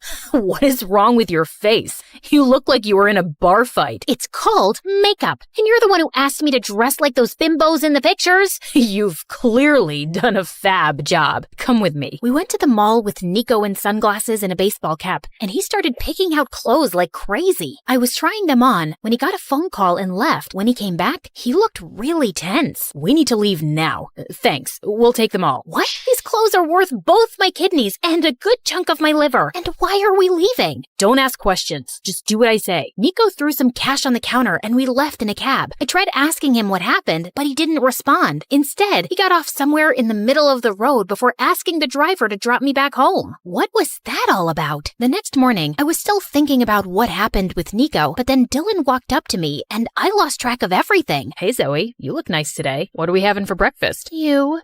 A few eggs and some bread. Sounds great, babe. Dylan winked at me and I felt my knees go weak. He called me babe. I wanted to update Nico on the progress, but he was nowhere to be seen. Then later that evening, I was leaving when finally Nico came home. Where were you? I've been waiting for you all day. Why? Relax, Snappy. Just wanted to tell you that Dylan noticed me today. Finally. Like Snow White's prince and all. And why are you so tense all the time? You know you can tell me all your secrets, Nico. I'm a very good secret keeper. Okay then, here's one. I think you're very annoying.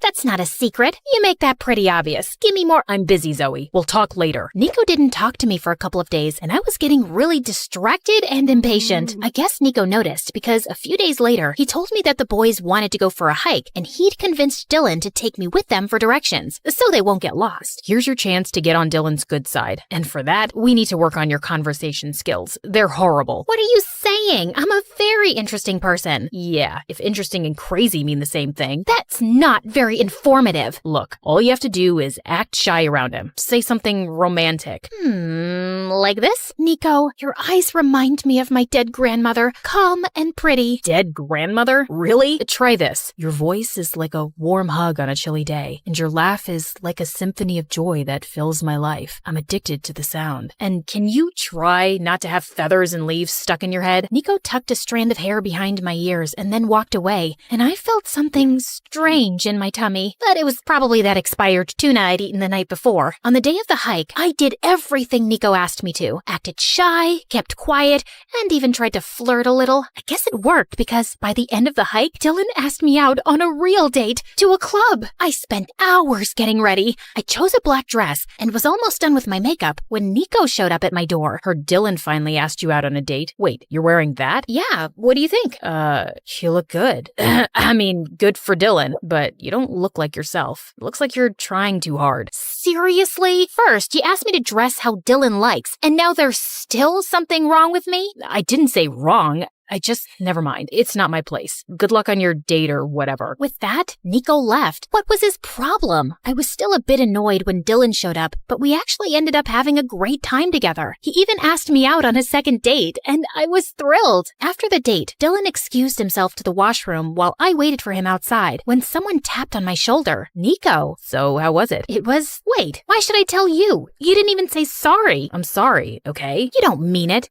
Hold on. Have you been waiting here all this time? I had to make sure you didn't end up making a fool of yourself, and it looks like you didn't. One sec. Nico came closer and opened my hair, setting them loose, and I felt something turn in my belly. I really needed to stop eating tuna. Just as he left, Dylan walked up to me and we left, but I couldn't shake Nico off my mind. It was so difficult to figure him out, and I was failing miserably at it. Dylan and I started dating officially. The first few days were great, but as time went by, I realized that we had nothing in common. He was totally self-obsessed and didn't give a hoot about anyone else. What do you think about my hair? How about my shirt? This is vintage Prada, by the way. I'm pretty sure you've never seen a shirt like this before, right? Well, you will now, because you're my girl. Have you seen my shoes? By the third date, I was practically yawning on Dylan's face, and I thought he felt the same, except at the end of the night, he kissed me. Before I could react, a bunch of photographers jumped out of nowhere and started taking our pictures. I thought Dylan would tell them off, but instead he started posing. I panicked and hid behind a tree. Who is that? The paparazzi, obviously. They've tracked me down. Look, just come out. You can't hide like this. They'll make a joke out of me. Dylan pulled me out and introduced me as his girlfriend. At one time, this would have been my dream, dating Dylan, but now I just wanted to run away. Soon, Dylan and I were the hot topic,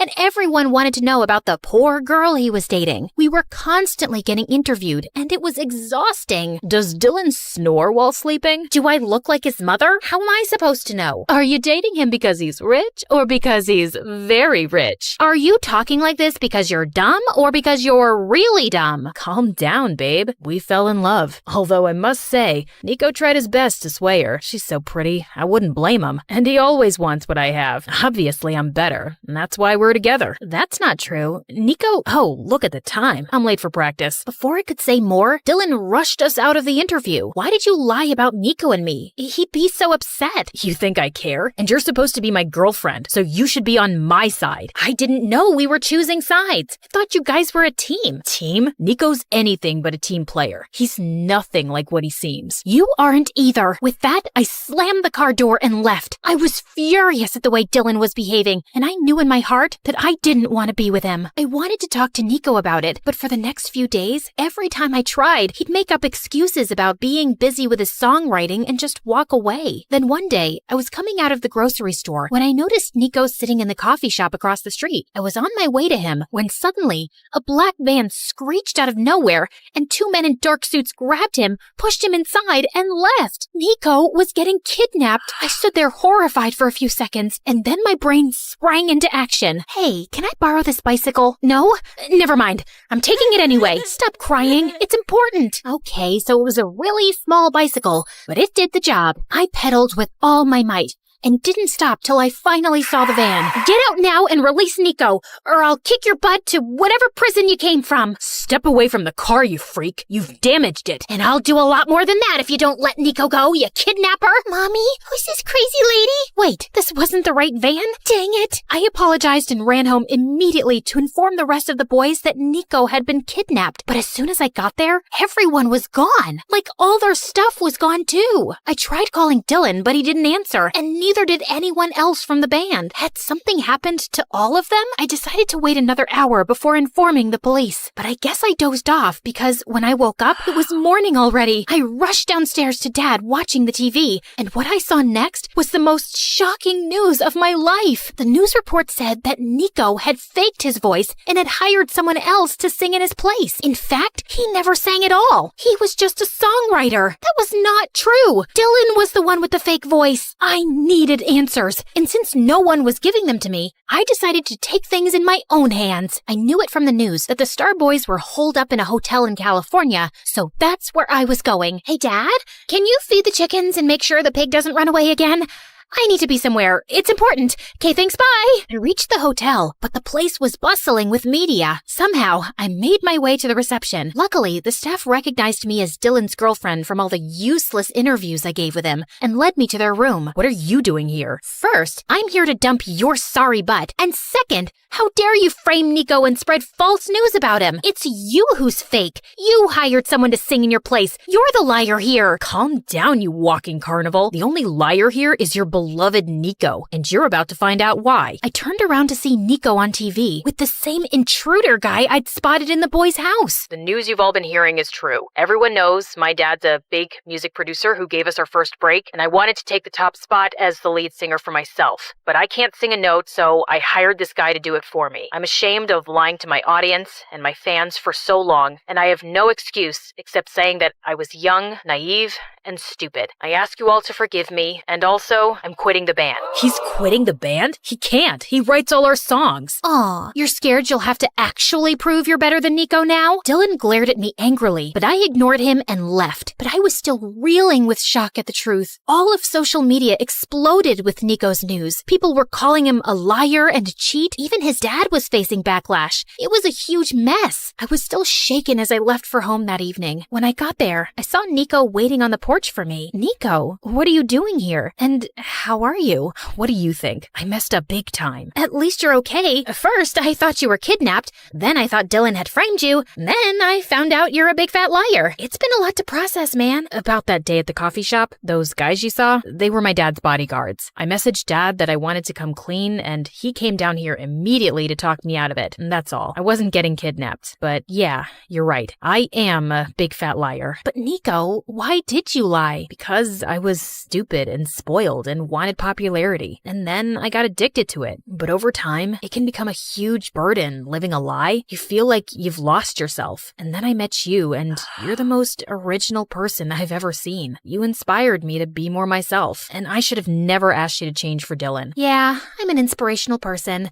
People tell me that all the time. In fact, when I was a kid... I'm still talking? Sorry, go on. Wait, I'm feeling a little itchy. Can you please scratch my back for me while you talk? What? Fine. Basically, what I'm trying to say is that I like you, Zoe. I did almost from the start, but you always had your heart set on Dylan, so I stayed quiet. And now I think it's too late. What's late? Oh, you mean your confession? You know why I keep a half-eaten banana in my pocket, Nico? It's because I'm always prepared for the worst. And also because I'm always hungry. Anyway, the point is, I like you too, Nico. And I wish you would have told me the truth. But it's not always easy, and I get that. I think you were really brave to do it publicly. I mean, your career's tanked, but it was an admirable thing to do. So, you're saying you forgive me? Well, depends on how good of a kisser you are. Let's find out, shall we?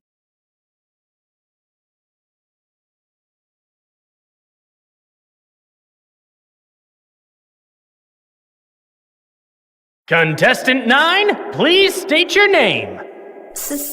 Sierra? Looks like a nightmare, right?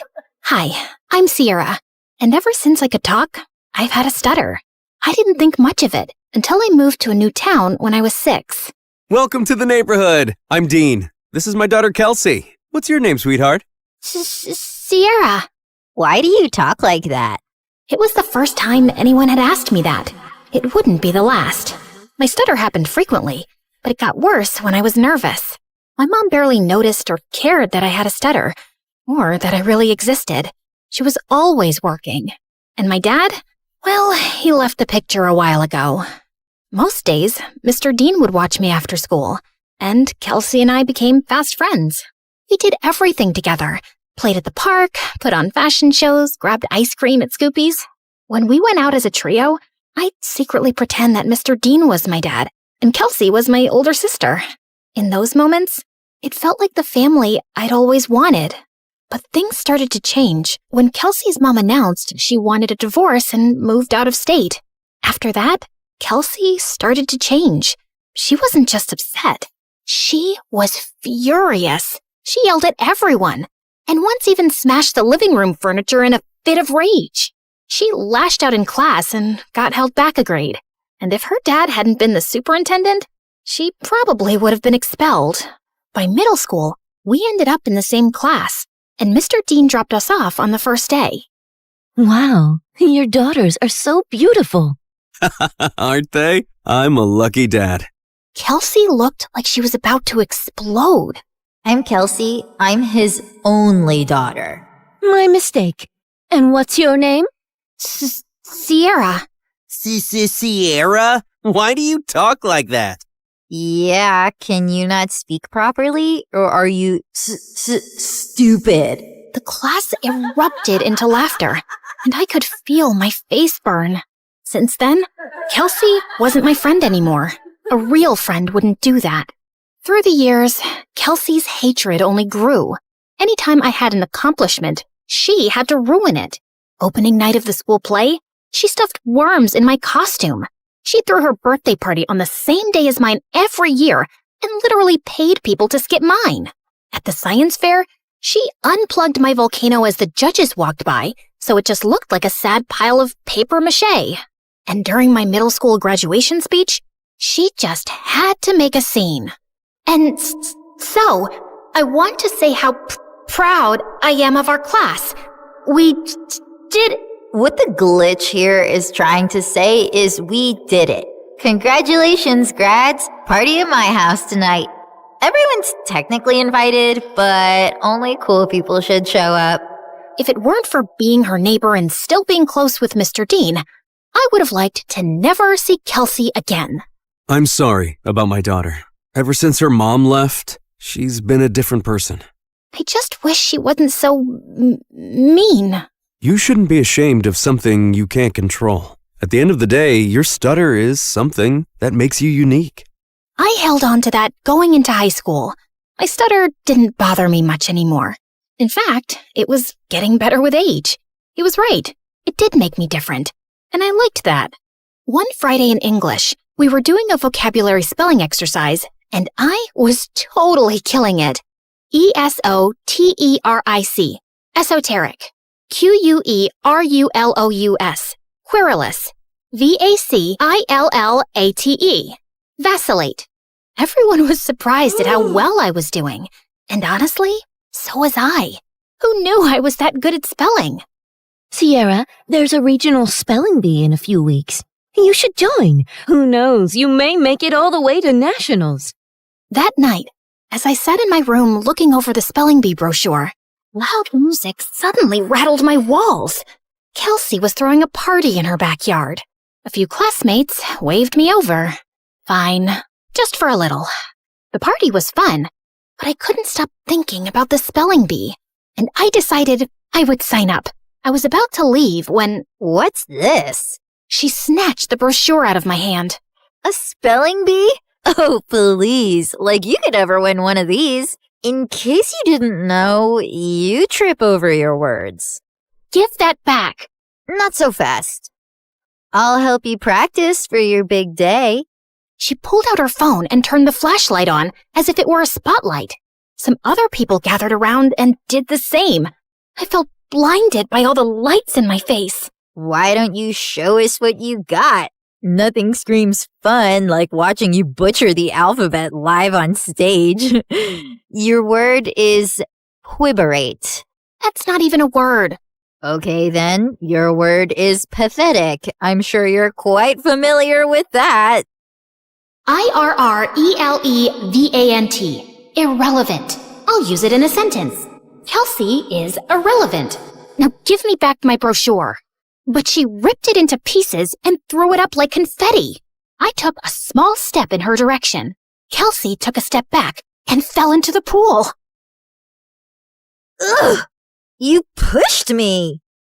Yeah, right. I didn't push you. Your attitude just slipped. She climbed out and stormed over to me, and I bolted.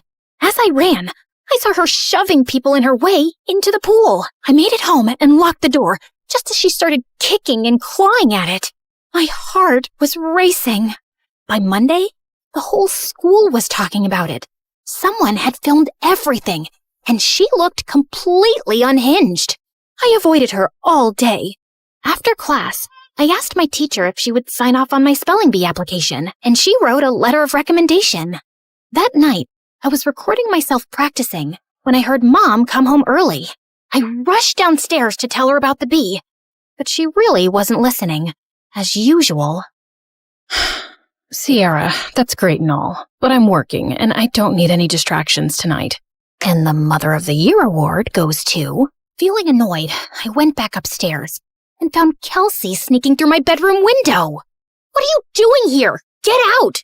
Relax, Miss Broken Record. I'm just here to apologize. Apologize? Yeah. I saw the video from the party over the weekend. I looked crazy. It wasn't okay how I was treating you, so I'm sorry, okay? Thanks? I'm not really sure what to make of this. Yeah, well, we used to be friends or whatever. I think it's time to put the bad blood between us to bed, right? Trust doesn't just snap back into place, not after everything that's happened between us. I understand. I intend to prove it to you. Do you mind getting me some water? Climbing up the vines was harder than I thought. Uh-huh. Sure. This certainly wasn't on my bingo card for how the night would go. I brought her water, which she downed in one gulp. Thanks. I'll see you tomorrow. Maybe we can sit together at lunch? Maybe. Also, never sneak into my room again. Then she climbed out the window. What a strange interaction. But maybe we really were turning over a new leaf. The next day, I walked into class feeling good about the new era I was in, where I tried new things and made up with old friends. But that confidence vanished when I found my teacher waiting for me, looking pissed. Sierra, you will not be attending class today. I've contacted the spelling bee and pulled my recommendation for your application. What? What did I do? You should be ashamed of yourself. The principal is waiting for you in his office. What was going on? It has come to our attention that the English exam answers were sent to your entire English class yesterday. I'm sorry. I have no idea what you're talking about. That's strange. Given the exam answers were sent from your email address, you'll be suspended for 3 days. Your mom is on her way here to come get you. What? This wasn't possible. I didn't do it. When Mom showed up, the veins in her forehead were practically bursting. I begged her to believe me the whole way home, but she didn't say a thing. When we pulled up to the front of the house, she told me to get out of the car. I can't believe I missed an hour of work for this. You're grounded. Then she just drove off, and I burst into tears. I was wrongly accused, suspended, banned from the spelling bee, and all my mom cared about was missing work. Over the next few days, I stayed home and studied, and I kept practicing spelling words anyway. Failure. Failure. Dismay. Dismay. Okay, maybe I was leaning into the drama a little. When I finally got back to school, everyone basically hated me. A bunch of students had used the answers sent from my email, so the teacher failed the entire class, and now everyone was blaming me. Next few weeks were so lonely. I walked straight out of school one day and went to get an ice cream cone from Scoopy's, and Mr. Dean happened to be passing by. I told him everything that happened.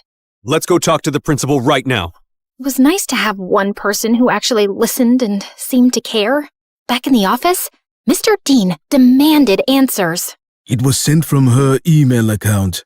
My hands were tied. Steve, you're talking like you weren't the biggest troublemaker back in school. Honestly, I'm shocked you became a principal. Mr. Dean insisted on seeing the email with the timestamp. It was around the time I was practicing spelling. Wait, I had recorded myself doing that. I pulled out my phone to prove it. We watched me spelling, then leaving when Mom got home. Then Kelsey climbed through my window and went for the laptop, but I walked in. Once she sent me away for water, she sat down and typed out the email. She did this. They called her into the office. Dad, what are you doing here? You framed Sierra for stealing exam answers when she's completely innocent. I did not. He showed her the video. Of course you go to defend her. She's never been completely innocent, Dad.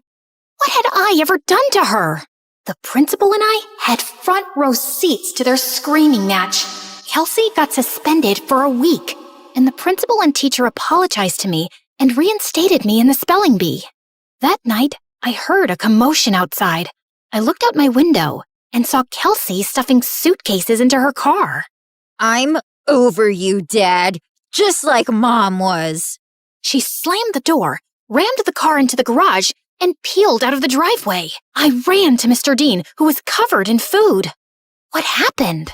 We were in a huge fight about what she did to you, and she threw everything in the fridge at me. I kicked her out, and she's gone to live with her mom. As much as I wanted to jump with joy at the thought of never seeing Kelsey again, I didn't want things to be like this. Mr. Dean looked crushed as he walked back inside, and I followed him to help clean up the mess. At school, word got out about what Kelsey did, and people started being nice again. Things weren't just back to normal, they were better. I gave an incredible anti-bullying speech at a school assembly that got a standing ovation. I started a support club where victims of bullying could share their stories. And at every free moment, I was practicing for the spelling bee, often with Mr. Dean's help. He still seemed down about being alone, but when I was around, he cheered up. He drilled practice words with me every day until regionals. And on that day, he was there in the audience. My mom wasn't. I got second place and was qualified for nationals in a month. Afterward, the top contestants did a group photo shoot. I was smiling for the camera when someone put an arm around my shoulder. I looked up. It was the guy who won first. You were a great competitor out there today. Congratulations. His accent, his eyes. Suddenly, I forgot how to breathe. Thanks. Where do you come from? Where do you come from? Sierra, are you kidding me? Is that how you speak, or did I just fluster you? Oh, no. I just have a stutter. It's adorable. I'm Leon, and I'd love to get your number. We should talk more, since we'll be seeing one another for nationals next month. Yes, please. We exchanged numbers, and I practically floated back to Mr. Dean. It felt like the best day of my life. When we got home, Mom was on the porch, arms crossed. She rolled her eyes when she saw us together. And where have you two been? The spelling bee, Mom. Remember? I won second place. She did amazing. You should have seen her. I'm sure, but I was too busy with the logistics of moving. Moving? Work wants me to relocate to California within the next couple of weeks. Mom, no! I have nationals next month. Well, that's too bad. Work comes first. You know that. Work always comes first for you, Mom. It's never me. Oh, stop being so dramatic. What if she stays with me until the end of the school year? What? I have Kelsey's empty bedroom. She can compete in nationals, finish out the year, and then move out to California. Please, Mom. Fine. Within a week, Mom was gone, and I had moved into Kelsey's old room. Mr. Dean cared in a way my mom never had, and this new life felt good. And to top it off, Leon reached out. He was a foreign exchange student from Spain living in New York, and we hit it off instantly, texting all night, every night. We had so much in common, and he was so easy to talk to. I had a major crush. One night, I even felt bold enough to tell him. I was losing sleep, slipping in school, and didn't care. I had never felt like this about someone in my life. Leon and I even planned our first date the night before nationals. That weekend, I was behind on prep, but I was more excited to see Leon than I was to compete. We planned to meet at a park, and I spent hours getting ready. I waited for him at the park. He was 5 minutes late, then 15, then 30. After 2 hours, unanswered calls, and 20 unread texts, I gave up and walked home. I got in bed and cried. Had something happened? Had I been stood up? I barely slept that night. The next morning, I was exhausted. Mr. Dean and I headed to the B. I checked in and looked for Leon. Nothing. When it was time to go on stage, I scanned the crowd. No Leon. But then backstage, I heard whispered voices. I turned and saw Leon talking to someone behind him. No, I can't keep doing this. Leon, come on. It's not that hard. He pulled away, and I gasped. Their heads snapped towards me. Kelsey laughed, while Leon froze like a deer in headlights. Was this all just a setup to mess with me? Sierra, wait! My ears started ringing, and I don't remember anything else that happened until... Contestant 9? Contestant 9, please step forward. A contestant sitting next to me tapped on my shoulder, and I walked up to the mic, trying to steady myself. Sierra? Why do you talk like that? Yeah, can you not speak? Are you stupid? You should be ashamed of yourself. Like you could ever win one of these. In case you didn't know, you trip over your words. Contestant 9, please state your name. Sierra? Your word is vicissitude. Vicissitude. VICISSITUDE. That is correct. And just like that, my first round was over. With every ring of the bell that told me I got the word correct, my confidence rose. I shut Kelsey and Leon out of my mind. Contestants were dropping like flies, but I stayed strong. Until it was just Leon and I. Your word is appoggiatura. Appoggiatura. A-P-P-O-G-I-A-T-U-R-A. Appoggiatura. I'm sorry, that is incorrect. Sierra, if you can correctly spell the word, you will be our national spelling bee champion. Appoggiatura. A-P-P-O-G-G-I-A-T-U-R-A. Appoggiatura. That is correct! I did it! The audience went wild. I got my huge new trophy and went to the lobby to find Mr. Dean. But I heard Leon's voice behind me. Wait, Sierra, please! Leave me alone! Sierra, please, let me explain. It was all Kelsey. She put me up to this. She wanted to get in your head so you'd lose. Wait, don't go to the lobby. I walked through the doors, but Leon lunged at me and pushed me out of the way. The doors had buckets of slime and feathers on them, which all fell on Leon. Why did you push me away? I was trying to save you from this. Listen, Kelsey moved to my school and found out I was going to regionals for the spelling bee. She said she'd pay me to flirt with you and distract you from studying. I'm so sorry. I was just a game to you? I only agreed because I really needed the money for my mom's treatments. That's why I'm even competing in the bee. I didn't expect to end up having real feelings for you. When Kelsey found out, she stole my phone and smashed it. She even threatened to get me kicked out of school. Just then, my mom and Mr. Dean walked up. Mom, what are you doing here? Mr. Dean convinced me to attend, and I had no idea you were so talented at this. We're so proud of you, Sierra. And then Kelsey walked in. Of course my dad is here to support perfect little Sierra. And Leon, I see you've betrayed me too. Guess your mom isn't going to get any better. Why are you so evil? What did I ever do to you, Kelsey? You stole everything from me. Everything! She didn't steal anything from you, Kelsey. Oh, really? Because I remember the night you and Mom screamed at each other when she found out about your little affair, when we both found out Sierra is your daughter. What? Oh, yeah. My neighbor was actually my half-sister. The girl who ruined my family and took my dad away from me. Is this true? Yes, it is. Even though this was the craziest day ever, the news warmed my heart. I'd seen Mr. Dean as my dad since I was a kid. You didn't lose your dad to me, Kelsey. You lost him because of you. You could have told me the truth. You could have been my sister. But you chose to be a liar, a bully, and a sad little lowlife who only feels powerful when someone else is hurting. I may stutter, but I never had to hurt people to be heard. And why didn't you guys tell me sooner? I'm sorry. He didn't know until I told him once we moved in next door. I wanted to tell you right away, but then my wife left me and Kelsey took the news really hard and started lashing out. We thought it would be best for you to not know. For your sake, and Kelsey's. I was planning on telling you. I figured since we live together now, it was the right time.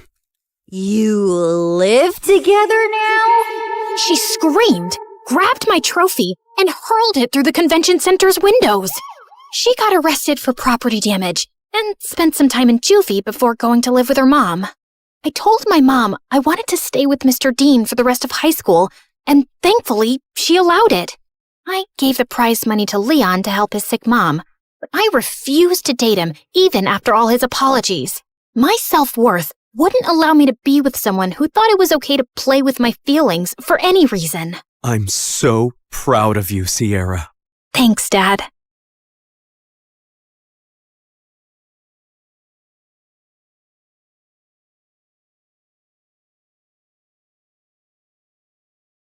And then finally, a letter arrived one morning. My hands were trembling so much, I almost ripped the letter trying to open the envelope. Dear Drizella, my delegation has been extended and my duties have grown. I'm far too busy now to keep up with our correspondence. I hope you understand and wish you well. Prince Henry. I read it 3 times, as if expecting other words to magically appear the more I stared at the paper. But that was it. Just this cold, impersonal letter after all these months. I told myself that he was really busy with big, important things. It had been almost a year since he left, and people can change. It's not like he ever said he loved me or promised me anything.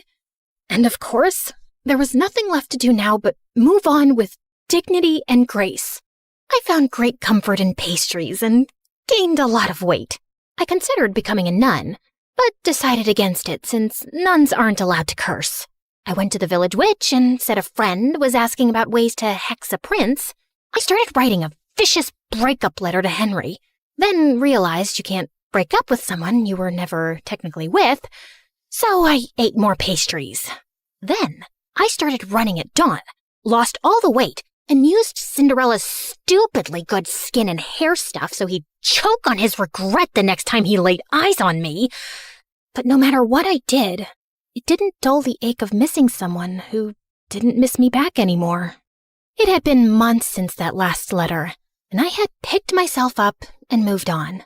So I wasn't expecting my stomach to lurch when an official invitation arrived from the palace, announcing a grand ball in honor of the prince's return. Great. Other people could honor him. I wasn't going. Besides, Anastasia was terrified of dancing, and Mother wouldn't be up for it either. Over the past few months, she'd grown very weak and was always tired. I'd asked a couple of doctors to examine her, but they had no answers. Cinderella had been on top of her care, of course, always fluffing her pillows, rubbing her feet, making her special herbal teas. And the thought had crossed my mind more than once. What exactly was she putting in those concoctions? I didn't think she was beyond slowly poisoning a woman for her inheritance. I'd thrown the invitation in the trash. But sometime later, Cinderella came into the living room, clutching it to her chest. You're invited to a royal ball. Can you believe it? Oh, I've never been to a proper ball or worn a ball gown, and I've never seen the palace. I know I'm not invited, but maybe I could go, if you could take me with you. Yeah, no. We're not going. Royal balls are dull. Take our invitation and go, love. I'll arrange a carriage for you. You deserve to have some fun. Yeah, there was no cute fairy swishing a wand and going bibbidi-bobbidi-boo.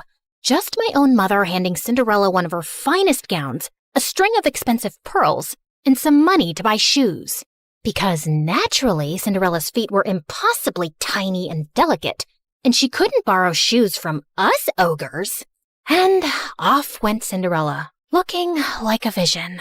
Since she was finally out of the house for a few hours, there was no way I wasn't going to snoop through her room, which was, as I suspected, disgustingly perfect.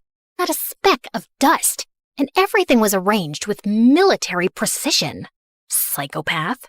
I rifled through her drawers, opened her wardrobe, peered under the bed.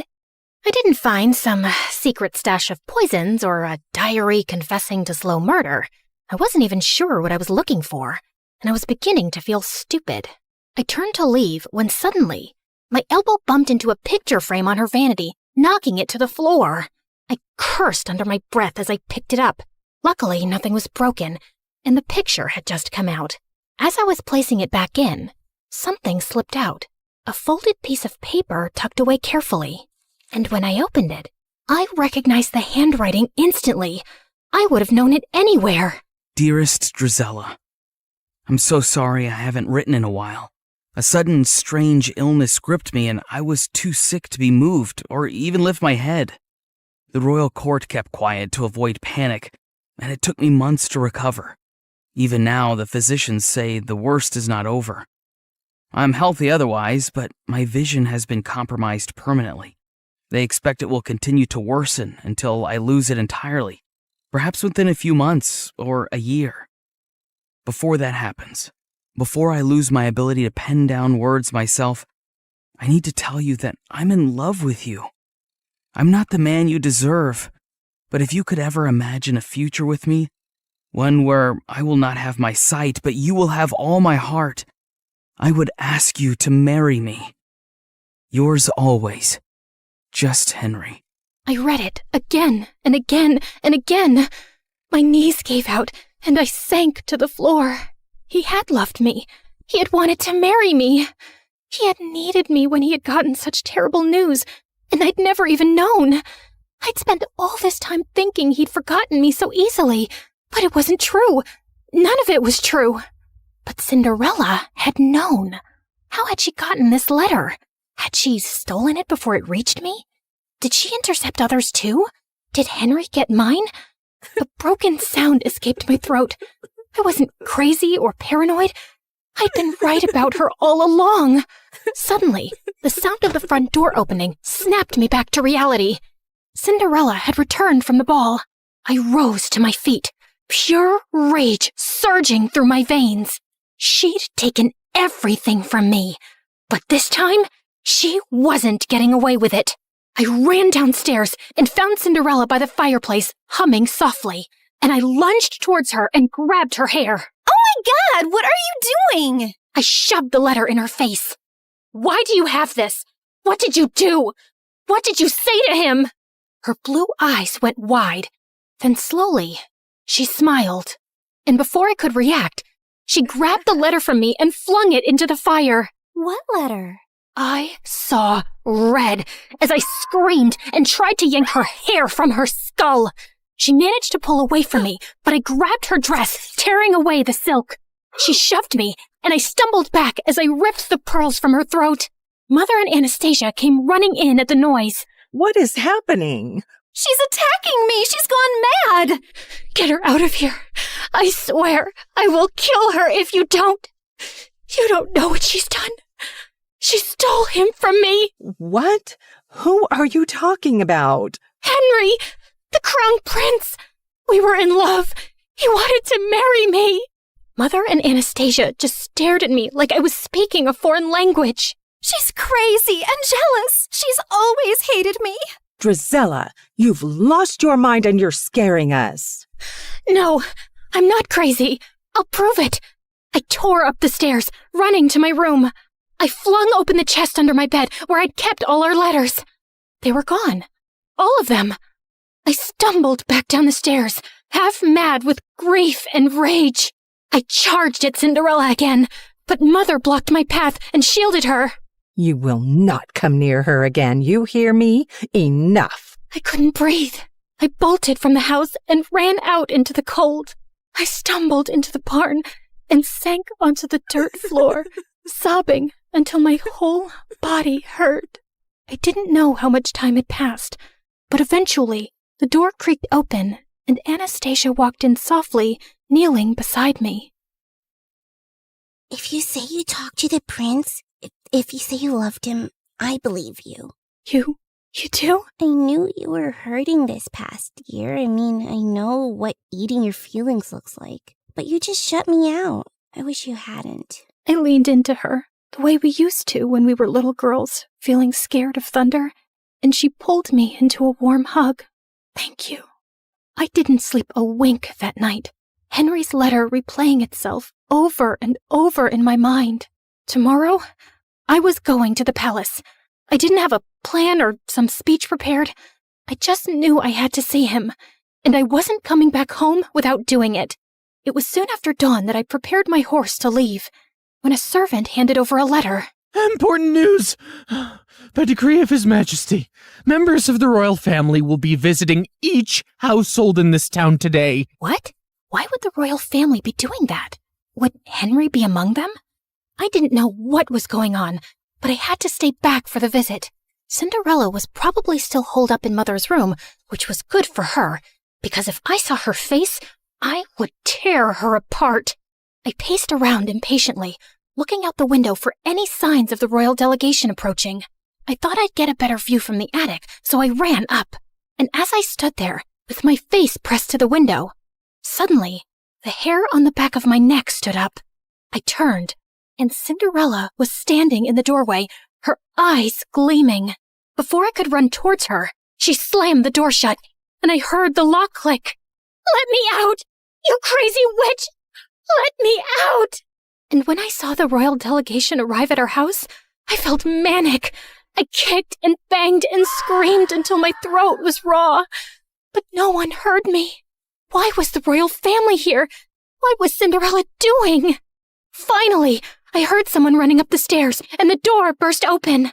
The prince, he's here. He's here. And he just asked Cinderella to marry him. The words punched the air out of my lungs. You have to go. You have to stop him. Hurry.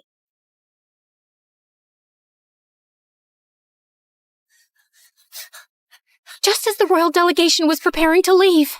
And there he was. Henry was standing beside Cinderella, his hand cradling hers gently as he bent to kiss her fingers. "Henry, no! You can't marry her! You don't know who she is!" Everyone froze, including him. He slowly turned to me, squinting his eyes hard, and then his face hardened to stone. I told you she would never let me escape. Henry, whatever she's told you, it's all lies. Address me properly, miss. It's Crown Prince Henry. Okay, Crown Prince Henry. You cannot marry that two-faced witch. A ripple of murmurs went through the small crowd gathering around us. I need a moment alone with her. He led me forcefully into the stables away from everyone and slammed the door behind us. You are the biggest liar I've ever met.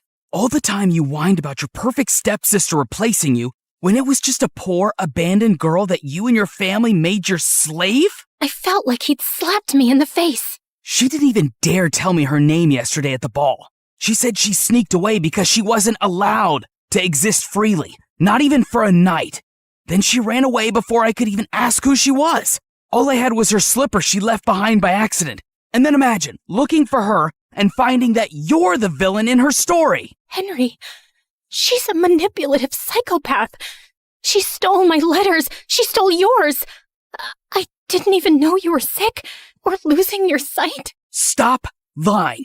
It was your handwriting on the letter I got, where you told me you couldn't be with me because of my illness, where you said it would be better to end things before they really even began. I never wrote that letter. She faked it. I think she always knew about us right from the start. Are you really so twisted that you think she plotted all this? So according to you, she intercepted our letters, forged your handwriting, and had been spying on us all along Just to ruin things between us one day? I know it sounds crazy, but it's true. For a second, a shadow of doubt crossed his face, and I thought he might believe me. But then, his jaw tightened. No, you didn't want me. And now you just don't want her to have me either. My heart felt like it would explode. You met her last night. How can you marry someone you don't even know? As if time is a guarantee of anything. I knew you for much longer, but it turns out I didn't know you at all. She knows about my ailment, and she accepted me as I am. And even though I've lost most of my sight now, when I look at her, she glows like an angel. She's kind and beautiful and good. I know she will save me, and I will save her from you. As he started walking away, I felt something break inside me, like a monster being unleashed. Maybe it's a blessing you're going blind, Henry. I hope it happens faster for your sake. It's better if you're spared from seeing the snake you're marrying, or the fool you've become. And I wouldn't have married you anyway. A blind fool is no prince, only a burden. Mind your tongue when speaking to your prince. And if you ever cross my path again, I will have you exiled. I walked out after him and watched from a distance as he took Cinderella's hand, lifted her into the royal carriage, and rode away, taking every dream I'd ever dared to have with him. What was it that Henry had called me? Ah, yes, the villain in Cinderella's story, in that she would save him and he would save her from me. Yes, her beauty was so bright, it even enchanted an almost blind man. It made everyone else look ugly. I calmly stepped over to the oil lamp and knocked it over. Then I stood back and watched as the flames ran up the curtains, licked up the walls, ate up her belongings, gobbled up all her lies. The whole room blazed, and it felt good. The fire spread faster than I'd expected. The house was old, and the walls were bone dry. By the time the servants managed to put it out, half the estate was gone.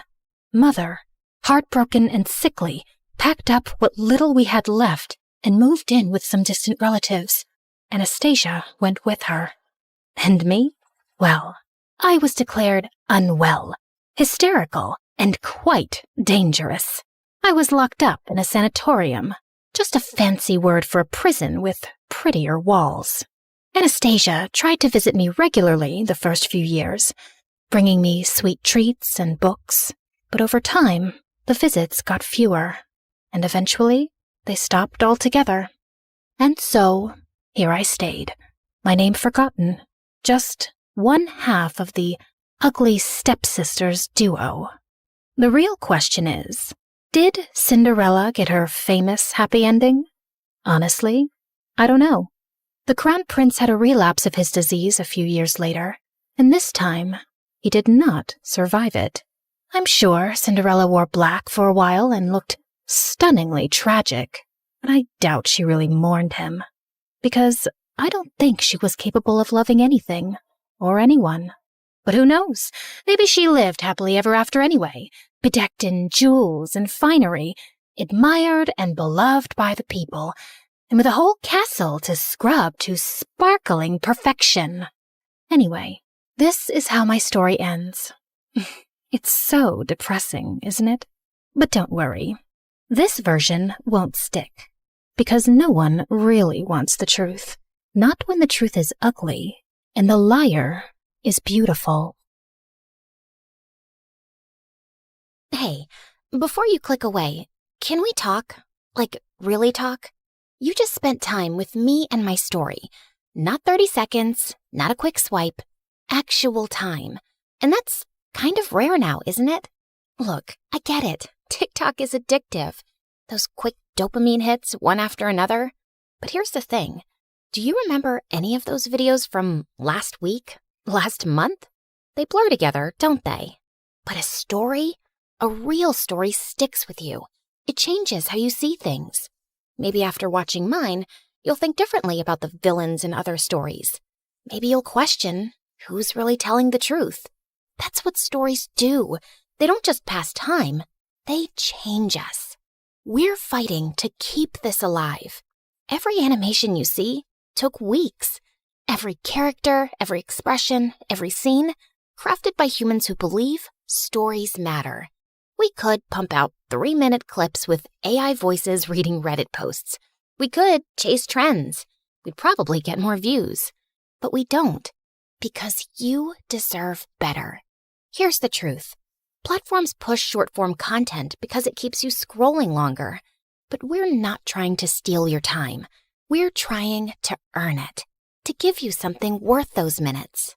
So if this story made you feel something, anything, then please share it. Not for the algorithm, not for us, but for everyone who's hungry for real stories and doesn't even know it yet. Send it to that friend who says, I wish movies were like they used to be. Drop it in the group chat where people actually discuss things. Because every share is a vote that says, yes, storytelling matters. Yes, we still want narratives that challenge us, surprise us, make us think. The art of storytelling survived thousands of years. From cave paintings to campfires to Shakespeare to cinema. Don't let it die on our watch. Not for a 5-second dance trend. Help us prove that in a world of infinite scroll, some things are still worth stopping for. Share this story. Save storytelling. It sounds dramatic, because it is. Hi, I'm Sasha from Florida. Please don't forget to like and subscribe. My mom always told me that when I was born, I came like a ray of sunshine in their lives. My parents were struggling financially and were the poorest in their families, but I was a special kid. They could tell from the start that I was super bright, and I could read and count when I was only 3. This made them so proud, especially since my brother Damien, who was 2 years older than me, was just a troublemaker. Once when I was 5, Damien and I were playing baseball in our small yard, and I told him not to throw so far, but he wouldn't listen. Relax, Sasha. Don't be such a nagging baby. But Damien, the neighbors... He threw it again, and this time it broke the neighbor's window, which my parents had to pay for. Damien, you're not getting a Christmas gift this year after that stunt. You're always getting into trouble and costing us money we can't afford. I told him not to throw so high, Mom. Of course you did, baby. I wish your brother was smart like you. Damien looked at me with pure hatred. And ever since then, we fought like cats and dogs, and there was no peace in the house with us around. I kept excelling at school, and with time, my parents' struggles also started getting easier. Dad got a job in the city planning department, and he had a good salary now. The only one getting worse was Damien. He failed 10th grade twice, and now we were in the same class. If you fail another year, you'll have to find a part-time job and pay for your own school fees. I am not spending my hard-earned money on your failures. Sasha, why don't you help Damien with his math? Heck no, I don't want any help from Little Miss Perfect. It's not like I'm dying to teach you, but this is just getting embarrassing, bro. Take my help if you ever want to leave high school. I tried my best to help Damien, but he was such a thick-headed student. How could someone's IQ be this low? One day, while we were sitting at the local ice cream shop going through his homework, this fancy, overdressed girl sitting at a table opposite us started yelling at the waiter for accidentally spilling a milkshake on her. You stupid fool! Look at what you did to my Gucci top!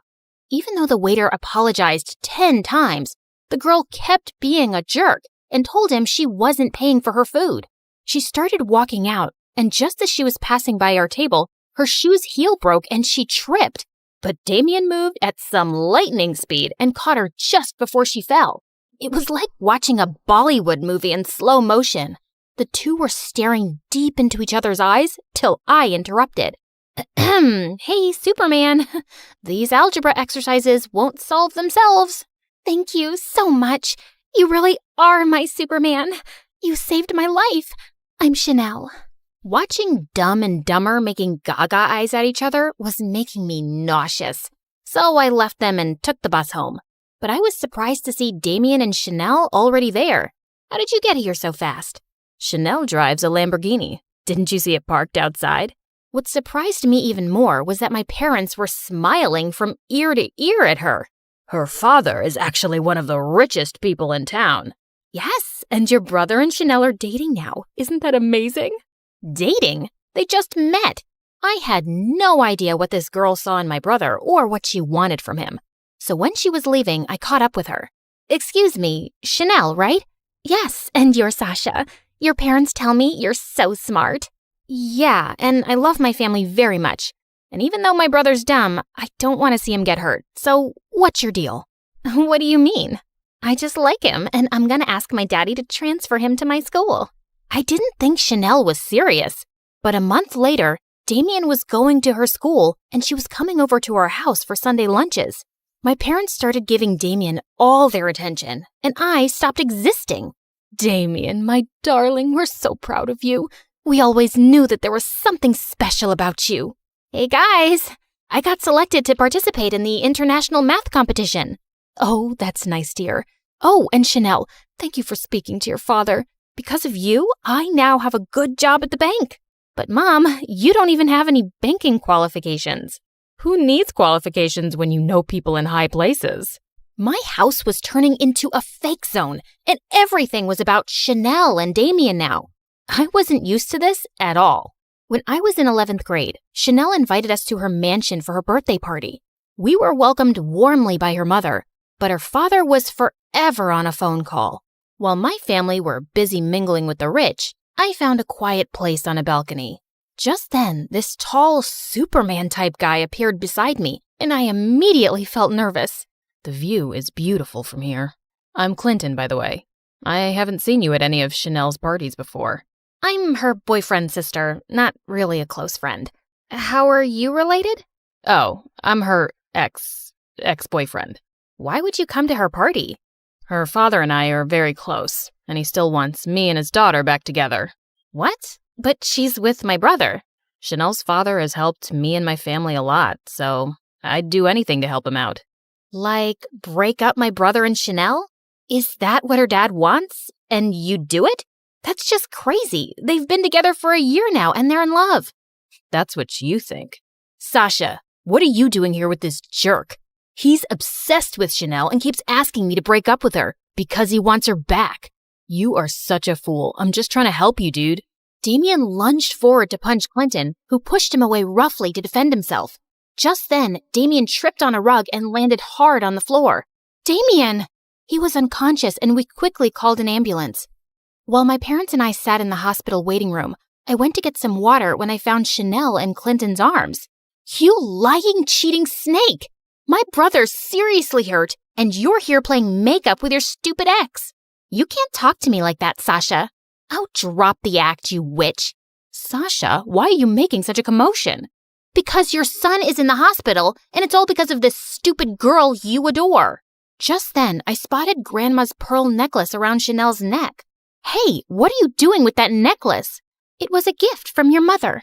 Mom, why would you give her that? You always said it was mine. Sasha, please calm down. Chanel has done so much for our family since she came into our lives. You need to be more thankful. Chanel is fooling all of you. She is not who she seems. Enough of your jealousy. Not everything is about you, Sasha. After my dad said that, I suddenly lost it and pulled the pearls off Chanel's neck, sending them flying everywhere. I ran away before my blind, foolish family could say more. When I went to see Damien later, he did not look great. You bruised like a peach, bro. But I'm glad you're awake. Where's Chanel? Listen, there's something I need to tell. I'm right here, Damien. Oh, you had me really scared, babe. Damien, don't trust anything she says. Just hear me out first. Sasha, just mind your business, okay? Chanel is the love of my life. Now please, get out. I saw that I was just wasting my time with my family, so I stopped talking to everyone and minded my own business. But a week later, everything came crashing down. Damien came home looking devastated because Chanel had broken up with him without any explanation. And when Mom returned, she said she'd also lost her banking job. I should have listened to you, Sasha. Chanel just threw me away like a toy she got bored of. And now I'm back to being nothing. But you were never nothing, Damien. Yes, I was. I was always a disappointment next to you. But once I started dating Chanel, they finally noticed me. I was worth something. It was true. I'd enjoyed all their attention without ever thinking about how he felt. And for the first time, I hugged him. Just then, Dad appeared, looking frantic. Chanel is a bigger traitor than we could have imagined. She stole some important work documents from my study, which proved that our entire neighborhood was built on some illegal land decades ago. Her father has those documents now, and he's planning to demolish the whole neighborhood to set up his factory here. Son, I think this is why she was dating you all along. And now we'll lose our house, and I'll definitely lose my job. I couldn't believe how far Chanel had gone to deceive us all. And I had to do something. I was sitting at the local cafe wondering what could be done when I spotted Clinton in the corner looking upset. Why do you look like you've been crying? Aren't you back with Chanel? No, I'm not. That day at the hospital, I was only hugging her because she was really upset about your brother. Whose heart she broke, by the way. Upset my butt. She totally used him. You don't know everything. It's all because of her dad. Anyway, I told him I didn't want to get back with Chanel because I don't love her, and he fired me from his company. Well, I'm sorry to hear that, but right now I have to figure out how to save our entire neighborhood from getting bulldozed by Chanel's dad. I know how you can stop him. Look, I still don't really trust you, but I'm listening. Clinton told me that Chanel's father had some important documents in his safe at home, which proved he'd committed fraud to steal people's lands. I still have the access card to his home office, and the whole family goes to the golf course every Saturday morning. That's when we can get in. If we expose him, he'll be ruined. I was very nervous about this whole plan, but a lot of people were about to lose their homes, so I had to try. When the day arrived, we managed to get into his office and get the documents from the safe when suddenly Chanel walked in. What are you doing here? Chanel, I should call the police. I was scared out of my wits, but suddenly she took my hand. But I won't. My dad's been using me for his dirty business all this time, and I'm sick of it. I don't want anyone to lose their homes. So go and save your neighborhood. I suddenly hugged her. Thank you, and I'm sorry. No, you had every right to be angry, but you have to know, even if it started off as an act, I really did fall in love with your brother. Come on, Sasha, we have to go. They'll be back any moment now. The documents we had were enough proof to get tons of lawsuits slapped on Chanel's dad and shut his illegal businesses for good. And our neighborhood was safe. You did it, Sasha. We're so proud of you, love. Well, I wasn't alone. Clinton helped me. And Chanel. Just then the two walked in and Damien looked furious. What? Why would you have anything to do with these people, especially her, after what she did? She only hurt you because of her father, Damien. You have to give her a chance. Yeah, and all that time I warned you about breaking up with Chanel. I was just trying to protect you from her dad's plans. Because you're a good guy, Damien. Also, you should listen to your sister because she's strong and smart. I was taken aback by Clinton's words, and the way he looked at me gave me butterflies. We don't know about Damien, but we will never forgive her. Mom, Dad, you aren't completely innocent here either. You only started giving Damien attention when he brought a rich girlfriend home. And you accepted all kinds of favors from Chanel, even though you didn't deserve them. Let's just all forgive each other and start over, okay? We left Damien and Chanel to talk things over, and I was certain things would be right between them because they truly loved each other. We make a good team, don't we? I guess you could say that. We should, team up more often. Okay. I'll contact you next time there's another neighborhood that needs to be saved. Or how about you try to understand what I'm saying and realize I'm asking you out? Yeah, I understood that the first time. And sure, why not?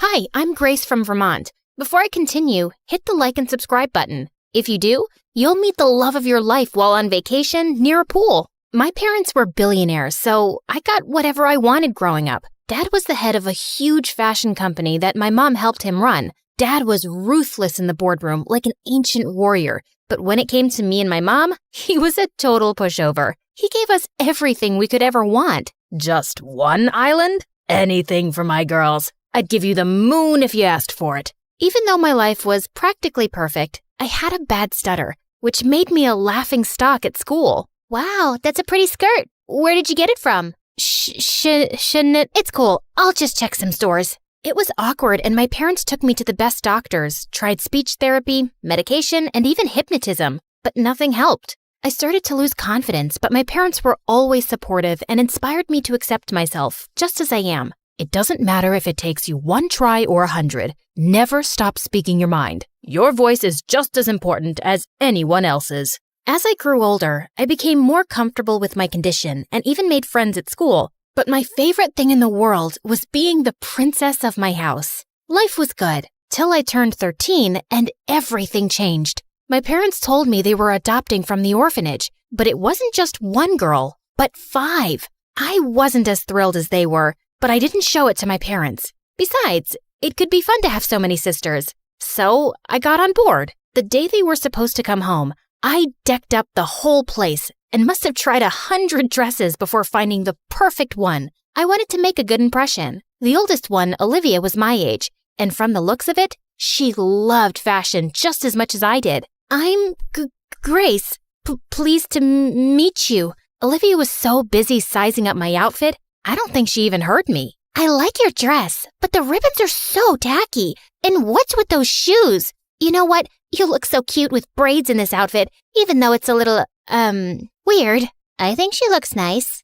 Ignore Olivia. She's just jealous. It was clear from the beginning that Olivia had an issue with me for some odd reason, but at least the other 4 were gentle. Margot and Beatrice didn't care about fashion, but they were easy to talk to. We became friends in no time, gossiping about boys and school and fighting over the best spot by the pool. Harper and Quinn were younger and stuck to themselves. Harper was obsessed with insects and was always collecting ladybugs and other creepy crawlies. Quinn was like her sister's shadow, silently following her everywhere. A week after my sister's arrival, my parents took us on a shopping spree so they wouldn't have to wear the same clothes from the orphanage. And Olivia bought everything I did. At first, she just wore the same belt or hat, but soon she was copying my whole outfit. Why are you copying me? I think you're copying me. But it's cool. I know I have a great eye for fashion, so it's a compliment. Oh my God, the new Gucci bag! I didn't care if Olivia wanted to dress like me. It just bugged me that she was lying about it. So one day, I pretended I was going to wear the ugliest outfit. But then I changed at the last second. Olivia showed up to breakfast looking like a clown. Wow, Olivia, you look so good. Yeah, right? I saw Gummy Hadid wearing this. You mean Gigi? And I don't think that she would ever wear something this funny. The only thing funny here is the way you talk. Olivia, apologize this minute. Why? It's just harmless jokes between sisters, Dad. Whatever. Sorry, Grace. Please don't cry now. After that day, Olivia stopped copying my outfits, but we just couldn't see eye to eye. I tried to be friendly, but she was just a mean witch. So after a while, I stopped being nice and just ignored her. While Olivia was a pain in my butt at home, in school, I had Pearl. She was the head cheerleader and a total bully. One day, my sisters and I were eating in the food court at the mall when Pearl swooped in like a vulture. How are you doing, Grace? Just leave me alone. What? I didn't quite catch that. Were you trying to say something? Zip it, moron. Don't you have something else to do? Like bore people with your dumb cheerleading moves? Oh, but I'm getting bored. And you're so entertaining. Did I do that right? That was perfect. Before I could say anything, Harper pulled out a jar of ladybugs from her backpack and dumped them on Pearl's hair. What have you done, you moron? Pearl screamed and ran off. Instead of staying with us, Olivia took off to help her.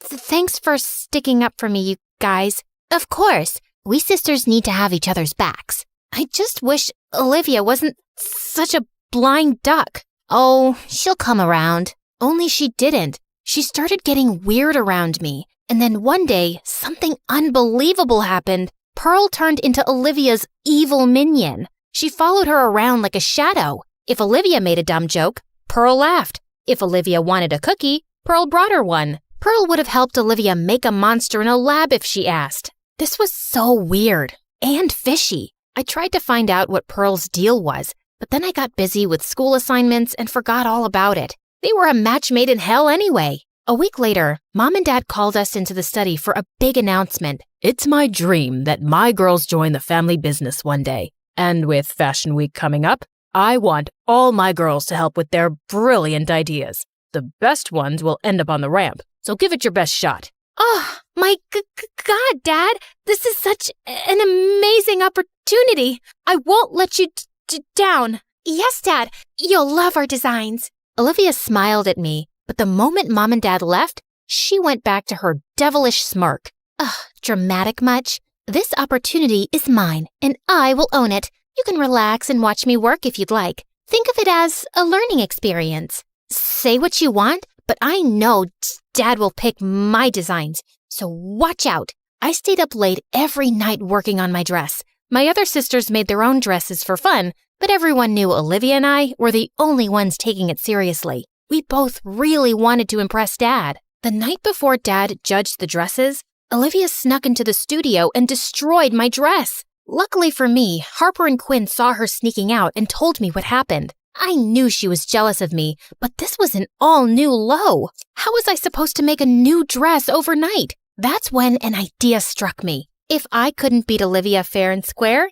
I'd just have to play tricks with her. So, I swapped her dress for my ruined one. The next day, when Dad walked into the studio to judge our dresses, we both took the sheets off of our mannequins, and Olivia's mouth dropped open in shock to see what I'd done. But obviously, she couldn't tell Dad that the dress was really hers without admitting that she'd destroyed mine. Grace, I pick you. This isn't your usual style, but it's certainly beautiful. Olivia, it's a shame you gave up on your dress. It looks like it could have been something special. I know, Dad. Wonder what happened. Oh, don't be a sore loser, Ollie. I'm sure you'll do just as good as the next time, if there is a next time. I wasn't one to gloat usually, but the look on Olivia's face was so satisfying. A few days later, we were all on a flight to Paris for Fashion Week, and Olivia couldn't stop glaring at me. That's my dress that's about to go down the runway. You shouldn't steal credit, and you shouldn't sabotage people. Olivia, why can't we leave this stupid fight and just be friends? Friends? With you? No, thank you. And I know you hate me, so please stop pretending. I don't. Stop talking. You're giving me a headache. Olivia then got up, and for the rest of Fashion Week, she totally ignored me. Pin that hem. Olivia, hand me that hat. Olivia! What? Can't you see I'm on the phone? Can you help? Who are you even talking to? Ugh, just leave me alone. This girl was so weird. Even when we got back, she wouldn't talk to me, not even rudely. She'd either stay in her room or hang out with Pearl. And worse was that she'd started inviting Pearl to our place, which really annoyed me. Oops, I got to that first. Ugh. After a successful show at Fashion Week, Dad started getting a lot of orders. He worked for months on a new line, and all the designs were kept under lock and key in his studio, and nobody was allowed inside. But in less than 2 weeks before his runway show, someone leaked pictures of the new collection all over the internet. The tabloids went wild guessing who it could be. I can't believe someone would do this. All my hard work is gone. Nobody has access to my study except you girls. If anyone knows something, tell me now. I took a quick look at everyone, and all of us were equally shocked. Fine. If that's what you want, you're all grounded with no phone privilege or allowance. But we didn't do anything. That's not fair. But Dad simply frowned and left. We all know you did it, Olivia. Just admit it. It wasn't me. I would never do that to Dad. Relax, guys. This is not the time to turn on each other. Dad didn't talk to us for days, and it really hurt me to watch all my sisters so sad and depressed. But Olivia looked extra worried. She would stay in her room, refusing to talk to anyone. One day, I was taking an evening stroll in the garden when I noticed Olivia slipping out of the house. and she looked really anxious. I wanted to stop her, but then I decided to follow her, and she stopped in front of Pearl's house. Ugh, what do you want now? I know you're the one who stole my keycard and then stole Dad's designs and leaked them, Pearl. I should have never taken you into the study that day. Yeah, that was kinda dumb, especially since you know my mom's company is your #1 competitor. You made it so easy to steal your designs, and now we'll be on top, while you guys will eat dirt. In your dreams, you sick psycho. No, not when the whole world would know what big fat cheaters you all are. Olivia looked at me in shock as I pulled out the phone and started playing back the recording with Pearl's confession. Give me that. Not so easy. Besides, I've already uploaded it, so there's nothing you can do. Pearl was at a loss for words, and suddenly her phone started ringing. Must be your mom. If I were you, I'd think of going underground for a few days. Pearl ran away crying, and Olivia turned to me. I'm so sorry, Grace. I should have been smarter. You should have. But right now, we need to figure out how to help Dad. We don't have much time before the show. So are you with me? Yes, of course I am. My sisters and I locked ourselves in the mansion for a week straight, staying up late every night, altering his designs. Harper and Quinn did all the sketching, and Marco and Beatrice gathered all the fabrics and accessories Dad would need. Then Olivia and I helped Dad put everything together. When the day of the fashion show arrived, we were ready. The paparazzi and critics were waiting for the curtains to rise, expecting the show to be a disaster with all the leaked designs. But when the curtain rose and the spotlights came on, the entire audience gasped. The new designs were even more beautiful, and the show was a massive success. And Dad was super proud. You set aside your differences, and you worked hard. You pulled together as a family. I'm so proud of all of you. It was Grace. She's the one who brought us together on this. Team effort. That's what sisters are for. Olivia and I smiled at each other as the rest of my sisters hugged me. I just knew everything would always be fine, as long as we stuck together.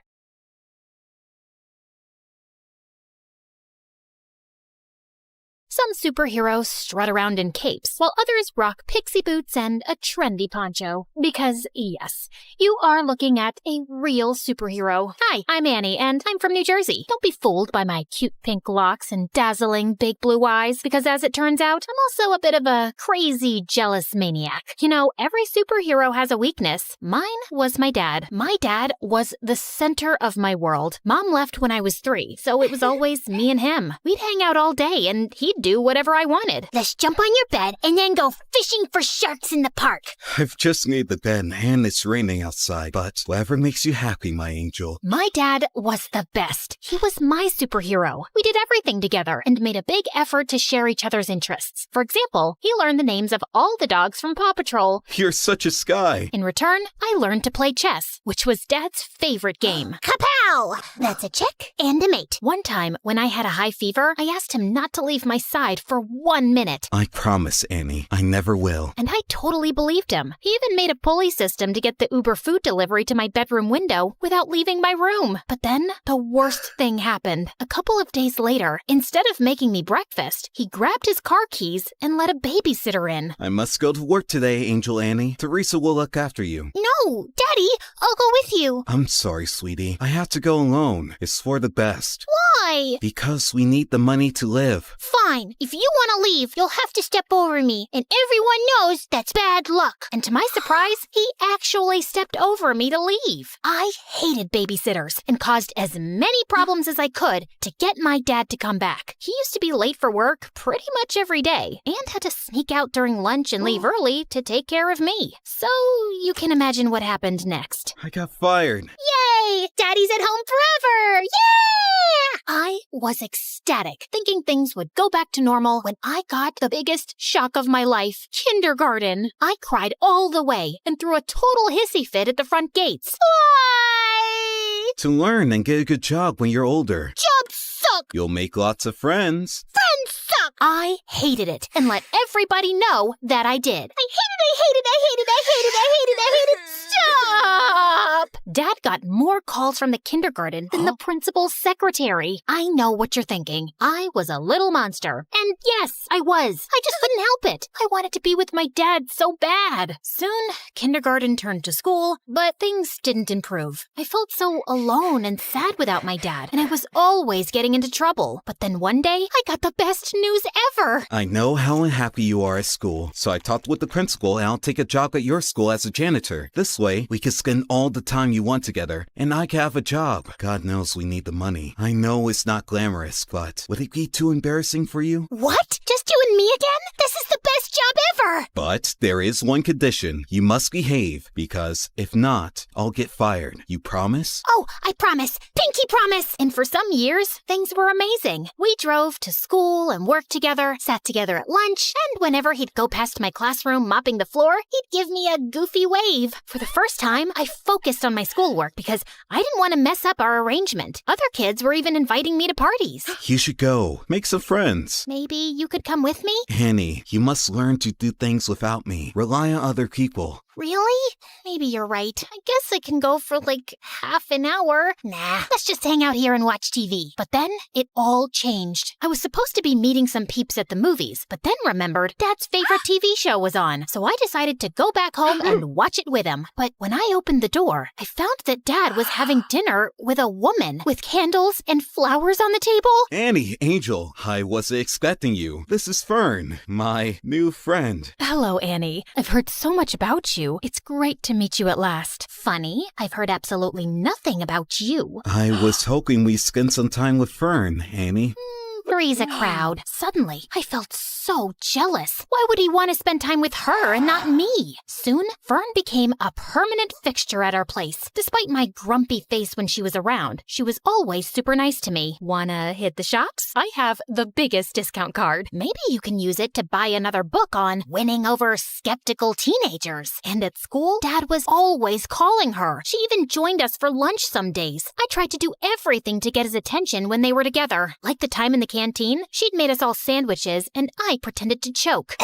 Poison! But they were too busy staring into each other's eyes to notice. Soon, Fern moved into the house. And even though I kept moving her things around, she was always calm and supportive. You can always talk to me about anything, you know. I'm fine. You and your dad have such a special relationship. I wouldn't want to come between you two. Well, cheers for that. You can rely on me too. I'll always have your best interests at heart. Yikes, is that the time? Gotta run. It felt like Dad was slipping away from me. But at the same time, I was also starting to become independent. During that time, I joined the chess club and quickly showed talent, no doubt thanks to all those games with my dad. I even won the school tournament and got invited to represent the school in an international tournament in Belgium. I knew it was a life-changing trip, but I also knew that my dad's job as a janitor didn't pay much. He would not be able to afford the expenses of such a trip, so I had to decline the offer. I was pretty sad about it, and soon things got even worse. That same afternoon, I got to class, and one of the more popular girls was sitting in my seat, slurping on a milkshake and making fun of me. Look at me. I'm Annie, and I'm so lame because my dad's my BFF. Great, that's really mature. Now move your butt from my seat. Oh no, you better call your personal janitor to clean up this mess. What mess? I shouldn't have asked, as she threw her milkshake on the floor on purpose. This mess. What are you waiting for? You better call Daddy. I jumped on her and tipped the rest of the milkshake over her, and that's when the teacher intervened. I got after-school detention. I was really scared that Dad would find out, but thankfully, he went home after finishing his shift. I was super relieved. But then, on my way out from detention, I heard a weird rustling noise from one of the classrooms. That's odd. Everybody went home already. I thought it was best to get out of there, but suddenly, a man in a ski mask rushed out of a classroom, holding a bag full of the school laptops. Oh no, a thief! I froze in my spot as he spotted me and stopped for a few seconds, then started running down the hallway. As he ran past me, he accidentally hit me with the bag of laptops, and I yelled in pain as I stumbled to the floor. Oh my God, are you okay? I looked up in shock as I recognized that voice. Dad?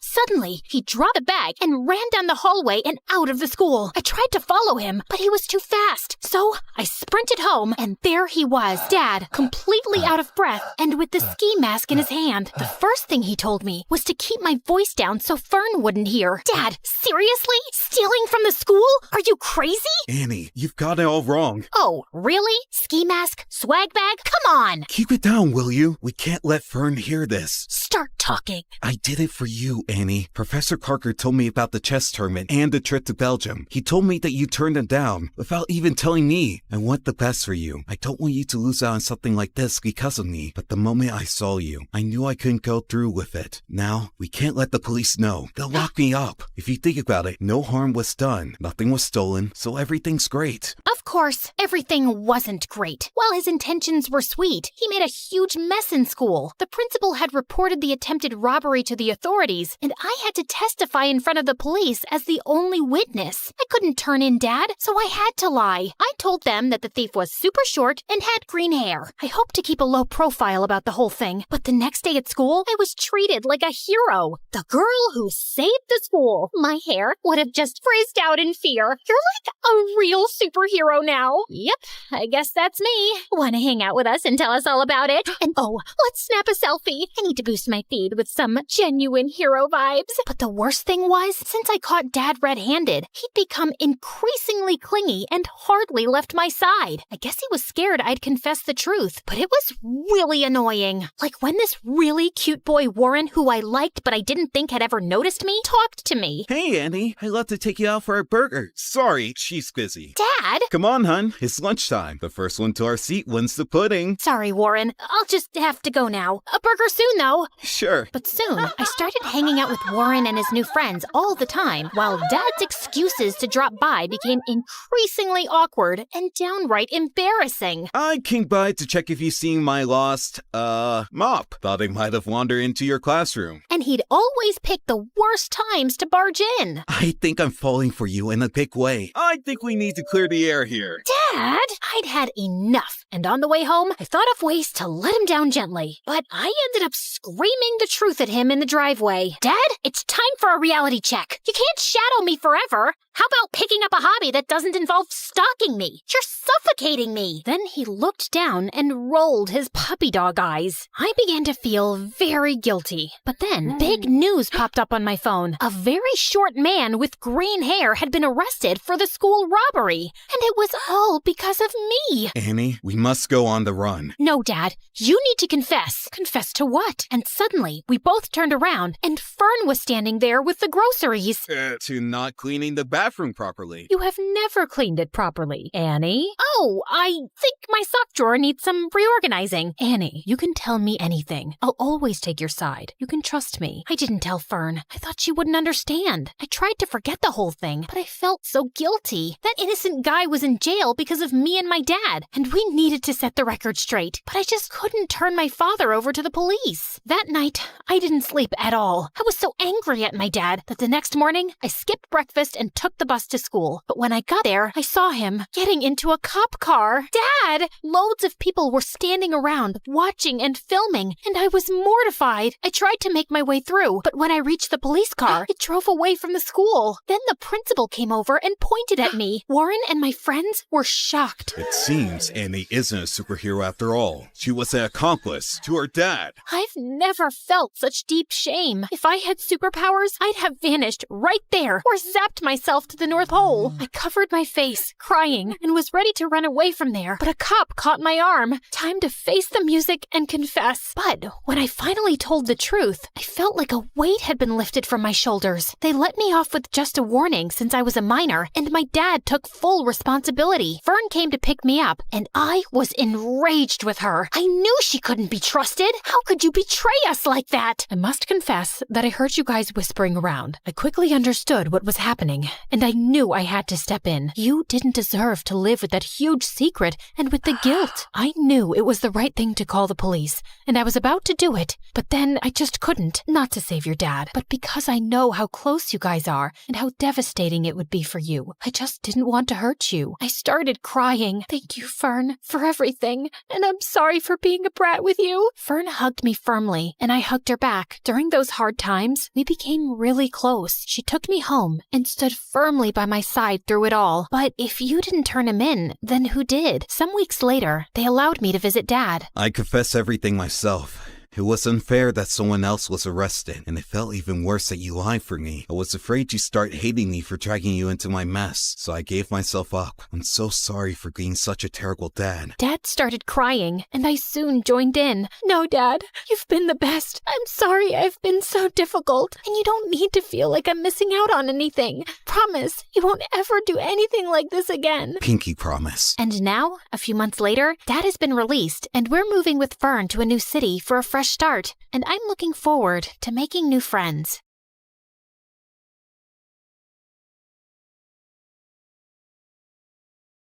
Hi everyone, my name is Summer. Please like and subscribe to MSA. I come from a poor family where my single mom used to work in fields for rich people, and since I was the eldest daughter, I always tried to help her out. Except I was kinda slow and really clumsy. Honey, can you go pick up those baskets for me? Sure thing, Mom. Oh, ouch! I'd destroy more things than I'd fix. You're sick, Mom. You should rest. I'll feed the cattle for you today. Oh no, wait, Summer. No, shh. You can thank me later. But as soon as I went near the animals, I stepped on a cow's tail and sent them all running around in panic. Just then, my BFF Jackson showed up, laughing like crazy.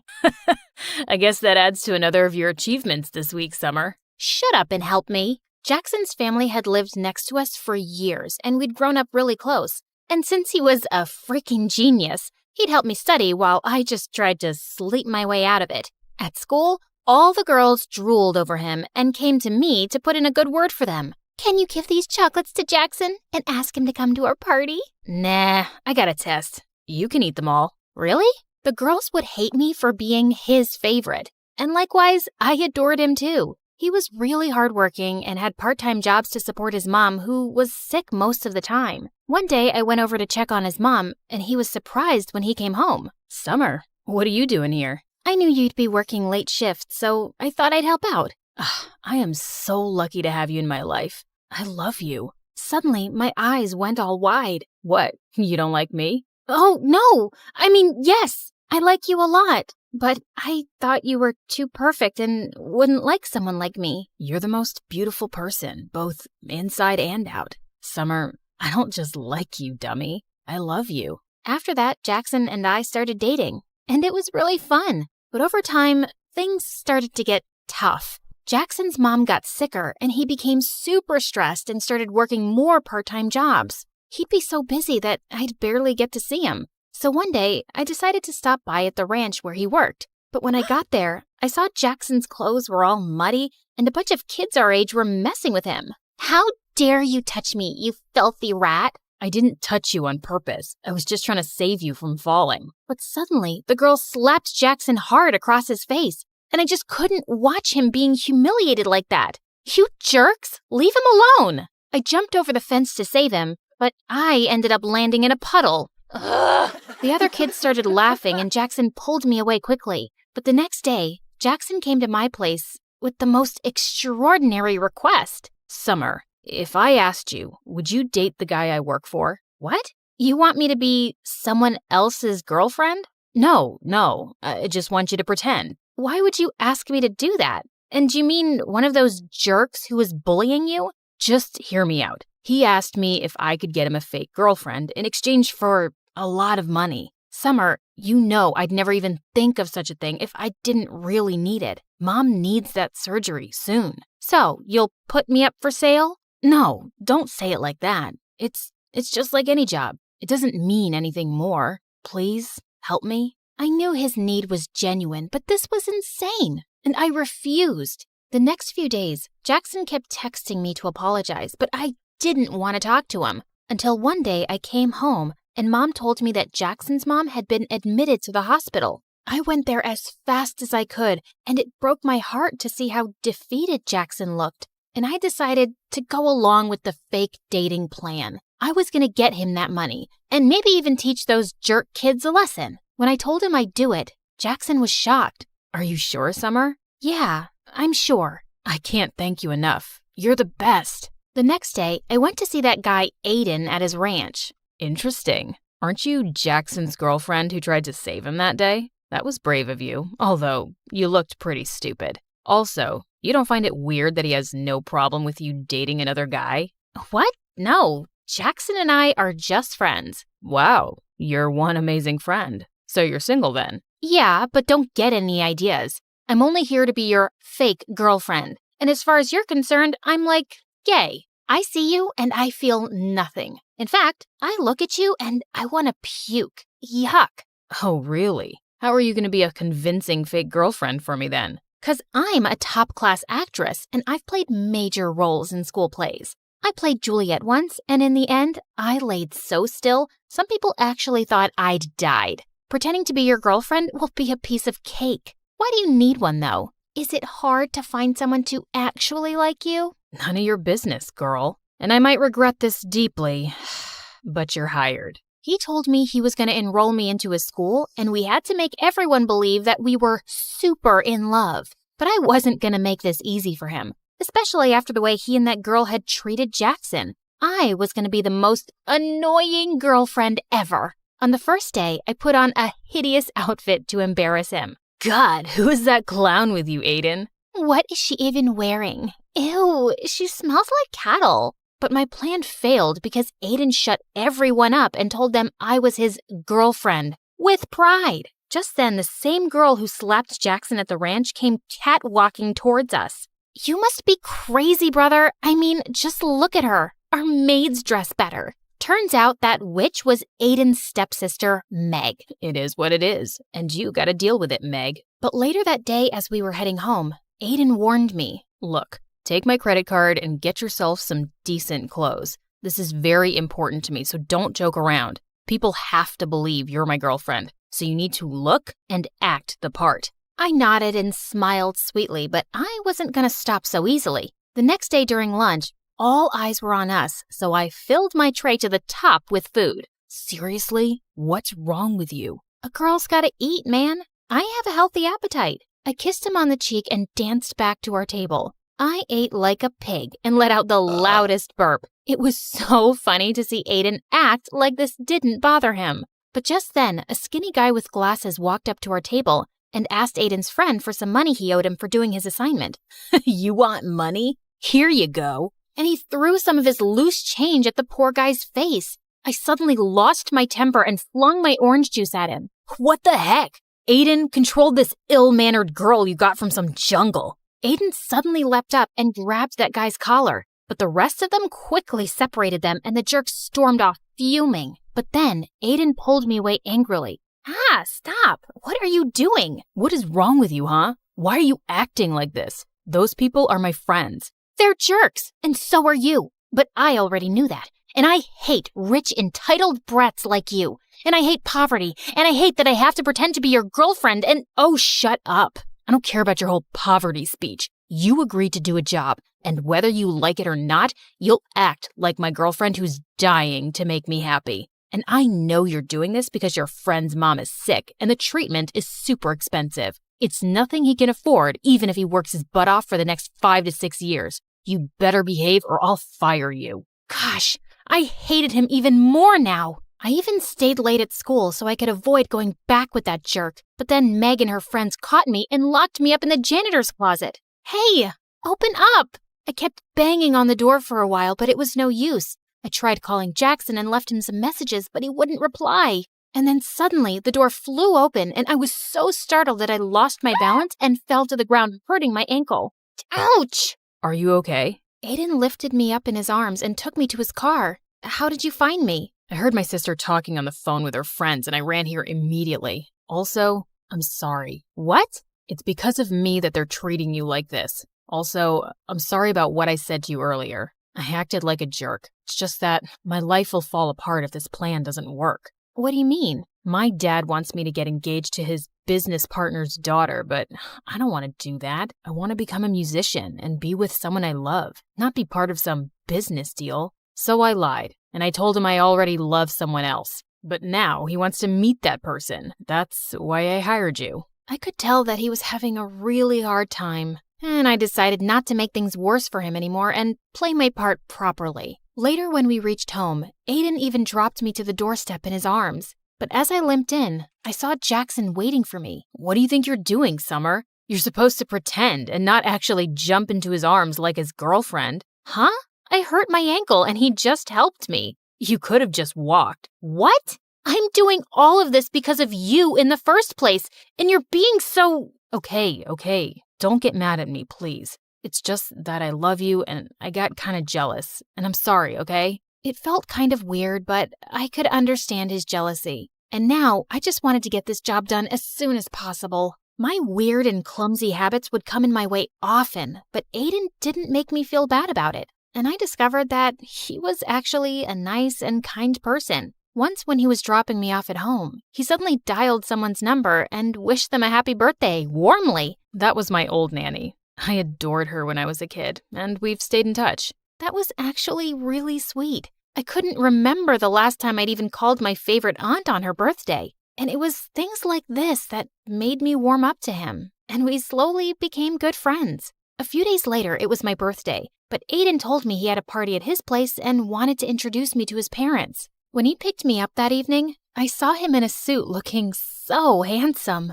Whoa, you look so pretty. You don't have to pretend. No one's watching us here, Aiden. Suddenly, I lost my balance, but thankfully, Aiden caught me in his arms. For seconds, he kept staring into my eyes, and my heart raced like crazy. It's a shame we aren't dating for real. Somehow, I pulled myself back up and stomped on his feet. I would never have dated you for real. You're not my type. Later at the party, Aiden was about to introduce me to his parents, but on the way, Meg stepped on my dress and I ended up crashing into the party cake, which went flying into Aiden's parents' face. Holy freaking cake monsters! It was such a disaster and I just ran out of there. But on my way out, I crashed into Jackson. I hadn't seen him in days. Jack, what are you doing here? And where have you been lately? I came to work here for the night so I could make some extra cash. And I've been busy, but I'm surprised you even noticed or cared. Why wouldn't I? You're my boyfriend. And do you know what day it is today?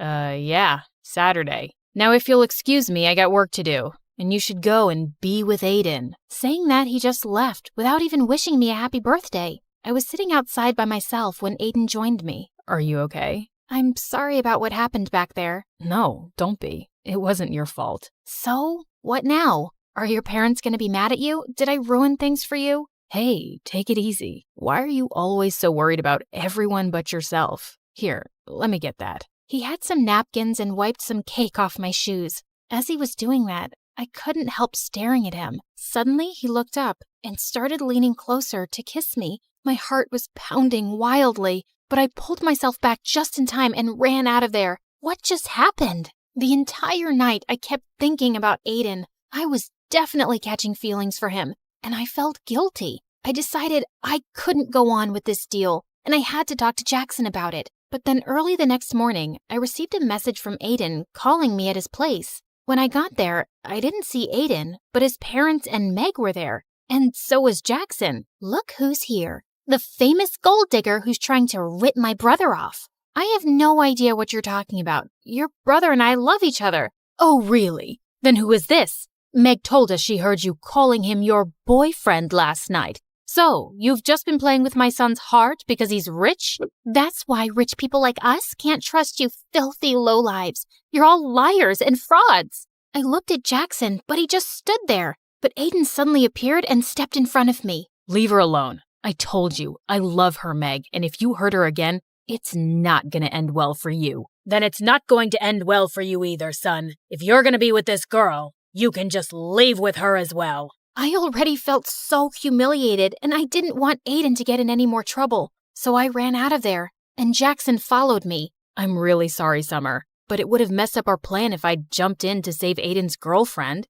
Jackson, I think the plan is already over. Aiden's family won't accept me as his girlfriend now. But Summer, you still asked Aiden to pay for you, right? This can't have been all a waste. I failed at the job, and I don't want to ask him for the money. I was going to talk to you about ending the deal anyway. Why? 'Cause Aiden kissed you last night? What? I actually left before he could kiss me. But you thought we kissed? And you still didn't want to break the deal? Do you even care about me? Of course I care about you, Summer. You think it's been easy for me to see my girlfriend with him? But you know how desperately we need the money. Not me. You. It's you who's lost his mind over the money. It's like I don't even know who you are anymore, Jackson. Just leave me alone. We're done. Because you fell in love with Mr. Fancy Rich Pants, right? Because I'm not good enough for you anymore, right? Jackson, just stop. No, I won't. In fact, let's see if you still love me or not. He tried to kiss me, and just as I was about to slap him,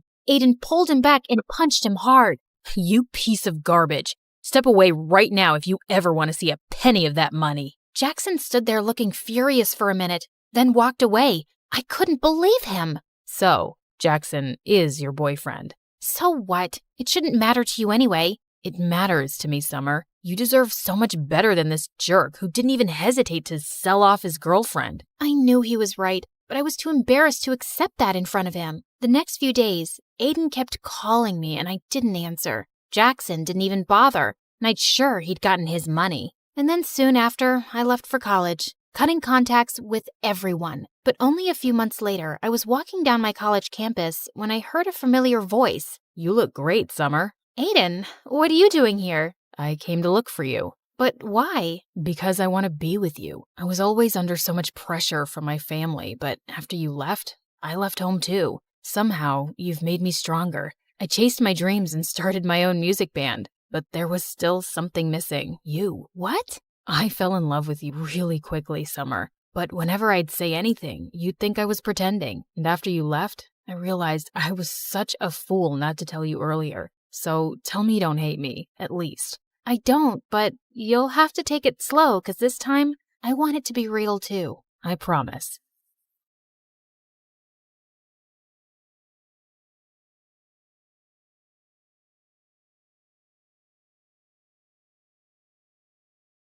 Hi, I'm Savannah from Chicago. Please like and subscribe. I never knew my mom because she fell ill soon after I was born, but my dad named me after her. He was a real estate tycoon, and my older twin brothers and I grew up in the lap of luxury. Dad loved us all, but I was his clear favorite. I don't remember him missing a single parent-teacher meeting, recital, birthday, or game practice, no matter how busy he was. And I only had to ask for something once, and he made it happen. Like when I was 7, my favorite cereal company announced that they'd be hiding the Avengers superhero figures in selected boxes, and I wanted to collect the entire team. Not that I couldn't buy action figures from a toy store, I just really wanted the cereal ones. So the next day, Dad had cereal boxes from every store in the city delivered to our mansion, and the entire household spent 3 days opening them till I had the whole range of figures. I even made it to the local news for that, and I always got my way with my brothers Adam and Jeff, too. Hey, get up. I was sitting in that chair first. When were you sitting here? Yesterday, or maybe on Sunday. It's not important. Just get up, buzz off, and sit somewhere else, loser. I'm warning you, Adam. I'm gonna cry. He ignored me, and then I let out a scream like someone had cut my arm off. Dad came running in a panic, and Adam was grounded before he got 2 words out of his mouth. My brothers kept trying to get back at me, but they just couldn't win. Once when I was 10, I was playing in our backyard when a scrawny little puppy wandered in, and I was immediately in love with it. It turned out that he belonged to one of our maids, and she seemed reluctant to let him go. Dad said he'd get me a better dog, but I threw one of my famous tantrums, and the maid eventually gave in. But later that night, when I took him out for a walk, I found a girl my age crying in the garden. The puppy ran out of my grasp straight to her, and she squealed with delight. Hey, let him go. He's mine. Actually, he's mine. My mom gave him to you because she works for you, and you're a spoiled brat. Look, I don't want to cause any trouble for Mom, okay? I just came to say goodbye to him. Can I? As the girl hugged her pet, I suddenly had a lump in my throat. I felt like such a jerk, just taking away something from someone without even thinking, just because I could. You can have him back. Your mom won't be in any trouble, I promise. But maybe I can play with him sometimes? The maid's daughter and I became friends, and maybe it was her effect on me, but I slowly started seeing that my brothers and I were just too spoiled. I once joked with Dad about wanting a private jet, and he asked me what color I'd like. Dad, I was kidding. I'm 13. Where would I go on a private jet? You really need to learn how to say no sometimes. But he just couldn't, and my brothers took full advantage of it. They failed their classes, but they knew Dad would pay the school off to make them pass. They were the heads of all the sports clubs jobs without deserving it, and obviously the most popular guys around because they blew money on wild parties for their friends. Soon after the twins' 18th birthday, Dad decided they needed to learn more about his business, and he wanted me to join in too. But during these meetings, the things I learned just shocked me. Now, look at this mansion I sold last month. There was mold in the basement and the foundation had water damage, but we did a really good job covering it up, and I sold it for 4 times its real value. Wow, Dad, you're a genius.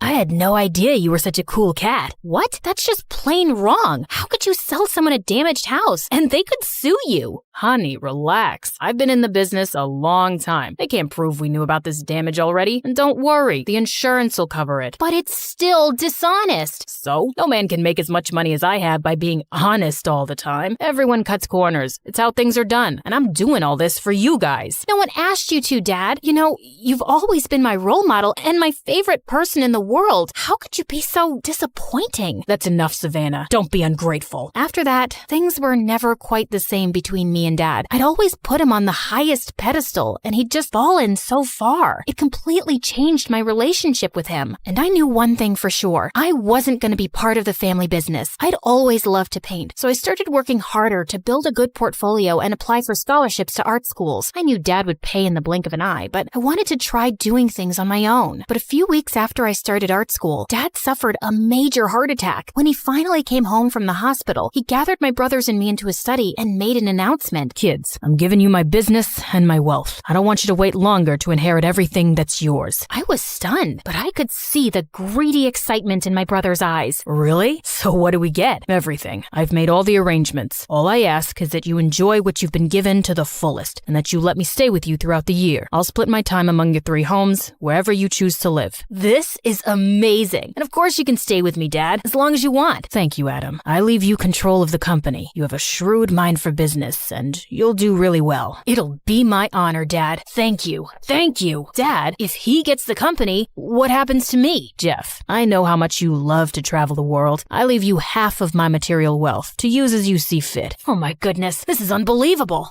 Thank you so much. I worked all my life to provide you with this. Please, enjoy it. We sure will. My brothers left the room arm in arm, celebrating their new fortune. Why are you doing this, Dad? It's time, Savannah. Which brings me to what I want you to have. I don't want anything more from you. Excuse me? I'm thankful for the life you gave me, but I can't stop wishing you'd done things differently. I don't want your fortune, and I can't be a part of your business. I don't think I could sleep at night knowing I'm scamming people. I just want to do things on my own. Dad looked beyond furious. He just exploded. After all I've done for you, this is how you thank me? Dad, calm down. You'll give yourself another heart attack. As if you care. You look down on me now, huh?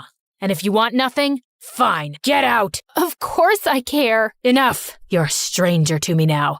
I have no daughter. Just get out. I walked out that day and began a life on my own, and it was not easy, especially since I'd grown up like a princess. The scholarship paid for my tuition, but I had to work 2 jobs after school to pay for everything else. I survived, though, and only got stronger. I never heard from my family, but occasionally I'd see my brothers in magazines or on TV, showing up at charity events and flashing their wealth, but I never saw my dad. Slowly, I even started selling my artwork on the side. I hit the jackpot when I was discovered by a renowned painter, and she got me my first gallery show. That's where I met a lovely guy named Chase, and it wasn't long before we fell in love. He proposed after I graduated, and I happily said yes. At our engagement party, he asked me to call my family. This is the biggest moment of our lives. They should know. They could have called me anytime. Please, Savannah, don't let pride keep you apart. Someone has to be the first to call. Let it be you. Okay, I'll try. That's the best I can do. I called Adam the next day, reaching him at the office. His secretary left me on hold for 20 minutes before he finally picked up. Yeah, what is it? Hello to you too. I'm getting married, Adam. So, why are you telling me? I thought you might want to come. Come on, Savannah. I don't have time for this. Gosh, I knew this was a mistake. You chose your life and walked away. Don't be mad at us now. Is that all? Where's Dad? Who? Are you serious? Where is he? Who knows? He got mad and left. Ask Jeff. I called Jeff and reached him on his private plane. Dad was a real drag. I had to cut him loose. Cut him loose? Let him go. Last I saw him, he was roaming around downtown. What? You mean he's homeless? I don't know. If you want to find him so bad, do it yourself. I was shaking with rage, and I threw the phone across the room and burst into tears. Chase came running in and hugged me. We have to find him, Chase. We need to go now. Find who? My dad. It was pouring rain that night, but I didn't care. We drove through the streets of downtown Chicago, visiting homeless shelters and looking in back alleys, but he was nowhere to be found. How could they just let him leave? Is money that important? More important than family?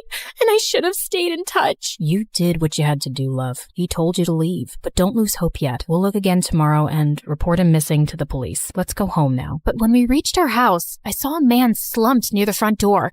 I jumped out of the car, my heart pounding. Dad? He looked up, so much paler and thinner than I remembered. Savannah, I am so sorry. Chase and I took Dad inside, sat him by the fire, and served him hot soup. When he'd regained some strength, he finally started to talk. Your brothers only wanted my money, Savannah. I tried to advise Adam on a business deal, and he screamed at me, saying it was his company and he didn't want an old man around. Then I went to stay with Jeff, and he said I ruined the vibe. I had nowhere to go. You could have called me. How could I, after the way I treated you? And it's my fault those two have turned out this way. I made them greedy and selfish like me. I was just too ashamed to face you. Until that moment, I had carried so much anger and hurt, but seeing him there, looking so frail, it just melted away. I love you, Dad. You're safe now. You're home. We spent the evening talking. He spent a lot of time with Chase and looking at my art. You made a beautiful life for yourself. Yes, I did. Chase and I converted our spare office into Dad's bedroom, and we got to know each other all over again. All these years later, we were family once more, but in the back of my mind, I still had so much resentment toward Adam and Jeff. I couldn't concentrate on my art, and Chase noticed that I wasn't being myself. You're gonna see your brothers, aren't you? What are you gonna say? I don't really know. I'm just so angry with them, but I think I have to do this. Then you should, Savannah, and no matter what happens, you'll have a family here waiting for you. The next day, I went to Adam's massive office building. I was prepared to scream at him, hit him, destroy him somehow. But when I walked into his vast office, I found him standing by the window staring out at the city. His back was hunched, like he was really tired. He turned around, and I was shocked. He looked 10 years older than his age. I have 5 minutes, Savannah. What do you need? I found Dad. Great job. Is that all? Adam, are you happy? I have no family, no free time. I sleep in the office most nights, trying to do more and more and more. When you reach this level, Savannah, personal happiness is irrelevant. It's all about the next deal. Why do you do it? What other choice do I have? What else is there? You have one last chance to set things right, Adam. You can choose to take it. I set a wedding invitation on his desk and left. In the afternoon, I stopped by Jeff's $1 million apartment. There was nothing warm or homey about it. It just looked like a cold hotel room. He was sitting on a white couch, staring at the ceiling. I'm leaving for Europe in the morning. What are you doing this time? How many parties can you go to? How many vacations are enough? Nobody's really my friend. They just like me for the trips, for the yacht parties, for the money. I just want something meaningful. You have one last chance to have that, Jeff. Think about it. And I left a wedding invitation on the edge of the couch. A month later, Chase and I were married in a beautiful garden venue on a gorgeous spring day. But that's not the most important part. The most important part was that my brothers apologized to me and begged for Dad's forgiveness. And now, my father was walking me down the aisle on my wedding day, and my brothers were smiling at me from the front row.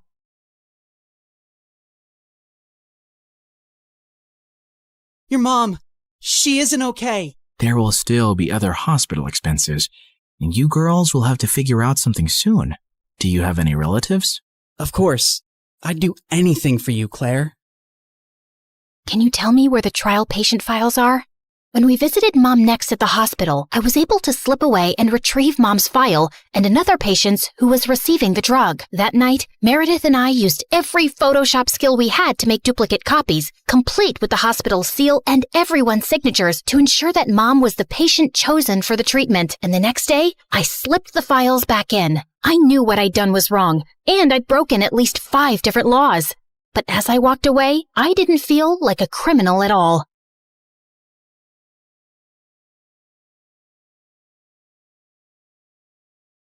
I was walking down the hospital corridor with Freddie when Meredith came running towards us. Where have you been? Mom's awake. She's finally awake. Oh my God, seriously?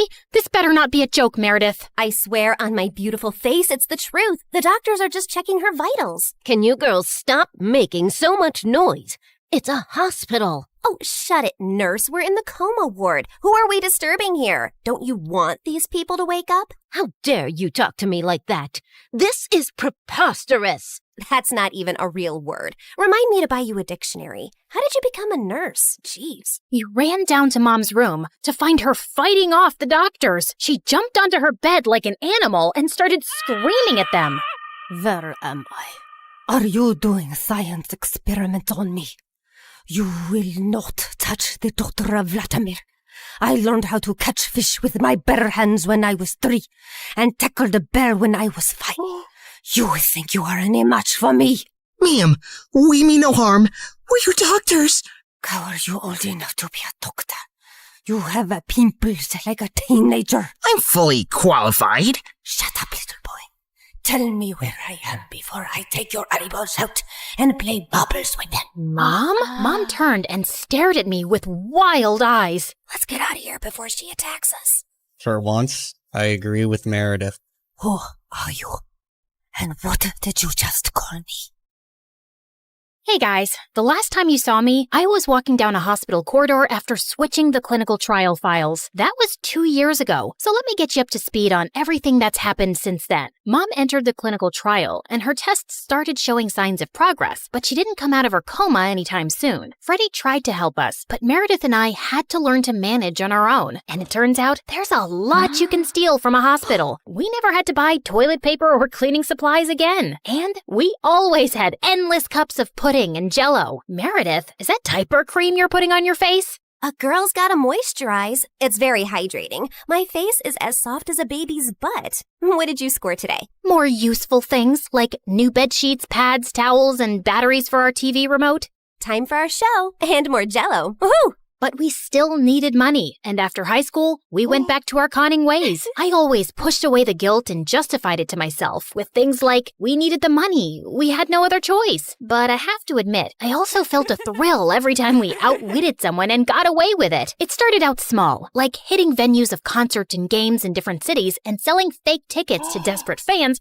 hoping to get in at the last minute for twice the regular price. By the time they figured the tickets were bogus, we were gone. Or going to the American Idol audition venues and convincing hopeful contestants that we were part of the TV show crew, and we'd get them through to the next round if they paid us a little money. Then, we set up an Instagram matchmaking business account with tons of fake success stories. We were getting booked for our services by loads of women. We'd always meet at the client's house in disguise. What is this exquisite dessert? It's like a cloud melting in my mouth. It's a Japanese cheesecake, delivered fresh every day from Japan. You are just the kind of people I like. Ow! Let's get down to business, shall we? Wow, I mean, this cake. Yes, business. This is your daughter? Oof. We know she's a bit plain. And she's 6 feet tall? With that face? Is her case hopeless? Oh no, we've dealt with a lot of uggos before. Believe me. Ow! What my partner means is there's someone for everyone out there, and we're experts at making those two people meet. We'll need a small advance, and we'll bring you a portfolio of suitable bachelors in a week. You'll be the mother of the bride soon, watching your little giraffe walk down the aisle. Sounds good, right? Make that check to cash, please. Can you also pack the rest of this cake? We'd take the advance, keep in touch for a few weeks saying we were gathering options, and then disappear. Of course, people soon started commenting on our page, calling us frauds and reporting our account, but we made a good amount while it lasted. We tried out a wedding planner service next. That's a gorgeous cake, but it's so expensive. But it goes so perfectly with your pink and white theme. Also, we're planning to order 2,000 pink and white roses. And an ice sculpture for the reception area. How much will all this cost? You can't put a price tag on happiness. Daddy will have a heart attack. He's gonna have one anyway. I just saw him eating a block of cheese. Why should that stop you from having the wedding of your dreams? Really, you deserve the best on your big day. Okay, I'm sold. Let me write you a check. When that went bust, we became travel bloggers and influencers. With our huge number of fake followers, we managed to get into the best hotels for free as long as we wrote a review. When I'm rich, I will buy a hotel and live there. They have the best beds. Room service? Yes, we'll have 2 lobsters, 4 sushi platters, 2 beef burgers with fries, the prawn tempura, the fish tempura. Okay, anything with the word tempura. And why don't you bring up the entire dessert menu? Thanks. Of course, none of these businesses lasted too long, and we were always on our toes, traveling from place to place, changing disguises, trying not to get caught. The only person who had any idea of our activities was Freddie. But whenever we went back home, he was always happy to see us and never asked questions. 2 years had gone by like this, and Mom was finally awake, except she didn't remember being our mom. Now, we had no chance to ask her about the fake IDs and laptop we'd found, because all she seemed to remember was her childhood in frickin' Russia. We showed her pictures of us together, and the doctors explained that she'd lost most of her memory, and they were unsure if she'd regain it. Oh, my girls, I am so sorry I don't remember anything about you, but I feel a connection to you, as strong as the frost on my toes, walking barefoot in snow, and as sweet as the smell of my grandmother's honey cakes, and as deep as the violet skies of Siberia, and— Yeah, we get it, Mom. We love you too. As the three of us sat in a cafe later, I was still trying to process everything when I saw Meredith had a faraway look on her face. I know that face, Em. What are you planning? Oh, nothing. Just thinking how excited Arthur will be when he finds out Mom is awake. You're talking about our neighbor, Arthur? Yeah, he's been visiting Mom every week for 2 years. He's always been in love with her. He'll be happy, but she won't even remember him. That actually works in his favor. Mom always found him irritating. What are you saying exactly? What if we convinced Mom that she was deeply in love with Arthur before she went into a coma? I'm sure he won't have any problem playing along. Maybe we even say that they were engaged before she got sick. If we set them up, Mom will be taken care of for life. Arthur is rich with a capital $sign. Wow, Meredith, you're a frickin' genius. Jeez, why are you girls always scheming? Because our parents are not neurosurgeons. You can't use that excuse forever. Watch me. Like we expected, Arthur immediately agreed, and we got to work. We photoshopped tons of pictures of Mom and him, and soon he even turned up with a giant emerald ring. You chose this Russian emerald ring from an antique shop where I proposed to you. Oh, it is so beautiful. I wish I remembered all of these moments. But I do feel a connection to you, as strong as the smell of lavender on a Russian summer breeze, and as warm as Papa's fur coat, and as comforting as a bowl of kidney pickle soup, and— Kiss her, now! As Arthur and Mom kissed, Meredith and I walked out of the room and burst out laughing. We laughed till we almost peed our pants. Oh God, my tummy hurts. Are we doing the right thing? Fooling Mom? She's no fool. She asked me how rich Arthur is yesterday. Now she feels very connected to him. And within a month, Mom was walking down the aisle in a grand wedding in Arthur's garden. Of course, Meredith and I had made all the arrangements and totally overcharged Arthur. I promise to cherish and to love you forever, and follow you to the ends of the earth. We will go to Russia and start our new life there in the lovely house you have bought me as a wedding gift. And yes, I will cherish and love you and whatever, etc., etc. Now you may exchange rings. Did you just hear what I just heard? Are they moving to Russia? That can't happen. Is it too late to object to this wedding? Shh! You guys are ruining the ceremony. What's wrong with you? Are you a moron? You know she can't go to Russia? Why not? She's Russian, isn't she? Oh, yeah, she shouldn't go to Russia. Hold it, everyone! Sorry, Mom, but you can't go to Russia. Oh, sweetie, I will take you girls with me, don't worry. We're taking them with us? No one's going to Russia. Can we, discuss this later? You're ruining the moment. Arthur, shh! Listen, Mom, we need to talk. As I got up to talk to Mom, I tripped on my dress and crashed into this big cage holding 100 pigeons, and they all started flying off. This was supposed to be for after the ceremony! But suddenly, those pigeons turned vicious and came back to attack everyone. They clawed at people's hair, poked them with their beaks, and pooped everywhere. As the guests ran around in chaos, someone slammed straight into the wedding cake. Meredith and I grabbed Mom's arms and dragged her home. What is wrong with you two? There's something you need to know, Mom. Meredith and I ended up showing her all her fake passports, IDs, and the laptop, and she was stunned. My name is Alexei, and none of these IDs have that name. Mom, we don't know who you really are or why you left Russia. What if you were a spy or some sort of criminal? What if you're wanted in Russia? If you go back there, you might get arrested or worse. Apparently, many years ago, some bad people were looking for you, and we don't know why. You have to stay here and keep a low profile. But I want to find my parents and see my home. It's all I remember. You can't risk it. Not till you get your memory back. Or we get someone to tell us what's on that laptop and figure out who you are. We're sorry. We hugged Mom as she cried, then fixed her makeup and returned to the wedding. The pigeons had left, and the guests were leaving too. Stop, everyone. The wedding isn't over yet. And Arthur, Mom wants to move to Hawaii instead. From the top, people! Arthur was very confused, but they finally got married. Later, as everyone moved towards the dance floor, Freddie asked me to join him. So, now your mom is well and you have a rich stepfather. What are your plans? I like traveling around with Meredith. Maybe I'll do that for some time. There isn't any reason to stay here anyway. Ouch. Why don't you just hit me with an axe? Of course, there's you. I can always come visit. That's not good enough, Claire. Look, I have to say this now. I've been in love with you since forever, and let's not pretend you don't know that. Don't you think you can give us a chance? We're best friends, and I'd do anything for you. I know, Freddie, but I just can't. I love you, but not like you want me to. You can try dating me. Maybe you'll feel differently. I don't think I will.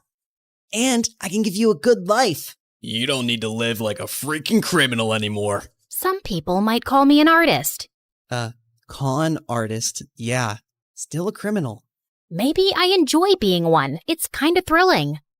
I don't really believe that. You don't want to believe that. We're too different, Freddie. You're going to be a neurosurgeon like your parents, and she'll find a nice girlfriend and then marry her and live in a nice neighborhood, and you'll be content. I'm not sure that's the life I want. It sounds boring. I wish I'd said something else when I saw Freddie's hurt face, but there was no easy way to let him down. He kissed me gently on the cheek and walked away, and I felt a lump in my throat. Mom moved to Hawaii with Arthur, and Meredith and I went down a crazy path over the next few years. There wasn't a scam, fraud, or con we didn't attempt. We never stuck to the same thing for too long, in case the police picked up a pattern, but word got around in underground circles about 2 female con artists, and we actually started getting hired for our services. People were always less likely to suspect 2 pretty, innocent-looking girls than someone who looks like a thug. And working with these thugs, we learned how to forge signatures, create counterfeit money, make fake checks, and steal credit card information. I'd always been bad with computers, but Meredith even showed a great knack for hacking. We made good money, partied with rich people, traveled first class, and stayed in amazing hotels. But for me, the glitz and glamour gradually started to fade. I was getting tired living out of suitcases, always wearing disguises and looking over my shoulder. I had no real friends, and even if I met someone I thought I could like, I knew I couldn't be in a real relationship. I was almost thinking of talking to Meredith about quitting the con artist life, when one day she burst into our New York hotel room looking beyond excited. You won't believe the job we just got. It's gonna pay us $250,000. Who would pay that kind of money? And for what? Turns out, the kind of people who take you to their headquarters blindfolded. As Meredith and I walked into an underground room, a large chair swiveled around to reveal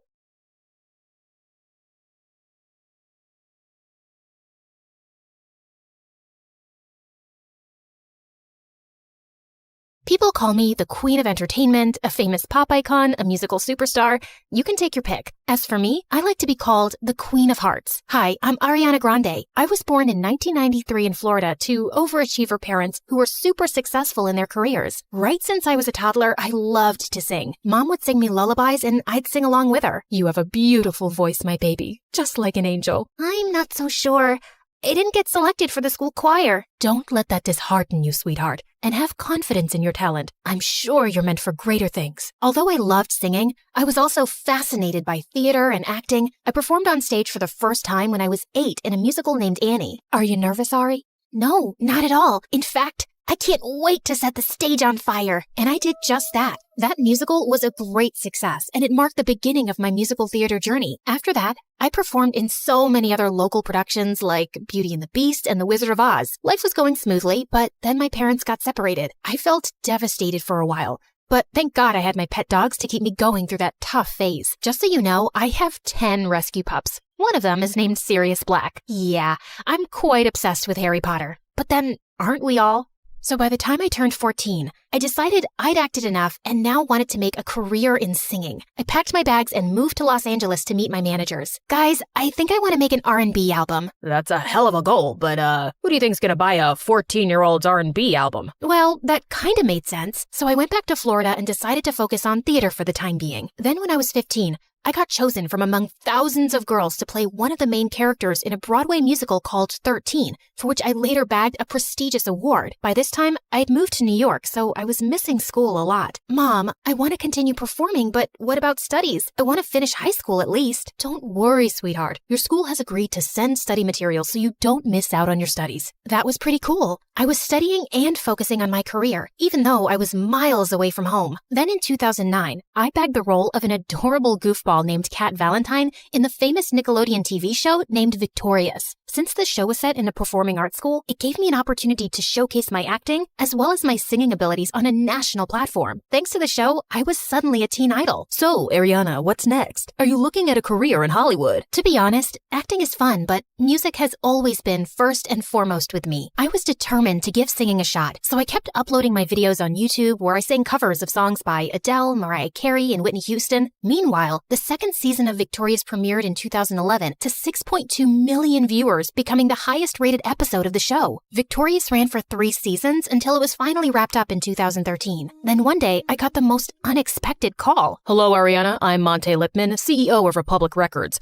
I saw your YouTube videos and I want to sign you up for the label. Are you interested? Yeah, of course. I'd love that. I put down my phone and did a little happy dance. My music career was finally taking off. The next 3 years, I focused completely on my vocals and singing and collaborated with many contemporary artists. The result was my first album, Yours Truly, that debuted at #1 on the US Billboard 200 albums chart, and it sold 138,000 copies in its first week. After that, there was no looking back for me. Today, I've sold over 85 million records worldwide, broke 27 Guinness World Records as a singer, bagged 2 Grammys, and was listed among the 100 most influential persons in the world by Time magazine. So friends, I hope my story inspires you to never give up on your dreams, since miracles do happen.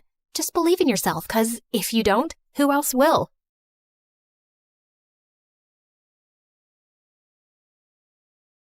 Hi, I'm Hope from Honolulu. Please like and subscribe to 4Eve. My parents always said I was born beautiful. I received so many compliments and modeling offers for baby products that they launched my modeling career when I was just 3. But I never really knew my parents. When I was 6, they started a clothing line named after me and got really busy with it. So they mostly left my older sister Leilani in charge, and she hated me. You promised we'd play with the dolls. You can't always be the center of the universe. I have to take this call. Fashion Kids magazine wants you again. She'd always lie and say we'd do one thing, but we'd do another thing instead, and I'd suffer. You said after my fashion show, we'd go home. I'm tired. Just sign a few more autographs and don't be so ungrateful. Sometimes I wondered if she was so mean to me because she was jealous of my fame. Once when I was 12, I was at a signing event and I escaped from the crowd. I stumbled into an alley where a girl my age was looking through the trash with her mom.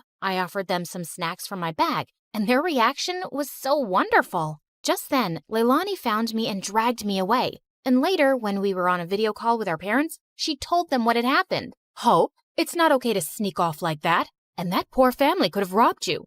Or taken a lock of your hair to sell on eBay. No, they were nice, and I liked helping them. Nonsense. You're too busy and famous to be doing anything else. Anyway, we heard your sister booked you on a morning show for the launch of your new toy line. Little Hope dolls. They're gonna sell like hotcakes. Sometimes it felt like my parents just used me for money. In fact, I felt people were friends with me for the same selfish reasons. But I never gave up on the idea of using my wealth for good. When I turned 14, I held my first fundraising event for homeless people, and it was a big success. But my second fundraiser turned into a complete nightmare, because the day after it, my face was all over the news with the words, "Teen Thief." Hope, they're saying you kept all the funds for your business. What? Why would they think I took all that money? The news is saying they got an anonymous tip. This can't be good for your career. It's all over social media. They're calling it the biggest scandal of the year. You need to stop all this charity nonsense. We need to work on saving your reputation so you won't lose out on any modeling contracts. I didn't care if I never modeled again.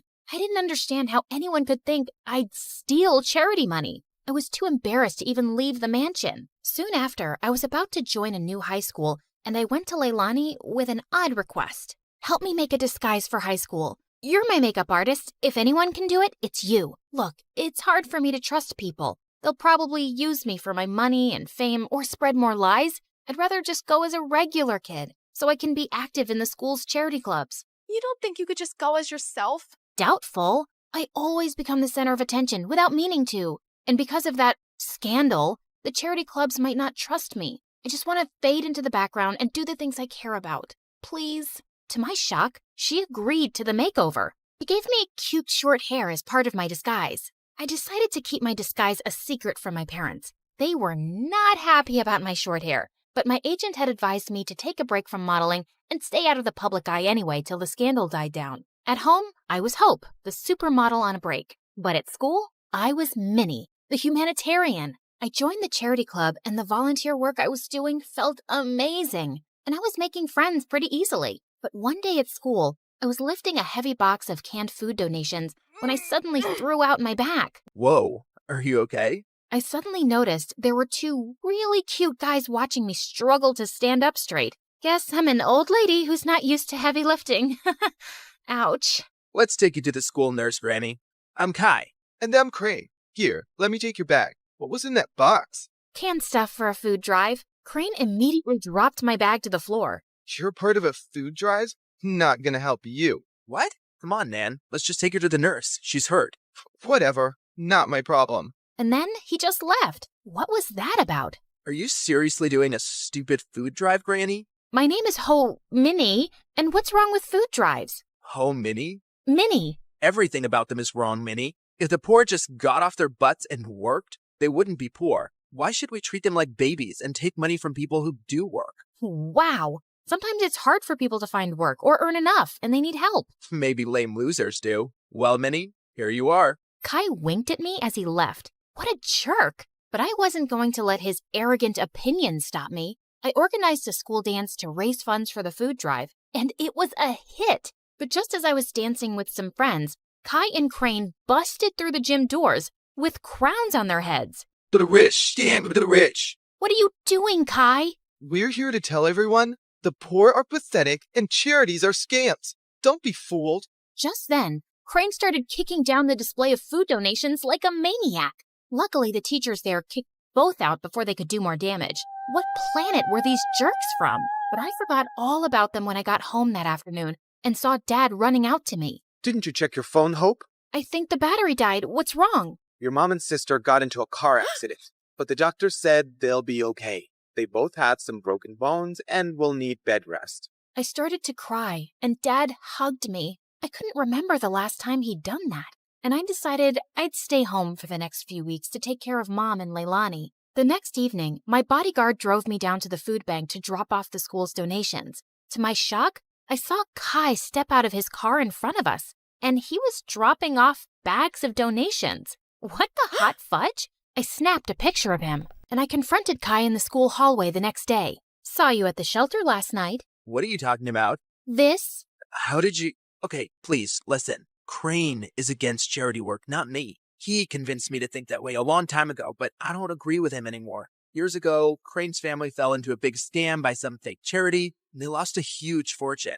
Oh, no. Yeah, his dad had to work so hard just to get them back on their feet. Now, he talks trash about all charities, and he doesn't trust the poor. He actually enjoys shutting charity work down in public. He bullied me into crashing that dance.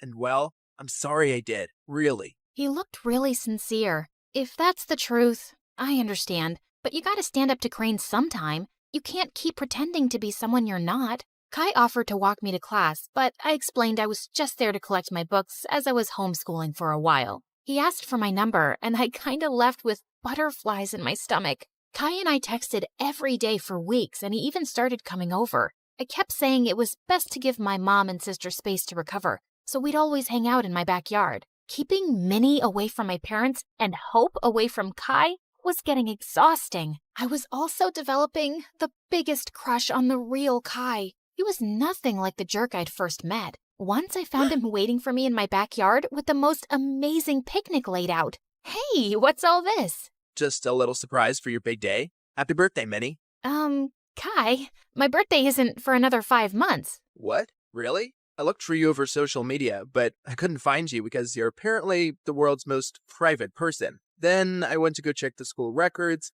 and I guess I got the wrong Minnie. I guess so. But thanks anyway. It's the nicest thing anyone's ever done for me. Just as I sat down, Kai opened a bottle of soda, and the cork went flying straight into my eye. Oh my god. I am so sorry, Minnie. Wait, stop rubbing your eye and let me see. He lifted my chin gently as he looked deep into my eyes. Your eyes. They're... Yes? They're what? They're not the same color. What? Suddenly I realized that my contact lens had fallen out. Oh, my lens must have popped out when I rubbed my eye. I wear them for my eyesight because I'm as blind as a bat. I see. But why would you wear those green lenses and hide your lovely blue eyes? His face was so close, and I didn't have an answer to his question, so I just kissed him. He looked really surprised, but then he kissed me back, and it felt wonderful. Soon after, Kai and I hosted a fundraising car wash for a soup kitchen, but suddenly a car honked at us angrily. Well, what do we have here? Crane, listen, buddy. I know how you feel about this stuff, but I'm asking you to back off.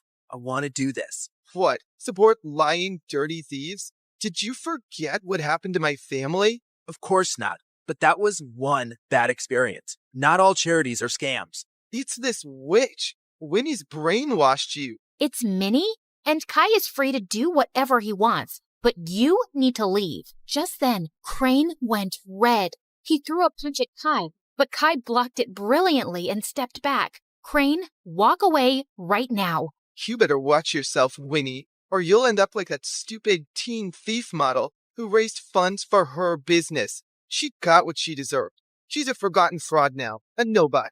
Suddenly, I froze in my spot. Was it possible that Crane had started that rumor? He was crazy enough to do it. And what if Kai had been involved back then too? Crane drove off angrily, and Kai turned to me. This may be the end of my friendship with Crane, but I feel relieved. I'm proud of how you stood up to him. Kai smiled at me warmly, but now I felt guarded. Did I fall for someone who might have framed me? Later that evening, as he drove me home, Kai suddenly took my hand. Minnie, I love who you are and who you've helped me become. Will you be my girlfriend? Kai, no, I can't. What? Why? I thought you felt the same way. You kissed me. And maybe that was a mistake. I'm sorry, but I can't be with you. Not only did I feel paranoid about trusting him, he had no idea I was Hope. I hated lies, and now I hated lying. Things were a mess. Kai begged to see me and kept messaging me, but I just ignored him until he gave up. One afternoon, I was fluffing Leilani's pillows when she asked me something unexpected. Hope, how are you? Not bad. Why?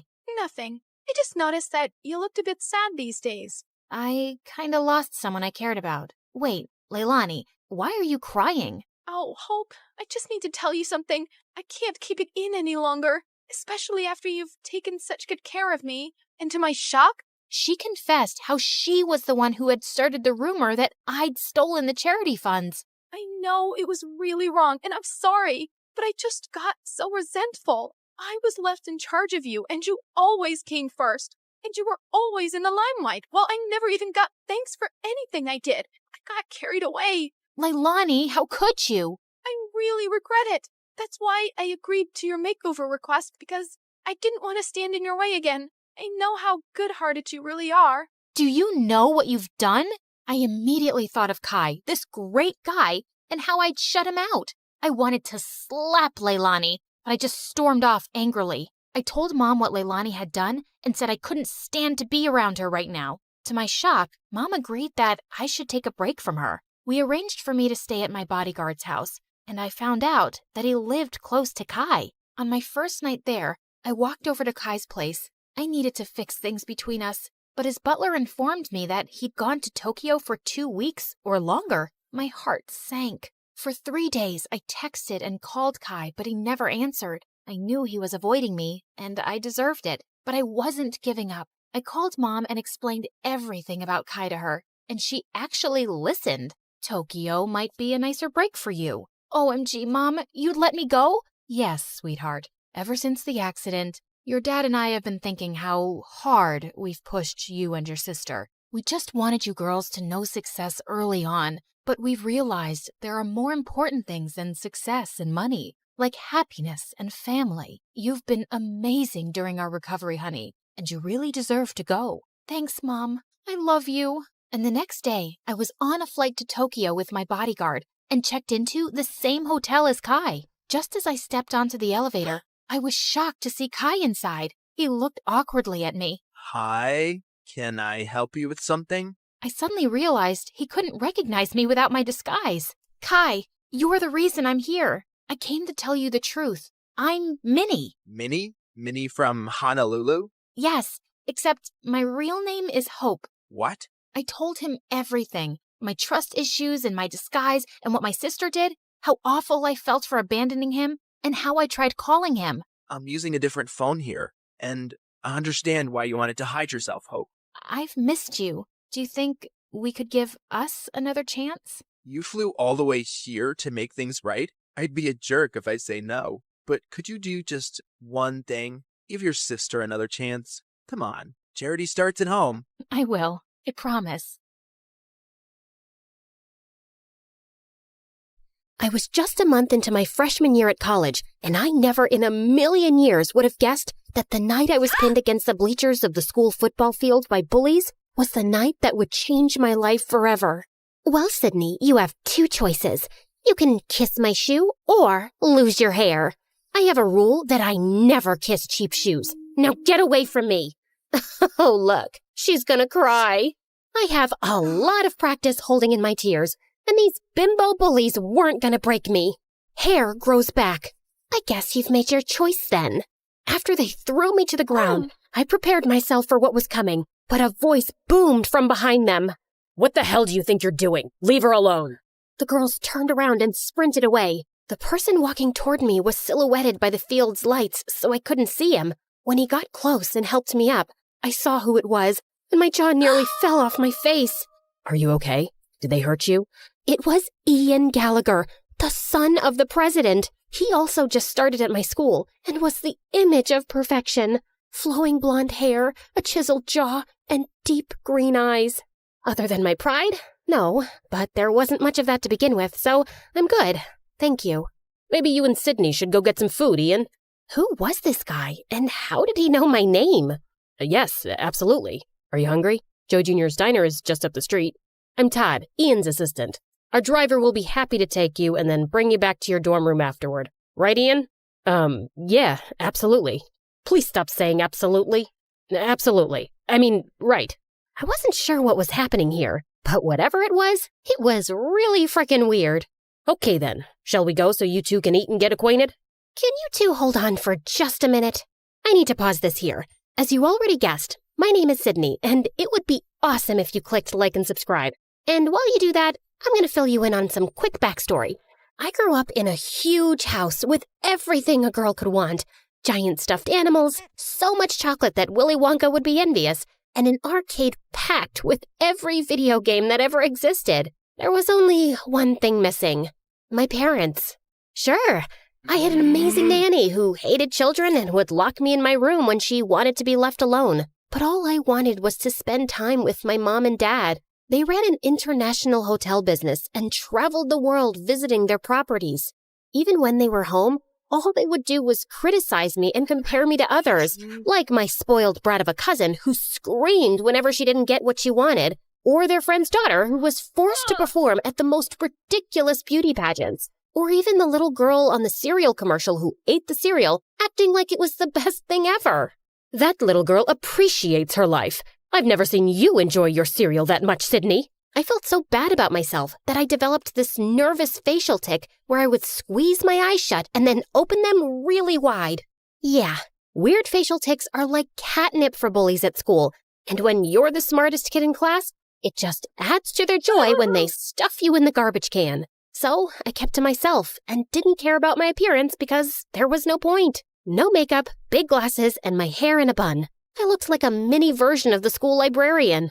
Okay, I did have one friend, Monty. We were friends since kindergarten because he was as awkward as me. He was also really smart.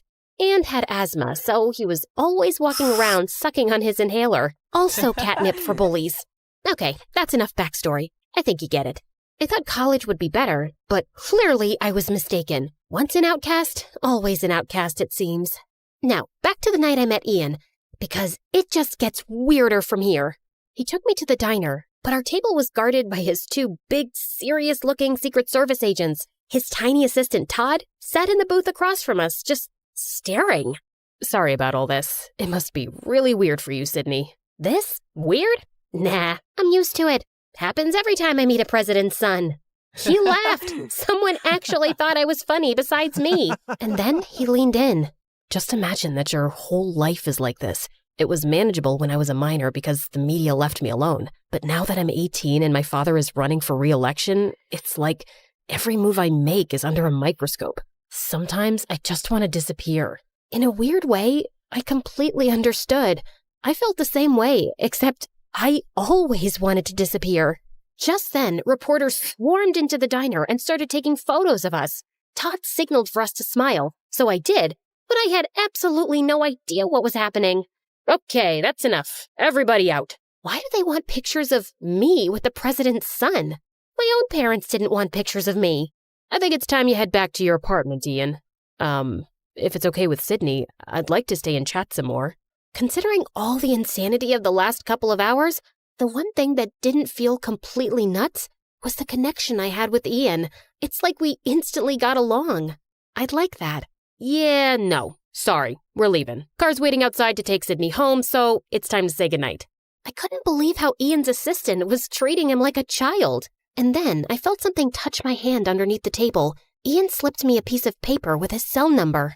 But then Tiny Todd stuck his face in mine. Listen to me carefully, Sydney. Under no circumstances are you to try and make any contact with Ian unless you check with me first. Is that clear?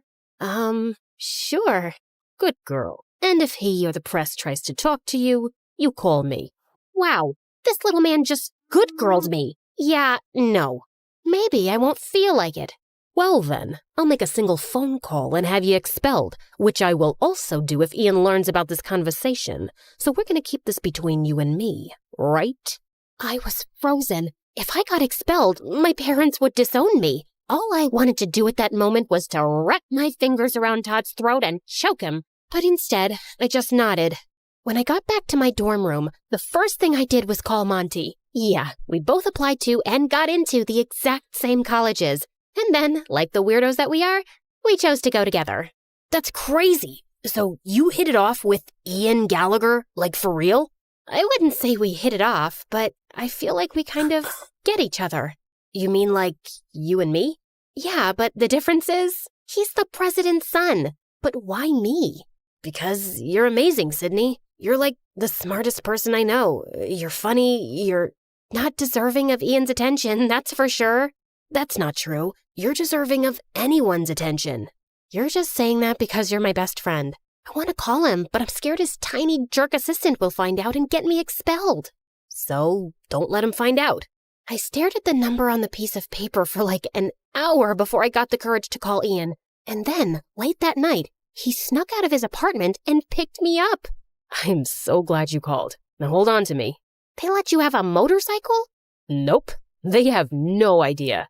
And then we sped down the road, and it was thrilling. I actually had to pinch myself to believe that I wasn't dreaming. We raced up to a narrow, twisting road to a spot that looked out over the city below. Wow, this view!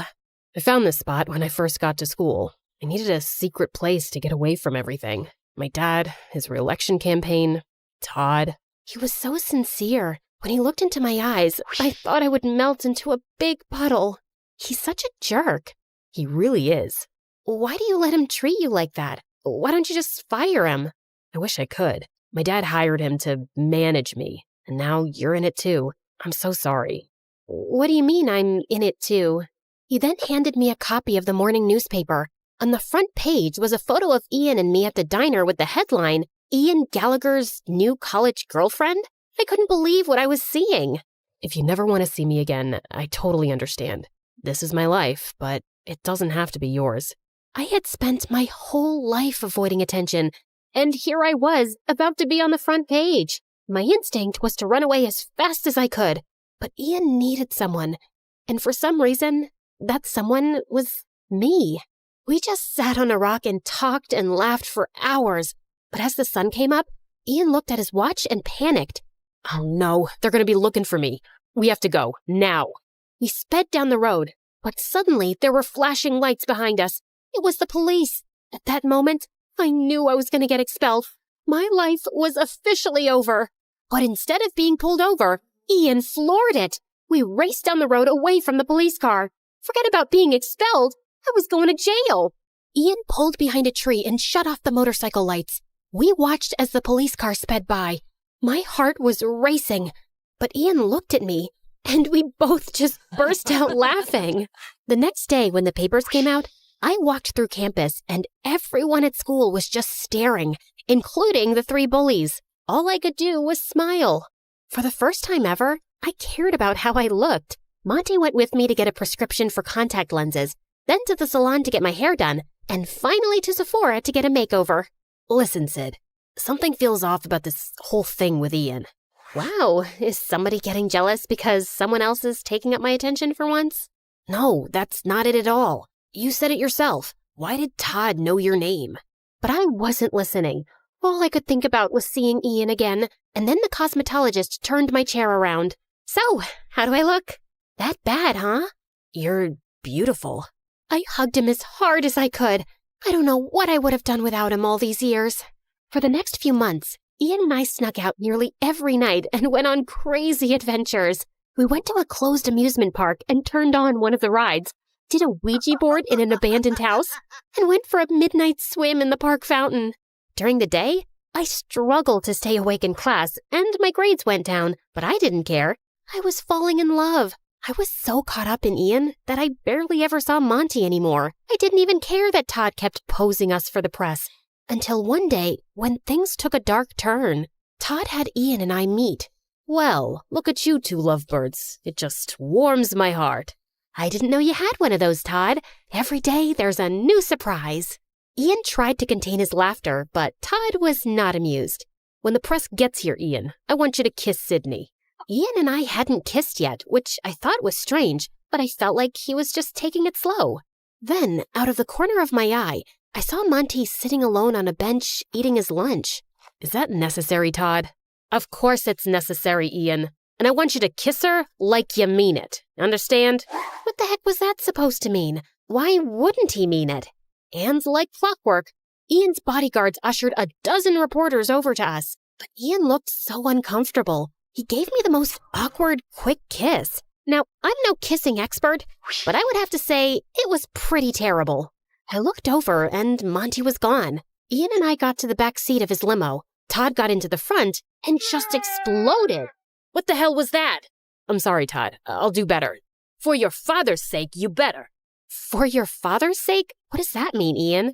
What does it matter to you, Sydney? You're not bullied anymore. People admire you, which I'm guessing is a first. So be a good girl and keep your mouth shut. Hey, don't talk to her like that. Or what, Ian? You gonna fire me? I was waiting for Ian to defend me, but he just went quiet. When I opened the door to my dorm room, Monty was waiting. I had given him his own key at the start of the year. I was so happy to see him. Monty! But that happiness didn't last long. You're being played, Sid. Played? Oh, stop it, Monty. You and Ian? It's a setup because his father is running for re-election, and Todd was hired to craft his image for the public. You're just jealous because I fell in love and I'm spending my time with someone else.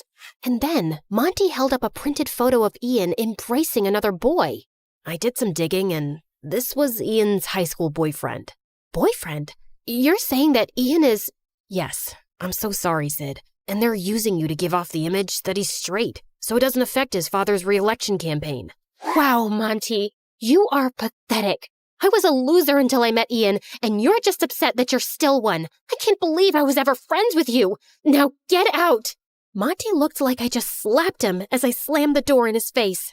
That night, when Ian picked me up, I told him I wanted to go to our spot on the cliff overlooking the city. I'm so sorry about today, Sydney. The pressure to perform in front of the camera just... Before he could finish, I held up the photo. Have you been lying to me, Ian? Where did you get that? Who cares where I got it? This is the reason why you've never kissed me, isn't it? Todd says if the world finds out about this, my father will lose. I was furious at myself. Monty tried to warn me, but I didn't listen, and now I've probably lost him forever. But it all suddenly made sense. Right. Choose a girl with low self-esteem who wouldn't question what was happening, who would be so thrilled with the attention that she would just go with it. And these adventures at night, were they part of it? Not at first, but the police officer that first night ID'd me, and Todd thought it was a great idea to keep them going. He threatened to tell my dad if I told you. I'm so sorry, Sydney. I never wanted to hurt you. Your dad doesn't know about you? No, that was the only photo ever taken of my boyfriend and me in high school. And Todd found it too. Goodbye, Ian. Sydney, you need to see this through until the election. My dad is coming to campus tomorrow, and if you're not there, Todd will have you expelled. Doesn't matter. I'm dropping out anyway. I'm done. Ian dropped me off in front of my dorm, and I turned to him one last time. If you want to live your life trying to be someone you're not just to prove yourself, it will crush you. Trust me. The next morning, my face was puffy from crying. I loaded up my car with all my stuff and was preparing to head home, back to a life where I wasn't worth anything, back to face the judgment of my parents who already thought so little of me. I got into the car and tried to close the door, but it didn't budge. Monty was standing there holding it. What are you doing here? Stopping you from making a huge mistake? Didn't you already try that? Yeah, well, that's what best friends do, right? And then I just lost it. I am so sorry. I was such a huge jerk. Why do you even want to talk to me after those horrible things I said? I don't deserve you. Because I love you, Sid. I always have. Why do you think I chose this school? It was to be with you. And then he kissed me with a passion that I had never experienced before. My body felt like it was plugged into an electrical outlet. The president's about to speak. Shall we go watch? Why would I want to watch? And so we went to the football stadium, where Ian was standing on the stage next to his father. Todd was standing behind them. And as I stand on the cusp of the next presidential election, I want to hand the mic over to my son Ian, who means more to me than anything in the world. During my dad's first election, nobody paid attention to me because I was only 14 years old. But now that the world is paying attention, I want them to meet my true love. And suddenly, the boy from the photo walked onto the stage. The whole stadium burst out into applause. It was incredible. And then Ian turned and hugged his father. Todd looked horrified. After the speech ended, the Secret Service let Monty and me backstage, just in time for Todd to walk out. I hope you enjoyed your time here, Sydney, because you're as good as expelled. Nah, but you're as good as fired, Todd. Ian walked over, and for the first time, Todd looked terrified. You can't fire me. But I can. Mr. President, I was only doing this for you. Who told you to do that? You harassed my son for years and misused the power I gave you. Get him out of here. And the Secret Service dragged him away, kicking and screaming. It was glorious. I forgave Ian, and 4 years later, he and his boyfriend became the best men at Monty's and my wedding, at the White House. My parents were there, glowing with pride, but winning their approval didn't matter to me anymore. I was happy that at least they were there. And finally, I was just happy being me.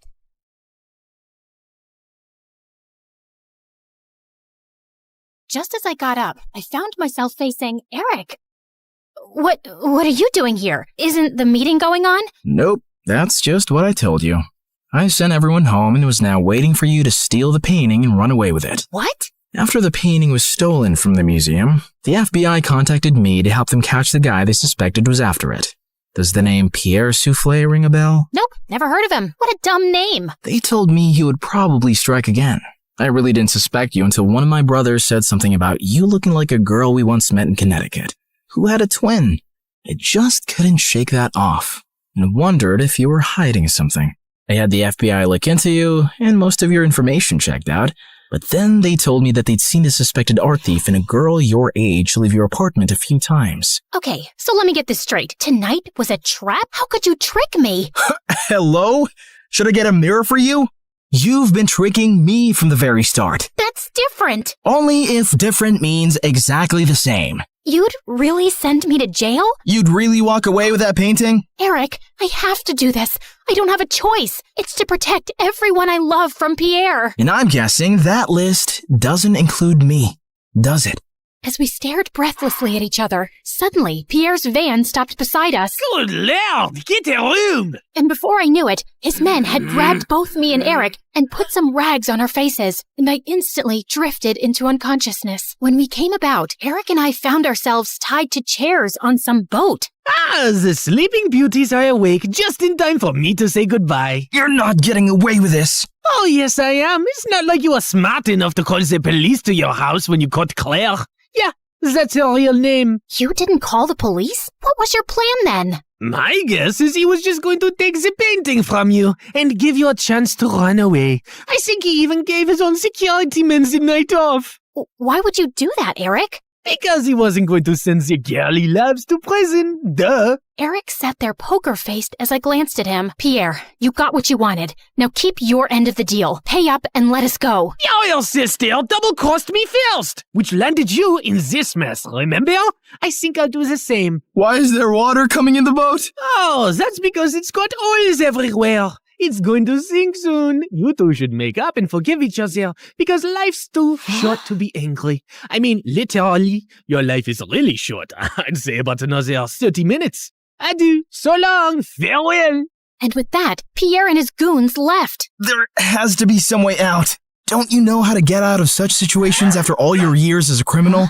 I'm a con woman. I don't know how to trick my way out of these ropes. Great. Then I'll just die here with you of all people. Who would you rather die with? Maybe that really pretty, extra smiley waitress at the restaurant you love so much? You know what? Let's just not talk. Fine by me. We sat silently for a few minutes as the water kept seeping in. I've never had boba tea. What? You know, a few years ago when everyone really got into boba tea, and I never had boba tea. I always thought I had time to drink boba tea, and now I'll never drink boba tea. It's nothing special. You didn't miss much. You really mean it? Nah, it's amazing. Who is stopping you from trying boba tea? No one? Oh, you're the worst. Let's go back to not talking. As we sat there in silence again, I slipped my fingers through Eric's. Eric, I'm so sorry for getting you into this. I really wish I'd never crossed your path. He pushed my hand away. For the first time today, I agree with you. Just then, the door burst open, and Meredith came running in. Thank God, Em. I knew you'd come for me. You could have told me too. I would have panicked less. Hi, Eric. Remember me? We kissed once. We'll talk more later. Gotta go now. Meredith cut through our ropes quickly, and we splashed through the water, climbed onto the paddle boat outside, and rowed back to shore. I had a feeling Pierre was up to no good. I followed his van to Eric's house and saw him take you two and bring you here. I had to wait for him to leave before I could rescue you, and that jerk left without giving us a dime. We have to get that painting back. He can't get away with it. What is so special about that stupid painting? Why is it for $10 million? Apparently, it's worth much more. My grandmother bought it at some auction a few years ago, but I don't think she ever knew its real worth. The FBI told me that painting has hidden codes all over it. Sensitive government secrets and coordinates of underground facilities, and Pierre wants to sell those secrets to the highest bidder. Jeez. Trust stupid men to make everything so complicated. Who put codes in a painting? Who wants them now? What is wrong with everybody? All I ever wanted from life was to go to Bora Bora, and now we have no money. If you girls know anything about where he's going, help me catch him. I'll tell the FBI you were helping me all along, and you'll go scot-free. Free but poor? Should I offer you a reward for helping me get back a painting you stole from me? That would be polite, yeah. Meredith, do you have any idea where Pierre's going? Yeah. I've bugged everything that man owns. His phone, his coat, his shoes, that painting. I know where he's going. Oh, by the way, Mom wants us to come home. She says she has something important to tell us. And yeah, her memory is back, and she's very angry we made her marry Arthur. What? More about that later. Eric immediately got in touch with his FBI contacts, who picked us up from our spot and followed Meredith's trackers on Pierre. He was headed for a train at the Grand Central Station, and seconds before he was about to get onto his ride, he was surrounded by officers. Don't manhandle me, you orangutans! My outfit costs more than your yearly salary! I lose the day I ever laid eyes on you two! I'll make sure I take you down with me! I'm taking all your coats, Pierre. They fit me perfectly, you tiny mafia boss. Get used to an orange jumpsuit, cause you'll be wearing that for a long time. As the FBI officers took him away, I turned to Eric with a worried face. He'll give them information against us. You've helped recover a really important painting and capture a criminal the FBI has been trying to nail for ages. I promise, I won't let you get into any trouble. Thank you. We stood there in awkward silence. Okay, this is super uncomfortable. Do you guys need privacy to talk or something? I'll grab us some hot dogs. Do you want relish or mustard or... No, actually, I think we're done here. I have to go. Good luck and goodbye, Claire. Goodbye, Eric. Meredith and I took the next flight to Connecticut to see Mom back at her old house, and I was really happy to see her with her memory back. And then, Mom shocked us with her whole story. Many years ago, I was a government scientist in Russia, working on top secret technology. And our team later wanted to sell it to an enemy country. I refused to do that and destroyed the technology. And after that, I had to go on the run because I knew those traitors would come after me. I had a boyfriend, and he recently found out I was pregnant. So I never told him about you girls and just escaped. I settled in America and took on the identity of a helpless mom living in the suburbs. Before I left Russia, I set up this laptop as a way to communicate with my father, who sent me a little money every few months to get by. I was even afraid of working in any place for too long, as being part of any system by which I could be tracked down. Whoa! Mom, that's insane and so cool! I'm sorry we never had much, but I was glad you grew up independent and resourceful. Then I finally recovered my memory a week ago. I was able to access the laptop and get in touch with my father. He hadn't heard from me in so long, he thought I wasn't even alive anymore. He told me that the traitors working on the project are all behind bars now. It's safe for me to go home. So we're going to Russia? Man, it's so cold there. I always wanted to go to... Bora Bora, I know. That's all you said growing up. We'll visit Russia to see my family, and then we'll go anywhere you girls want.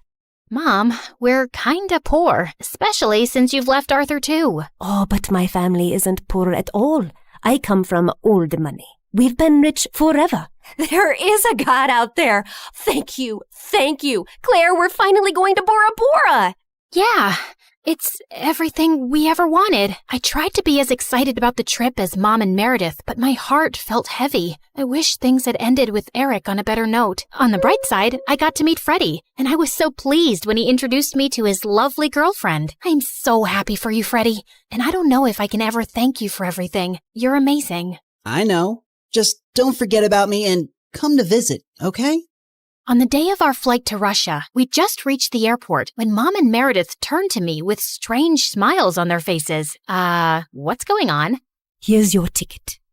That's a ticket for New York. Why, are we going there? No, Mom and I are going to Russia, then Bora Bora. You're going to New York. What? Why would I do that? Come on, Claire. You've been so mopey lately. I can't stand your face anymore. Just go talk to Eric, okay? You're in love with him. And even though he's way out of your league, he loves you too. And that's something you shouldn't give up on so easily. Pretty sure he hates me now. Claire, go meet him once.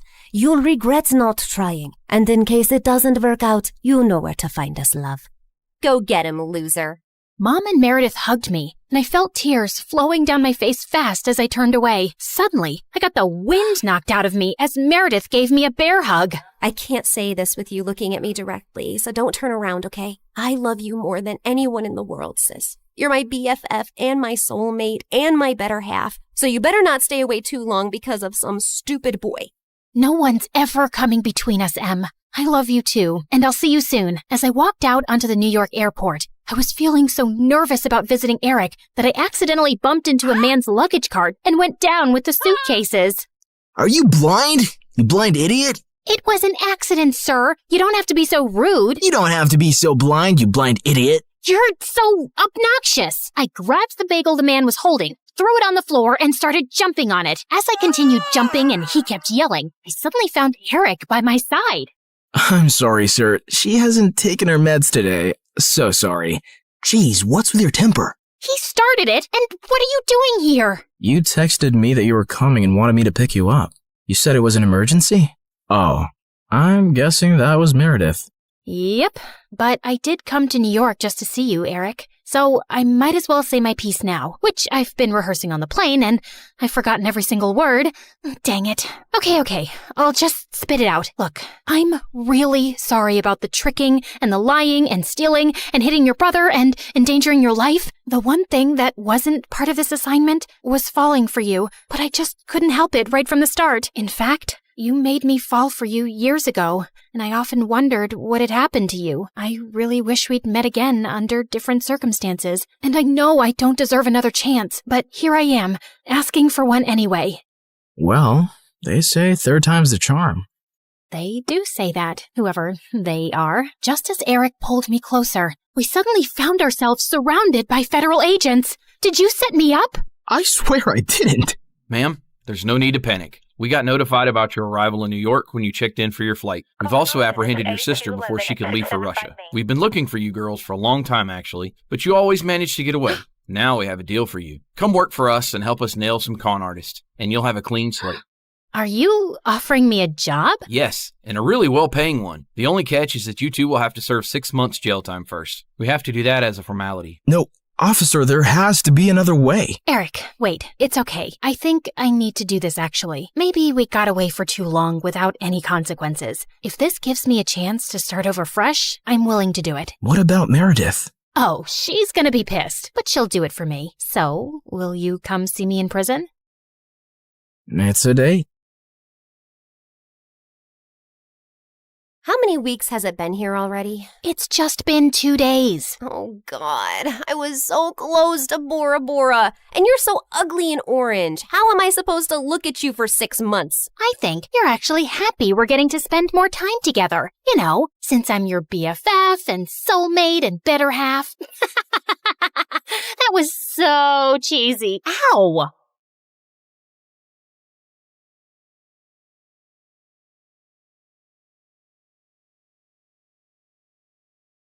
Hi, I'm Lucy. Get some popcorn and settle down because my story is bonkers. Don't forget to like and subscribe to MSA. My childhood was crazy. Mom was super strict and was always breathing down my neck to make sure I followed all her dumb house rules. Lucy, this placemat is 0.5 inches to the left. I'm so disappointed in you. Seriously? I got no dessert because of freaking placemats. And Dad was a complete weirdo. He stayed in his study all day long and only left at night with a suspicious-looking briefcase. But whenever I asked him what was in it, he would always tell me to mind my own business. So rude. One day, I was playing football by myself in the park when 2 mean-looking men grabbed my ball and squished all the air out of it. Hey, are you stupid? You're supposed to kick the ball, not squish it. She's a little firecracker. Where's your dad, little girl? He owes us an apology. Why? Who are you? And what did my dad do to you? You ask too many questions. Let's just say your father isn't a very nice man. Selfie! And they took pictures with me and left. What was going on? I ran home and confronted Dad. He looked panicked but told me it was no big deal. But I wasn't going to let it go. That night, I sneaked out of my room like a ninja and tried to get into Dad's study. But suddenly, a loud alarm went off and red lights flashed all over the house. I nearly jumped out of my skin in fright. Dad was so furious, he made me write 200 times, "I will mind my own business." But the next day, he was gone. I looked for him everywhere and called him, but his phone was off. And I felt guilty. Had he left because of me? But Mom refused to talk about him. Aren't you even a little bit worried about Dad? He's missing. He's a grown man. I'm sure he can take care of himself. People said he's a bad man. What did he do?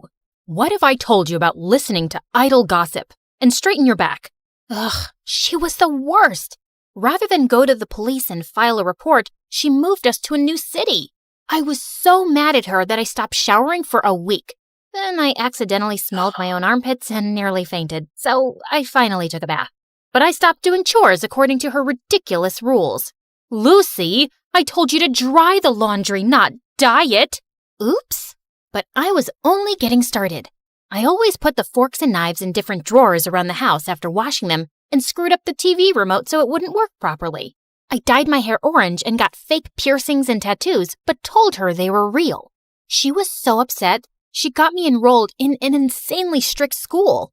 They have uniforms and rules. I'm sure they'll knock some sense into you. Not if I knock them over first. St. Mary's was a mansion with super rich kids. The lawns were perfectly kept, and the halls were so clean they shone like diamonds. But I got in trouble on the very first day. I was putting my books in my locker when suddenly someone threw a hoodie in my face. Wear this. Your ugly face is gonna make me vomit. Then look somewhere else, creep. This is a respectable school. We don't want people like you, so you better clean up. She knocked the milkshake out of my hand and pushed me down in the mess. I saw red. I was about to get up and slap this crazy witch when suddenly a boy came running down the hall and stood between us. Picking on the new kid on the first day? You're really desperate for attention, aren't you, Crystal? Mind your own business, Anthony. This is my school, not your dad's office. What I say goes. Maybe I should give him a call and we'll see who really runs this school. Crystal looked furious. She flipped her hair and left with her minions, and Anthony helped me up. Hey, I'm sorry about Crystal. Just because she's the principal's daughter, she thinks she can boss everyone around. Thanks for coming in like a knight in shining armor. I always wanted to save a damsel in distress. Oh, you didn't save me. You saved her from me. But the teachers at the school were like Mom Pro Max. They gave detention for everything. Need to sharpen your pencil twice a day? Detention. Spend more than 5 minutes in the bathroom? Detention. The last straw for me was when one of the teachers took away my bag of candies and threw them in the trash. Just keep your candy at home. Mom is a bigger candy police than the teachers. One time I had more than one M&M and she took me to the dentist for a cleaning. That's intense. Come over to my place and we can play video games and eat all the candy you want. Anthony's house was bigger than the White House. There were guards all over the place and a whole room dedicated to gaming consoles, snacks, and a freaking cotton candy machine. Fart in my face to wake me up because I must be dreaming. You are so weird. We played till our eyes hurt, and it was the best time I'd ever had in my life. Over a dinner of greasy burgers, I told him all about my parents, how we'd moved so suddenly, and how I'd never had a normal childhood, and how Dad left. I think Dad was a criminal or something. That's the only logical explanation. Is that why he disappeared? Maybe. This is the best burger I've ever had. Mom would freak out if she saw me eating this. That just shows your mom really cares about you. My dad builds bridges and has a whole list of rules that he needs to follow strictly, or people's lives could be in danger. Your mom is just trying to build a strong bridge.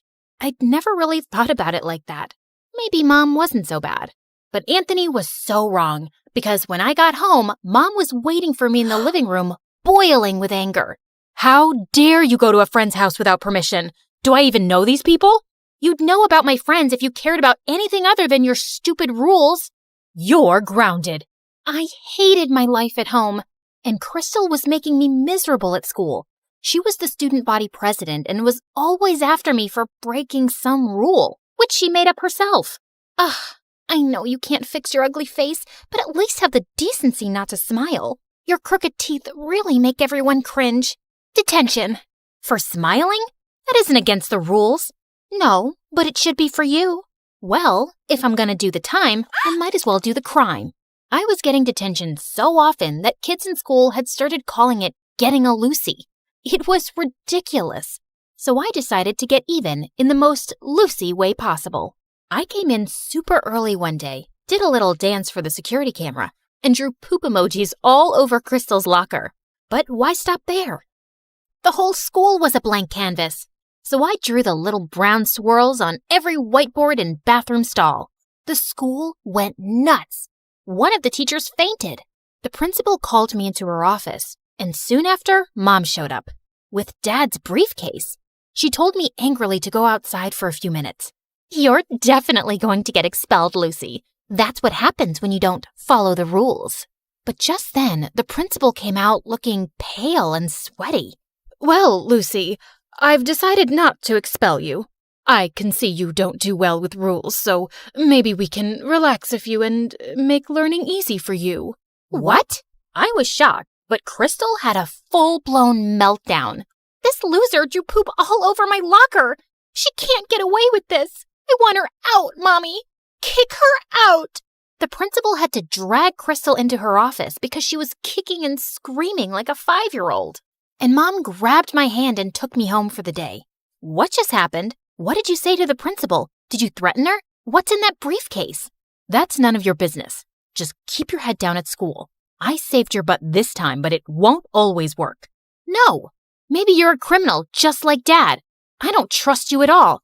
I won't do anything you ask until I know the truth. I ran out the door and went to stay with Anthony. It was the only place I felt safe. Mom kept calling, but I ignored her calls. The next day, people in school were looking at me like I was some kind of hero. One of Crystal's minions actually dusted my locker and opened it for me, while another girl brought me coffee and offered to carry my books. What's going on here? Why are you guys doing this? Because someone finally put Crystal in her place. She's no longer the student body president thanks to you. We were all so tired of her being mean to us. Aw, shucks. But I didn't really do anything. Thanks for the coffee, but you don't have to do this anymore, okay? Life was pretty sweet after that. The teachers left me alone, and Crystal's day of ruling the school halls was over. She was always glaring at me like she was planning something evil in that petty brain of hers. And a few weeks later, I found out what. Someone had spray-painted poop emojis on every teacher's car and left a giant cat turd on the principal's windshield. Don't look at me. I didn't do it. Then who did? You're such a witch, Lucy. Everyone tried their best to make you straighten your ways, but you're a lost cause. Once a criminal, always a criminal. You take that back. You're a criminal. I slapped Crystal so hard that her contacts fell out. I was expelled on the spot, and the teachers reported me to the police for destroying their cars. My case was being investigated, and I was probably going to end up in juvie. But I wasn't a criminal like Dad, and I had to prove my innocence. So that night, I sneaked into the school's security room and got all the camera footage on a USB, and then ran to Anthony's place. Lucy, what happened? Why did you do that to all the teachers' cars? I didn't. Someone's framing me, and I'm going to find out who. We used his laptop to look through the videos, but there were hours and hours of it, and I was getting sleepy. I went to the bathroom to change into my pajamas when I saw something that made the hair on the back of my head stand up. Hey, Lucy, I think I found the footage, but it's no good. The person's wearing a hoodie and a mask. I don't think you'll be able to prove it wasn't you. And that's exactly what you wanted, didn't you? I threw the hoodie and mask in his face. They had the same spray paint stains as the one used to make the emojis. He looked shocked at first, but then an evil grin spread on his face. No one is going to believe a nobody like you. They shouldn't have believed your dad either. What are you talking about? What does my dad have to do with any of this? He has everything to do with this. When you joined the school and I read your name, I knew you had to be that nosy journalist's daughter. Journalist? Stupid, naive Lucy. Doesn't even know anything about her own parents. Yes, he found some stupid evidence against my dad for fraud and ruined his reputation. He sent him to prison. And now I'm going to send his precious daughter to jail. Just then, the door slammed open and the police rushed into the room. Anthony, you're under arrest for property damage. What? It was her. You have no proof it was me. Actually, you slipped up. I have a dashboard camera in my car, and that caught your face when you were ruining it. Lucy, are you okay? Suddenly, Mom came into the room, and I was so glad to see her. I gave her a bear hug. I was so scared, Mom. Anthony told me some weird stuff about Dad. He's a journalist? Yes, sweetie. He is a very brave man who exposes criminals and bad men in the government. People are always trying to harm him, so he had to leave the country. And that's why we moved, to keep you safe. But how did you know I was here? I know I'm gonna sound like a psycho stalker, but I got your phone tracked. You weren't picking up and I was worried about you. The minute I saw Anthony's last name, I realized who he was and I knew you were in danger. I am so glad you stalked me. I didn't realize you were living with so much stress. And tell me now, Mom, what's up with the briefcase and how'd you scare the principal? It has your father's research and proof that he's used to expose people. I told your principal I had dirt on her. Do you? Nah, but it scared her enough to let you stay on in school. But you don't have to go back there. We can find you a better school. That's okay. The kids aren't half bad there. But when can we see Dad? I was thinking we could visit him in the summer. Would you like that? I would love it, Mom.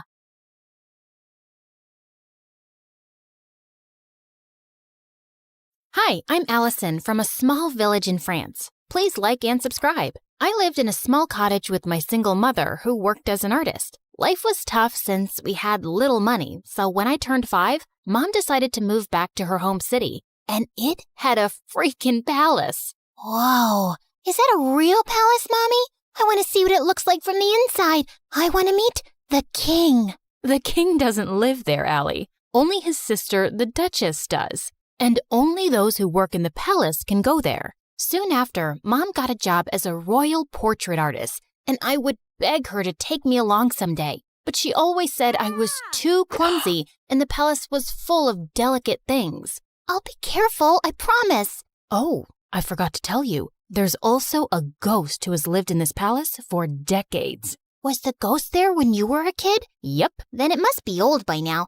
I can easily outrun it. Of course, I didn't believe her. If anything, it made me more curious about the palace. When I was 9, Mom was called by the Duchess to make her portrait, and this time, I followed her. Somehow, I managed to sneak inside without getting noticed. And boy, was it pretty! As I wandered around, I slipped into a nearby room full of toys and blingy things. I'd never seen anything like that before, and it was so fascinating that I grabbed a few of them. But when I reached home, I felt guilty and scared. If anyone at the palace found out, Mom could lose her job, and this was stealing. I'll bring you guys back someday when I work at the palace. Till then, you can hide here. My passion for working in the palace grew stronger as time passed. I begged Mom to teach me how to paint so I could become a royal painter just like her. And by the time I was 17, I was better than her. One day while I was painting, Mom came home with some big news. The king is coming to town after 17 years,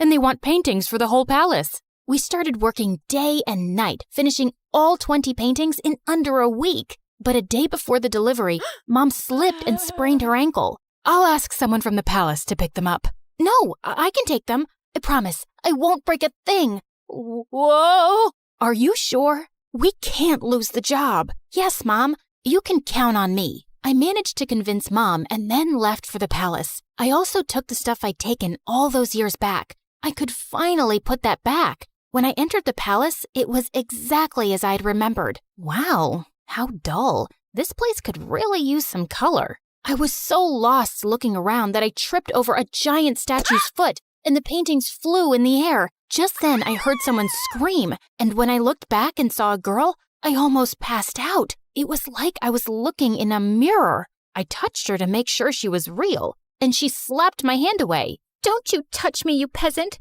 Don't you know who I am? My doppelganger?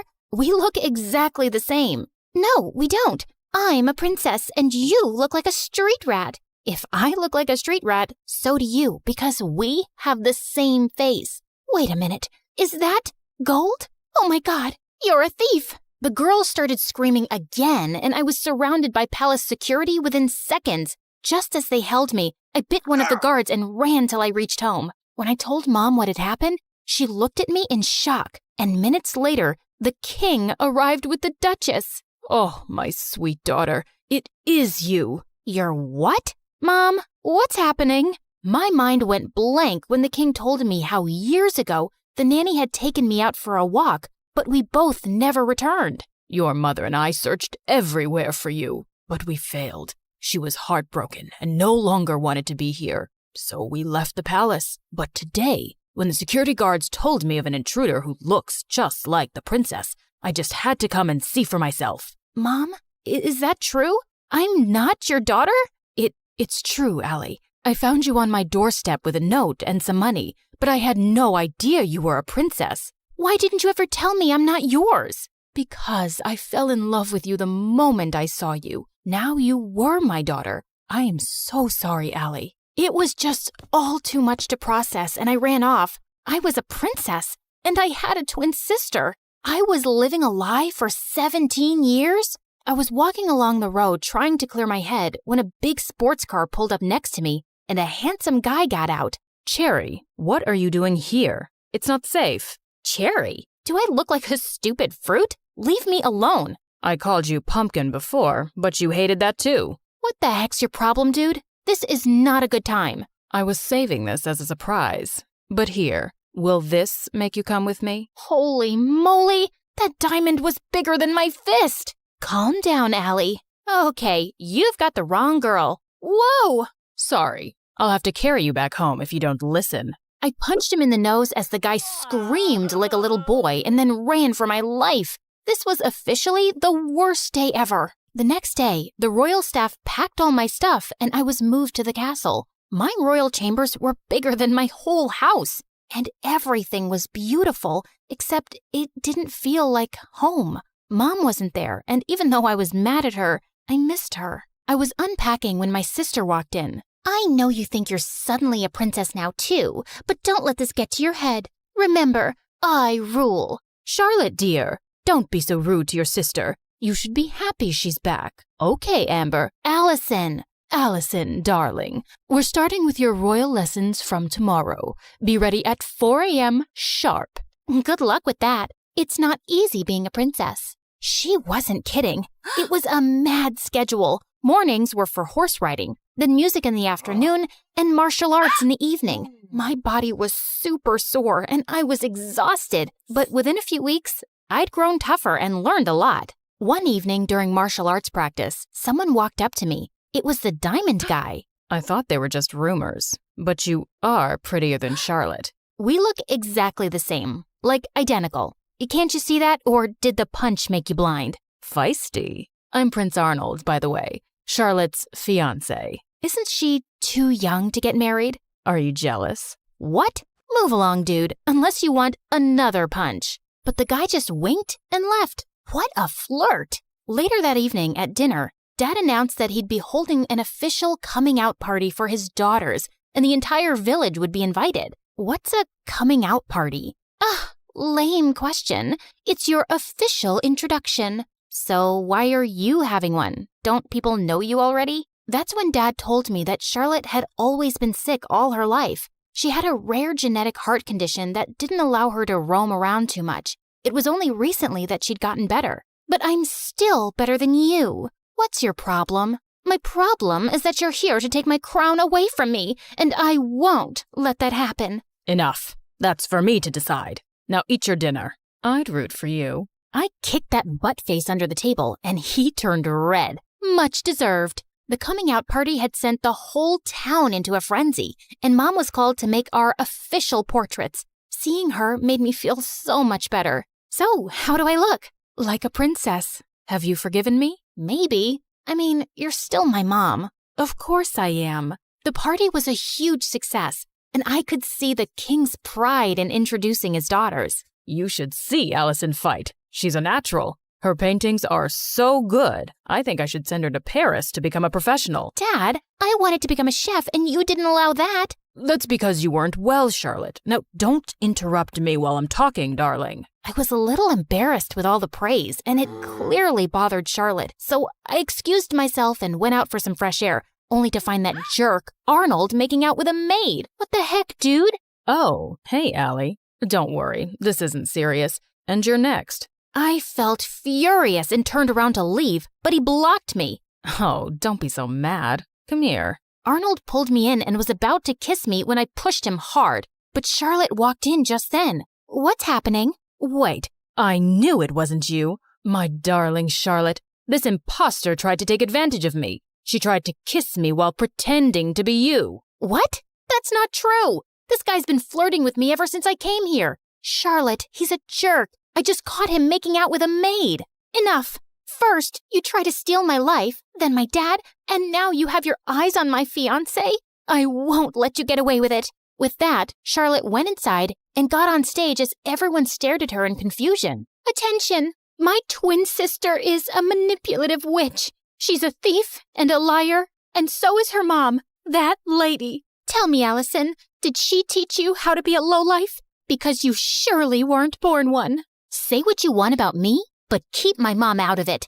I feel sorry for you, Charlotte. How could you be so bitter? It's so... Before I could finish, Charlotte jumped on me and we got into a crazy fight. As the king pulled us apart, Charlotte started shaking and fell to the ground. We rushed her to the hospital, and the doctors informed us that she had fainted because of stress and needed rest. I wanted to visit her, but the Duchess stopped me. I think it's best that you stay away. You've done enough damage. Brother, she's not good for Charlotte's health. We might not get along, but she's my sister. She's right, Allison. I think it's best if you give each other some space. Maybe you can stay with your mom for some time. It will only be temporary, love, and I'll have you back as soon as possible. I think we dumped too much on Charlotte, and she needs to get better. Of course, I understood, but I was actually happy to get away from everything for a while, especially since Charlotte and I were on the front page of every newspaper the next day. People called us the Crazy Royals. We were a joke. I was packing my stuff when the Duchess walked in.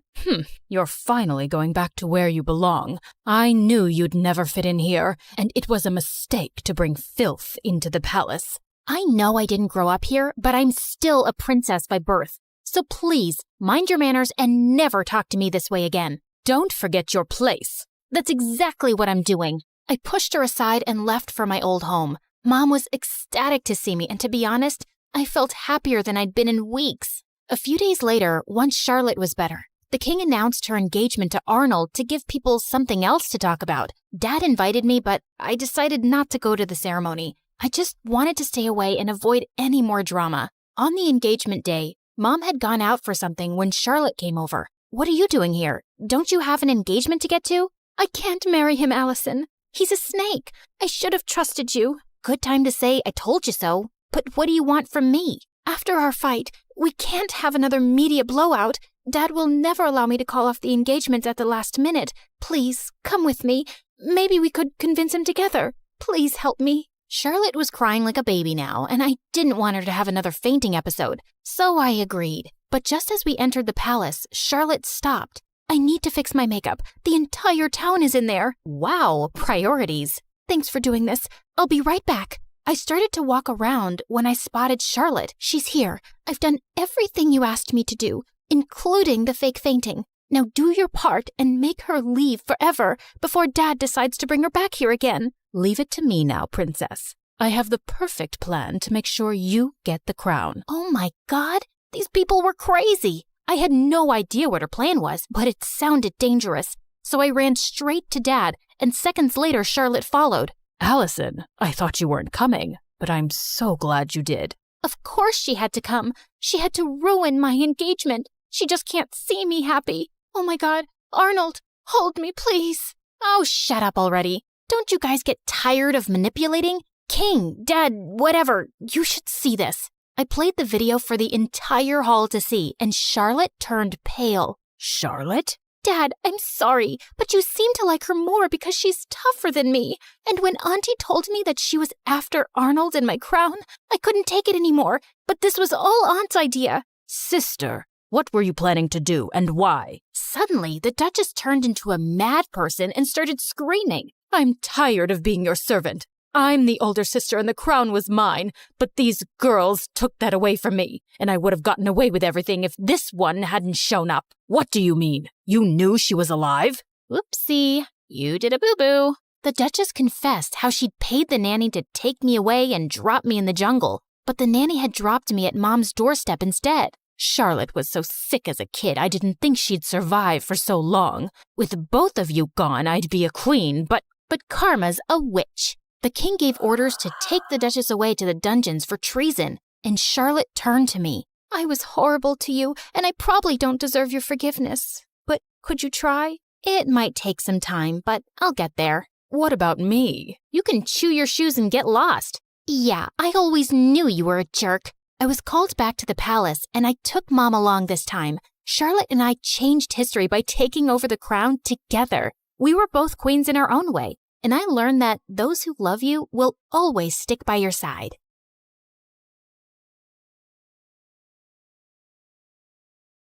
Hi, I'm Clara, and I'm a story hunter. I see a story in everything, and I won't stop until I find it. But before we get into it, please like and subscribe to MSA. My parents thought they'd never have kids, but 10 years after their marriage, they had me. While Mom was over the moon, Dad always seemed annoyed when I tried getting his attention. Daddy, look! I found a ladybug in the park. Isn't she cute? I rescued her from a parade of ants. Could you please take this girl away? I'm on a phone call. Of course, honey. Come on, Clara. Let's read some Nancy Drew. Yay! My favorite! Dad was weird, but at least I had Mom. She was a journalist before she married Dad and had the craziest stories to tell me. And growing up, I wanted to be just like her. When I turned 10, Mom got me my first recording set, and I went crazy interviewing people on the streets. Since how long have you been homeless? That's a cute dog. Did you steal it or buy it? People would pass me weird stares, but I just didn't care. I was following my passion. One evening, I was in a far end of my neighborhood when I missed a turn. The street was empty and it was getting really dark, so I started to walk quickly when a shady black car pulled up next to me. Hey, kid, are you lost? It's freezing out there. Hop in. I'll drop you off. Don't be scared. I won't harm you. See, before he could finish, I punched him hard and ran. I thought I was successful, but seconds later the car stopped again and the guy got out, and I was shocked to see he was the frickin' mayor. He wasn't hurt, but this was so embarrassing. I apologized and he dropped me back home, but someone on the street had made a video of me punching the mayor and it went viral. I was the joke of the town, and Dad was furious. You've crossed all limits. You hit the mayor. It was a reflex, Dad. I was scared, and I've read so much about these kidnappers in a black car. All this investigation and these stupid stories are ruining you. What if he wants to take action and drag us to court? I'm a really private person. I don't want this. Jeez, relax, Dad. He won't. He knows it was just a mistake. Why are you getting so worked up? That's it. You're grounded. And no more story hunting. But why? Mom, say something. But as always, Mom said nothing, and I was done for.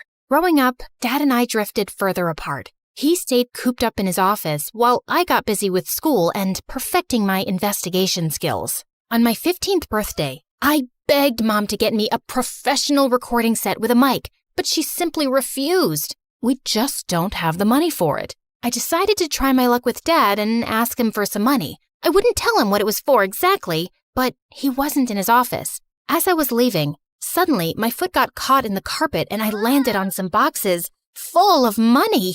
Oh my God, Clara, what are you doing in here? Mom, you said we don't have any money. What is all this? It belongs to your dad, and it's not your concern. But it's a lot of money, Mom. It has to come from somewhere. Is Dad a mafia guy? Oh my God, he robbed a bank, didn't he? Stop it. Please, Clara, you don't understand. You need to leave, now. And don't say a word about this to anyone, least of all your dad. Promise me. Something was definitely fishy, but I'd never seen Mom so serious. So I did what she said. I wanted to know more, but I just didn't get the chance to go into Dad's study again. Soon, I got busy with school and forgot all about it. One time in 11th grade, Lena, the head cheerleader and the most popular girl, walked up to me. I heard you can uncover any truth in the world. Is that true? That depends on what kind of truth you want. Well, don't tell anyone, but I think Nick's cheating on me. Who's Nick? Do you live under a rock? Nick's my boyfriend. He's the captain of the football team. Got it. What about him? I just told you. He's cheating on me, and I want you to find out the truth. Oh, yeah. Leave this to me. Be careful. He's a very good liar. No liar can ever hide the truth from the world's greatest investigator. Go and chill, kid. I got this. I started following Nick around everywhere, but I couldn't find any dirt on him. Until one day, I saw him sneak into the coach's office and saw him making out with another girl. I waited till he left without noticing me, and then, right in the middle of the cafeteria, I made him pay. I dropped an entire carton of milk all over his head. What the heck? What do you want, weirdo? Listen up, everyone. This jerk right here cheated on his girlfriend. No, I didn't. I knew you'd say that. Here's the proof. Nick looked at me in shock as I showed him the video of his makeout session. Lena broke up with him instantly, and he was getting a lot of backlash for cheating on the most popular girl around. Soon after, he left and got transferred to North High, our rival school. After that, Lena and I started hanging out and became besties.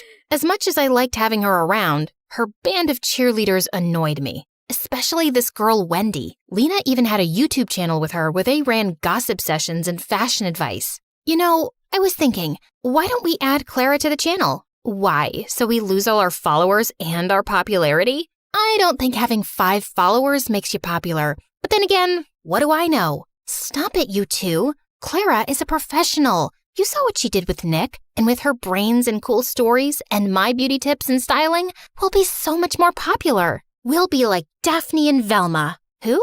Scooby-Doo? Forget it. We should totally do it. I joined the YouTube channel soon after, and we started with collecting scoops on everyone in school. Within a few months, we hit 1 million subscribers. I was happy, but Lena was on cloud 9. Her popularity was through the roof, and she loved the attention. We got invited to every party in town, and she would drag me with her even when I didn't feel like going. One day I was at her house getting ready for a party when Wendy made a snarky comment. Do you always have to dress up like a homeless person? And why's your hair such a mess? There's nothing wrong with my hair or clothes. I don't want to look all dolled up. Detectives are meant to look rugged, right, Lena?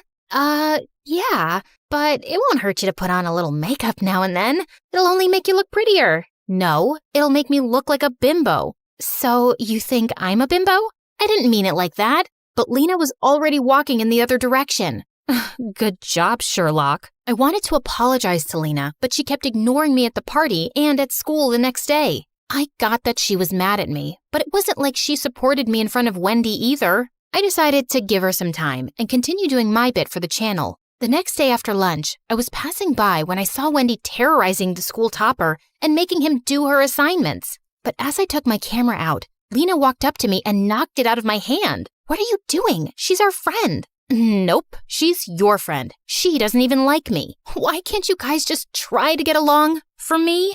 I know you think we're bimbos, but that's the least you can do as my best friend. Oh, you're so dramatic. Okay, fine. I'll let this go. Just this once. And I don't think you're a bimbo. I'm sorry. Stop talking and meet me for boba tea later. Deal? Deal. And just like that, we were back to being besties. And I tried to tolerate Wendy better, even though she still got on my nerves. Soon after, the entire school was buzzing over the senior day prank wars with North High, and Lena was determined to crush the rival school, mainly because Nick was their new student body president. We need to ace this. They should never see us coming. How about we break into the school? You can't be serious, Wendy. You guys will get caught. Not with these masks, we won't. And why are you so negative? I'm being practical. It's the dumbest plan on earth. Back me up, Lena. Actually, I like it. No one will ever know. Now, are you in or out? Out. You know my dad. He would ground me for life if I got caught. You know what, Clara? I've been there for all your dumb investigations. I even got you in on the channel. And now, if you can't support me, then you're not a good friend.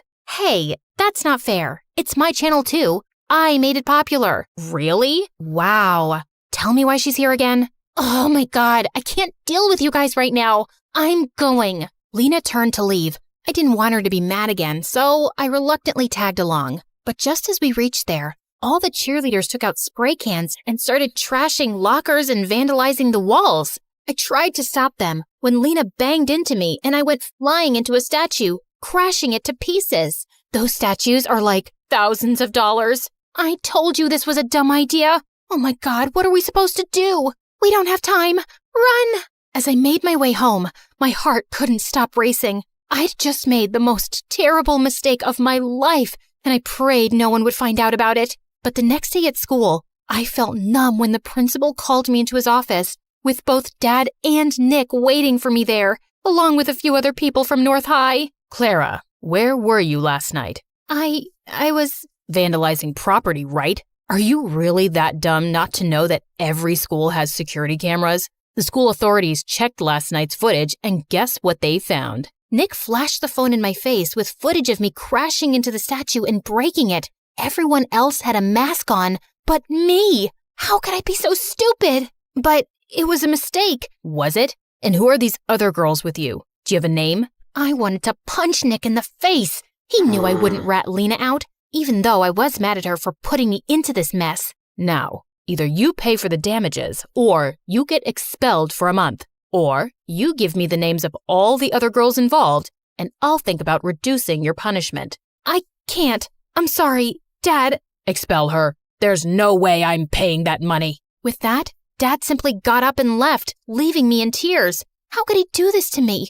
I knew it was my fault, but he was my father. Wasn't he supposed to look after me or something? That evening at home, I had the worst argument with Dad, while Mom just stood in a corner like a stone. Were you at that school for some dumb story? You're such a nuisance. I can't believe you're my kid. I can't believe you're my dad either. What father gets his own child expelled over a few bucks? You never supported me, and you always acted like my existence bothers you. And it's not like you're so perfect yourself. What do you even do, Dad? How do you really make money? How dare you talk to me like that in my own house? I don't have to take this. Mom, are you just gonna stand there and say nothing? This suspension will go down on my record. How can you be such a coward? What is she gonna say? Listen to me, kid. You better stop throwing tantrums and do as I say, or you'll be out of here. I wanted to scream in Dad's face, and I felt angrier at Mom for being quiet. That night, I felt the most alone I'd ever been. The worst part about this was I couldn't talk to Lena either, even though she'd tried calling me 1,000 times. That night, I slept with the worst headache of my life. And the next morning, I woke up to loud noises and Lena shaking me like a mad person. Wake up, dummy. Wake up. Fine, I'm up. What is that noise? Get dressed and come out. Your mom needs you. It's your dad. He's been arrested. Arrested? For what? Just come down. I rushed downstairs, and I was shocked to see our entire yard was surrounded by police cars and reporters shoving cameras in my face, asking a million questions all at once. How does it feel to be the daughter of a lying thief? Did you know about your father's crimes this entire time? Oh my God, what was happening? Just then, I spotted Mom talking to one of the reporters. Mom, what's happening? And why is Lena saying that Dad's been arrested? What Mom told me next shook my entire world. Your father is a criminal, Clara. He was laundering money from his company to fake accounts abroad. I just knew it. That's what all the money was for, right? Yes. I didn't say anything because I wanted to protect your dad. But what's the point of saving his sorry butt when he couldn't even stand up and protect his daughter? So I told the police everything. I even gave them evidence. I don't want to live like a coward. Mom, I'm so proud of you. And I'm sorry for calling you that. It's okay. I know it was a lot for you. Now, let's start afresh. Talking about a fresh start, can we be friends again? I miss you, and I'm sorry for dragging you into this mess. Looks like you did me a favor there. If not for you, I wouldn't have been expelled, and Mom would have never taken this step forward. So, thank you. So that means we're cool? Well, will you treat me to boba tea later? And keep that Wendy away from me? You got it.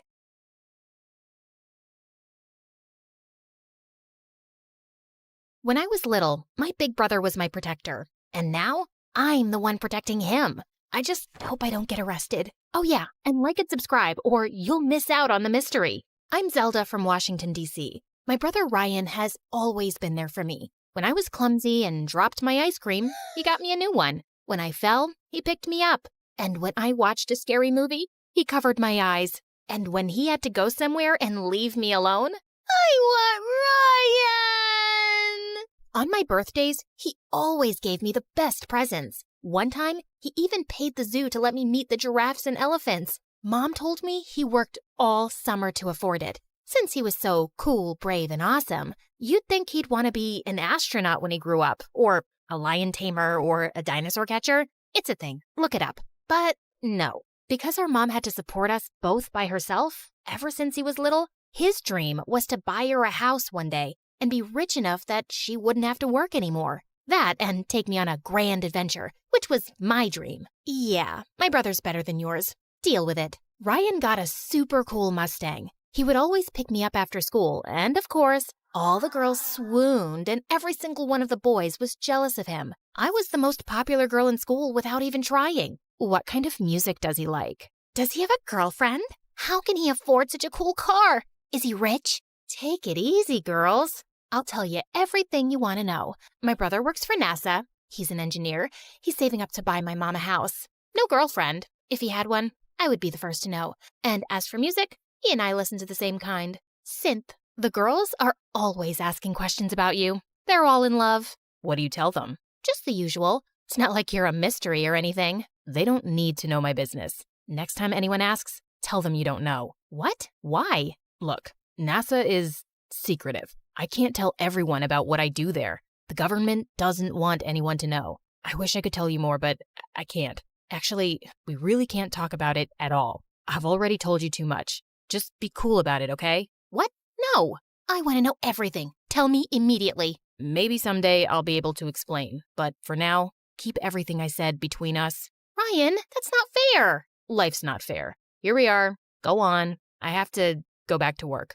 I'll see you on your birthday. My birthday's next week. I have school tomorrow. You have to pick me up. Oh, right. Ryan, I'm worried. You're acting weird. Don't worry, little Z. I can handle myself. He dropped me off and drove away like he always did. Except this time, something felt different. Government jobs are very hush-hush.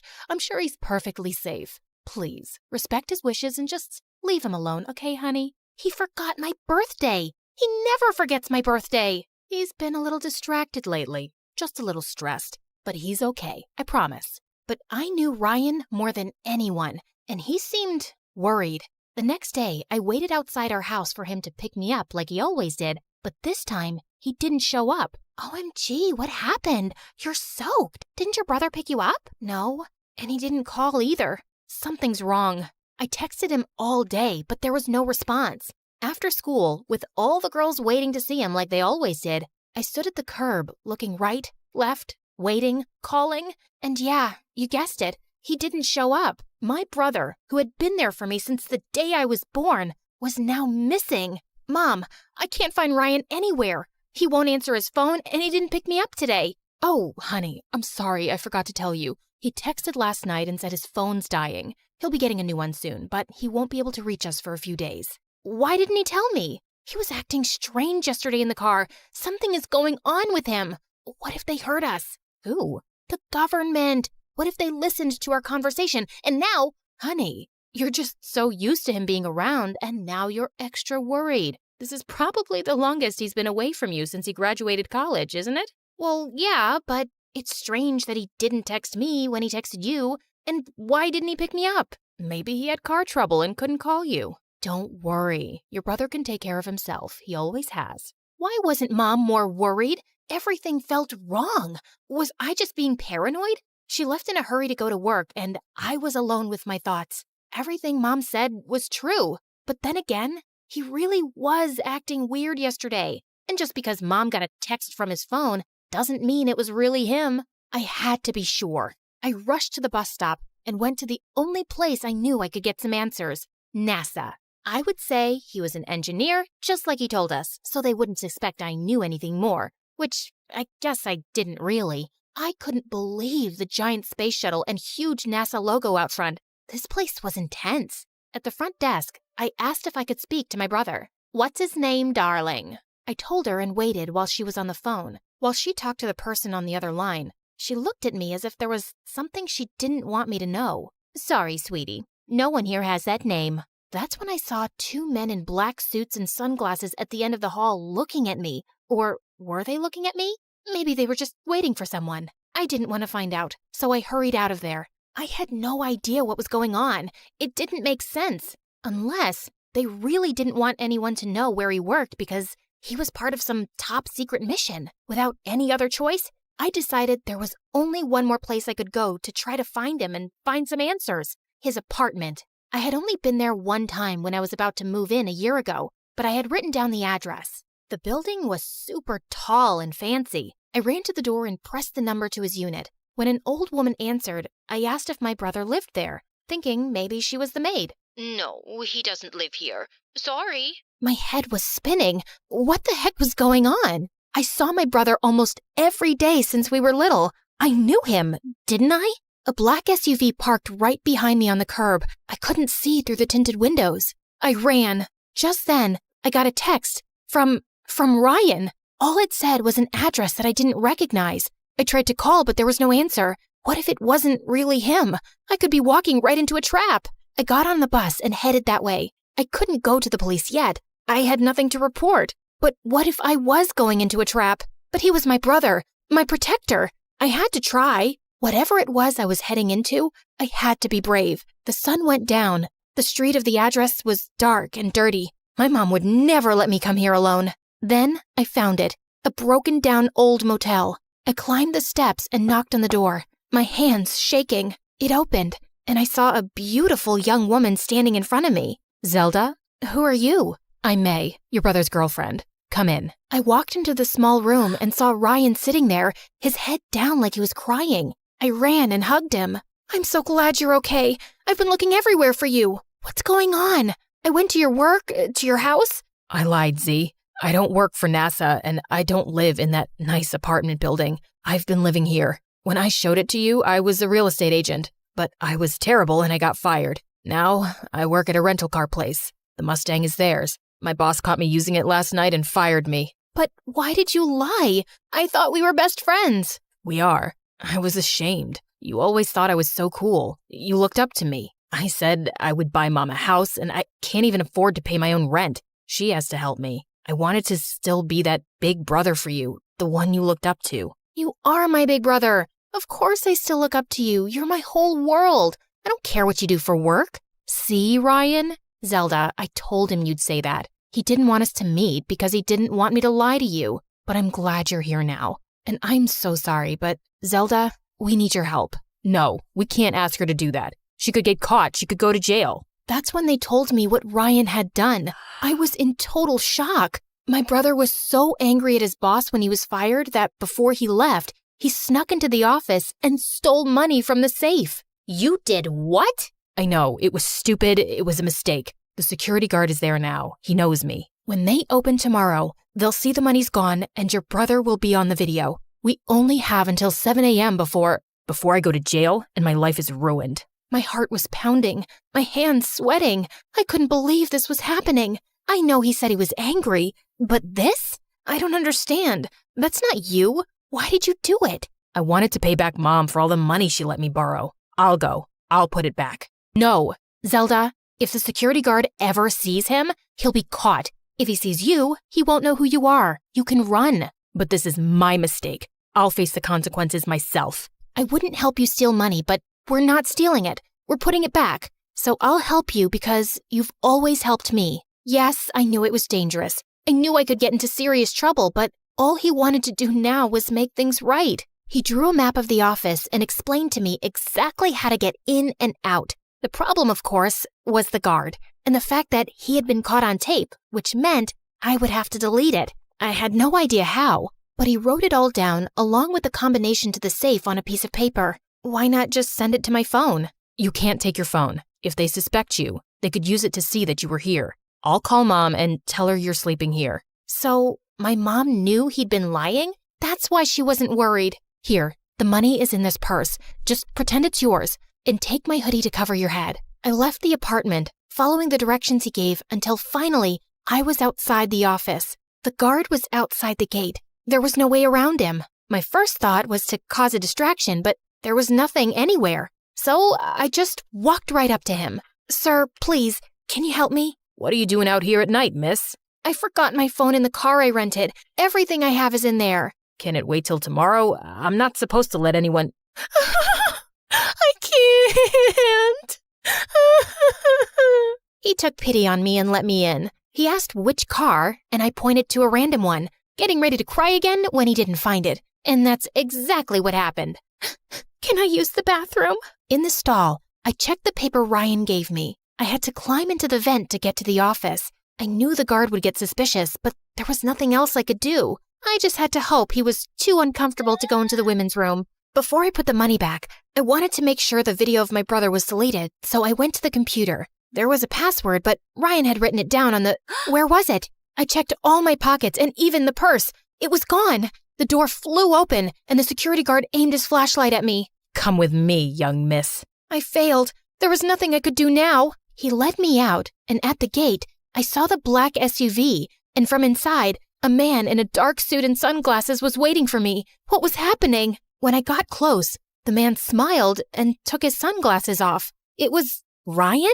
Happy birthday, little Z. How'd you like your adventure? But my birthday is next week. I know. Then it wouldn't be a surprise, would it? I'm pretty sure this would still be a surprise. Ryan told me he did work at NASA, and he owned the car rental place because 6 months ago, he invented something for the government, and now he was a billionaire. What about May? She's my friend from work. If I was dating someone, you'd be the first to know. Why? Do you think she likes me? But your apartment. I moved out 2 months ago because I bought a house. Wow, you got your own house? No, that one's yours and Mom's. Mine is that one. Mom came out from inside, smiling and waving. Thanks for trying to save me, little sis. My protector. I was happy. He really was the best brother ever. Except for one thing. You made me walk to school in the rain. A large chair swiveled around to reveal a tiny, skinny guy. What? You think all mafia bosses are tall, fat, bald, and wear gold rings? Sorry to disappoint you with my looks, but trust me, I am every bit as ruthless. Something about his steely gray eyes sent a shiver down my spine. I believed him. His name was Pierre Soufflé, which was obviously a lie, and the job he had for us was to steal a priceless painting from a museum and replace it with a fake. That's the painting? It's, tiny. What's your problem with tiny things and people? It's also kinda stupid. What is that? A raccoon eating a cheeseburger? It's worth $10 million, so the joke's on you, dummy. Now, the owner of the painting has allowed the museum to borrow it for only 3 days, so we don't have a lot of time. Wouldn't it be easier to steal it from the owner's house? Everyone, look at Lady Einstein coming up with brilliant ideas. Why didn't we think of that ourselves? Happy to help. Of course we thought of that ourselves. Trust me, the museum is easier. Why choose us? It's a very stupid security measure, but the museum's floors are activated by pressure sensors at night. Anything above 55 kilograms and they go off. I haven't been able to find a boy who weighs less than that. Harry, get the weighing scale. Meredith weighed 52 kgs, while I weighed 55.1. How is this possible? You eat so much more than I do. What can I say? I got all the good genes. Okay, you're out, fatty. Meredith, you're my leading lady. The plan was to enter the museum through its large air ducts, carrying the fake painting with us. We first had to make a stop in the security room and disable all the cameras and alarms. Then we'd crawl back through the ducts till we reached the exhibit area, and I'd lower Meredith down along with the painting so she could switch them out. As Meredith made it to the bottom, I dropped the painting to her, and she missed it. And we heard a loud crack. Oh my God, did you break the frame? Me? It's your fault. Who told you to throw it like that? I was expecting you to catch it. But what was I thinking? You made us lose the Frisbee tournament in 8th grade because you're so bad at catching things. Unless it's someone's boyfriend. Seriously? You were so distracted by that hot boy on the bleachers, your throwing skills were completely off. FYI, that boy was totally into me. Why are we even talking about Frisbees and boys right now? You started it. No, I didn't. Okay, shut up. Let me think how to fix this. Are you trying to glue it together with your saliva? You got a better idea? Any idea would be a better idea than that. Look, it's a museum. They must fix broken, ancient things here all the time, right? I'm looking at the floor map, and there are some offices in the left wing. I'll go get some glue. It took me an hour to find glue and return to our spot. And I found Meredith eating a bowl of ramen. Where did you get that? I brought a packet of instant ramen with me, and you were taking forever, so I went to make it in the staff kitchen. There was someone's chicken sandwich in the fridge, so I used the meat from that. And there was also some tofu, and I added a dash of oyster sauce. I'm so happy you chose this moment in your life to become a gourmet chef. Just send the painting back up so I can fix it. Tried to fill in the crack as best I could, then sent it back down to Meredith, who took the real one off and put the fake one on the wall. But just as she started walking back, the whole floor lit up suddenly, and a blaring sound went off. Oh my God, what's happening? I don't know. Is the painting heavier than the fake one? Just hurry up. We gotta get out now. They pulled up Meredith and the real painting and closed the opening in the ceiling seconds before security burst in. We crawled down the ducts and out of the building as fast as we could. We ran a few blocks down where Pierre's van was waiting for us, and we sped away. Oh, I would have preferred if you hadn't alerted all of New York about the break-in. Now I'll have to move this painting around with cops crawling all over the city. Never mind. Here's your check, and Claire, try to lose some weight. Au revoir. And without warning, we were dumped on a dark street. We scrambled to our feet, headed for the subway, and made it home. It was all over the news the next morning that someone had broken into the museum and switched off all the security systems. But apparently, nothing had been stolen, except a chicken sandwich and a block of tofu from the staff kitchen. You ate the entire block? Hey, I'm not the one who needs to watch her weight. I do not need to. Whatever. Listen, I've been meaning to talk to you about something. It'll have to wait. I got a hair appointment. We'll talk over dinner? Yeah, sure. I was gonna tell Meredith that I wanted a break from this life, and I wasn't sure how she'd react. As I sat in a cafe later, I suddenly found a cute guy next to my table. Mind if I sit here? There are no other empty seats. I won't disturb you. I promise. We actually ended up talking for over an hour, and I found him sweet and charming. I'd love to meet you again if you're free. I don't live in New York, but I come every weekend. You come here for work? No, actually, I came to visit my mom who's admitted in the hospital here for a medical trial. She has some rare brain issue that sent her into a coma. Oh, I'm sorry to hear that. How long has she been in a coma? 6 years now. It's been the toughest thing I've ever dealt with. Actually, she was part of this other really promising clinical trial before, but that didn't work for her. He was in a hospital in Connecticut. As he kept talking, I suddenly felt like I was spinning around very fast, and I could hear my heartbeat in my ears. My chest felt heavy, and I could barely breathe. I don't know what I said to the boy, but I just ran out of there and didn't stop till I got to our hotel room. Hey, I was about to call you. What's wrong? Claire, are we in trouble? I am a terrible person. Hey, you're not that terrible, just a bit ugly. You don't have cops after you, do you? Meredith, I met someone. It's not a cop, is it? No, I met a random guy in a cafe, and his mom was in a clinical trial. I hope this gets interesting at some point. In a hospital in Connecticut. Oh my God, the same hospital Mom was in? And the same trial? What a small world. No, it's not the same trial. It's a different hospital, too. Okay, I'm bored again. The coincidence made me interested for a bit. Meredith, his mom's been in a coma for 6 years. We did that to someone. Didn't you just say it's not the same trial? Yes, but for a few seconds, I thought it was the same trial.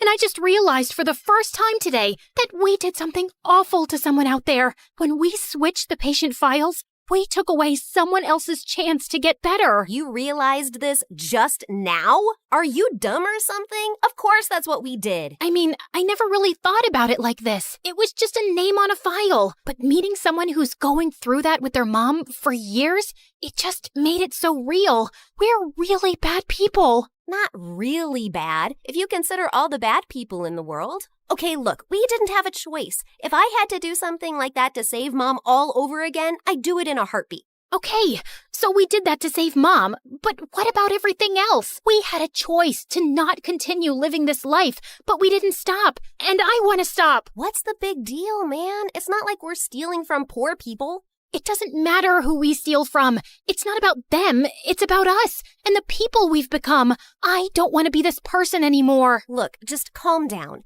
I'll get you a pina colada and everything will seem better. But I pushed her away angrily and she landed on the floor. She looked up at me, stunned. No, I am done.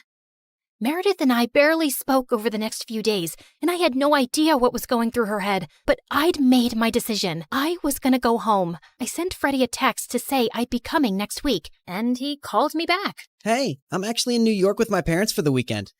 Can we catch up? The moment I saw Freddie, I just burst into tears, and he hugged me tight. As we talked over dinner, he assured me that he'd talk to Meredith and try to make her come home too. We had just stepped out of the restaurant and walked 2 blocks down when suddenly a black van screeched to a halt beside us, and some men pulled us in, handcuffing and blindfolding us. When our blindfolds came off, I realized we were in Pierre's quarters, and I found Meredith there too.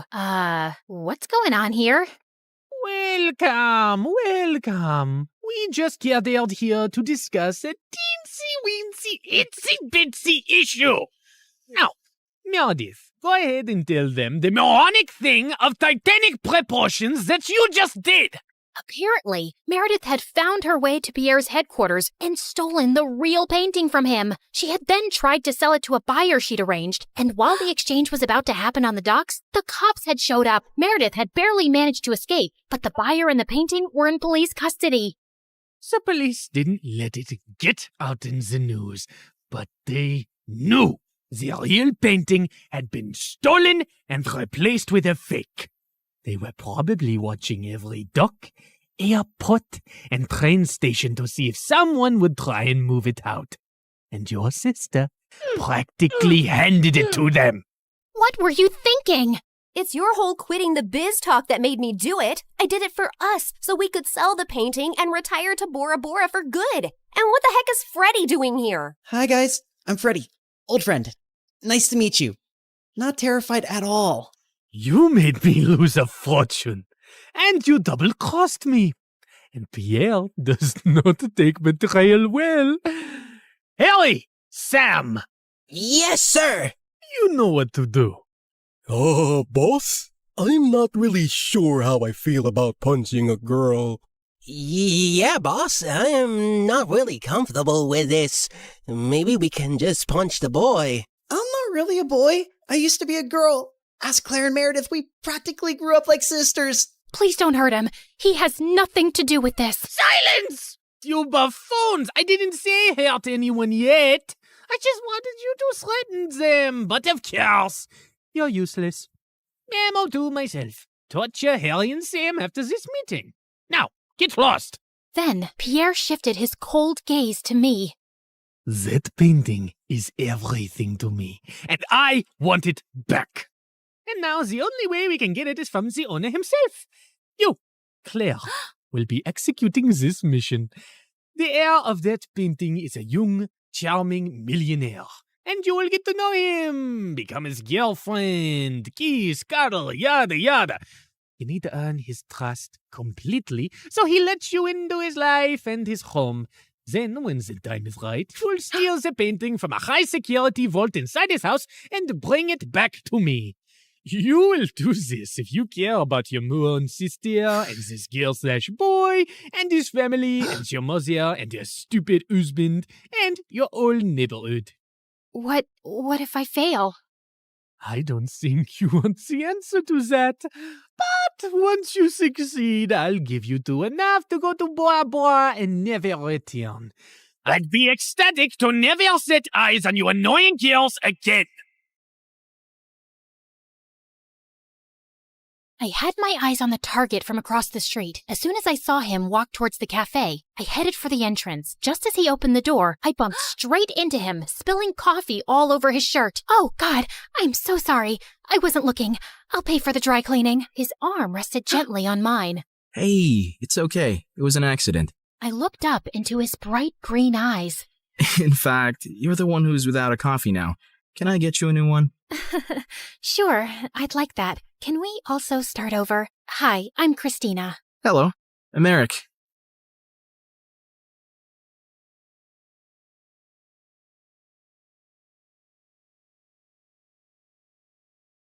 I felt a firm push on my back, and before I knew it, I was being dragged into the back of a waiting van. Let me go, please! I pleaded as tears streamed down my face, but my cries fell on deaf ears, and the van roared to life, carrying me away to a fate unknown. Little did I know, social media would save my life. Hey, my name is Carly, and I live in Washington. Don't forget to like and subscribe to MSA. Growing up with a politician as a dad was like living in a reality TV show on steroids. We jetted off to fancy places like nobody's business. Forget Disneyland. Our family vacations were on a whole different level. It was so glamorous. Red carpets? Check. Paparazzi? Double check. Speaking of paparazzi, I remembered the day when a photographer jumped out at me after school and asked me how much I loved my parents. I love them both, but when Mommy comes in for a kiss, it's like I'm being attacked by an octopus. It was a joke, but I was only 4 years old.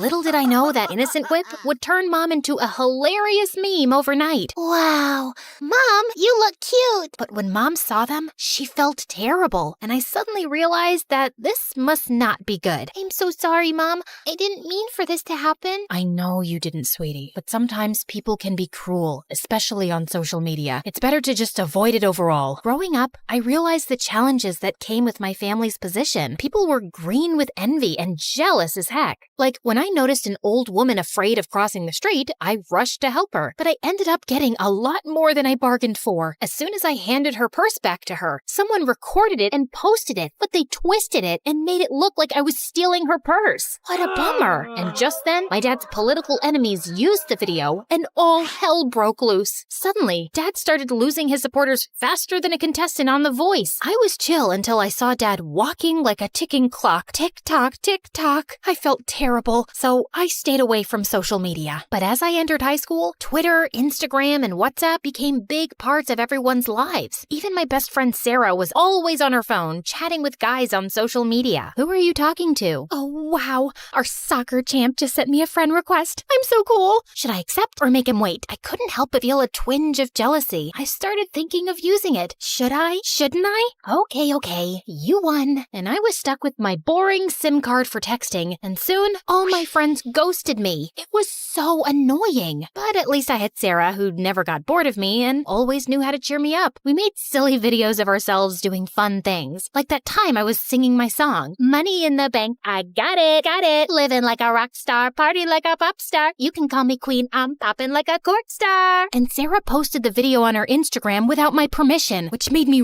really upset. Relax, no one will see it. You don't know that. Yes, I do. You're no Beyonce. And no one's losing their minds over your silly skills. Yeah, she was right. It only got a few comments, but it was still fun and addictive to read them. I was done playing the good angel role. It was time to explore. So I caved in and created my own social media account with a different identity just to see the comments. It was fun. Sarah and I continued to make silly videos, and we always played silly characters. But soon enough, Savannah, the TikTok girl of our school, was furious when she heard her friends gushing over my videos. She was so mad that she could have TikTok danced her way to Siberia. You think you're so cool with your little videos, don't you? Huh? What do you mean? Just stick to your own lane. Who made you queen telling Carly what to do? Just because you got no talent doesn't mean you gotta bring others down. Bye, Felicia. Get off your throne. We both laughed, and Savannah just rolled her eyes and walked away. Like she was Kim Kardashian and I was just an extra in the Kardashian reality show. But then I quickly put an end to our Instagram or TikTok war when Matthew joined our school. He was Justin Bieber's son. I mean, he looked like him. Actually, he was the son of my dad's faraway friend. And the second he stepped through the door, he had everyone's attention. He was smart, handsome, and had a charm that Savannah was all too eager to bask in. She was practically throwing herself at him. Hey, Matthew, you're looking good today. Mind if I take a quick selfie with you? Actually, I'd prefer if you didn't. Come on, don't be so uptight. It's just a harmless picture. I'm sorry, Savannah. I'm just not interested. I was wondering why Matthew didn't. I mean, everyone has social media, right? So I did what any self-respecting Gen Z would do. I stalked him online. To my surprise, I found absolutely nothing, leaving me to conclude that Matthew must be part of the 1% of people who don't have a presence on the internet. Hashtag, where are you, Matthew? Hashtag, no social life. Is this seat taken? Yes, by me.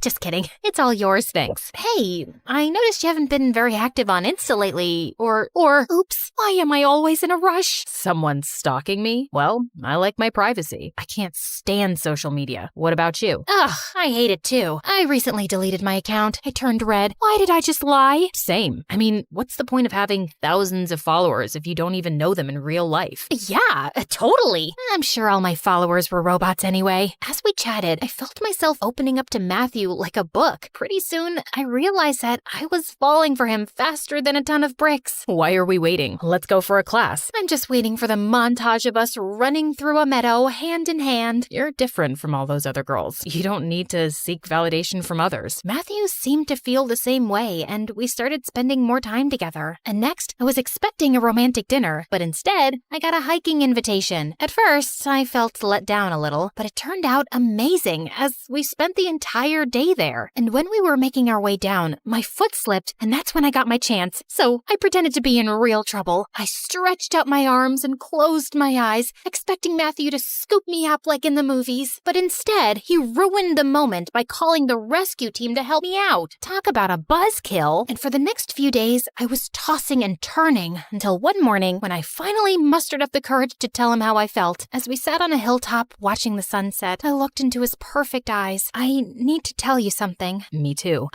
Okay, you first. He smiled and pulled me close to whisper in my ear. You're the best thing that's that's ever happened to me. I think I've fallen in love with you. I felt my heart skip a beat. I think Cupid just shot me too. We shared our first kiss as the sun dipped below the horizon, and I knew that our love was something special. Everything was perfect, and even our parents began to talk about us moving in together after graduation and getting married one day. But Savannah, who was still jealous of our relationship, had other plans. The next day at school, I was more anxious than a squirrel on a highway, as I couldn't find Matthew, and he didn't reply to me the entire day. Have you seen Matthew? I think he's avoiding me. Sorry, what? I was too busy stalking my ex's new girlfriend on Instagram. You know, I always knew you were too basic for Matthew. He needs someone who doesn't embarrass herself on social media all the time. And just like that, my worst fear was confirmed. She had shown him my silly videos. The bell rang, and Savannah and I had a face-off. I was ready to go all Jersey Shore on her if I had to, but thankfully Sarah stepped in before I had to break out my hair-pulling skills. After my fight with Savannah, I stormed out of the school, and there he was, standing outside, waiting for me. As we got into his car, Matthew turned to me, and his expression was colder than an iceberg in Antarctica. Why didn't you tell me? I was scared to lose you by telling you the truth. I can't believe you lied to me. I'm sorry. My parents are really upset. They saw the dance video and all the others. My dad is a politician, and I can't have a girlfriend who's a social media sensation. But I only have like 20 followers. I felt a lump in my throat as I realized what was happening. You're breaking up with me because of this? I'm sorry. I don't know if I can go past that lie. And this whole social media thing is not my cup of tea. But we love each other. Can't we work through this together? I need to do what's best for my family. Please, Matthew, don't do this.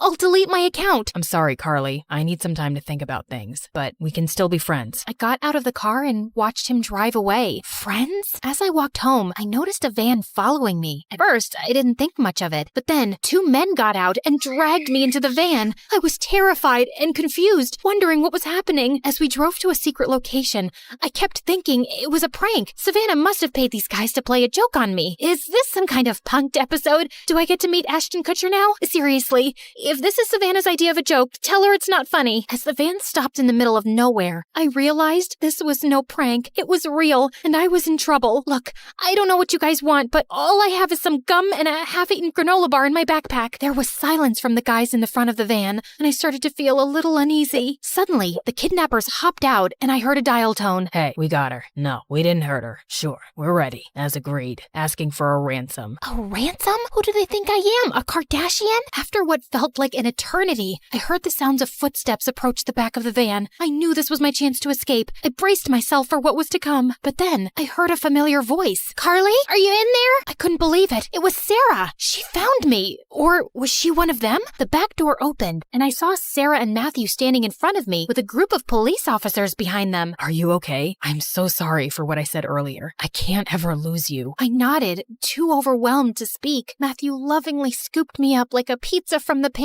van. Come on, guys, it's a serious situation. Stop giggling. What is happening here? How did you find me? Social media. Savannah was acting really weird in school, like wearing sunglasses inside and being afraid of her own shadow. I got suspicious that she was hiding something. I checked her social media and saw that she had posted a vlog of herself walking. And that's when we saw you in the background of our video getting shoved into a van. We got the license plate and gave the information to the police. You saved my life. Carly. My parents arrived by helicopter like their own personal Mission Impossible, and it was hard to tell who was more relieved, me or them. Oh my dear, we were worried sick about you. I can't even imagine what you've been through. Your safety is our top priority, Carly. We were ready to do anything to bring you back. I thought I was never gonna see you guys again, but thanks to Sarah and Matthew, I'm here, and social media. It's funny how something that almost ruined my life ended up saving it. Social media caused so much drama in my life and almost cost me everything, including Matthew. But without it, who knows how long it would have taken to find me. Just then, the police took the kidnappers into custody. You'll pay for this!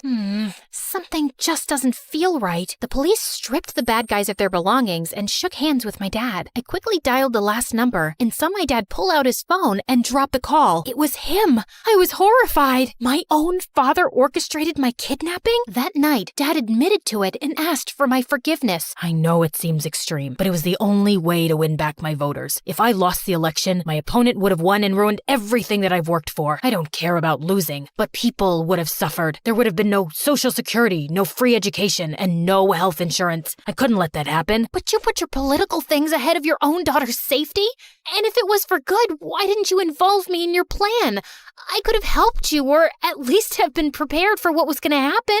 I wish I could have involved you, but the plan involved highly confidential information. Even family members can accidentally leak information, and I couldn't take that risk. I truly believed that what I was doing was for the greater good. I instructed the fake kidnappers not to hurt you, and they didn't. And now that you're home safe, I hope you can understand why I did this. As news of my kidnapping spread, the public's empathy for my father grew. I knew his intentions were good, but his actions were wrong. Still, I forgave him. He was reelected and made sure that everyone got what they deserve. Better wages. I learned the value of honesty and communication. I realized that sometimes people make mistakes, but forgiveness and understanding can bring healing and peace. As for Matthew and I, we were able to continue our relationship, and our love only grew stronger. He even willingly participated in a video for Sarah's TikTok.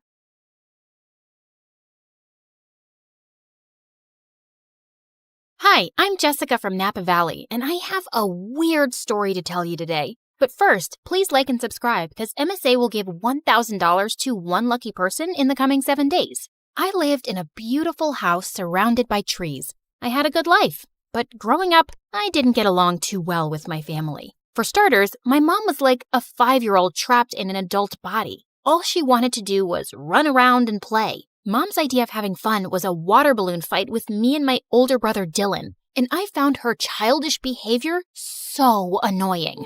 I could never study in peace without hearing Mom sing show tunes around the house. Come on, you little bookworm. Let's bake some cupcakes. Don't you know how to have any fun, you nerd? Ugh, see what I mean?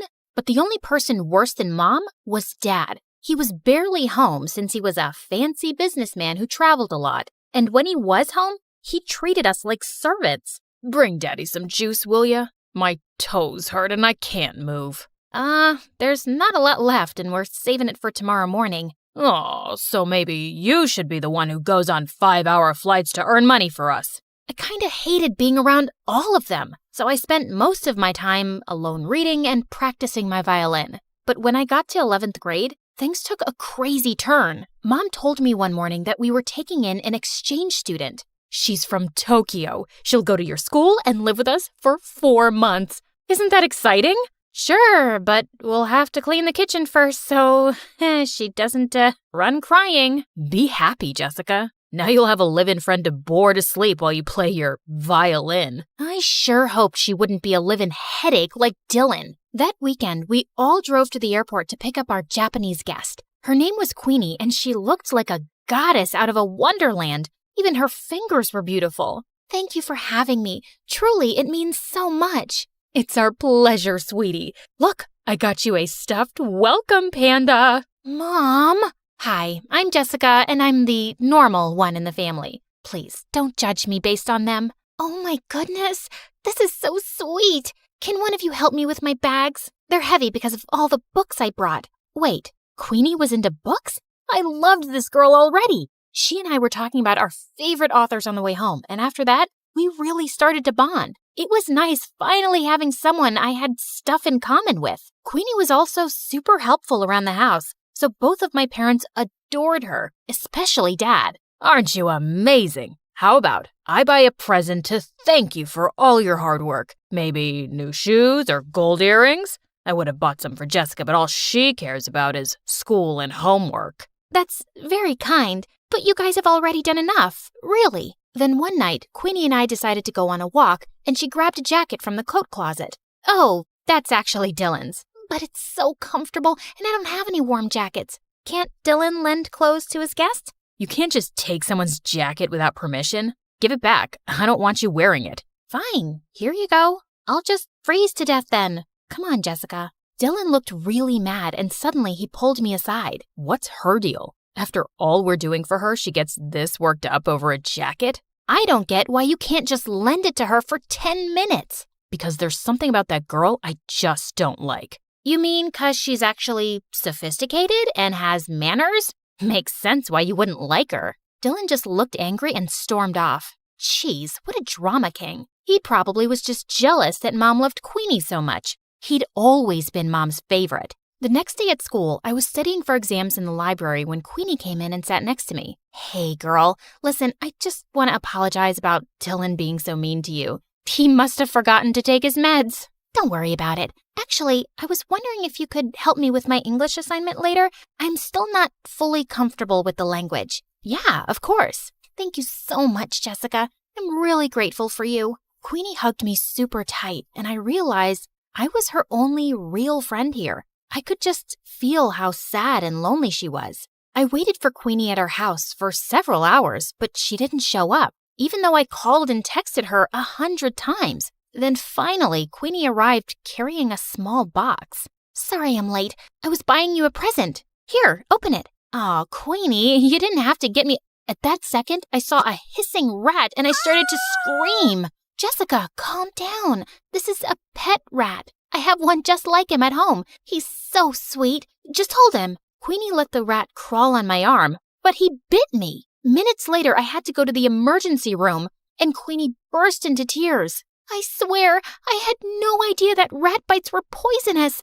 I have the exact same one at home, and he's such good company. It's okay, Queenie. The doctor said I'll be fine. Just don't go around giving people pet rats in the future. Queenie just kept apologizing and hugging me. I felt bad for her, but man, it had been an exhausting day. And for some reason, things kinda went downhill after that. Queenie wanted to be around me 24/7 and do everything together. I was thinking I could come with you to your violin lesson today. I've always wanted to play an instrument. I have a recital tomorrow, Queenie, and don't take this the wrong way, but I need a little space. We already go to school together and live in the same house. Of course, I totally understand. Your mom wants me to make dinner anyway. I was relieved that Queenie wasn't upset, but when I knocked on my violin teacher's door, I saw he looked mad. What is it now, Jessica? Haven't you caused me enough stress today? Caused you stress? What are you talking about? Your mother called in to tell me you wanted to quit the violin for good.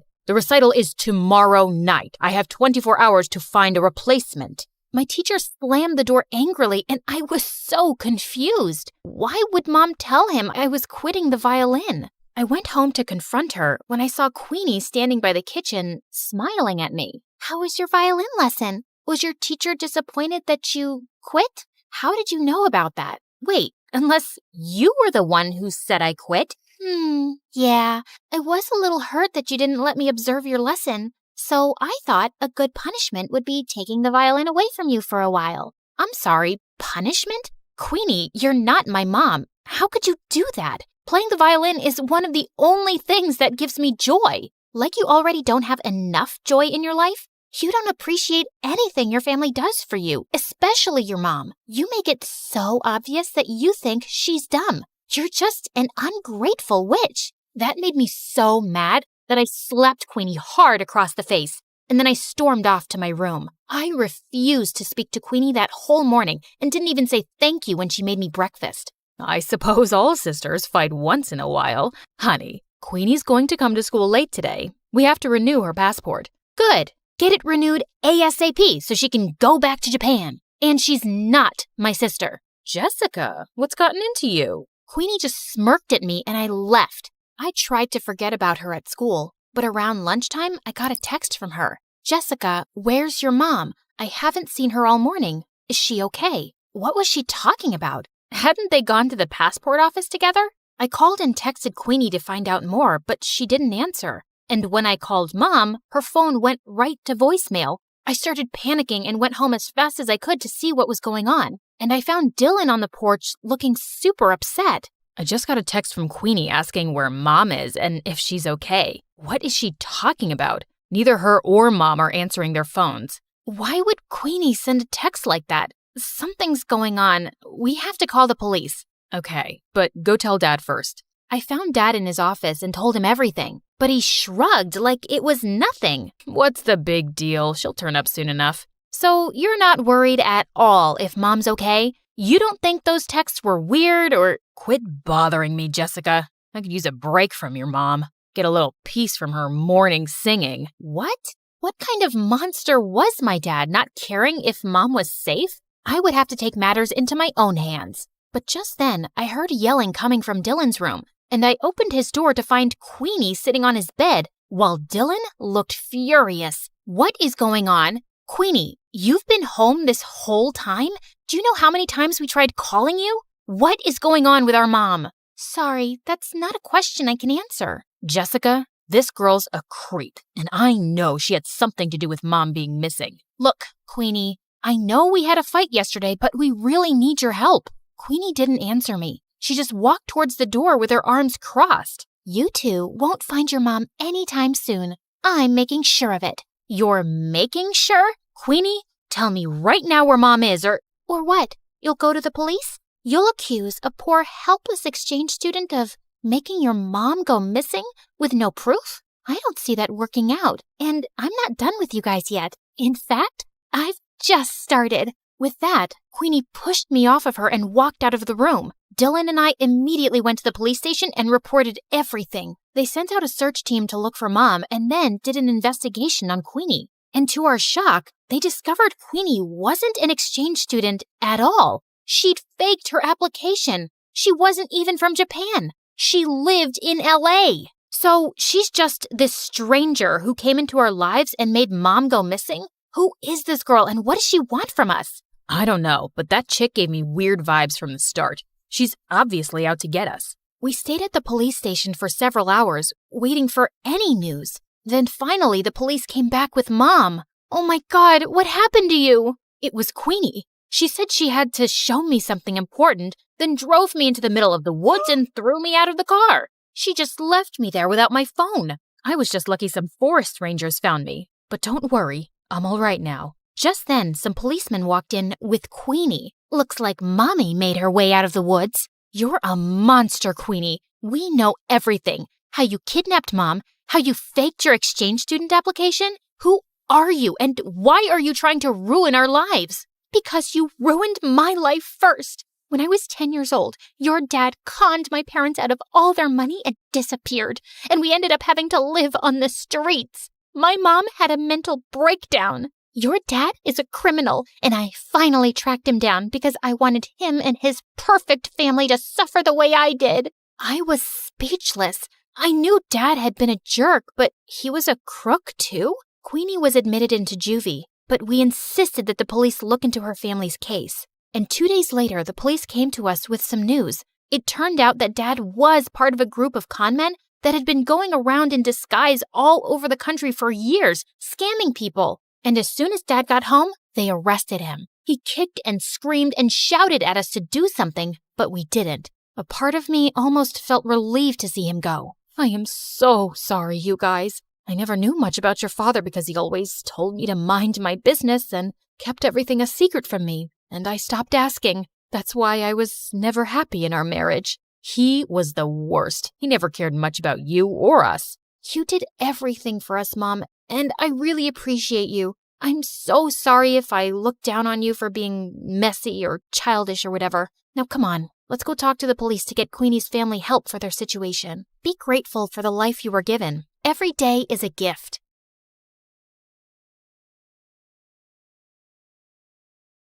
Hi everyone, my name is Marina and I'm from Nevada. Please like and subscribe. I was raised in a small town by my aunt who owned a small bakery and loved me to bits. Aw, honey, today's your first day at school, so I packed muffins for all your classmates so you can make a lot of new friends. You're awesome, Aunt June. She wasn't super rich, but she was the richest person at heart, and that's why everyone loved her so much, including me. I always wanted to be just like her, so I'd help her out at the bakery. Marina, I'm going to go out for a bit. Can you put the pink icing on the cupcakes? Sure thing. Later, when the customer came to pick up her order, it turned out I'd caused a disaster. This was supposed to be for a gender reveal party, but you put yellow icing on the cake. Ugh!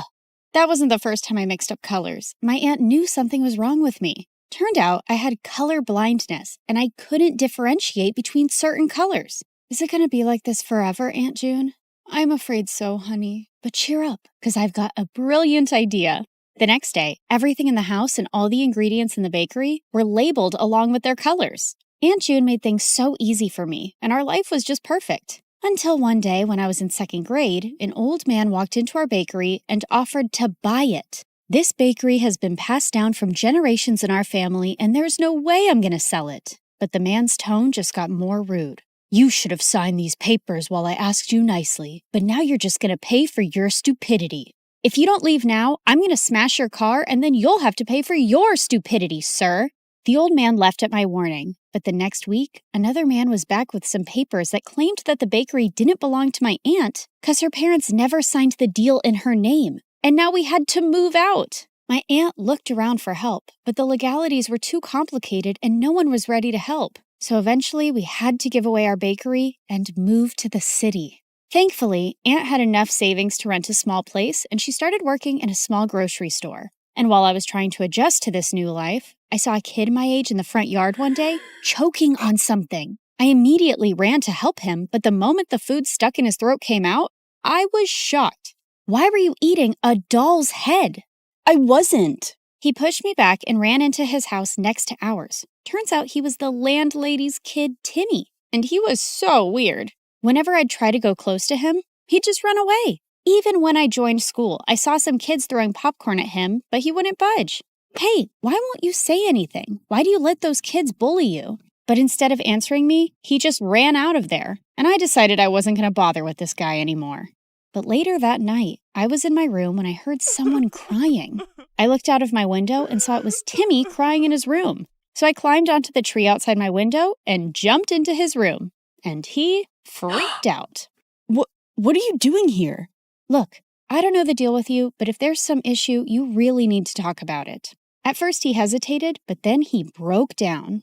I miss my dad. Ever since Mom and he got divorced, I haven't seen him, and the kids at school always make fun of me because of that. I hate it here. Hey, it's gonna be all right.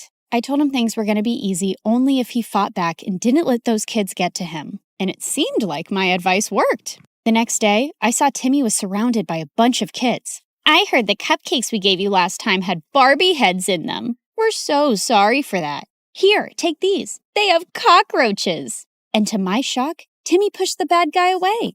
Get away from me, and don't trouble me anymore or I'm going to tell the principal about you. The other kids ran away scared, and Tim turned to me with a bright smile. Did you see that? I wasn't scared, and what you said worked. After that day, we started getting along and became the bestest of friends. And Tim grew up to be really protective of me. He'd keep me away from all the bad guys and trouble in school. Then on my 16th birthday, I told him I was going to start working to support my aunt. But he had a weird reaction.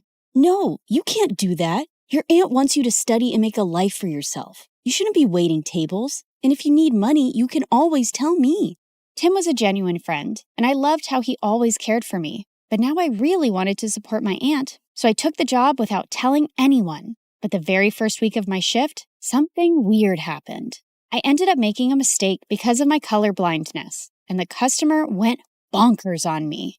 I want to see the manager right now and get you fired. But I told you it was a genuine mistake. But he kept shouting and started pulling my hand when one of his friends got up and stopped him. Let go of her hand and apologize to her right now. Dude, you want me to apologize to this low-life waitress? As soon as he said that, the guy landed a punch on the bad guy's face and my jaw dropped. Holy jeez! The manager immediately threw all of them out, but after my shift was over, I saw the guy who stood up for me was still sitting in the alleyway and his hands were bruised. I immediately got some ice for him. Excuse me, sir, you can use this. But for some reason, he looked really mad at me. Who do you think you are trying to act all nice, huh? Just leave me alone. I could see his eyes were red, like he'd been crying, and I thought it was best to leave him alone. But to my complete shock, I saw the same guy in my class the next day. The teacher introduced him as a new student, James.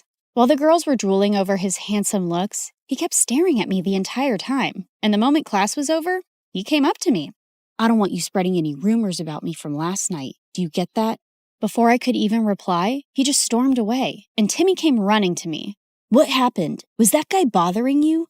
I didn't want Timmy knowing about my job or anything about how I knew James, so I brushed it off and went ahead to prepare for my chemistry practicals. But turns out, James was already there. Minutes into the practical, I realized some of the labels on the chemicals were missing, so I asked James to help me differentiate, but he didn't even look at me. That jerk. I continued guessing and mixing the chemicals, but suddenly they caught fire, and I almost got hurt when James jumped in and pushed me out of the way. I quickly got up and put out the fire. What are you, nuts? Did you want to die? Suddenly, my eyes went to the burn on his hand, and I rushed him to the nurse's room and gave him first aid myself. Seems like you're always helping people who are hurt. Yeah, especially those who get hurt because of me, and with you, it's every single time. And that's when this tough guy finally let out a smile. You don't look so bad when you smile. I know. I don't want the chicks going crazy over me, so I keep it under check.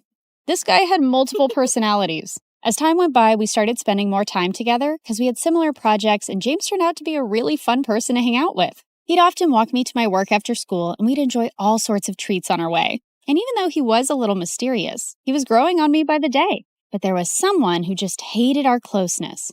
What's going on between you and that new guy? He's bad news. Stay away from him, Marina. What are you talking about? And how do you know he's bad? Oh, come on. Haven't you seen? He's always covered in bruises. Just stay away from him, okay? Well, I could understand Tim's concern, and there were things I wanted to know about James, too. A few days later, we were at a friend's party playing Truth or Dare when I was given a dare to kiss James. My heart raced with excitement, but I saw Timmy looking at me with furious eyes. I wanted to run out of there, but thankfully, James got up and left first, and I let out a loud sigh.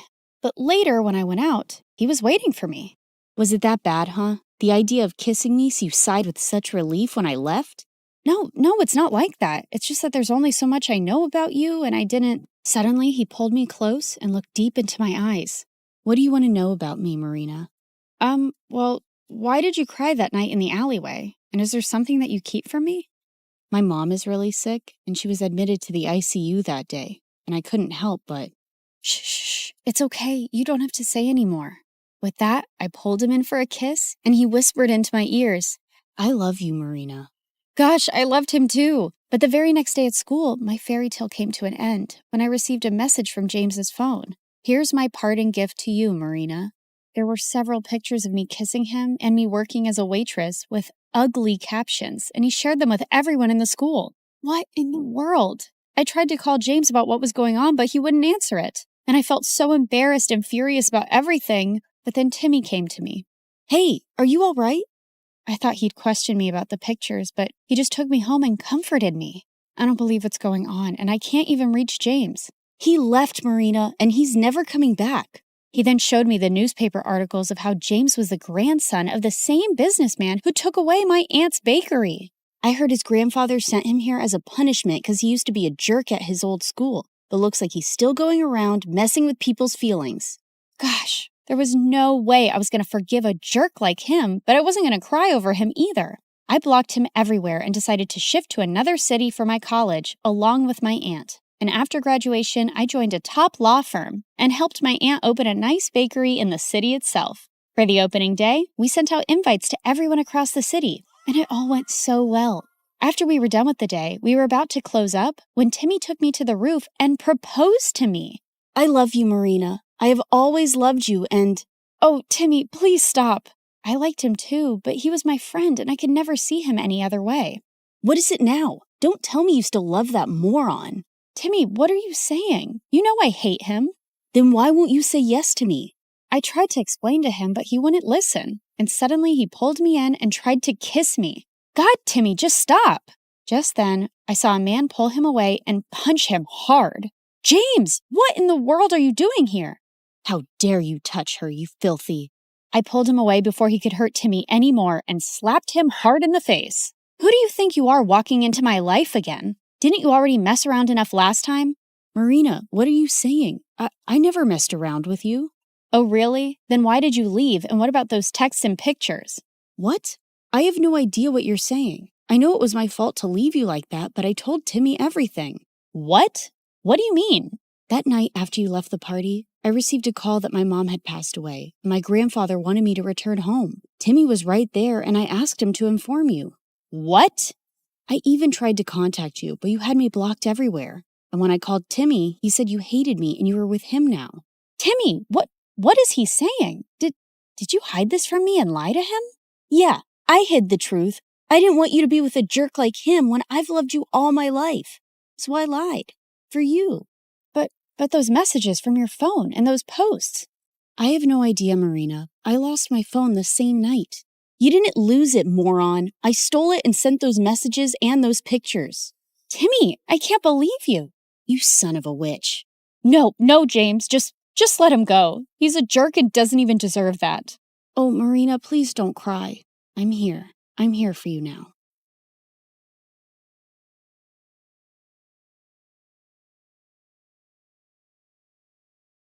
Little Natalie's tummy couldn't stop growling. She had been hungry the whole afternoon, but it was evening now and her mom wasn't home yet. Those rich people should stop making my mom work so much.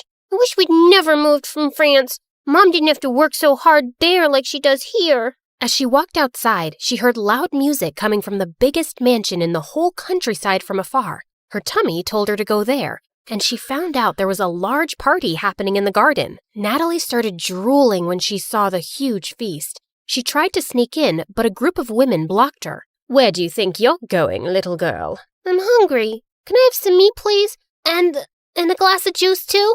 Just look at her dirty clothes and hands. Disgusting. You're not welcome here, child. Be off with you. Natalie was so mad at their meanness.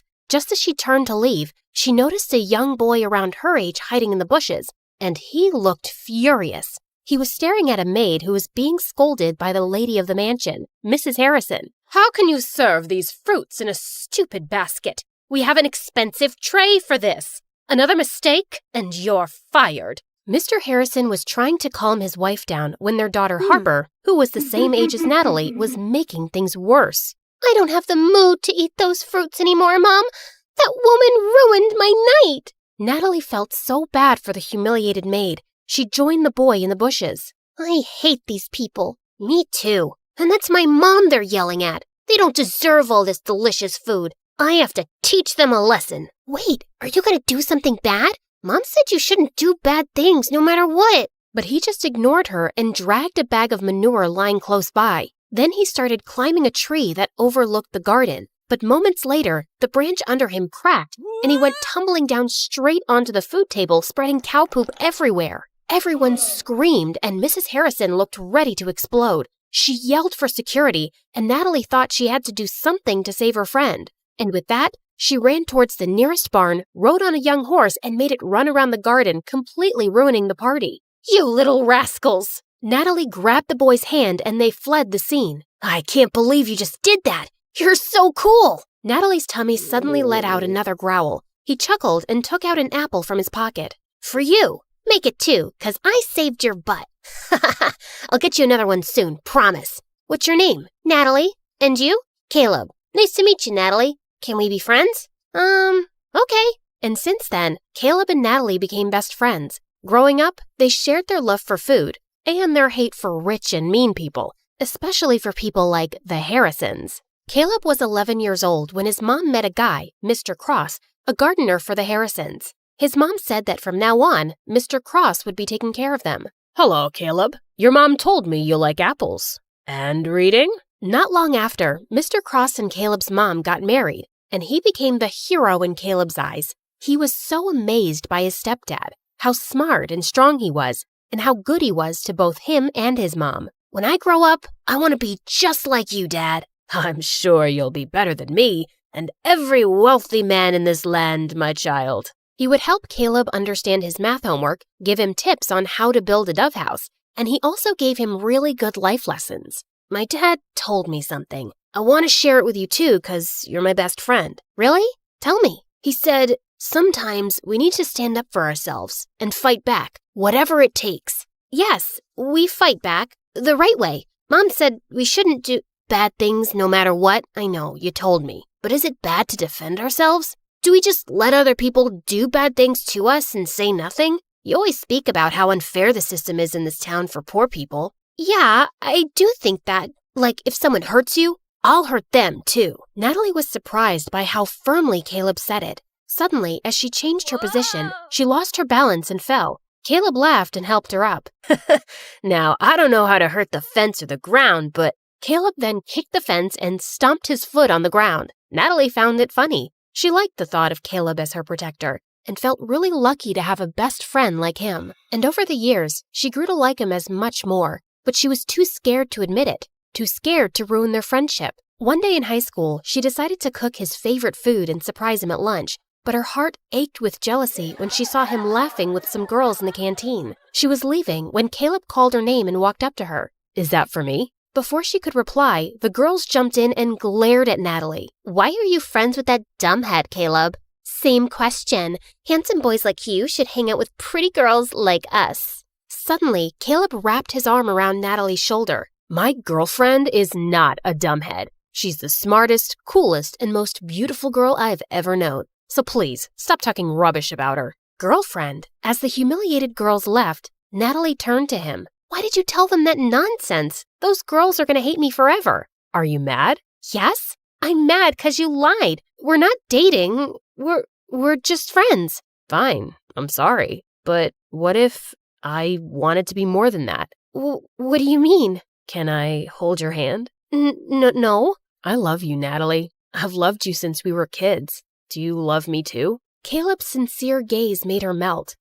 Yes, I think I feel the same way. Caleb started to lean in closer, and when their lips finally touched, she felt like she was on cloud 9. After that, the best friends became lovers, and Natalie was really happy with Caleb as his girlfriend. But over time, things started to get complicated. His mom fell really sick, and his stepdad's earnings weren't enough for her medicines. So Caleb was forced to take more part-time jobs around the farm. He hardly had any time to spend with Natalie anymore. Meanwhile, that night at the Harrisons, the family was having their usual dinner. Mr. Harrison was talking about the progress of their business, while Mrs. Harrison was being pushy towards their son to date someone. I don't understand the rush. I'm so young, I'll have plenty of time later on. You have plenty of time now. I don't, Mom. I'd rather focus on school than date. Love is nothing but a stupid distraction. All work and no play makes people really dull, darling. Remember Sheila? Benjamin's daughter. I think she's a nice girl. Mom, I don't like her. She's weirdly obsessed with me. Duke, she cares about you. Let him be for now. Don't push him so hard. He'll eventually find someone. But Sheila might not be around till he decides he's ready. And I think she would be so good for him. She's a smart young woman. They're perfect for each other. I have no interest in wasting my time on girls right now. Oh, brother, how about boys? Do you want to share something? Shut up, Harper. Well, Sheila and her parents are visiting us soon, and you will spend time with her so you can get to know each other. Who knows? Maybe it will end in a wedding. Hearing that, Duke suddenly felt the urge to lie. I'm sorry, Mom, but I already have a girlfriend. What? I said, I'm not dating Sheila because I already have a girlfriend. Since when do you have a girlfriend? Since 6 months ago, but we kept it a secret. I don't want people in my business. Duke left the table and decided to take a walk in the gardens to cool off. Suddenly, he heard someone behind him and turned around to see it was just Mr. Cross. Oh, sorry, Master Duke. I didn't mean to disturb your walk. You look a little upset. I'm not. It's really nothing. Just sometimes parents can be too much. Do you have kids, Mr. Cross? A son, the same age as you. Maybe I'll introduce you sometime. Duke was feeling too preoccupied, so he just smiled at their gardener and walked off. That weekend, Natalie's mom caught a serious flu, so later that day she went to town with Caleb to buy some medicine. While they were in the pharmacy, his stepdad called him. I need to stop by a dad's friend's place to pick up a package. Wait for me in the town square. I'll be right back. Natalie bought the medicines and sat on a bench in the town square. Her favorite thing in that old place was the old horse statue in the center. They're such gorgeous and magical creatures. Just then, she noticed that its red eye patch was lying on the ground. She picked it up, and as she placed it back on, the statue suddenly wobbled. She tried to make it steady, but it just suddenly toppled to one side and broke into pieces. Holy mighty horsey! Natalie stared at the sight in complete shock. The townspeople quickly gathered around, and they went berserk. How could you be so reckless and ruin the pride of our town? Isn't it bad enough that we have to live with a foreigner who badmouths our town and its systems? And now you've ruined our cultural legacy! Some of them even started crying, and Natalie felt panic. She tried to contact Caleb, but her phone's battery was actually dead. I swear, I didn't do anything. It was already unsteady. Please, forgive me. But the townspeople were blazing mad.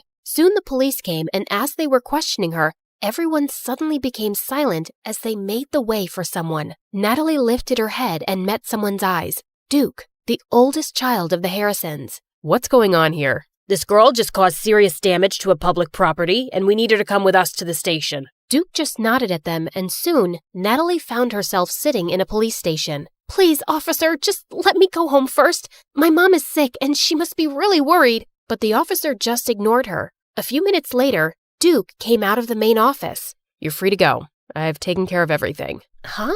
What do you mean? I paid $50,000 for the fine and damages so you won't go to prison. What? Why are you doing this? You don't even know me. Because I need you. What? What do you mean? Duke then dragged her outside the station to talk. Listen, I need you to work for me as my fake girlfriend for a month, and I'm going to pay you for it. I'm sorry, but can you repeat what you just said? I'm not sure if I heard it right. I think you did. You don't look like you have any hearing problems. Is that how you joke? Because it's super lame. Even hyenas won't laugh at it. Do I look like a clown to you? How can you offer me a ridiculous job when you don't even know if I have a boyfriend or not? Look, I don't care whether you're single or whatever. I'm not interested. I just need you to pretend to be my girlfriend and convince everyone that we're in love, especially my family. But why would you need a fake girlfriend anyway? You can just have a real one. Just choose any girl but me. You rich people are used to getting whatever you want anyway. I asked you to be my fake girlfriend, not to become an interviewer. In private, we'll be practically strangers minding each other's business. I can prepare a contract tomorrow. What makes you think I'll accept your offer? I don't want this weird job. Don't worry, I'll think about another way of repaying you. There is no other way. Accept my job, or return my money immediately. It should be the exact amount that I spent to save your sorry little butt. Natalie wanted to yell at him for blackmailing her, but she knew she couldn't pay him back. Let me think about it. I don't have much time. I'll give you a day. Let's meet at the cafe tomorrow, same time as this. Before Natalie could say anything more, he turned around and left. When she got home, she found Caleb's messages saying that he'd be staying at his stepdad's friend's house for the night. Natalie really needed to talk to him, but she was also worried about how he would react. She also didn't want to tell her mom about this yet and stress her out. So later that night, she went to her favorite spot on the farm to think it over alone. Suddenly, Caleb appeared beside her. Hey, what are you doing here? Wait, Nat, are you crying? Tell me what's wrong. She didn't have a choice but to tell him everything. Are you serious? You shouldn't have let him help you. He took care of it himself, and I could never pay $50,000 on my own. But of all the girls, why does he want you? This is stupid. I thought Harper was evil. I didn't expect that her brother would be worse. Look, if he didn't help me, I'd be cold and miserable in jail right now. But he obviously helped you just to force you into this stupid job. What am I gonna do? He left me with no choice. Seeing my girlfriend dating another guy is torture, Nat. It doesn't matter if it's fake or not. Caleb got up and furiously kicked some rocks. Okay, fine. I won't do it. I'll have to think of another solution then. As Natalie's tears poured, Caleb sighed and sat down. Okay, I'm sorry. Don't cry, please. Let's talk this over. You'll just be acting, and it's only for a month, right? And are you sure he's paying you a huge amount for it? Yes, I'll just be a fake girlfriend. I'll never fall in love with that jerk, ever. Okay, I'll agree to it, but on one condition. What is it?